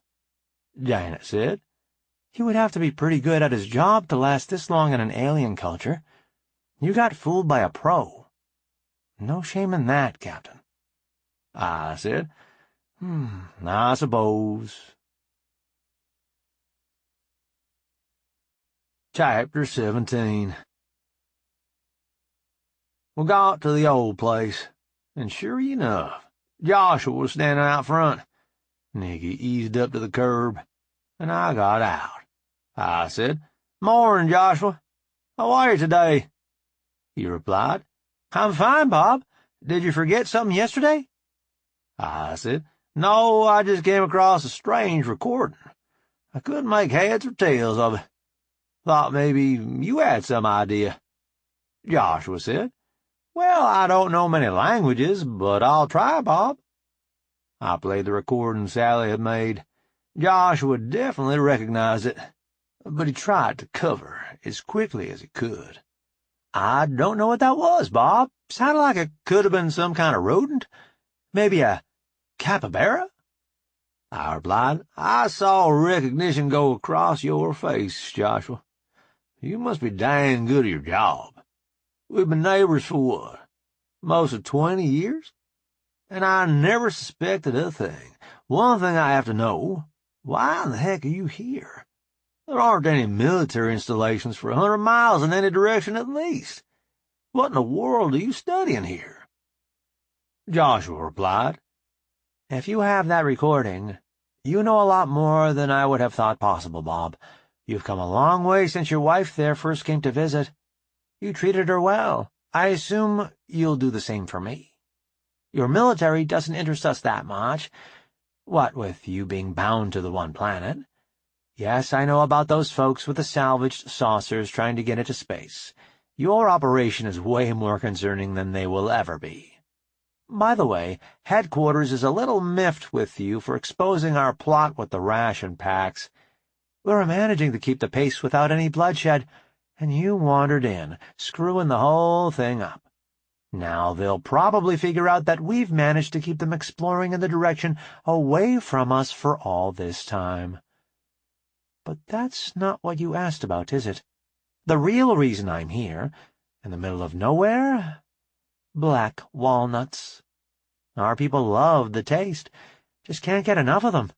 They cost like crazy back home. I buy some each fall and send them home. We've tried and tried, but we can't get the trees to grow on our planets. Our arborists go crazy trying to figure it out. I said, Hold on, let me get this straight. You mutilated your face in the auto dog, came and lived among us monkeys for all these years, just for walnuts? couldn't you have hired one of us to be your purchasing agent and stayed home? Just come by once a year to pick up the goods? Joshua replied. Some of us suggested that, but headquarters didn't think we could trust you monkeys enough to make that a viable plan. Even if we charged you 3 or 4 times the going rate, you'd still be making ridiculous amounts of money when you got your cargo home. Sounds like your headquarters is too greedy for its own good, Joshua replied. That's what I told them. I got this duty as a reward. I said, do you suppose I could hire you for some consulting work? He asked. What sort of work? That little bit I played you is about as far as we've gotten translating your language. With your help, my crew could get it right, and not whiz your people off the first time we meet 'em. Joshua said. It sounds intriguing. What would be in it for me? I said, the translation is pretty valuable to me. How about a shipload of black walnuts delivered to a neutral system? Joshua looked shocked. A shipload? How much is that? I answered, well, nuts aren't that heavy. They're probably going to bulk out before they weight out. I doubt we can get much over 10 tons on a ship. Might be a little more. Joshua looked white as a sheet. 10 tons? That's as much as I've sent home in the 20 years I've been doing this. You'd pay that just for some help translating? Oh, yeah! I said, grab what you'll need for a week or so, and we'll get you started. Joshua went into his house at a rush. I called Max. Morning, Bob. What can I do for you? I just negotiated a deal. Our end of it is a shipload of black walnuts. Can you get that together for me? Max mumbled, obviously looking things up on his watch. English walnuts won't do? I could get them cheaper and easier. I said, you've obviously never eaten either one. No, English walnuts will not do at all. Not at all the same thing. Those uppity pecans would get us in a world of trouble. Don't even think about it. Max replied. Sorry, Bob. I didn't realize there was such a difference. I'll get on buying up walnuts. It looks like harvest season is just starting, so I should be able to get you a shipload in a week or two. Where do you need them sent? I don't know yet. I'd like to make the trade in the Charlie's planet system, but I doubt my trading partner would be crazy about that. Max asked. I can probably rent storage from Uncle Rangy until I can collect the shipload. Would that be acceptable? I asked. Did he get his problems with the state inspectors taken care of? Max replied. I had to help with that. A couple of them have nice accounts in the Caymans now. I made it plain to them we could make that money disappear. And records appear if they change their minds. I said, nicely done. That should work out fine, then. Max asked. Anything else you need, Bob? Nope. Have a good one. You too, Bob. Joshua came out of the house, carrying a duffel bag. I raised the hatch, and we put it with the dogs. Snitch took a deep sniff, and looked at Joshua, confused. He lay back down with Alice, though. I said, I think your smell confuses him. Joshua asked, Why do you say that? You smell vaguely like an animal he's used to chasing up a tree, but you look like a person who he's used to getting pets from. Joshua asked, How did you figure out what I had descended from, anyhow? I said, the fellow we found marooned in his auto dock gave us a lot more clues than you. Joshua asked, Why didn't you just have him help you translate? Nikki said, Because we wanted to make sure we understood the labels on the auto dock before we started pushing buttons. Joshua got settled in the back seat next to Janet, and I took shotgun again. Joshua said, You mean you haven't woken him, for fear of pushing the wrong button? I replied, Our medical guy says he's fairly sure which button is the emergency wake, but we were really hoping to do something less drastic. Besides, We just found another ship, and we were hoping it might tell us more about your written language before we had to make any decisions." Joshua asked. "Where have you found these ships, Bob?" I said, "The first one was on a planet a ways from here. Second one was here on Earth somewhere. I could call the bot who flew the mission and get the exact location, if it's important to you." "No, just knowing the planet is enough. How far is a ways?" I replied, "About 2 days in FTL. Whatever that adds up to." Joshua asked. "You don't know the exact coordinates, do you?" I said, "No, I don't. We try and keep that knowledge down to as few people as we can, because the folks living there don't need to be disturbed." "Folks like you, or folks like me?" I replied, "None of the above." Joshua said, "What?" "You found another alien race?" I said, "You've heard legends of Sasquatch as long as you've been living around here, haven't you?" Joshua said. "Yes. What does that have to do with it?" Nikki said, "They're not legends, and this isn't their home planet. Some of them have gotten marooned here and learned to stay hidden, but their true home is another planet entirely." Joshua asked. "So they have space flight?" I said, "Nope. The Galactics took to using them for slaves after they quit letting their bots have enough brains to get the job done. Somehow, the slavers started dumping the ones they didn't want here." Joshua asked. "Is there ever a simple answer around you, Bob?" Janet said. "The captain is good with simple answers. A man raped me. The captain spaced him. Simple." Joshua said. "You spaced the man, Bob?" I replied, "I took his suit first, so he didn't have to wait to run out of air." "She called you captain. Captain of what, pray tell?" I said, "You know those carriers the Commonwealth built, and you tricked them into mothballing? Somebody found one and refitted it for a colony ship. We found it gutted by a meteor storm and rebuilt it. We call it the Gene Cernan." Joshua said, "You have a Commonwealth carrier in fighting shape? "Headquarters will go squirrel over that," Nikki asked. Go squirrel?" Joshua said, "You folks go ape, we go squirrel." Nikki said, "Then you probably shouldn't tell them that he fights the ship so well in simulations that new, tougher simulations are being constructed to see where his limits truly lie." "Oh, mighty trees of my home, what have I gotten into?" I said, "Remember the walnuts." Joshua said, "Even tons of walnuts won't be enough to get me out of this, Bob."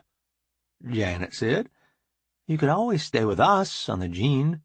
The captain collects people wherever he goes." Joshua looked stunned. "Work for a monkey?" I said, "I'm still the same old monkey you lived next door to for years, Joshua. Not like it will be something entirely new." He said, "I'd really like to have my nose back."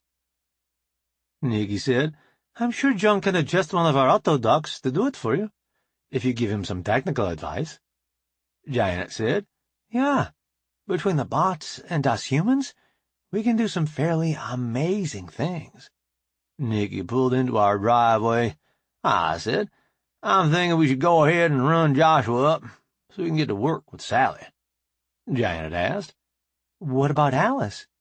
Nikki said, "Bring her along. An hour or two in the Autoduck will get her feeling better, and she won't have to wear that cone anymore." I carried Alice to the gig, and Nikki opened the barn. Joanna's Dotson was in the back of the barn. Janet said, "That was quick." I said, "Yes, it was. I hope she finds a place she can be happy." Joshua said, "Nice little ship. Got tired of saucers?" I replied, "My crew built it for me. It's my captain's gig." I stayed out to lock the barn, and Nikki pulled out to wait. I jumped aboard when I was done and ran the ramp up. Joshua said, "I would have thought you would have had a bot for that." I answered, "We did. They got pulled for other duty. because we were away so long. Sally met us when the ramp came down. She said, "Welcome aboard, sir. Is this the guest from out of town, who is here to help with the translations?" I replied, "It is. Could you please take charge of him and make sure his needs are met?" Sally said, "My pleasure, sir." I picked up Alice and headed for the transit. Scotty came up and walked with me. "Boss, do you think your spy will be able to help us figure out how their drives work? They've got a couple of tricks that look interesting, but I'm not sure what they're doing." I replied, "I only hired him to help with the translation. He might consider helping with the drives to be a violation. At any rate, I'll have to come up with another shipload of walnuts." Scotty asked, "Just to be clear, boss, am I authorized to offer him a shipload of walnuts for his cooperation?" I replied, "You are, but if he goes for it, you have to call Max and inform him he's now buying 2 loads. I don't want to deal with that." Scotty said, "You drive a hard bargain, boss. His help would be worth it, if he knows anything about a couple of these circuits I can't figure out." I said, "Just be sure he has good information before you order the walnuts." "Will do, boss." I got Alice to Medbay, and Gail set up the doc to heal her stitches and surgical scars. I asked her to page me when Alice was ready to wake up. Jean came over the speaker. "Captain, ship arriving. The B.S. Dolly Parton." I asked, "Dolly Parton? Where did they get that name?" Jean replied, "Something was said about a chicken ranch, sir." I grabbed a transit back to the landing bay. Jim and Janice were just coming out of the ship. Molly and Snitz were playing chase and getting reacquainted. I walked up to Jim and shook his hand. "Good to see you again, Mr. Bailey," Jim said. "And you, Captain. Do you suppose Janice and I could impose upon you to hitch us up?" I replied, "No imposition at all. You sure you want this ornery old woman?" "I am, sir." I turned to Janice. "Do you think this feller can keep up with you?" "Yes, Bob Wilson, I do think he can keep up with me." "All righty, then. Get cleaned up, I'll get my dress uniform on, and we'll get this done. Ask any boss, or the ship, his name is Gene, if you need directions." I saw Pete across the bay. I called, "Hey, Pete, you busy?" "No, boss. What can I do?" I replied, "More than you let on, if I don't miss my guess. These folks need a place to clean up, and then they need to be shown the way to the hall where we do weddings. Also, you may be getting a new recruit in a day or 2. He needs discipline and instruction. Can you handle that?"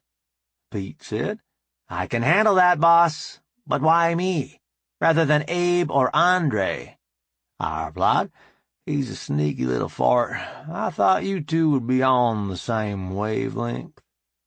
Pete said, "I understand, sir." Jim and Janice followed him off to the transit. I grabbed one as well and headed to our cabin. Janet and Nikki were there. Nikki already had my Captain Kangaroo suit ready for me. I asked, "Has anyone set a time yet?" Nikki said, "No." I looked at my watch. 10:15. I said, "Jean, please make an announcement that Jim Bailey and Janice Parks are to be wed at 11 a.m. sharp. All personnel who wish to attend should make arrangements to be there." Jean replied, "On it, boss." I shaved and got my uniform squared away, and then we headed out. Topper greeted us at the door. I asked, "What are you doing on the door, Topper? I thought you were the best boss. Are you supposed to be somewhere getting the groom squared away?" Topper replied, "Those duties are already accomplished, sir. Ozzy should be here any time to take over the door." I replied, "So long as things are under control. It's a shame we couldn't wait until Taz got back." Topper said, "I was going to stream it to him, but they can't have any comm signals right now." I said, "Better to keep them safe. He'll be back soon, so I hear." Topper replied. Boss, I'm grateful you unlocked our memories, but the emotional module that turned back on is not my favorite thing. I miss Taz. I never had feelings before. How do you organics get anything done, having feelings all the time? I answered. We just have to learn to push on through. I don't have any sage advice, but it does get better with practice. Topper said. Thanks, boss, for understanding. Nikki and Janet found seats, and I went to the front. Ruth was sitting at an organ.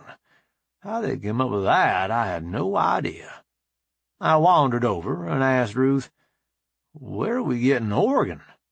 Ruth looked up at me, and I knew it was coming. From an organ donor, where else? Really, boss, Scotty built it, and I helped tune it. I said, "Good work all around." Soon enough, Topper stuck his head out of the curtains at the back of the hall and cranked his finger for us to get started. Ruth started playing, and Jim came in to stand next to me.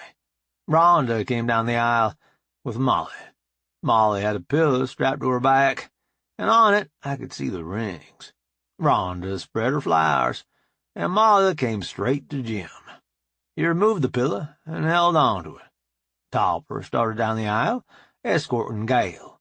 When Topper took his place, Jim handed him the pillow. He removed Jim's ring and handed it to Gale. Ruth struck up the wedding march.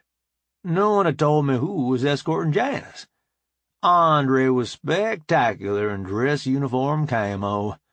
When they came to a stop, I asked, "Who brings this woman to this place for the purpose of matrimony?" Andre said, "I do, sir." "Is she here of her own accord?" "She is, sir." I snapped to and said, "Dismissed, Marine." Andre turned and marched back down the aisle, where he stood at the back of the room to watch the rest of the ceremony. I said, "It has long been custom that the master of a vessel under way has the right and the duty to join in matrimony such persons as come to him asking to be so joined. Here, today, as master of the B.S. Jean Cernan, I claim that right. Mr. Bailey, do you swear to take care of this woman, respect her, and love her?" "I do, sir." "Ms. Parks, do you swear to take care of this man, respect him, and love him?" "I do, sir." "Jim, give her the ring." He did so. "Janice, give him the ring." She did so. It is customary to give a talk on the fact that marriage is about helping one another through the tough parts. I have no doubt that these two could tell me a great deal about that, so I feel no need to do so. What has been joined here, let no human, nor bot, nor squatch, nor squirrel, put asunder. Go on, Jim. Kiss the old bat before she changes her mind. He did a fine job of that, and Janice managed to flip me off without anyone else seeing. They turned. Topper knelt and pulled out a carpenter's square. Jim and Janice jumped over it into their new life. After they made it back down the aisle, the crowd started milling. Gale came over to me. She said, "That was a nice ceremony, Captain. I have something to ask, if it's okay." I said, "Of course, but I have to be entirely too stiff and formal about it while I'm wearing this get-up. You might do better to wait till I change clothes." "I think it will be just fine, Captain. I have to return to Earth, since I will be in charge of Shady Oaks until either Mr. Branham or Mrs. Sloane return. Rhonda has expressed the desire to remain aboard, studying with Sally, and assisting in engineering with her new friend Janet. Would this plan of action be acceptable to the captain?" I replied, "It would. Thank you for bringing this state of affairs to my attention." I called, "Mr. Topper, front and center." He came up in front of me. "Yes, boss?" I said, "Mrs. White here needs a ride back to Earth. Please take a freighter, because I would like you to bring back Joanna's Dotson. It's in the barn at our place. She has decided to take up a new identity. The Dotson is many things, but it is not discreet." Topper said. "Understood, boss. How soon does this need to happen?" I looked at Gail. She said, "As soon as you can, Topper." Topper said, "Step this way, ma'am." Dingus and John walked up. John said, "I hear you've got us a new recruit." I replied, "More like a consultant. High-priced consultant. 10 tons of black walnuts." Dingus asked, 10 tons of black walnuts? What kind of a price is that?" I replied, "It's the whole reason he's here. Seems they can't get the trees to grow on their planet." John asked, "I know black walnuts are better than those silly English ones, but what's the big deal?" I said, "Sounds like his people are really fond of the taste. Kind of like truffles for humans, or garlic for squatches. If I had to guess, I'd say it's a trace mineral, like titanium for fuzzies." Dingus said, "What?" John said, "It's a good book you missed while you were in the box.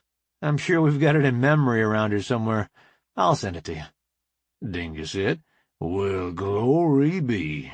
Bob said something obscure, and it was a book instead of a TV show."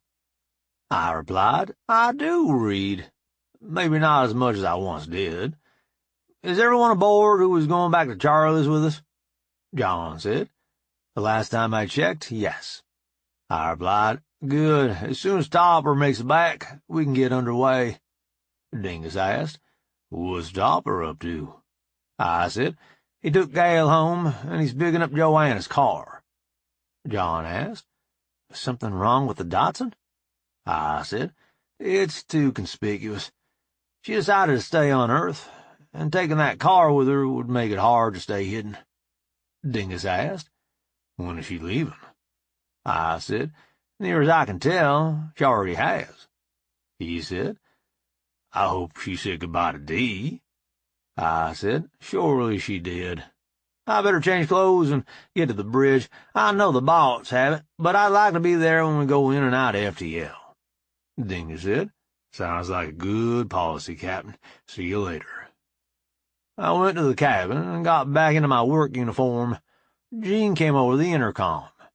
"Captain, Medbay wanted me to inform you that the dog, Alice, is ready to wake up."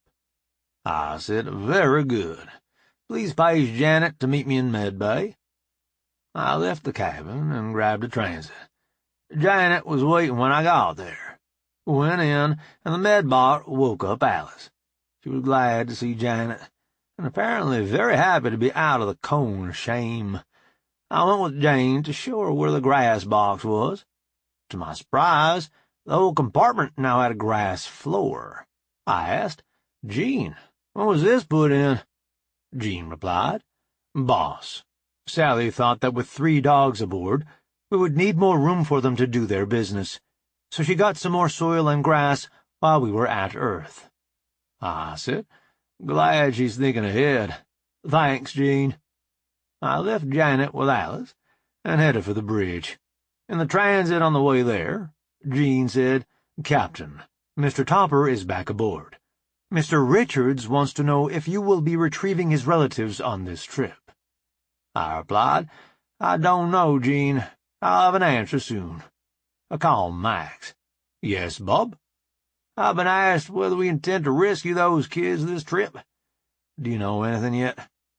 Max replied, "When asked by the judge in open court, they both said they wanted to live with their Uncle Bill. The judge denied their request and sent them to live with their grandparents." I said, "That's our answer, then. Thanks, Max." "You're welcome, Bob. I'm thinking that means the feces will soon impact the impeller."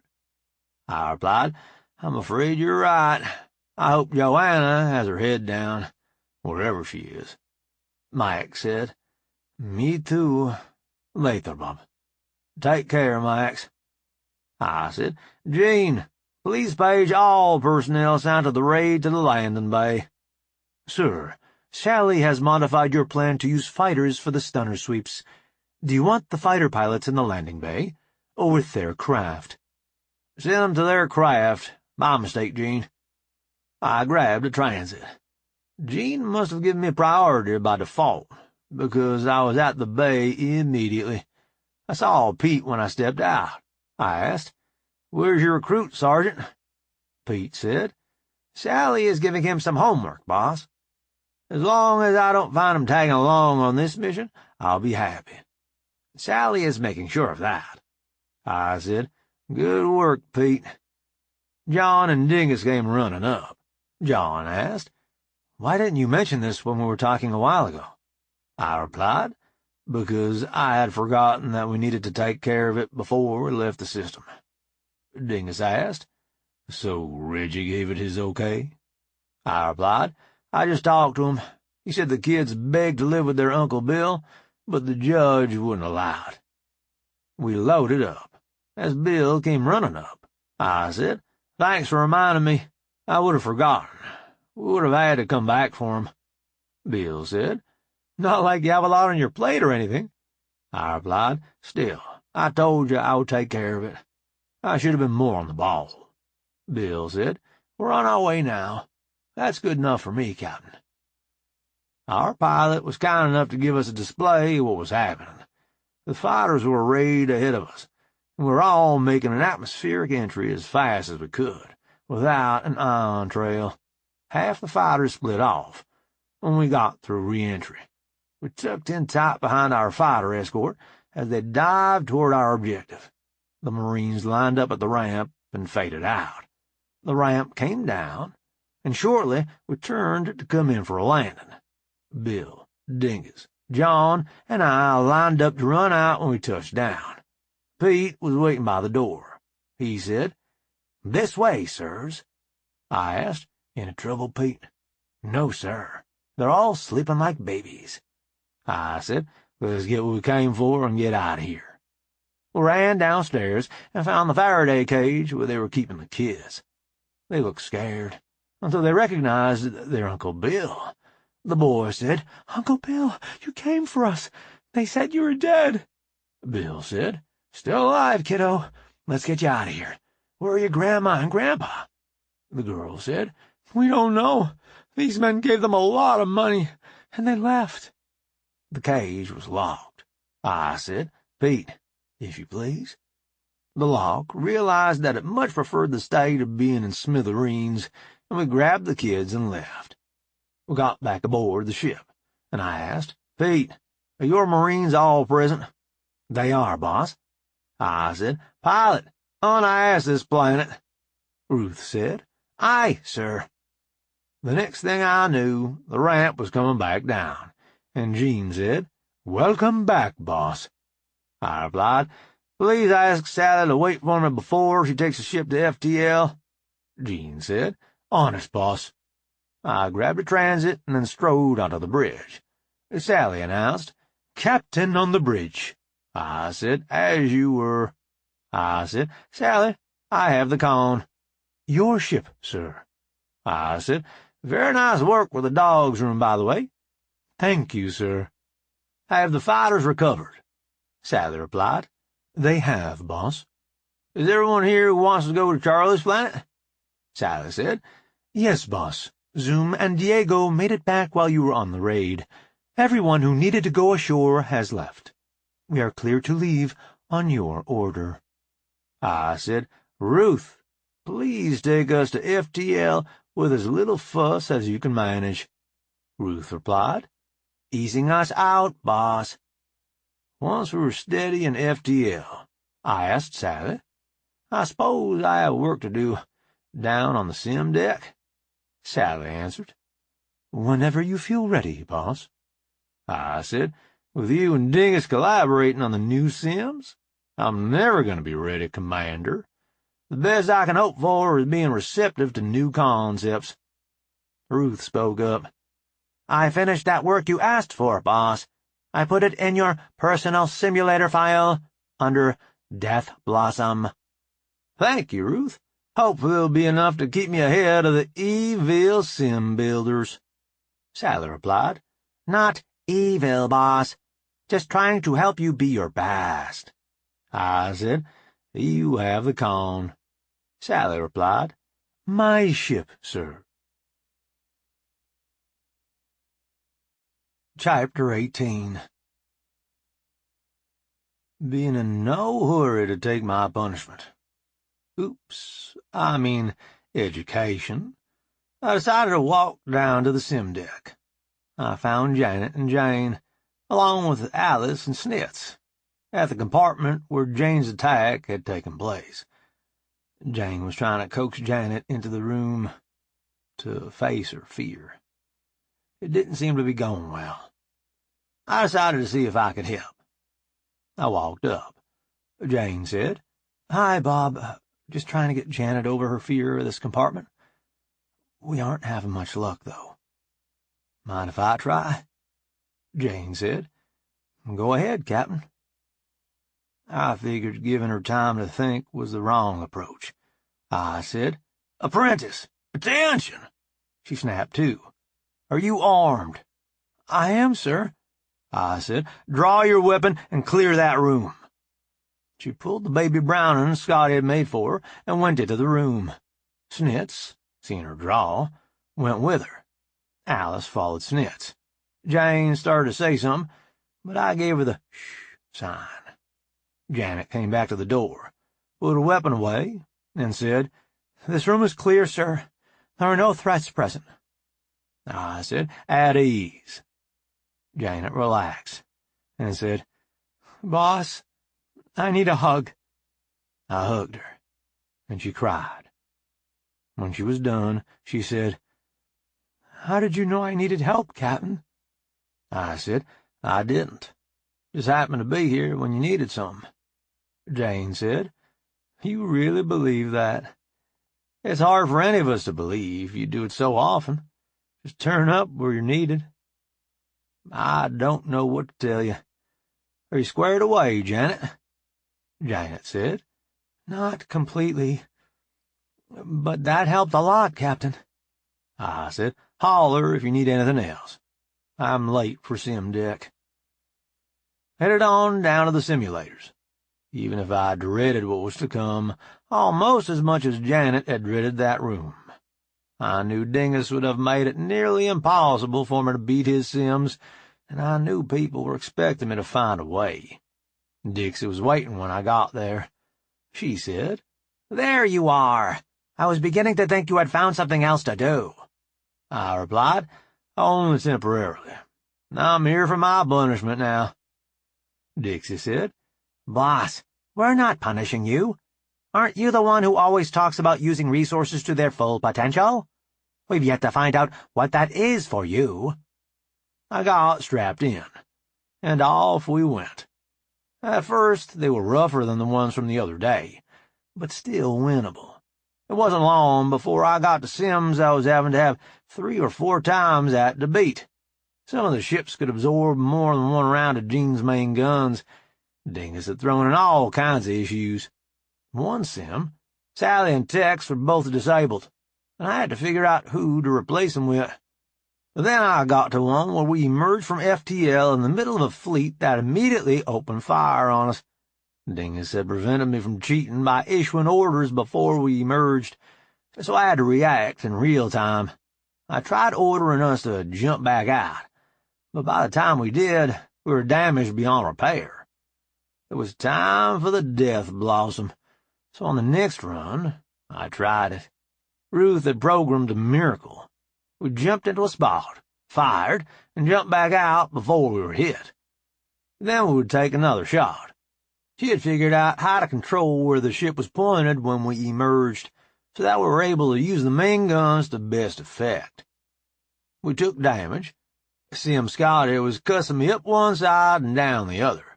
But in the end, we were the last ship fighting. The screen said, "Simulations completed. Please exit." I pulled my gear and got out. It must have taken longer than it seemed, because I was stiff, and in need of the little boy's room. Dingus was standing there when I got out. He said, "If I wasn't so impressed, I'd deck you right here. We worked hard on those, and you went through 'em like they were nothing. No way should you have been able to beat that last one." I said. I'll talk to you about it more, but right now I have an urgent appointment across the hall. Once the world no longer had a yellow tinge, I went out to see if Dingus had calmed down, and he had. But Joshua had shown up, and he was fit to be tied.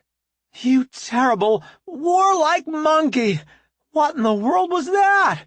We knew these ships were powerful, but you took down an entire fleet with one ship. No wonder we've tried so hard to keep you from finding us. Dingus said.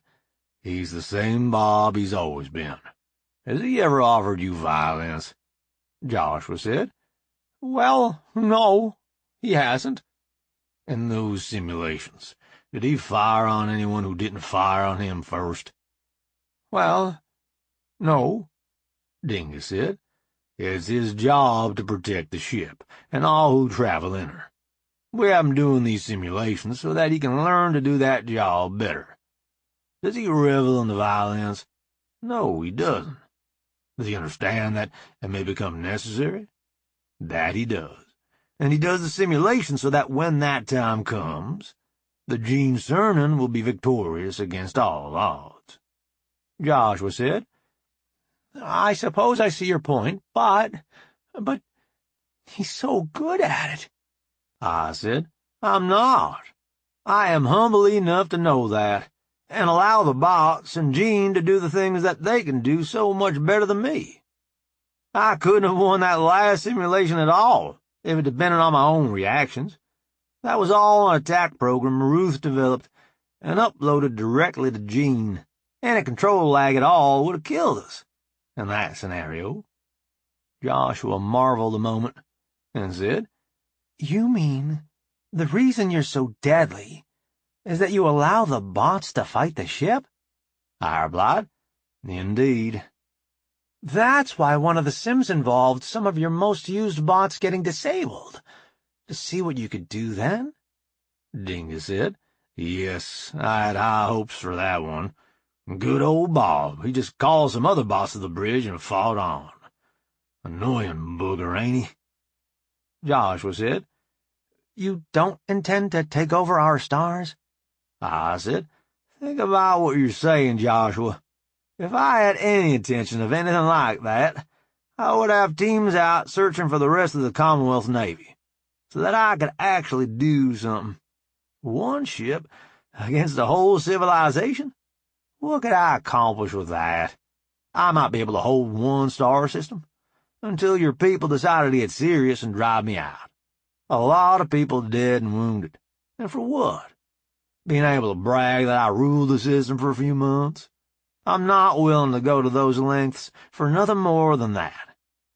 I do have a team out, looking for new planets, with lost colonies, or no people at all. The galaxy is a big place, Joshua. Plenty of room for everybody. Joshua took a moment to take that in. He said, You really don't want our planets, do you? I replied, I'd like to trade with your planets, if we can find things your people want that we have, but I have more trouble than I can use running one ship. Running an empire would be way above my pay grade. Dingus said, There are people in the Commonwealth that you couldn't trust with the kind of power that Bob has. I trust Bob with my life and the lives of my family. You should think about doing that, too. Sure, he's a monkey, and you've been told all your life not to trust monkeys. If you were going to break that rule, Bob here would be the one. Joshua said. I think you're right about that, Dingus, but it's quite a bit to take in all at once. I said, Are we good, Joshua? He replied, I think so, Bob. I said, Good, I'm hungry. Let's go find something to eat. We grabbed a transit and went to the galley. Sally was there waiting for me. She said, All that work, and you blew through it in 6 hours? What now? I replied, Talk to Dingus. Maybe he has some ideas. Talk to Joshua. Maybe he has some nightmares. I sat down, and Janet brought me a glass of tea. She asked, What would you like to eat, Captain? I said, Just bring me whatever the special is today. I'm too tired to pick. I was still waiting on lunch when Nikki showed up. Good show, Caveman. I bet Grandpa is whizzed off. I said, if I remember right, he said, I deck you, but I'm too impressed. Or words to that effect. Janet came back out with my plate, and a Coke for Nikki. She asked, Would you like something to eat, Mrs. Wilson? Nikki replied, No, I actually had lunch, instead of getting lost in a simulation. If we're sleeping in the same bed, don't you think you ought to call me Nikki? I didn't want to be too forward. I wouldn't think of calling him anything but Captain. Nikki said, wait till you get to know him better. You'll be calling him asshole, just like the rest of us.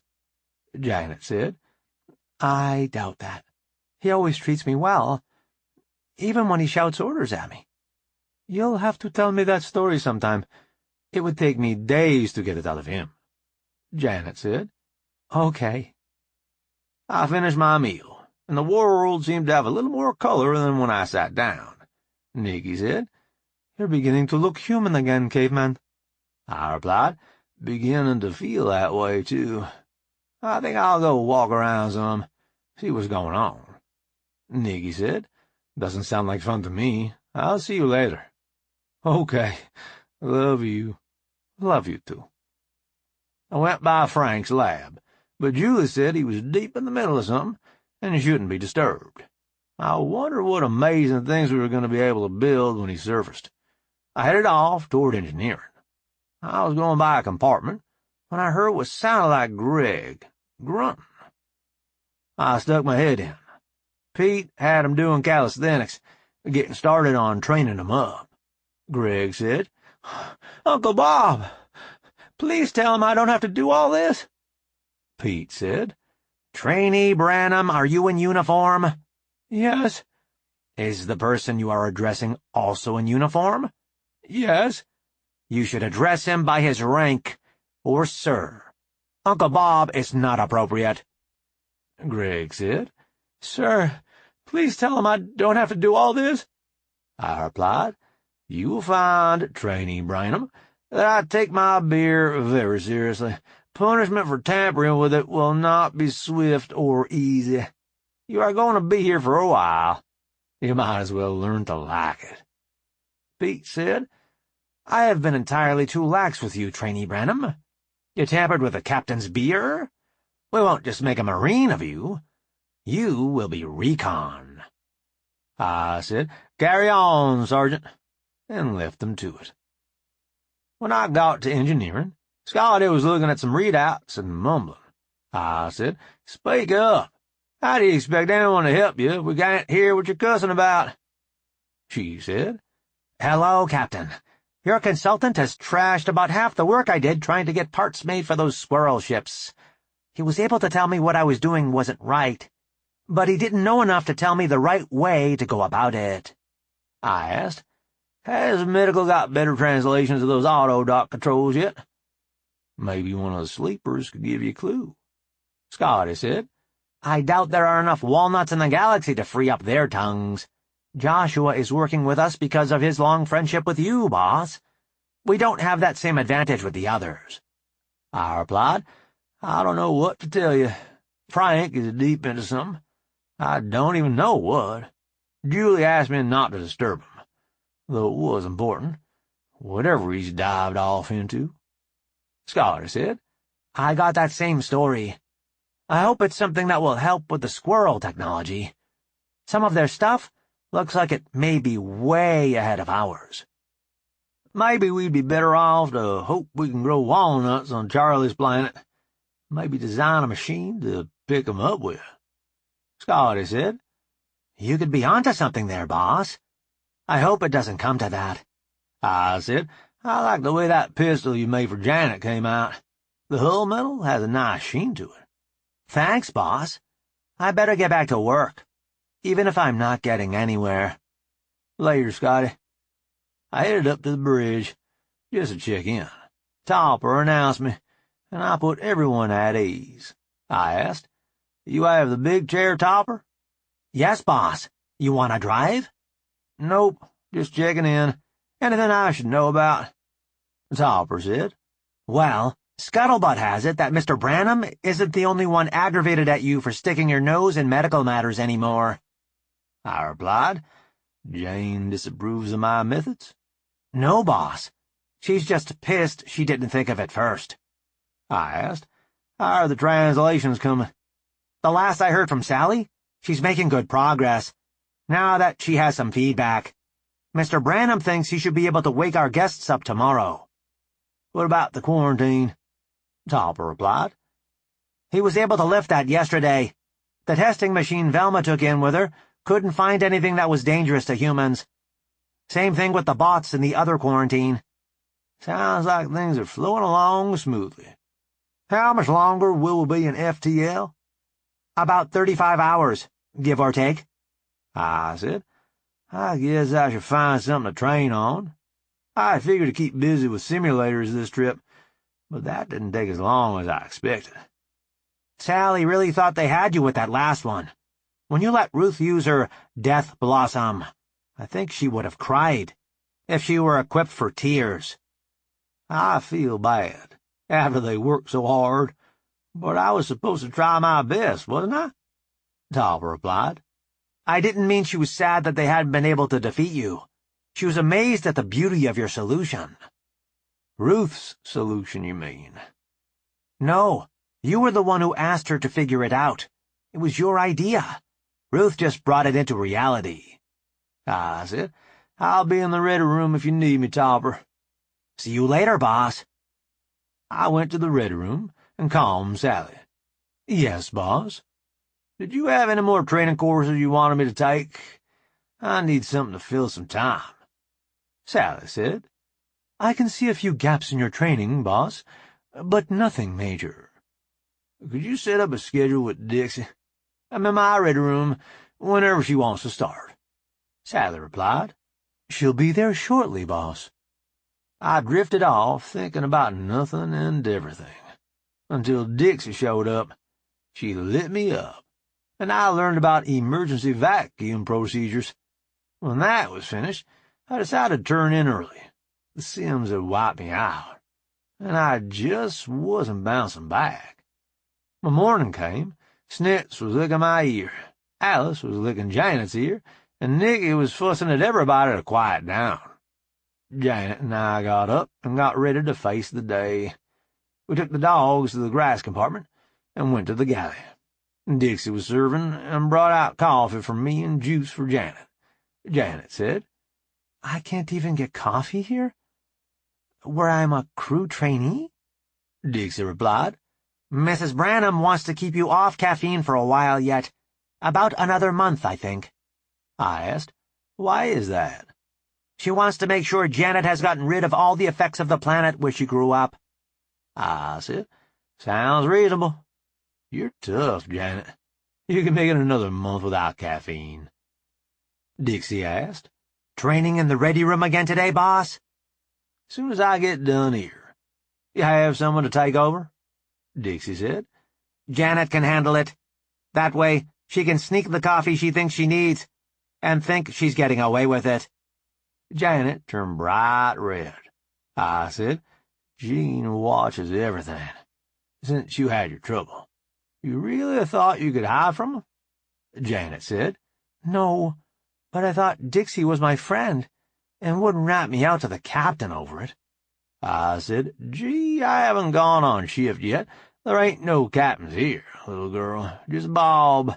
Besides, I'd rather you were sneaking coffee than steal my beer, like Greg. He says Pete is working him hard. How long are you going to keep him at it? I said, till I'm satisfied he has learned his lesson, and however much longer his mother thinks he needs. I finished up, and Dixie and I caught a transit to the ready room. She lit me up.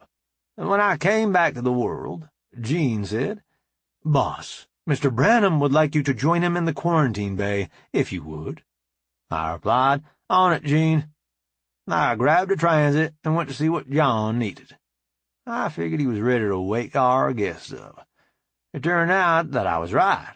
Rhonda was there, with a head-mounted camera. Sally was also there, and she asked, Boss, can I see your badge a minute? I gave it to her, and she downloaded something onto it.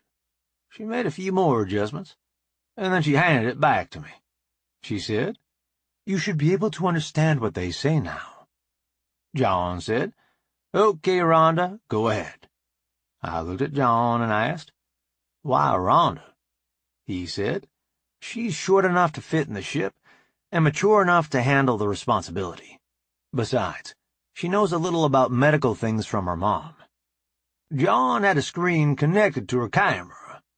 I watched over his shoulder as he coached her on how to wake up the patient. I saw Joshua waiting off to the side to talk to him when he woke up. Rhonda finished putting in the wake-up sequence and backed away, coming back outside. I hoped Joshua would be able to convince the new fella that he was safe among the monkeys. They went back and forth for a few minutes, but Joshua was able to convince him that he was, indeed, a squirrel in disguise. They came out and stood in front of the ship. I went up and made a show of taking off all my weapons. Then I asked, How's this translator badge working? The new fella said, Passably well. I can understand you. How about this way? Sounds fine. We found you marooned. I hope you're not too offended, waking up among the monkeys. He said, I'm glad to be waking up at all. As far off course as I was. The people on that planet were so big, I was afraid to try and make contact. I replied, Wouldn't have done you a lot of good. They aren't very advanced, as far as technology goes. So, you can do better? I said, Not a lot. My engineer can't figure out some of the circuits you burned out. If you know enough to give her a hand, we might be able to get you back in the black. We could certainly offer you a ride back to one of your planets. What would be in it for you?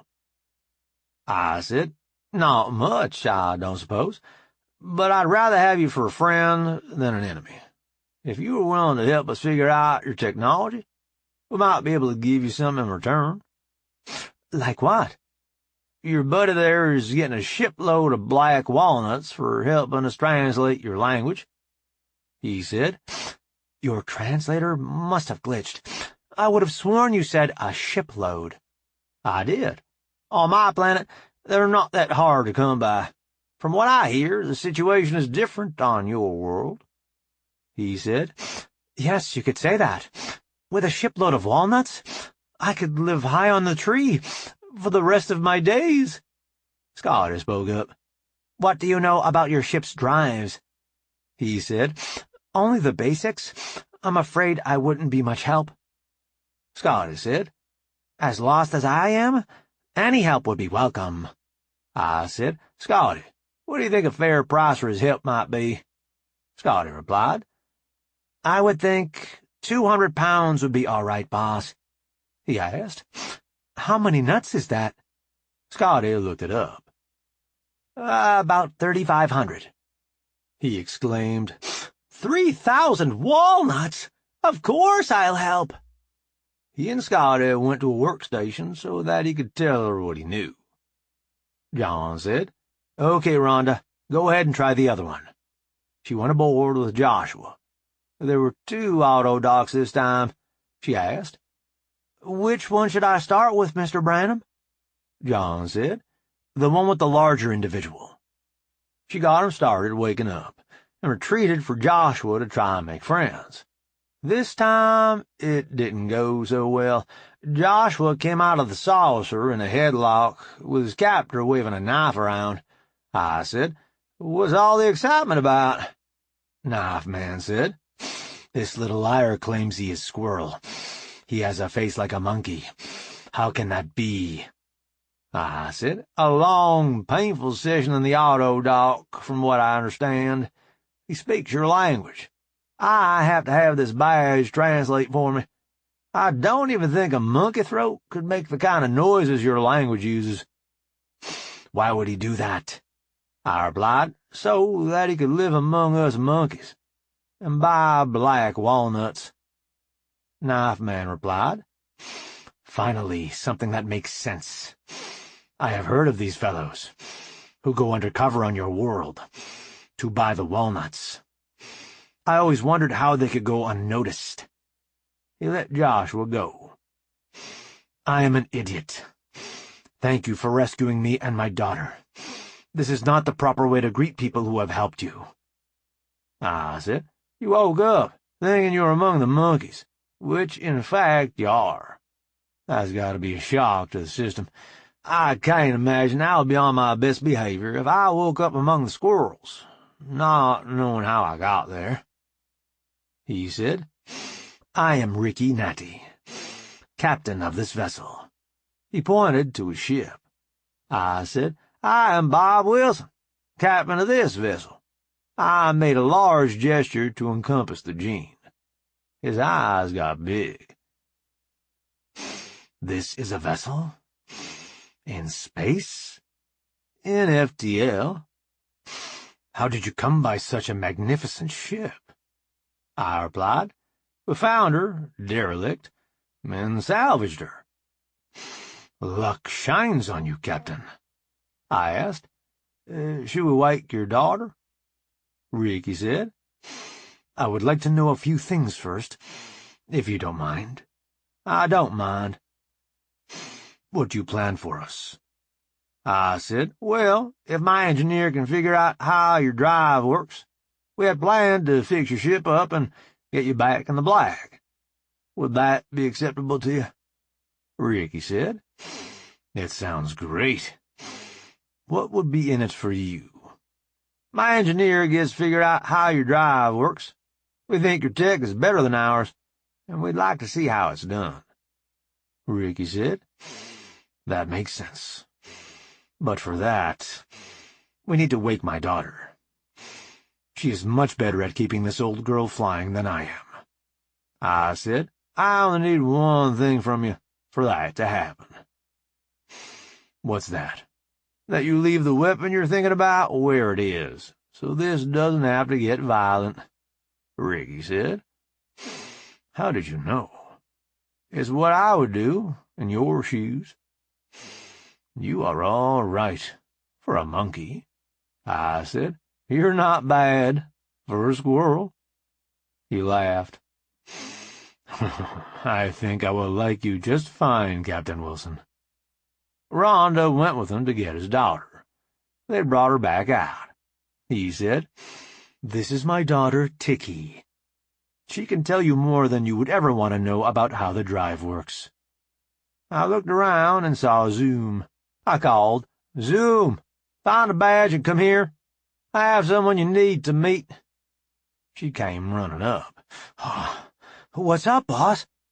I said, I need you to get with Tikki here and find out how their drive works. From the sound of it, you two have a lot in common. On it, boss. They wandered off and found a workstation. Ricky asked, is she your daughter? I said, no, just an engineer whose work I admire. The first time I saw one of her ships, I knew I wanted her to come to work for me. I had to shoot her in the butt to get her to listen to a job offer, but things have been smooth since then. Ricky asked, you shot her in the butt? And she came to work for you? I had things she wanted. Good tools, good parts. A chance to work on side projects. Ricky said, suddenly I am glad our species don't play the same games of chance. I would not want you for an opponent. John spoke up. He's not that bad once you get to know him. I'm John. Nice to meet you.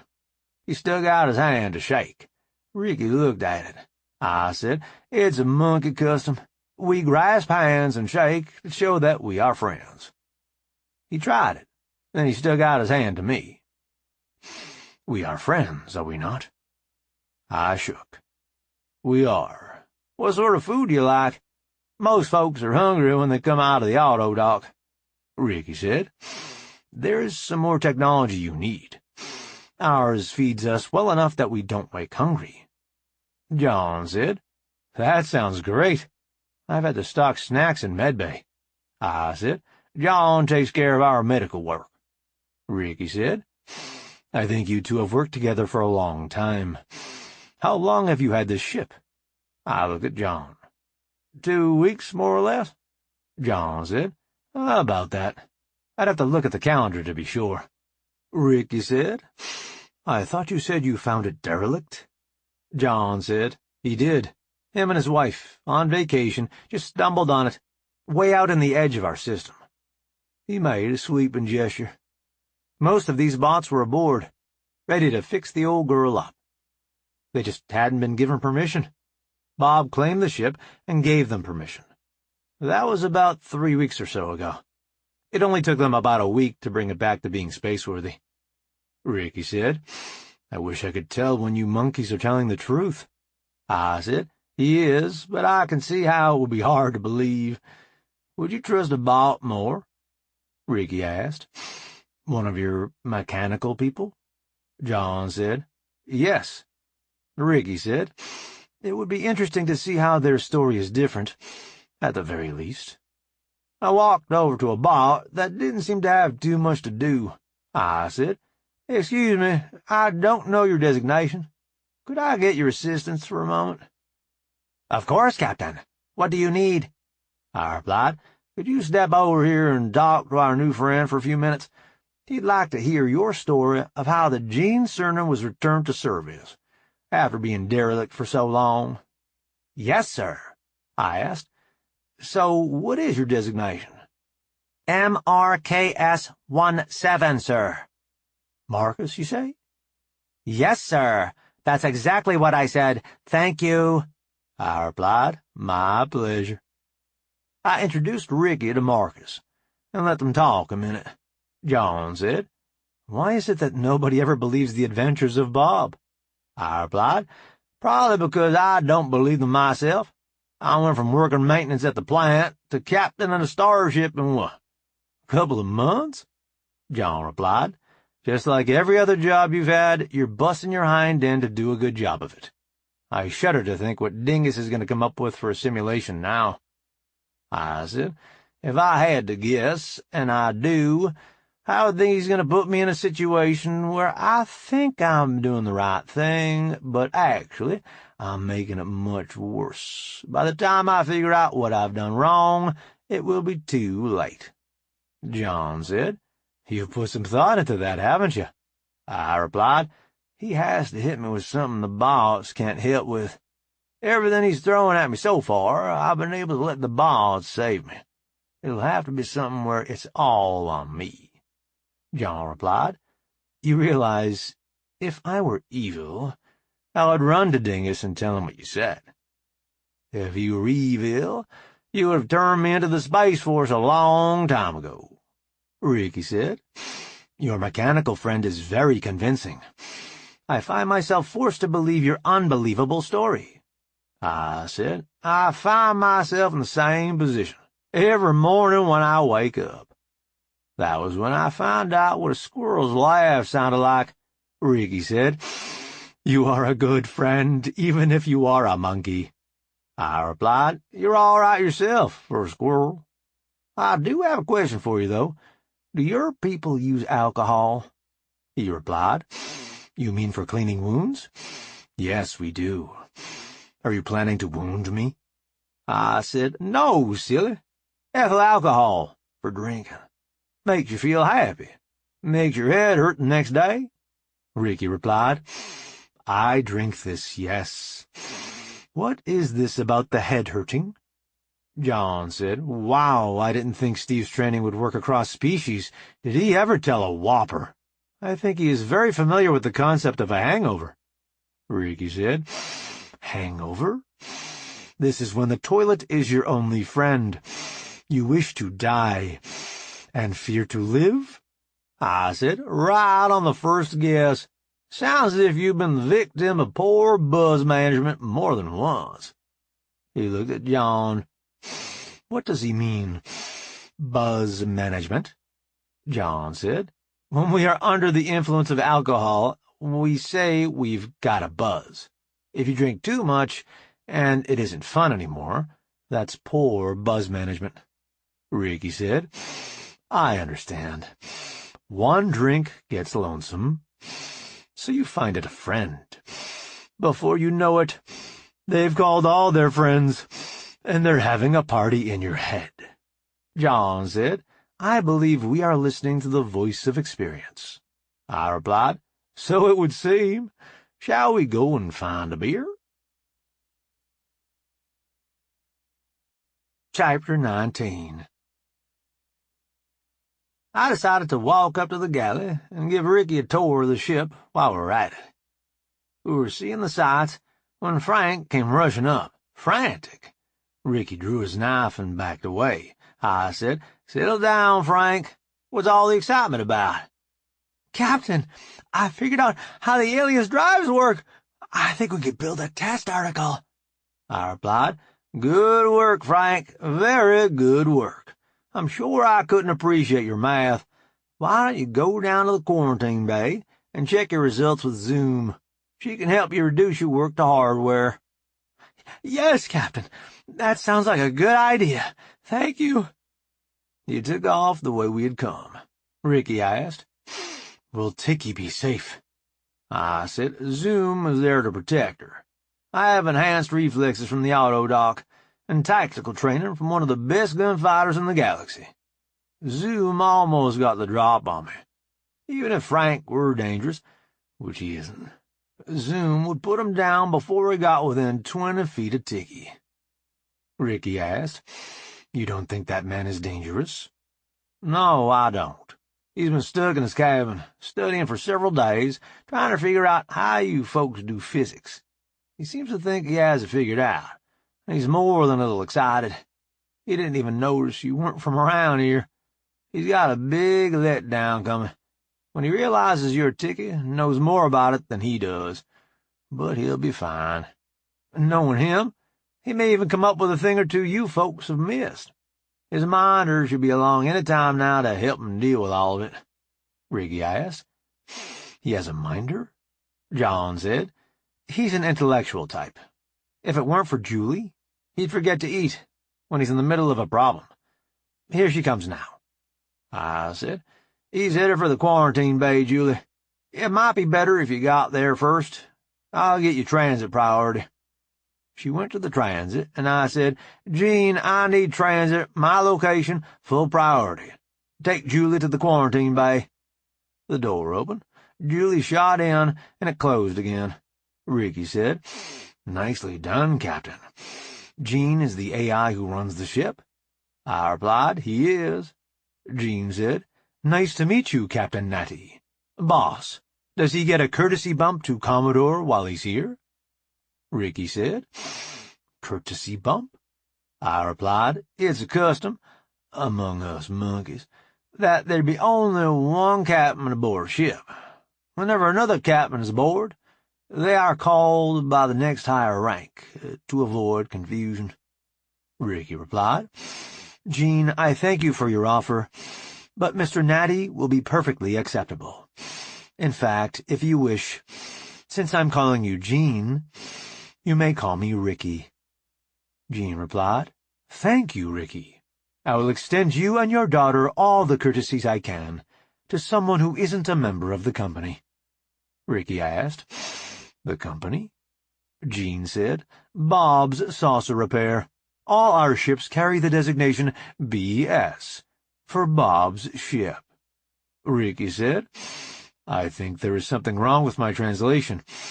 It says BS has another meaning entirely. I said, Nope, somebody on the crew thought it would be funny, and it started before I knew what was happening. My fault for not getting ahead of it. Ricky said, You are an interesting individual, Bob. I'm beginning to think it was worth getting marooned just to meet you and your crew. I asked, What were you doing on Earth anyhow? Trying to figure out why we can't grow walnuts. John asked, What happened to your ship? We were chased by something called a tomcat. Our stealth was working. I don't know how he shot at us. He called Fox 2 on his radio, and then we were damaged. We managed to get far enough away that he couldn't find where we landed, but we were damaged too badly to fly again. I hid the ship the best that I could, and we hit the auto docks to wait for rescue. John said. He fired a heat-seeking missile at you. Your ship must have been warmer than the sky around it, Ricky said. Oh, I would never have considered that. It makes sense now. I asked, did you have any luck figuring out why your planet won't grow walnut trees? Ricky said. We had just arrived when we were shot down. I said, you were still hot from entering the atmosphere? Ricky looked embarrassed. Yes, I never considered that your people might have missiles that would track the heat. John said, I'm surprised they found you, if you were stealthed. Any idea how they did? Ricky looked embarrassed again. I was in a hurry to get down. I left an ion trail. I said, oh, that gets 'em all excited. My wife did that by accident once. We had to hide for a couple of hours till they got tired of looking for us. Ricky said, I brought us in over the water. I thought we would be safe. John replied, we sneaky monkeys have huge boats that carry airplanes around, like the one that chased you. Ricky said, I wondered why he headed back toward the ocean. When he complained he was short of fuel. We continued to chat as we walked, learning the differences between our people. When we made it to the galley, Dixie met us. What can I do for you, gentlemen? I asked. Could we have 3 beers, please? Dixie said. Of course, boss. Any instructions before you imbibe? I replied. Sally is in charge until I am capable of returning to duty. Dixie said. Sit wherever you like. Dixie was on her way back out with a tray full of beers when Sally came over the intercom. Captain Wilson, to the quarantine bay, please. Captain Wilson to the quarantine bay. I said, enjoy those beers, gents. I ran for the transit, expecting Jean to get it open by the time I got there. I wasn't disappointed. By the time I had bounced off the back wall, the door was shut, and the car was in motion. I barely had time to turn and collect myself before the door opened again. Frank was throwing a fit. Ticky was hiding behind Zoom, and Ciulla was doing her best to calm Frank down. I stunned him before I even realized my hand was moving. I called out, Ciulla, restrain him before he wakes up. She replied, Yes, Captain. I said, Zoom, you broke my nerd. What happened? Ticky spoke up. Captain, I'm afraid it was I who, as you say, broke your nerd. He was trying to explain theory to us, and I just told him how what he was talking about works in the real world without so much math. He didn't take it well. I replied, I apologize. I sent him here thinking with both of you working together, we could come to an understanding of your dry physics more quickly. Obviously, I was mistaken. He had worked hard to find out what he was trying to tell you, and you had already looked at the answers in the back of the book. Ticky said, I do not hold you responsible for his actions, Captain. He may work for you, but you have no way of knowing what is inside his mind. I replied, Thank you for your understanding. I hope he wasn't able to harm you. Zoom said, I saw him building up to it and got her out of his way. I never expected Frank to go off like that. I said, I didn't either, or I wouldn't have sent him down here.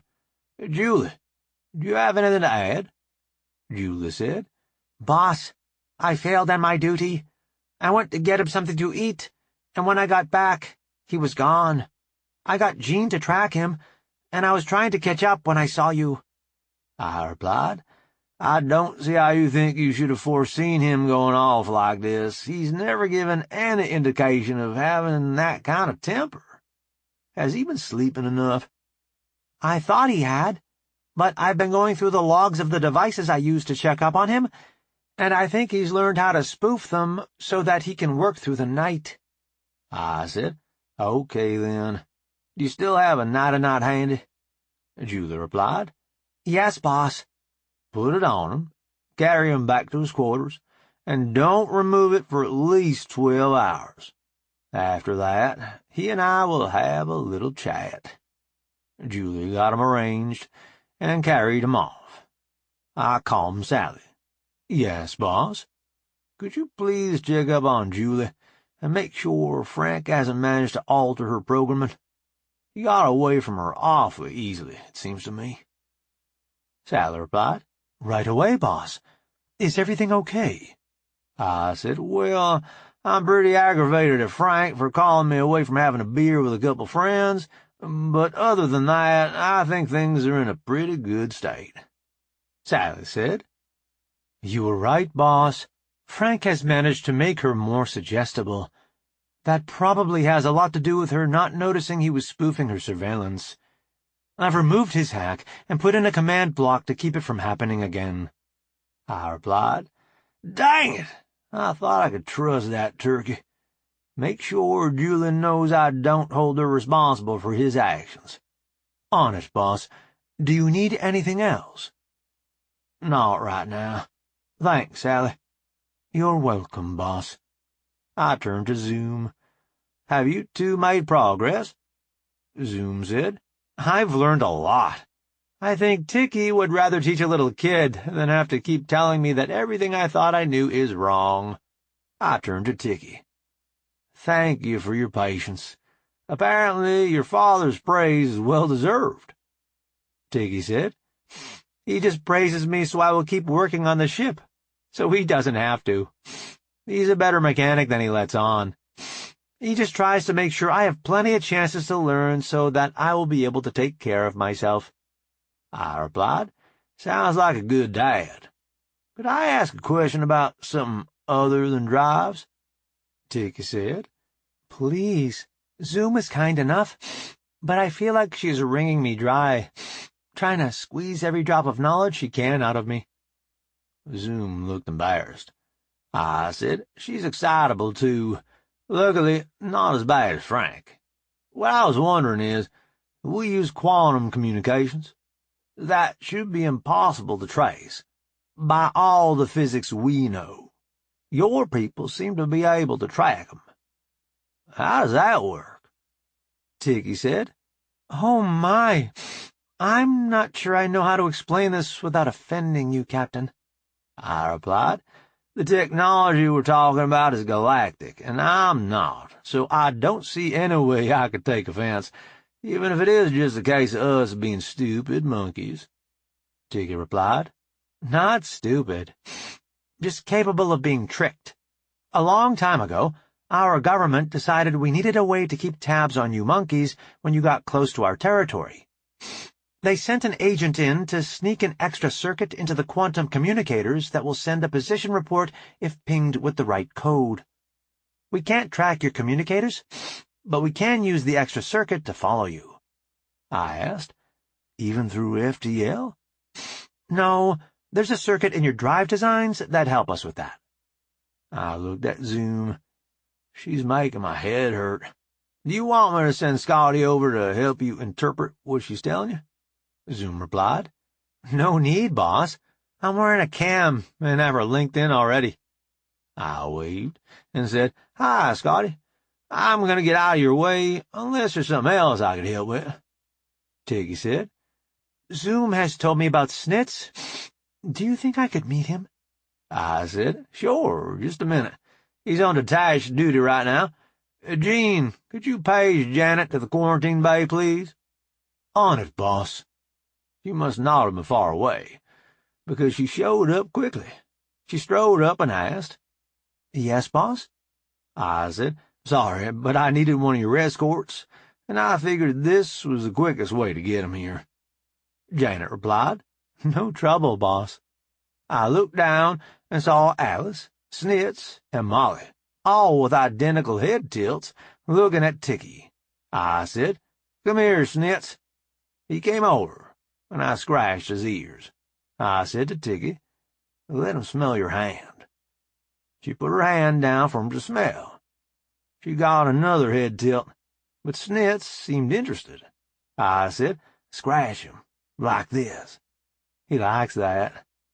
She did, and Snitz relaxed. Molly, seeing that Snitz was okay, came over for some pets, too. I said, "This is Molly." Alice was studying the whole scene, but finally she came over to be petted as well. Janet said, "Good girl." Tiggy said, "These animals are so affectionate. I can see why you like having them around." Janet said, "They're good companions. I'm Janet. I don't think we've met." "Oh, sorry. I'm Tikki. Are you in charge of taking care of the dogs?" "More like they are in charge of taking care of me. I went through some bad things recently, and they're keeping me company." I said, "Well, it looks like you ladies have it under control. I'll try not to send you any more trouble." Janet said, "Bye, Captain." I replied, "Bye, girls." I decided to walk back to the bridge. I needed to decompress a little. I met Greg and Pete. Pete had found a pack to fit Greg and had him running with it on. Pete stopped as I went by and said, "He's doing well, boss. I didn't expect him to take to it like he has." I said, "I'm glad you're getting results. What does his mother say?" "Push him harder. I like what you're doing for him." "Good work, Pete. I may have to double your salary again." Pete replied, "Thanks, boss." He took off to catch up with Greg. I kept going, till I got to Frank's quarters. Ciulla was standing outside. I asked, "Are you okay?" Ciulla said, "I can't believe I let him sneak into my programming. I haven't done a very good job taking care of him." I replied, "You've done fine. He's just hard to take care of. He doesn't have sense enough to do what's good for him. I've gone without sleep for the job before, but not to the point he does. We'll find a way to keep him under control, Ciulla. I didn't know he was giving you this much trouble, or I would have assigned you some help." "That's just it, boss. I didn't realize I needed help, because he messed with my programming." I said, "Sally's got you locked down now. He won't be able to do it again." "I hope you're right, boss. I feel like I let you down." I said, "You did your best. That's all I could ask. Now you know more about him. I'm sure your best will be even better." "Thanks, boss. I needed that." "No problem. Anything else I can do for you?" Ciulla said. "I think I'm good now. See you later?" "Sure. Maybe I can make it a habit to come by and check on you." "Sally has set up a monitoring program. I think we'll be all right." I said, "If you need anything, you know where to find me." I headed on towards the bridge. Soon I heard singing. I recognized John's voice. I found John and Ricky, holding each other up, drunk as skunks. I couldn't make up my mind if I was glad I missed out on it, or sorry I had. I steered them into a transit and took John to Med Bay. Once I got Ricky convinced the party was over, and he needed to go home, I took him back to the quarantine bay. When Tikki saw him, she said, "Oh, Dad, you're drunk again. What a surprise." I said, "Sorry, I didn't realize he had a problem." Tikki said, "At least he's a happy drunk." Zoom and Janet helped her put him to bed. I decided I would take the transit to the bridge this time. Topper and I did the usual rigmarole when I entered the bridge. Sally said, "Hello, Captain. Would you like the con?" I replied, "No, thanks. I just thought I would check in and see how things were going." Sally said, "I think you've been present at every incident that was out of the ordinary, sir." I asked, "Are you saying I'm disruptive?" "No, sir, quite the opposite. You seem to have a skill for calming things down." Topper spoke up.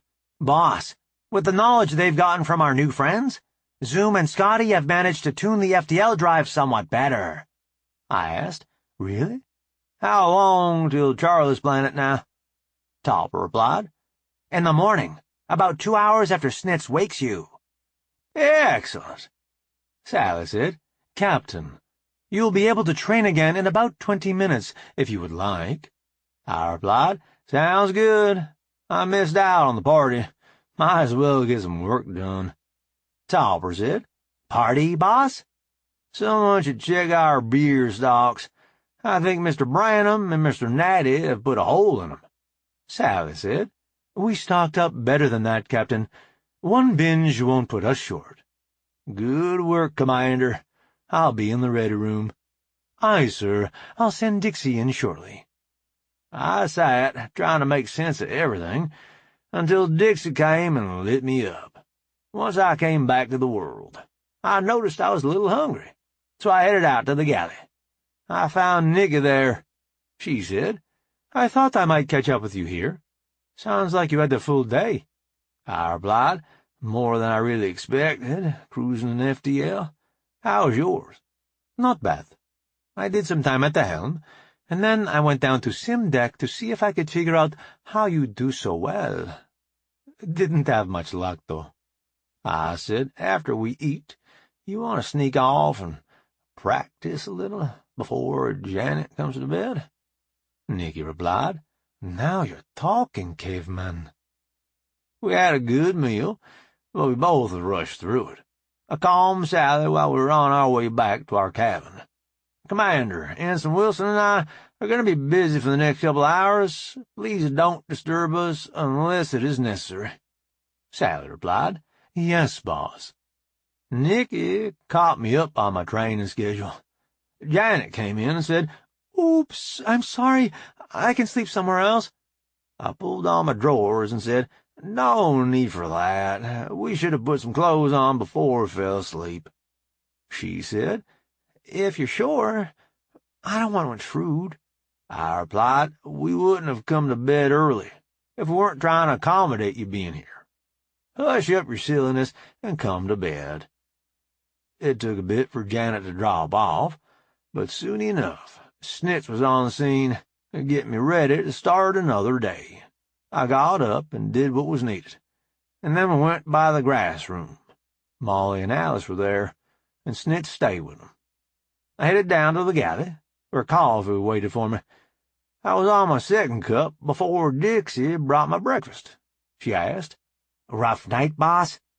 I said, "Nope, I don't know why I'm having trouble waking up today." She replied, "Don't worry about it. There's plenty more where that came from." Janet showed up before I had finished. She sat down and said, "I'm sorry about last night, Captain." I said, "You have nothing to be sorry for. We were all done by the time you showed up. If anything, we should be sorry for not being ready when you got there. We'll work out some signal, so you know when it's safe to come in." "You're really not upset?" I said, "Only at myself for not thinking ahead." Janet said, "Back where I came from, I would have been punished for walking in on you like that." I asked, "You haven't noticed? You're not there anymore." She replied, "Yes, I have. But I suppose it hasn't quite sunk in yet." "Don't worry about it. We're all doing the best we can." She said, "Thanks for letting me interrupt your life. It means a lot." I said, "The least I could do, under the circumstances." "It wasn't your fault. Nobody knew he was like that." I said, "Maybe so, but you were under my care when it happened. That makes it my responsibility. You better eat up. Dixie will need you to take over in a minute." Janet said, "I can always eat on my break, if I don't finish." I finished up and went to the ready room. Dixie was not far behind. She lit me up, and I gained a little more knowledge useful to a starship captain. When I woke up, I wondered if I would ever feel like I was competent to do this job. It didn't matter much. I was what these folks had, for better or worse. I headed out to the bridge. Sally called out, "Captain on the bridge." I replied, "As you were. I have the con." Sally said, "Your ship, sir." I asked, "Mr. Tauber, any developments I should be aware of?" Tauber replied, "No, boss." We waited, more or less patiently, for the time to drop out of FTL. Eventually, it came, and we slid back into normal space. I said, "Mr. Tauber, please be sure our transponder is sending, if you would." Tauber said, Transponder at normal output, sir. Incoming transmission. On speaker, please. Bob, you're back. I replied. Yes, Mornflower. We have chickens, too. Come on down to orbit when you can, Bob. I said, on our way. I gave Topper a cut gesture, and then said, Helm, we have a clear jump to orbit. Ruth said, We do, boss. I replied, let's do it then. Ruth greased us into a fine orbit, slick as could be. I asked, Sally, could you make sure the B.S. Dolly Parton has plenty of crew to get those chickens where they need to go? On it, boss. Shortly, she came back with, B.S. Dolly Parton reports ready to launch, sir. I said, send 'em on their way, Commander. I was about to give Sally back the con when Topper said, Boss, I have a transponder in the outer system. It's Taz and Willem. I said, at least we got here before they did. Are they jumping in? Topper replied, Not yet, boss. They have company.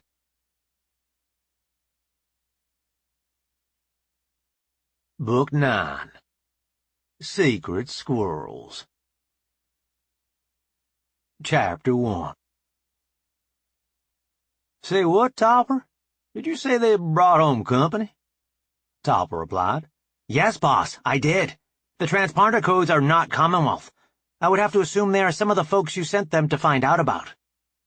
I said, Gene, get Scotty on the line, please. On it, boss. Scotty replied, Yes, boss?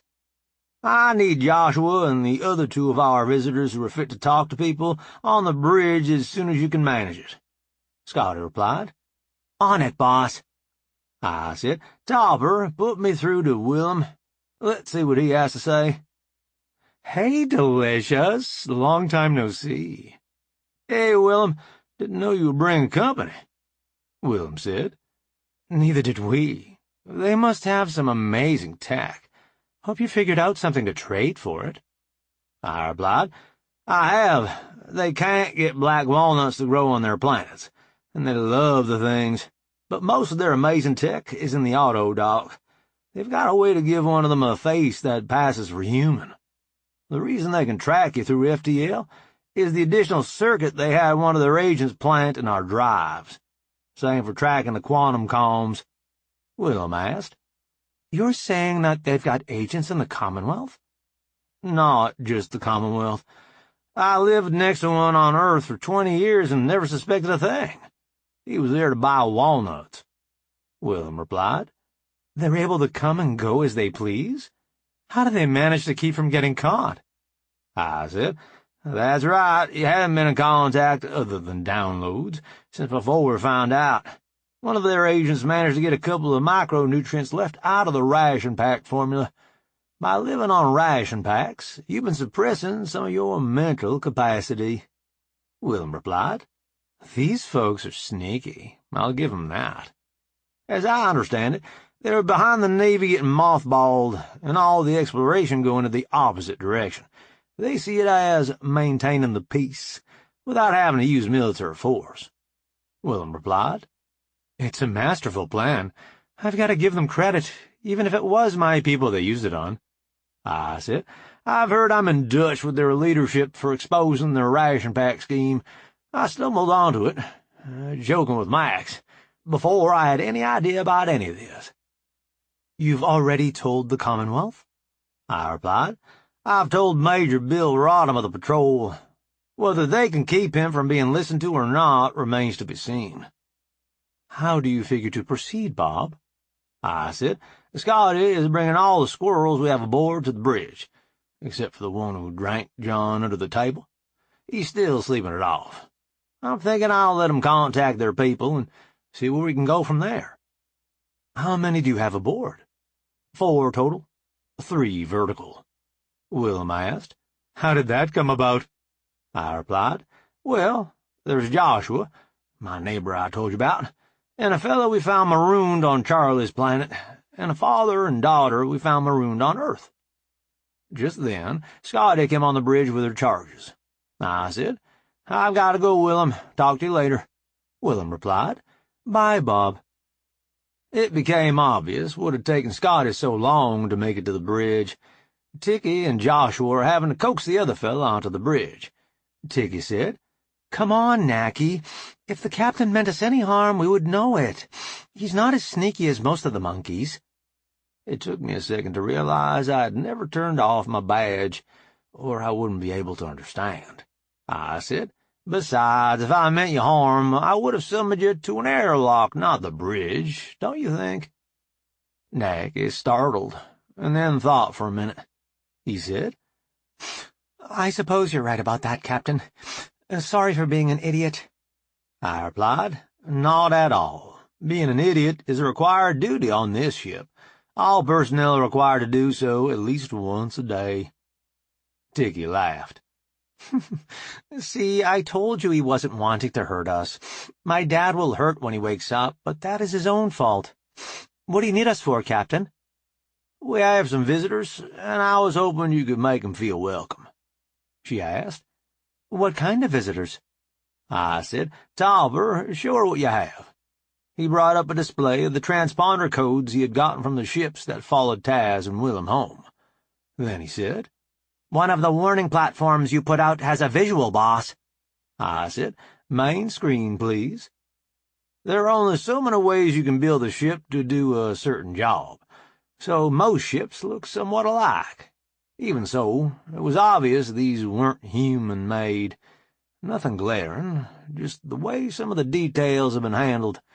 But they didn't look like anything I had seen before. I said, "Sally, put pilots in all the fighters we have ready to fly. Don't launch until I say so." Topper said, "Boss, call coming in from Morning Flower." "Put her through, Topper." She said, "Bob, ships came back with Taz. What should we do?" I replied, "You stay here and take care of the planet. We'll go out and see what they want." "Okay, Bob. Fly safe." "You too, Morning Flower." Topper said, "Boss, Zoom says it's urgent." "Put her through." "Boss, give me 30 more seconds, and I'll have the circuit out of the FTL drive that lets them track us. Then you can surprise them good." "Waiting on your word, then, Zoom." A few seconds later, she came back with, "All done. Go show 'em who they're messing with, boss." I said, "Ruth, drop us in close to 'em, but not close enough to look like an attack." Ruth said, "On it, boss." We eased out of FTL, smooth as you could ask for. Immediately, Topper said, "Comm coming in, boss. On screen." A squirrel, who apparently had a high opinion of himself, appeared on our screen. He said, "You are outnumbered, human. You will now surrender your ship."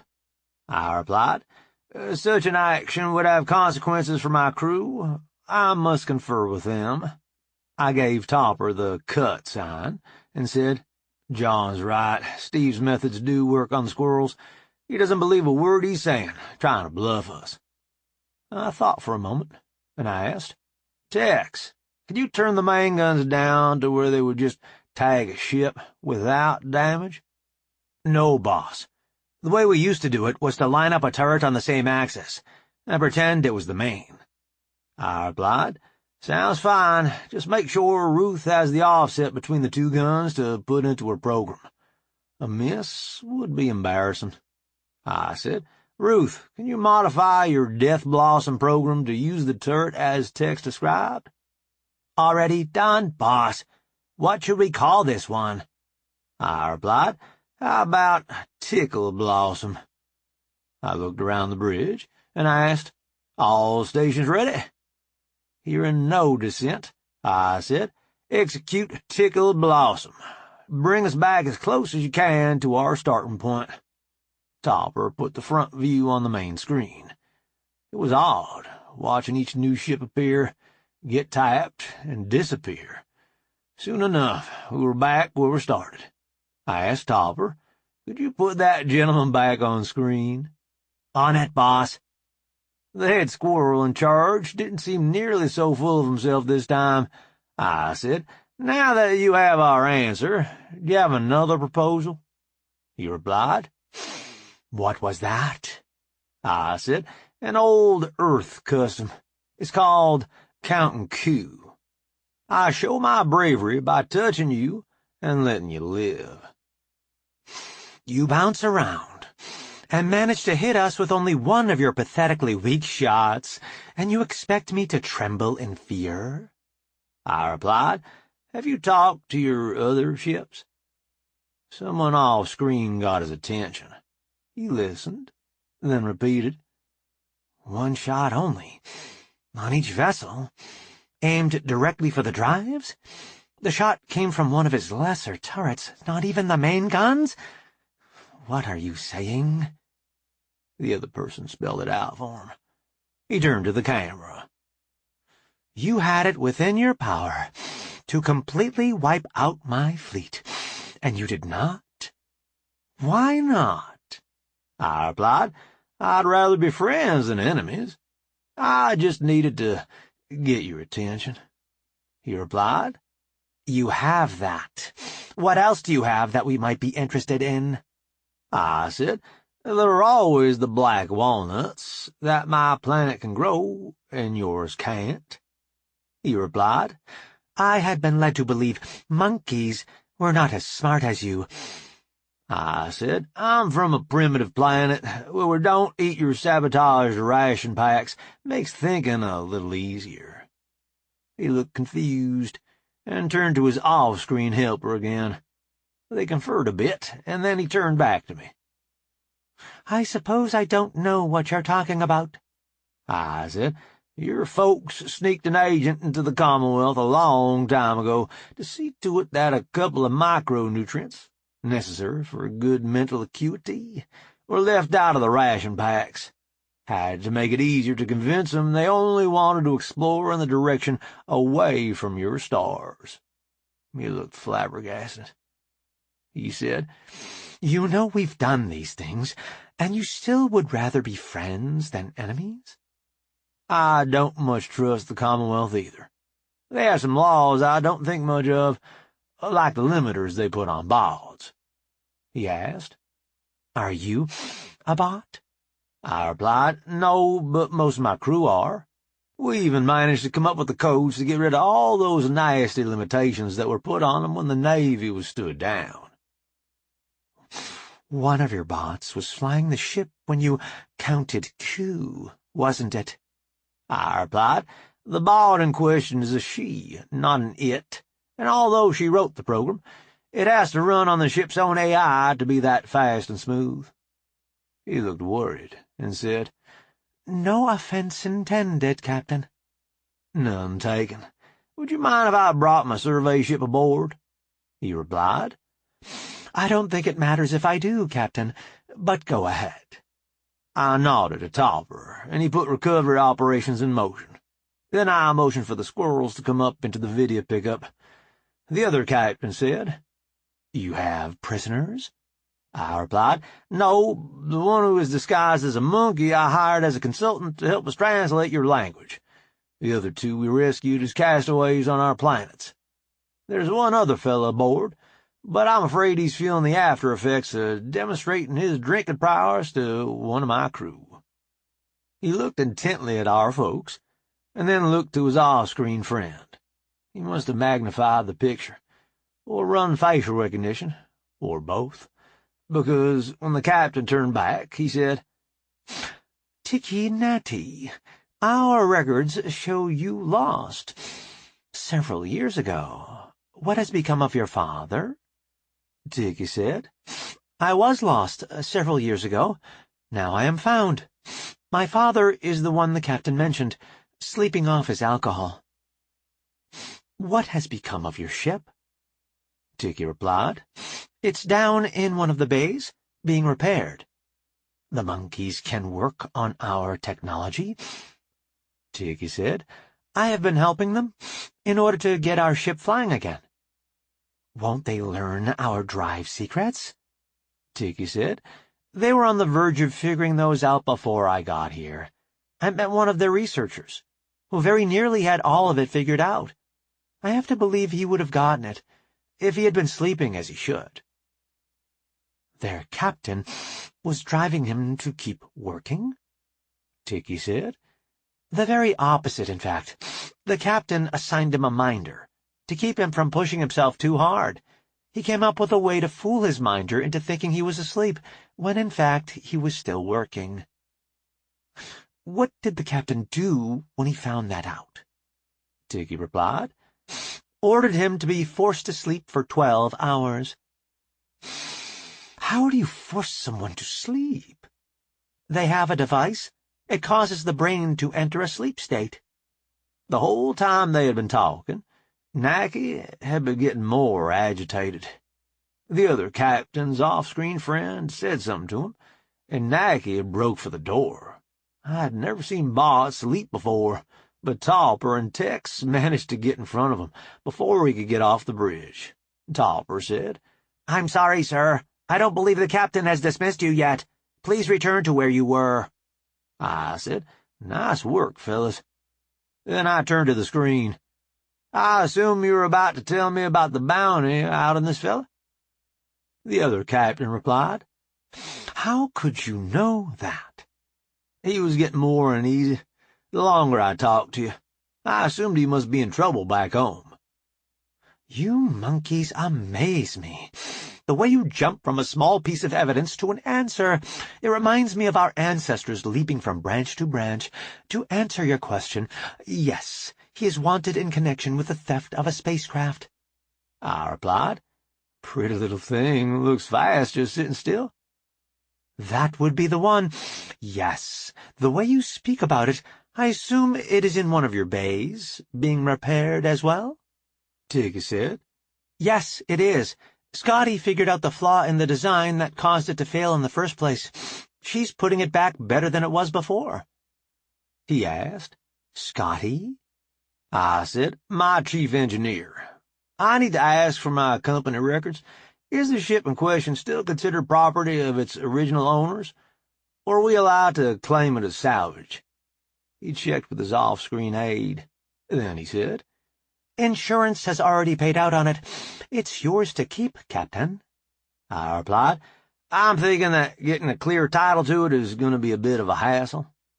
Not at all. You just make an application to the shipping office, and they issue you a new title. I said. To a monkey? His face reflected the convoluted thoughts going through his brain. I see your problem, Captain. "Don't suppose you'd be interested in a fine little ship, freshly fixed up, just needs a little paperwork?" he replied. "I'm thinking you're a dangerous man, Captain. We've gone from you demonstrating that you can destroy my fleet without even working hard, to now you're trying to sell me a used spacecraft. I shudder to think what comes next." I said, "Well, there is a question of what to do with your ship thief here. I doubt your authorities are going to be all that excited about paying out a bounty to a monkey. You want to deliver him, or we go halves?"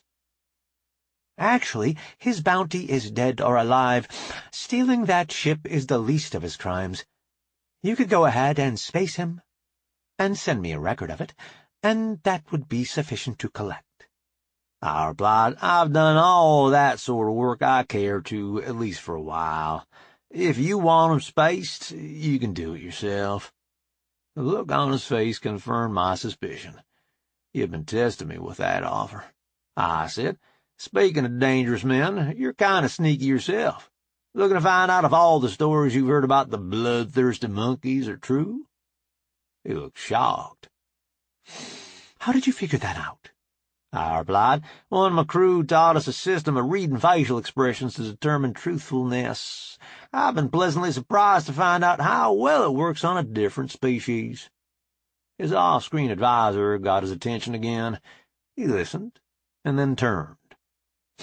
"You're saying you knew I was bluffing before you flew your display?" I said, "I was fairly certain, yes. The one thing I did know was that I wasn't going to surrender the ship." What I had been waiting for finally happened. His unseen advisor finally came on screen. She was obviously female. If two were distracting, well, four just have to be seen to be believed. I said, "Hello, ma'am. Nice of you to join us." She said, "You're telling us that you were fairly sure he was bluffing, but you put on that display anyhow? How does that make sense?"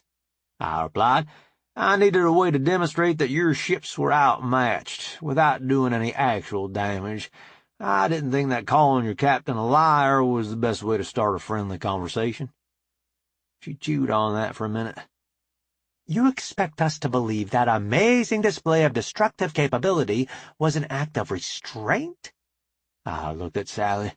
Launch, one trip around their fleet, and return to base. I looked back at the screen.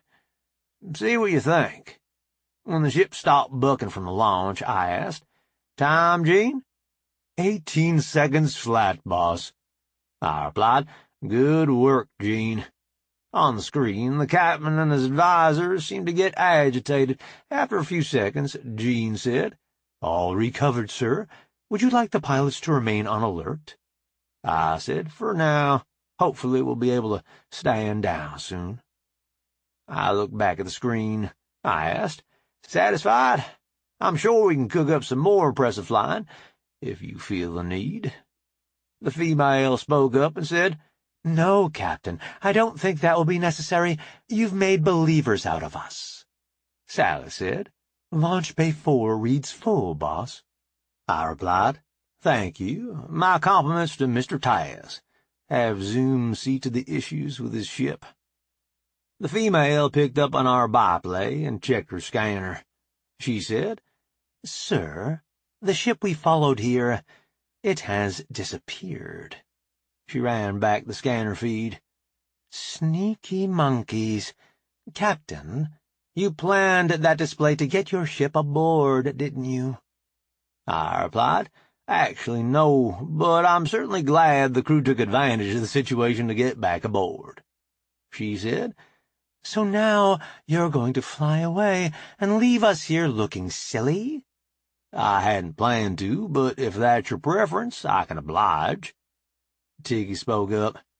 "Ma'am, you would have better luck with the captain if you just accept him at face value.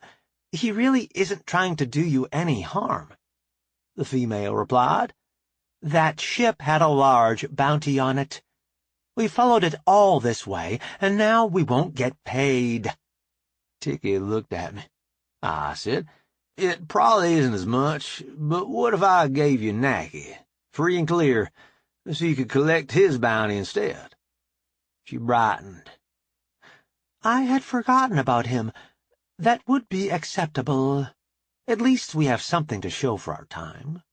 I asked, "Sally, can we rig an escape pod to be piloted remotely?"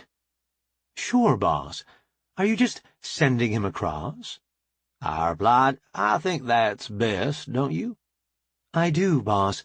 Zoom says she'll have one ready by the time you have the prisoner delivered." Nikki said, "You can't do this. We had a deal." I said, "You never said anything about being on the run from the authorities. I don't harbor criminals." Topper must have gotten some control over his emotional module, because he didn't bust out giggling at that. I asked, "Sally, could you ask Angus to set up a couple of fellas to escort our guest to his transportation?" "On it, boss." Nikki said, "Please, Captain, hear me out." I replied, "We have a minute or two. Tell your story. Sally, could you loop Steve in on the video of him speaking for his opinion?" "On it, boss." Sally indicated to Nikki that he should begin speaking. He started in on the usual tale of woe. His childhood was bad, he never had opportunity, and so on. I could see in his face that he didn't even believe it. But he had done it so many times, it flowed smoothly from one horrible thing happening to the next. I said, "Enough, I gave you a chance to plead your case, and you don't even bother to tell the truth. Why would you expect that to influence me?" He looked at Tiki and said, "You told me the captain wouldn't harm me. See what you did." I said, "She had no way of knowing you were a wanted criminal. I find it odd that in all this discussion I've yet to hear what it is you're supposed to have done." Nikki said, I killed a rich man's son in a bar fight. The lady on the other ship spoke up. That's true, as far as it goes. The investigation proved he had been paid to do it, and he had hired people to start the fight so that the killing wouldn't look premeditated. I asked, "Why did someone want this fella dead?" She replied, "His father was investigating corruption in one of our shipyards. Ships were being repaired with substandard parts." I turned to Nikki. "You would ask me for mercy when you acted to aid someone who was putting spacer lives at risk? You got some big brass ones, I'll give you that." Angus showed up with a couple of his mechs. I said, "Angus, would you be so kind as to escort this fellow to his ride? He's overstayed his welcome on this ship." Angus had been hitting the culture pack because he spoke in a fine Irish brogue. "Sure, and we'll be doing that, Captain. The holes down that way are tricky, sir. He might fall a time or two on the way." I replied, "Thank you for your kind offer, but that won't be necessary. Just get him off my ship." They left, carrying the protesting Nikki between them, since he didn't want to walk. I turned back to the screen, and Sally said, "Pod away, sir." Ruth said, "I have control, boss." I said, "Tex, keep a turret on that pod, just in case Nikki is sharper than a axe." I asked the other ship, "Could you please indicate where you'd like my pilot to dock the pod?" Ruth said, "I see it, thank you." Topper split the screen and showed us the bay with the flashing lights around it. Ruth flew the pod in and set it on the deck. The bay doors closed. Ruth shot me a text. "My control signals can't penetrate the bay. I don't know what they're doing in there." I looked at her and nodded. I said, "Excuse us a moment. We need to break contact, but we'll be right back." Topper shut down the call. I said, "Sensors, if that pod comes back out, I want it scanned with everything you've got. Tex, make sure you're tracking it with the turret, but don't fire unless Sensors confirms it's a weapon. Sally, get Andre to send a squad to meet it." Sensors said, "On it, sir." Tex said, "Lock 'em up and stay cool." "Aye, sir." Sally replied, "Scotty has a location set up for quarantine if you think it's needed." I said, "Better we use it and don't need it than the other way around. Do that. Bring 'em back, Topper." Once the connection was reestablished, I said, "Sorry about that. Just some administrative details I needed to take care of. A ship this big takes a lot of maintenance." The lady seemed to have taken over communicating with us. She said, "No problem, Captain. We're ready to return your pod now, if you please." I replied, "Yes, thank you." The bay doors opened, and Ruth said, "I have control, Captain, bringing it back to where Scotty wants it for refurbishment." I said, "Thank you, Ruth." Sensors raised a hand. I looked, and he raised 2 fingers, and then pointed at Nikki. I nodded and said, "Sally, could you ask Andre to start cleaning up round here? I'm thinking someone from their ships may want to come and visit." Sally said, "Aye, sir. Spit and polish right away, sir." If the lady we were communicating with picked up on that, she surely didn't show it. I said, "It occurs to me that I never introduced myself. I'm Captain Bob Wilson." She said, Well, I suppose you would call me Commodore, since I'm in charge of this fleet. City Rimmy." I said, "Nice to meet you, Commodore." "And you, Captain. Did I hear you mention the prospect of some of our people coming over to see your ship?" I replied, "I thought it wise to prepare, in case you were so inclined. I thought we might as well get to know each other better, while we were here anyway." The view on the screen changed, with half of it showing the recovery of the rescue pod. I kept chatting with the Commodore, trying to keep from letting her know that her boarding operation had been discovered. When the pod stopped moving, the hatch popped open. I didn't see anyone, until their stealth suits cut out when they were stunned. I said, Personal stealth, that's some nice technology. Thanks for the gift. Surely somebody around here can figure out how it works. I turned to Sally. Make sure they didn't leave us any other surprises in that pod, if you would. I turned back to the screen. I'm beginning to get the idea that you don't particularly want to be friends, Commodore. Why is that? She ignored me and turned to give an order to her crew. I got a bad feeling and said, "Ruth, jump!" When we settled out of FTL, Sensor said, "Captain, I read a large energy discharge headed our way right before the jump." I replied, glad I wasn't just being paranoid. "Tiggy, do you have any idea why these folks are acting the way they are?" Tiggy replied, "It doesn't make sense to me, Captain. You have shown them as much courtesy as you could, and they continue to offend. I don't see what they hope to gain." I asked, "Could they think that since I didn't destroy 'em when I could, that I'm a pushover, and they can do what they want?" Topper said, "That seems to fit their actions, boss. They continually ignore the fact we could wipe them out of space if we wanted to." I replied, "I'm beginning to want to, but I don't think that's a good plan for the long term. Sally, could you get Taz and Willem up here? Maybe they have some idea how to proceed." "On it, boss." I turned to Tex. "I have a hard question for you, Tex. Could you hit 'em just hard enough to reset all their systems without doing any permanent damage?" Tiggy spoke up. "I know a way to do that, Captain. Could I help Tex?" I replied, "Please. I want a way to get their attention without doing anything permanent. I'm beginning to wonder if that's possible." Topper said, "The Commodore is trying to call us again." I said, "Do your best to make it look like we're not able to answer due to damage." Topper said, "Aye, boss." Willem and Taz came onto the bridge. Willem asked, "What can we do, Bob?" I replied, "Help me make sense of how these squirrels are acting. I keep trying to make friends, and they act like they want to fight." Topper said, "Angus on the comm, sir." I asked, "What can I do for you, Angus?"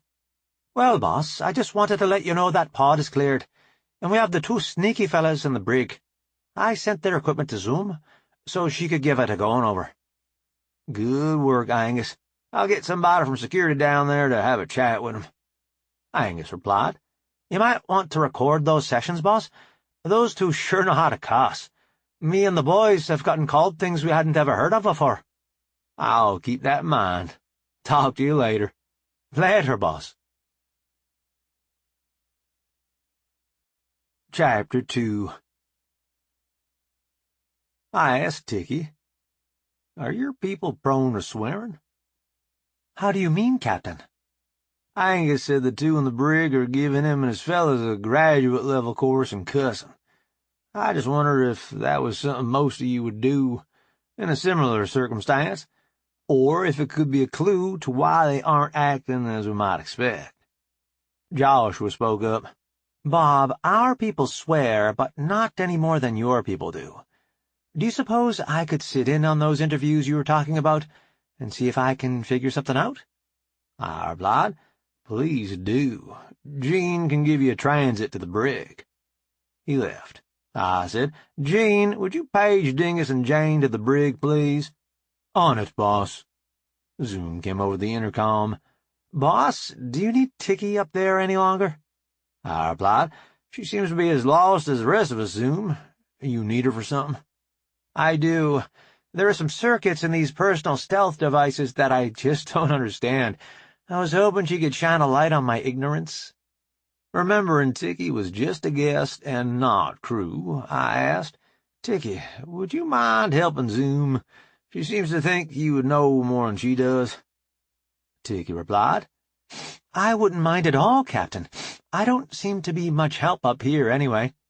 "Thanks for trying, at any rate." She left as well, and Scotty went with her. Sally said, "Captain, they seem to be maneuvering for an attack." I asked, "Tex, are you set up to shut 'em down?" "Yes, boss." "Ruth, run the Blossom flight plan again at the new power level. Sally, once they are stopped, launch those fighters to hit all of them with ship-level stunners. I need a few minutes to think this through." By the time I had finished speaking, we were already zapping the squirrel ships. Once Ruth brought us to a halt, Sally said, "Fighters away, sir." Tolliver said, "One of the ships is trying to surrender, boss." I replied, "Don't stun 'em. Tow 'em to a safe distance from the rest of the fleet." Sally asked, "Bring them aboard?" I said, "No, I don't want to do that until I'm sure they are honestly surrendering. I wouldn't put it past this bunch to overload their power core in our landing bay, just to give 'em a chance to take the ship. Can you get 'em on the comm?" A worried-looking squirrel appeared on the main screen. He said, "Captain Wilson? Thank goodness. I told them this mission was idiotic, but they wouldn't listen." I said, "Calm down, please. What mission are you talking about?" "We were sent to either capture or destroy the ship you are flying. Headquarters got word that one of the old Commonwealth carriers was flying again, and we were sent to put an end to it." I replied, "What you're saying is, we have no chance of a peaceful settlement with your Commodore?" "None whatsoever, Captain." I asked, "Why would you want to surrender to a monkey?" "It's plain you have the capability to destroy us whenever you choose. It's also clear the Commodore intends to keep provoking you until you do. My crew and I have young to raise and nuts yet to eat." I asked, "So what would you like from me?" "We would like to retire from this fight and join your fleet afterwards." I said, "You understand, I have problems with taking you at your word." "As well you should. Would it be possible for us to take up orbit around the outermost planet and wait for the outcome of this situation?" I replied, "So long as you don't mind being watched, I see no problem." "We would expect no less." I said, "Sally, send some fighters with that ship to make sure they don't change their minds about surrendering." Sally replied, "Aye, sir." I made a slashing motion, and Topper cut the comm to the squirrel ship. Willem asked, "Do you think they actually mean to surrender?" I replied, "I think they will wish they had if they decide to double-cross us." Willem asked, "What do you mean, Bob?" "I find myself in the situation of the tomcat, in the company of the lady skunk. I've enjoyed about all of this I can stand. Every time I try to be nice to these idiots, they try to start a fight. What am I missing?" Willem said, "I'm not sure. You've certainly demonstrated they have plenty to fear from you. It almost seems as if there is something else they fear more." I was just starting to think that over, when Joshua, Jane, and Dingus came onto the bridge, out of breath. Joshua said, "Bob, we think we know why you can't get these people to deal." I replied, "Let me guess. They are under orders not to come back to Squirrel Space without capturing or destroying the gene." Joshua looked at Dingus. "How did he figure that out?" Dingus shrugged. I said, "Willem figured it out just before you came in." Willem said, "I did what?" "All I said was that they acted like they were more scared of something else than they were of you. How do you get from there to them being under orders?" I replied, "You saw the displays we put on for 'em. With this ship and crew, I could take on 10 times their number and have a decent chance of winning. There is certainly no other ship in the vicinity that they would be more scared of, so it must be something else. It's only logical to assume that would be their superiors back home." Dingus said, "That's why we want you in the big chair, Bob. You can cut through the BS better than just about anybody."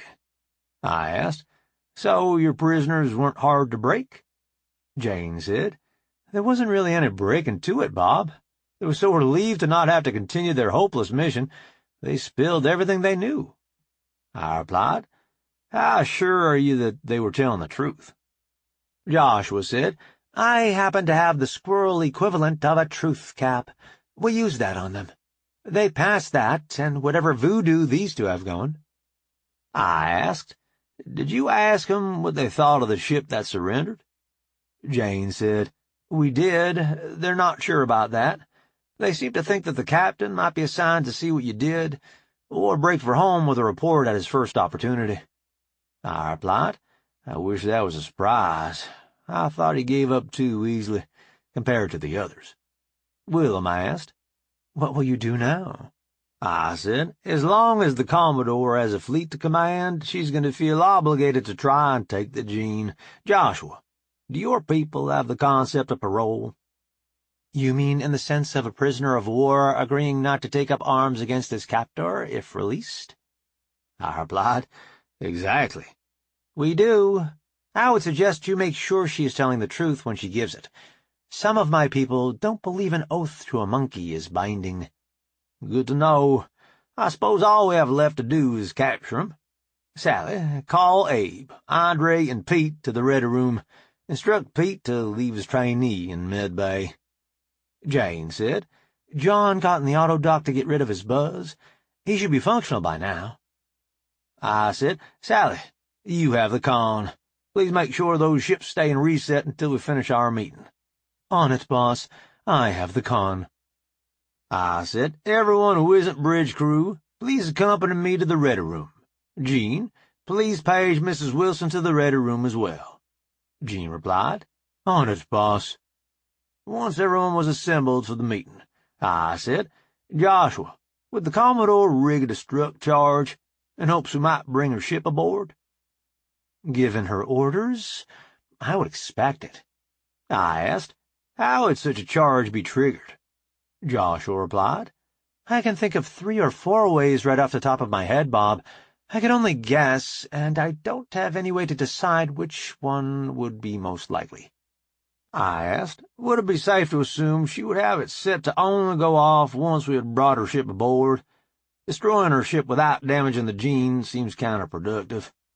Joshua replied, I think that is a safe assumption. Beyond that, I don't have much to offer. Pete asked, do your folks have any special ways of concealing weapons we should be aware of? Joshua thought for a moment. We still have large cheeks. A desperate prisoner might hide something there.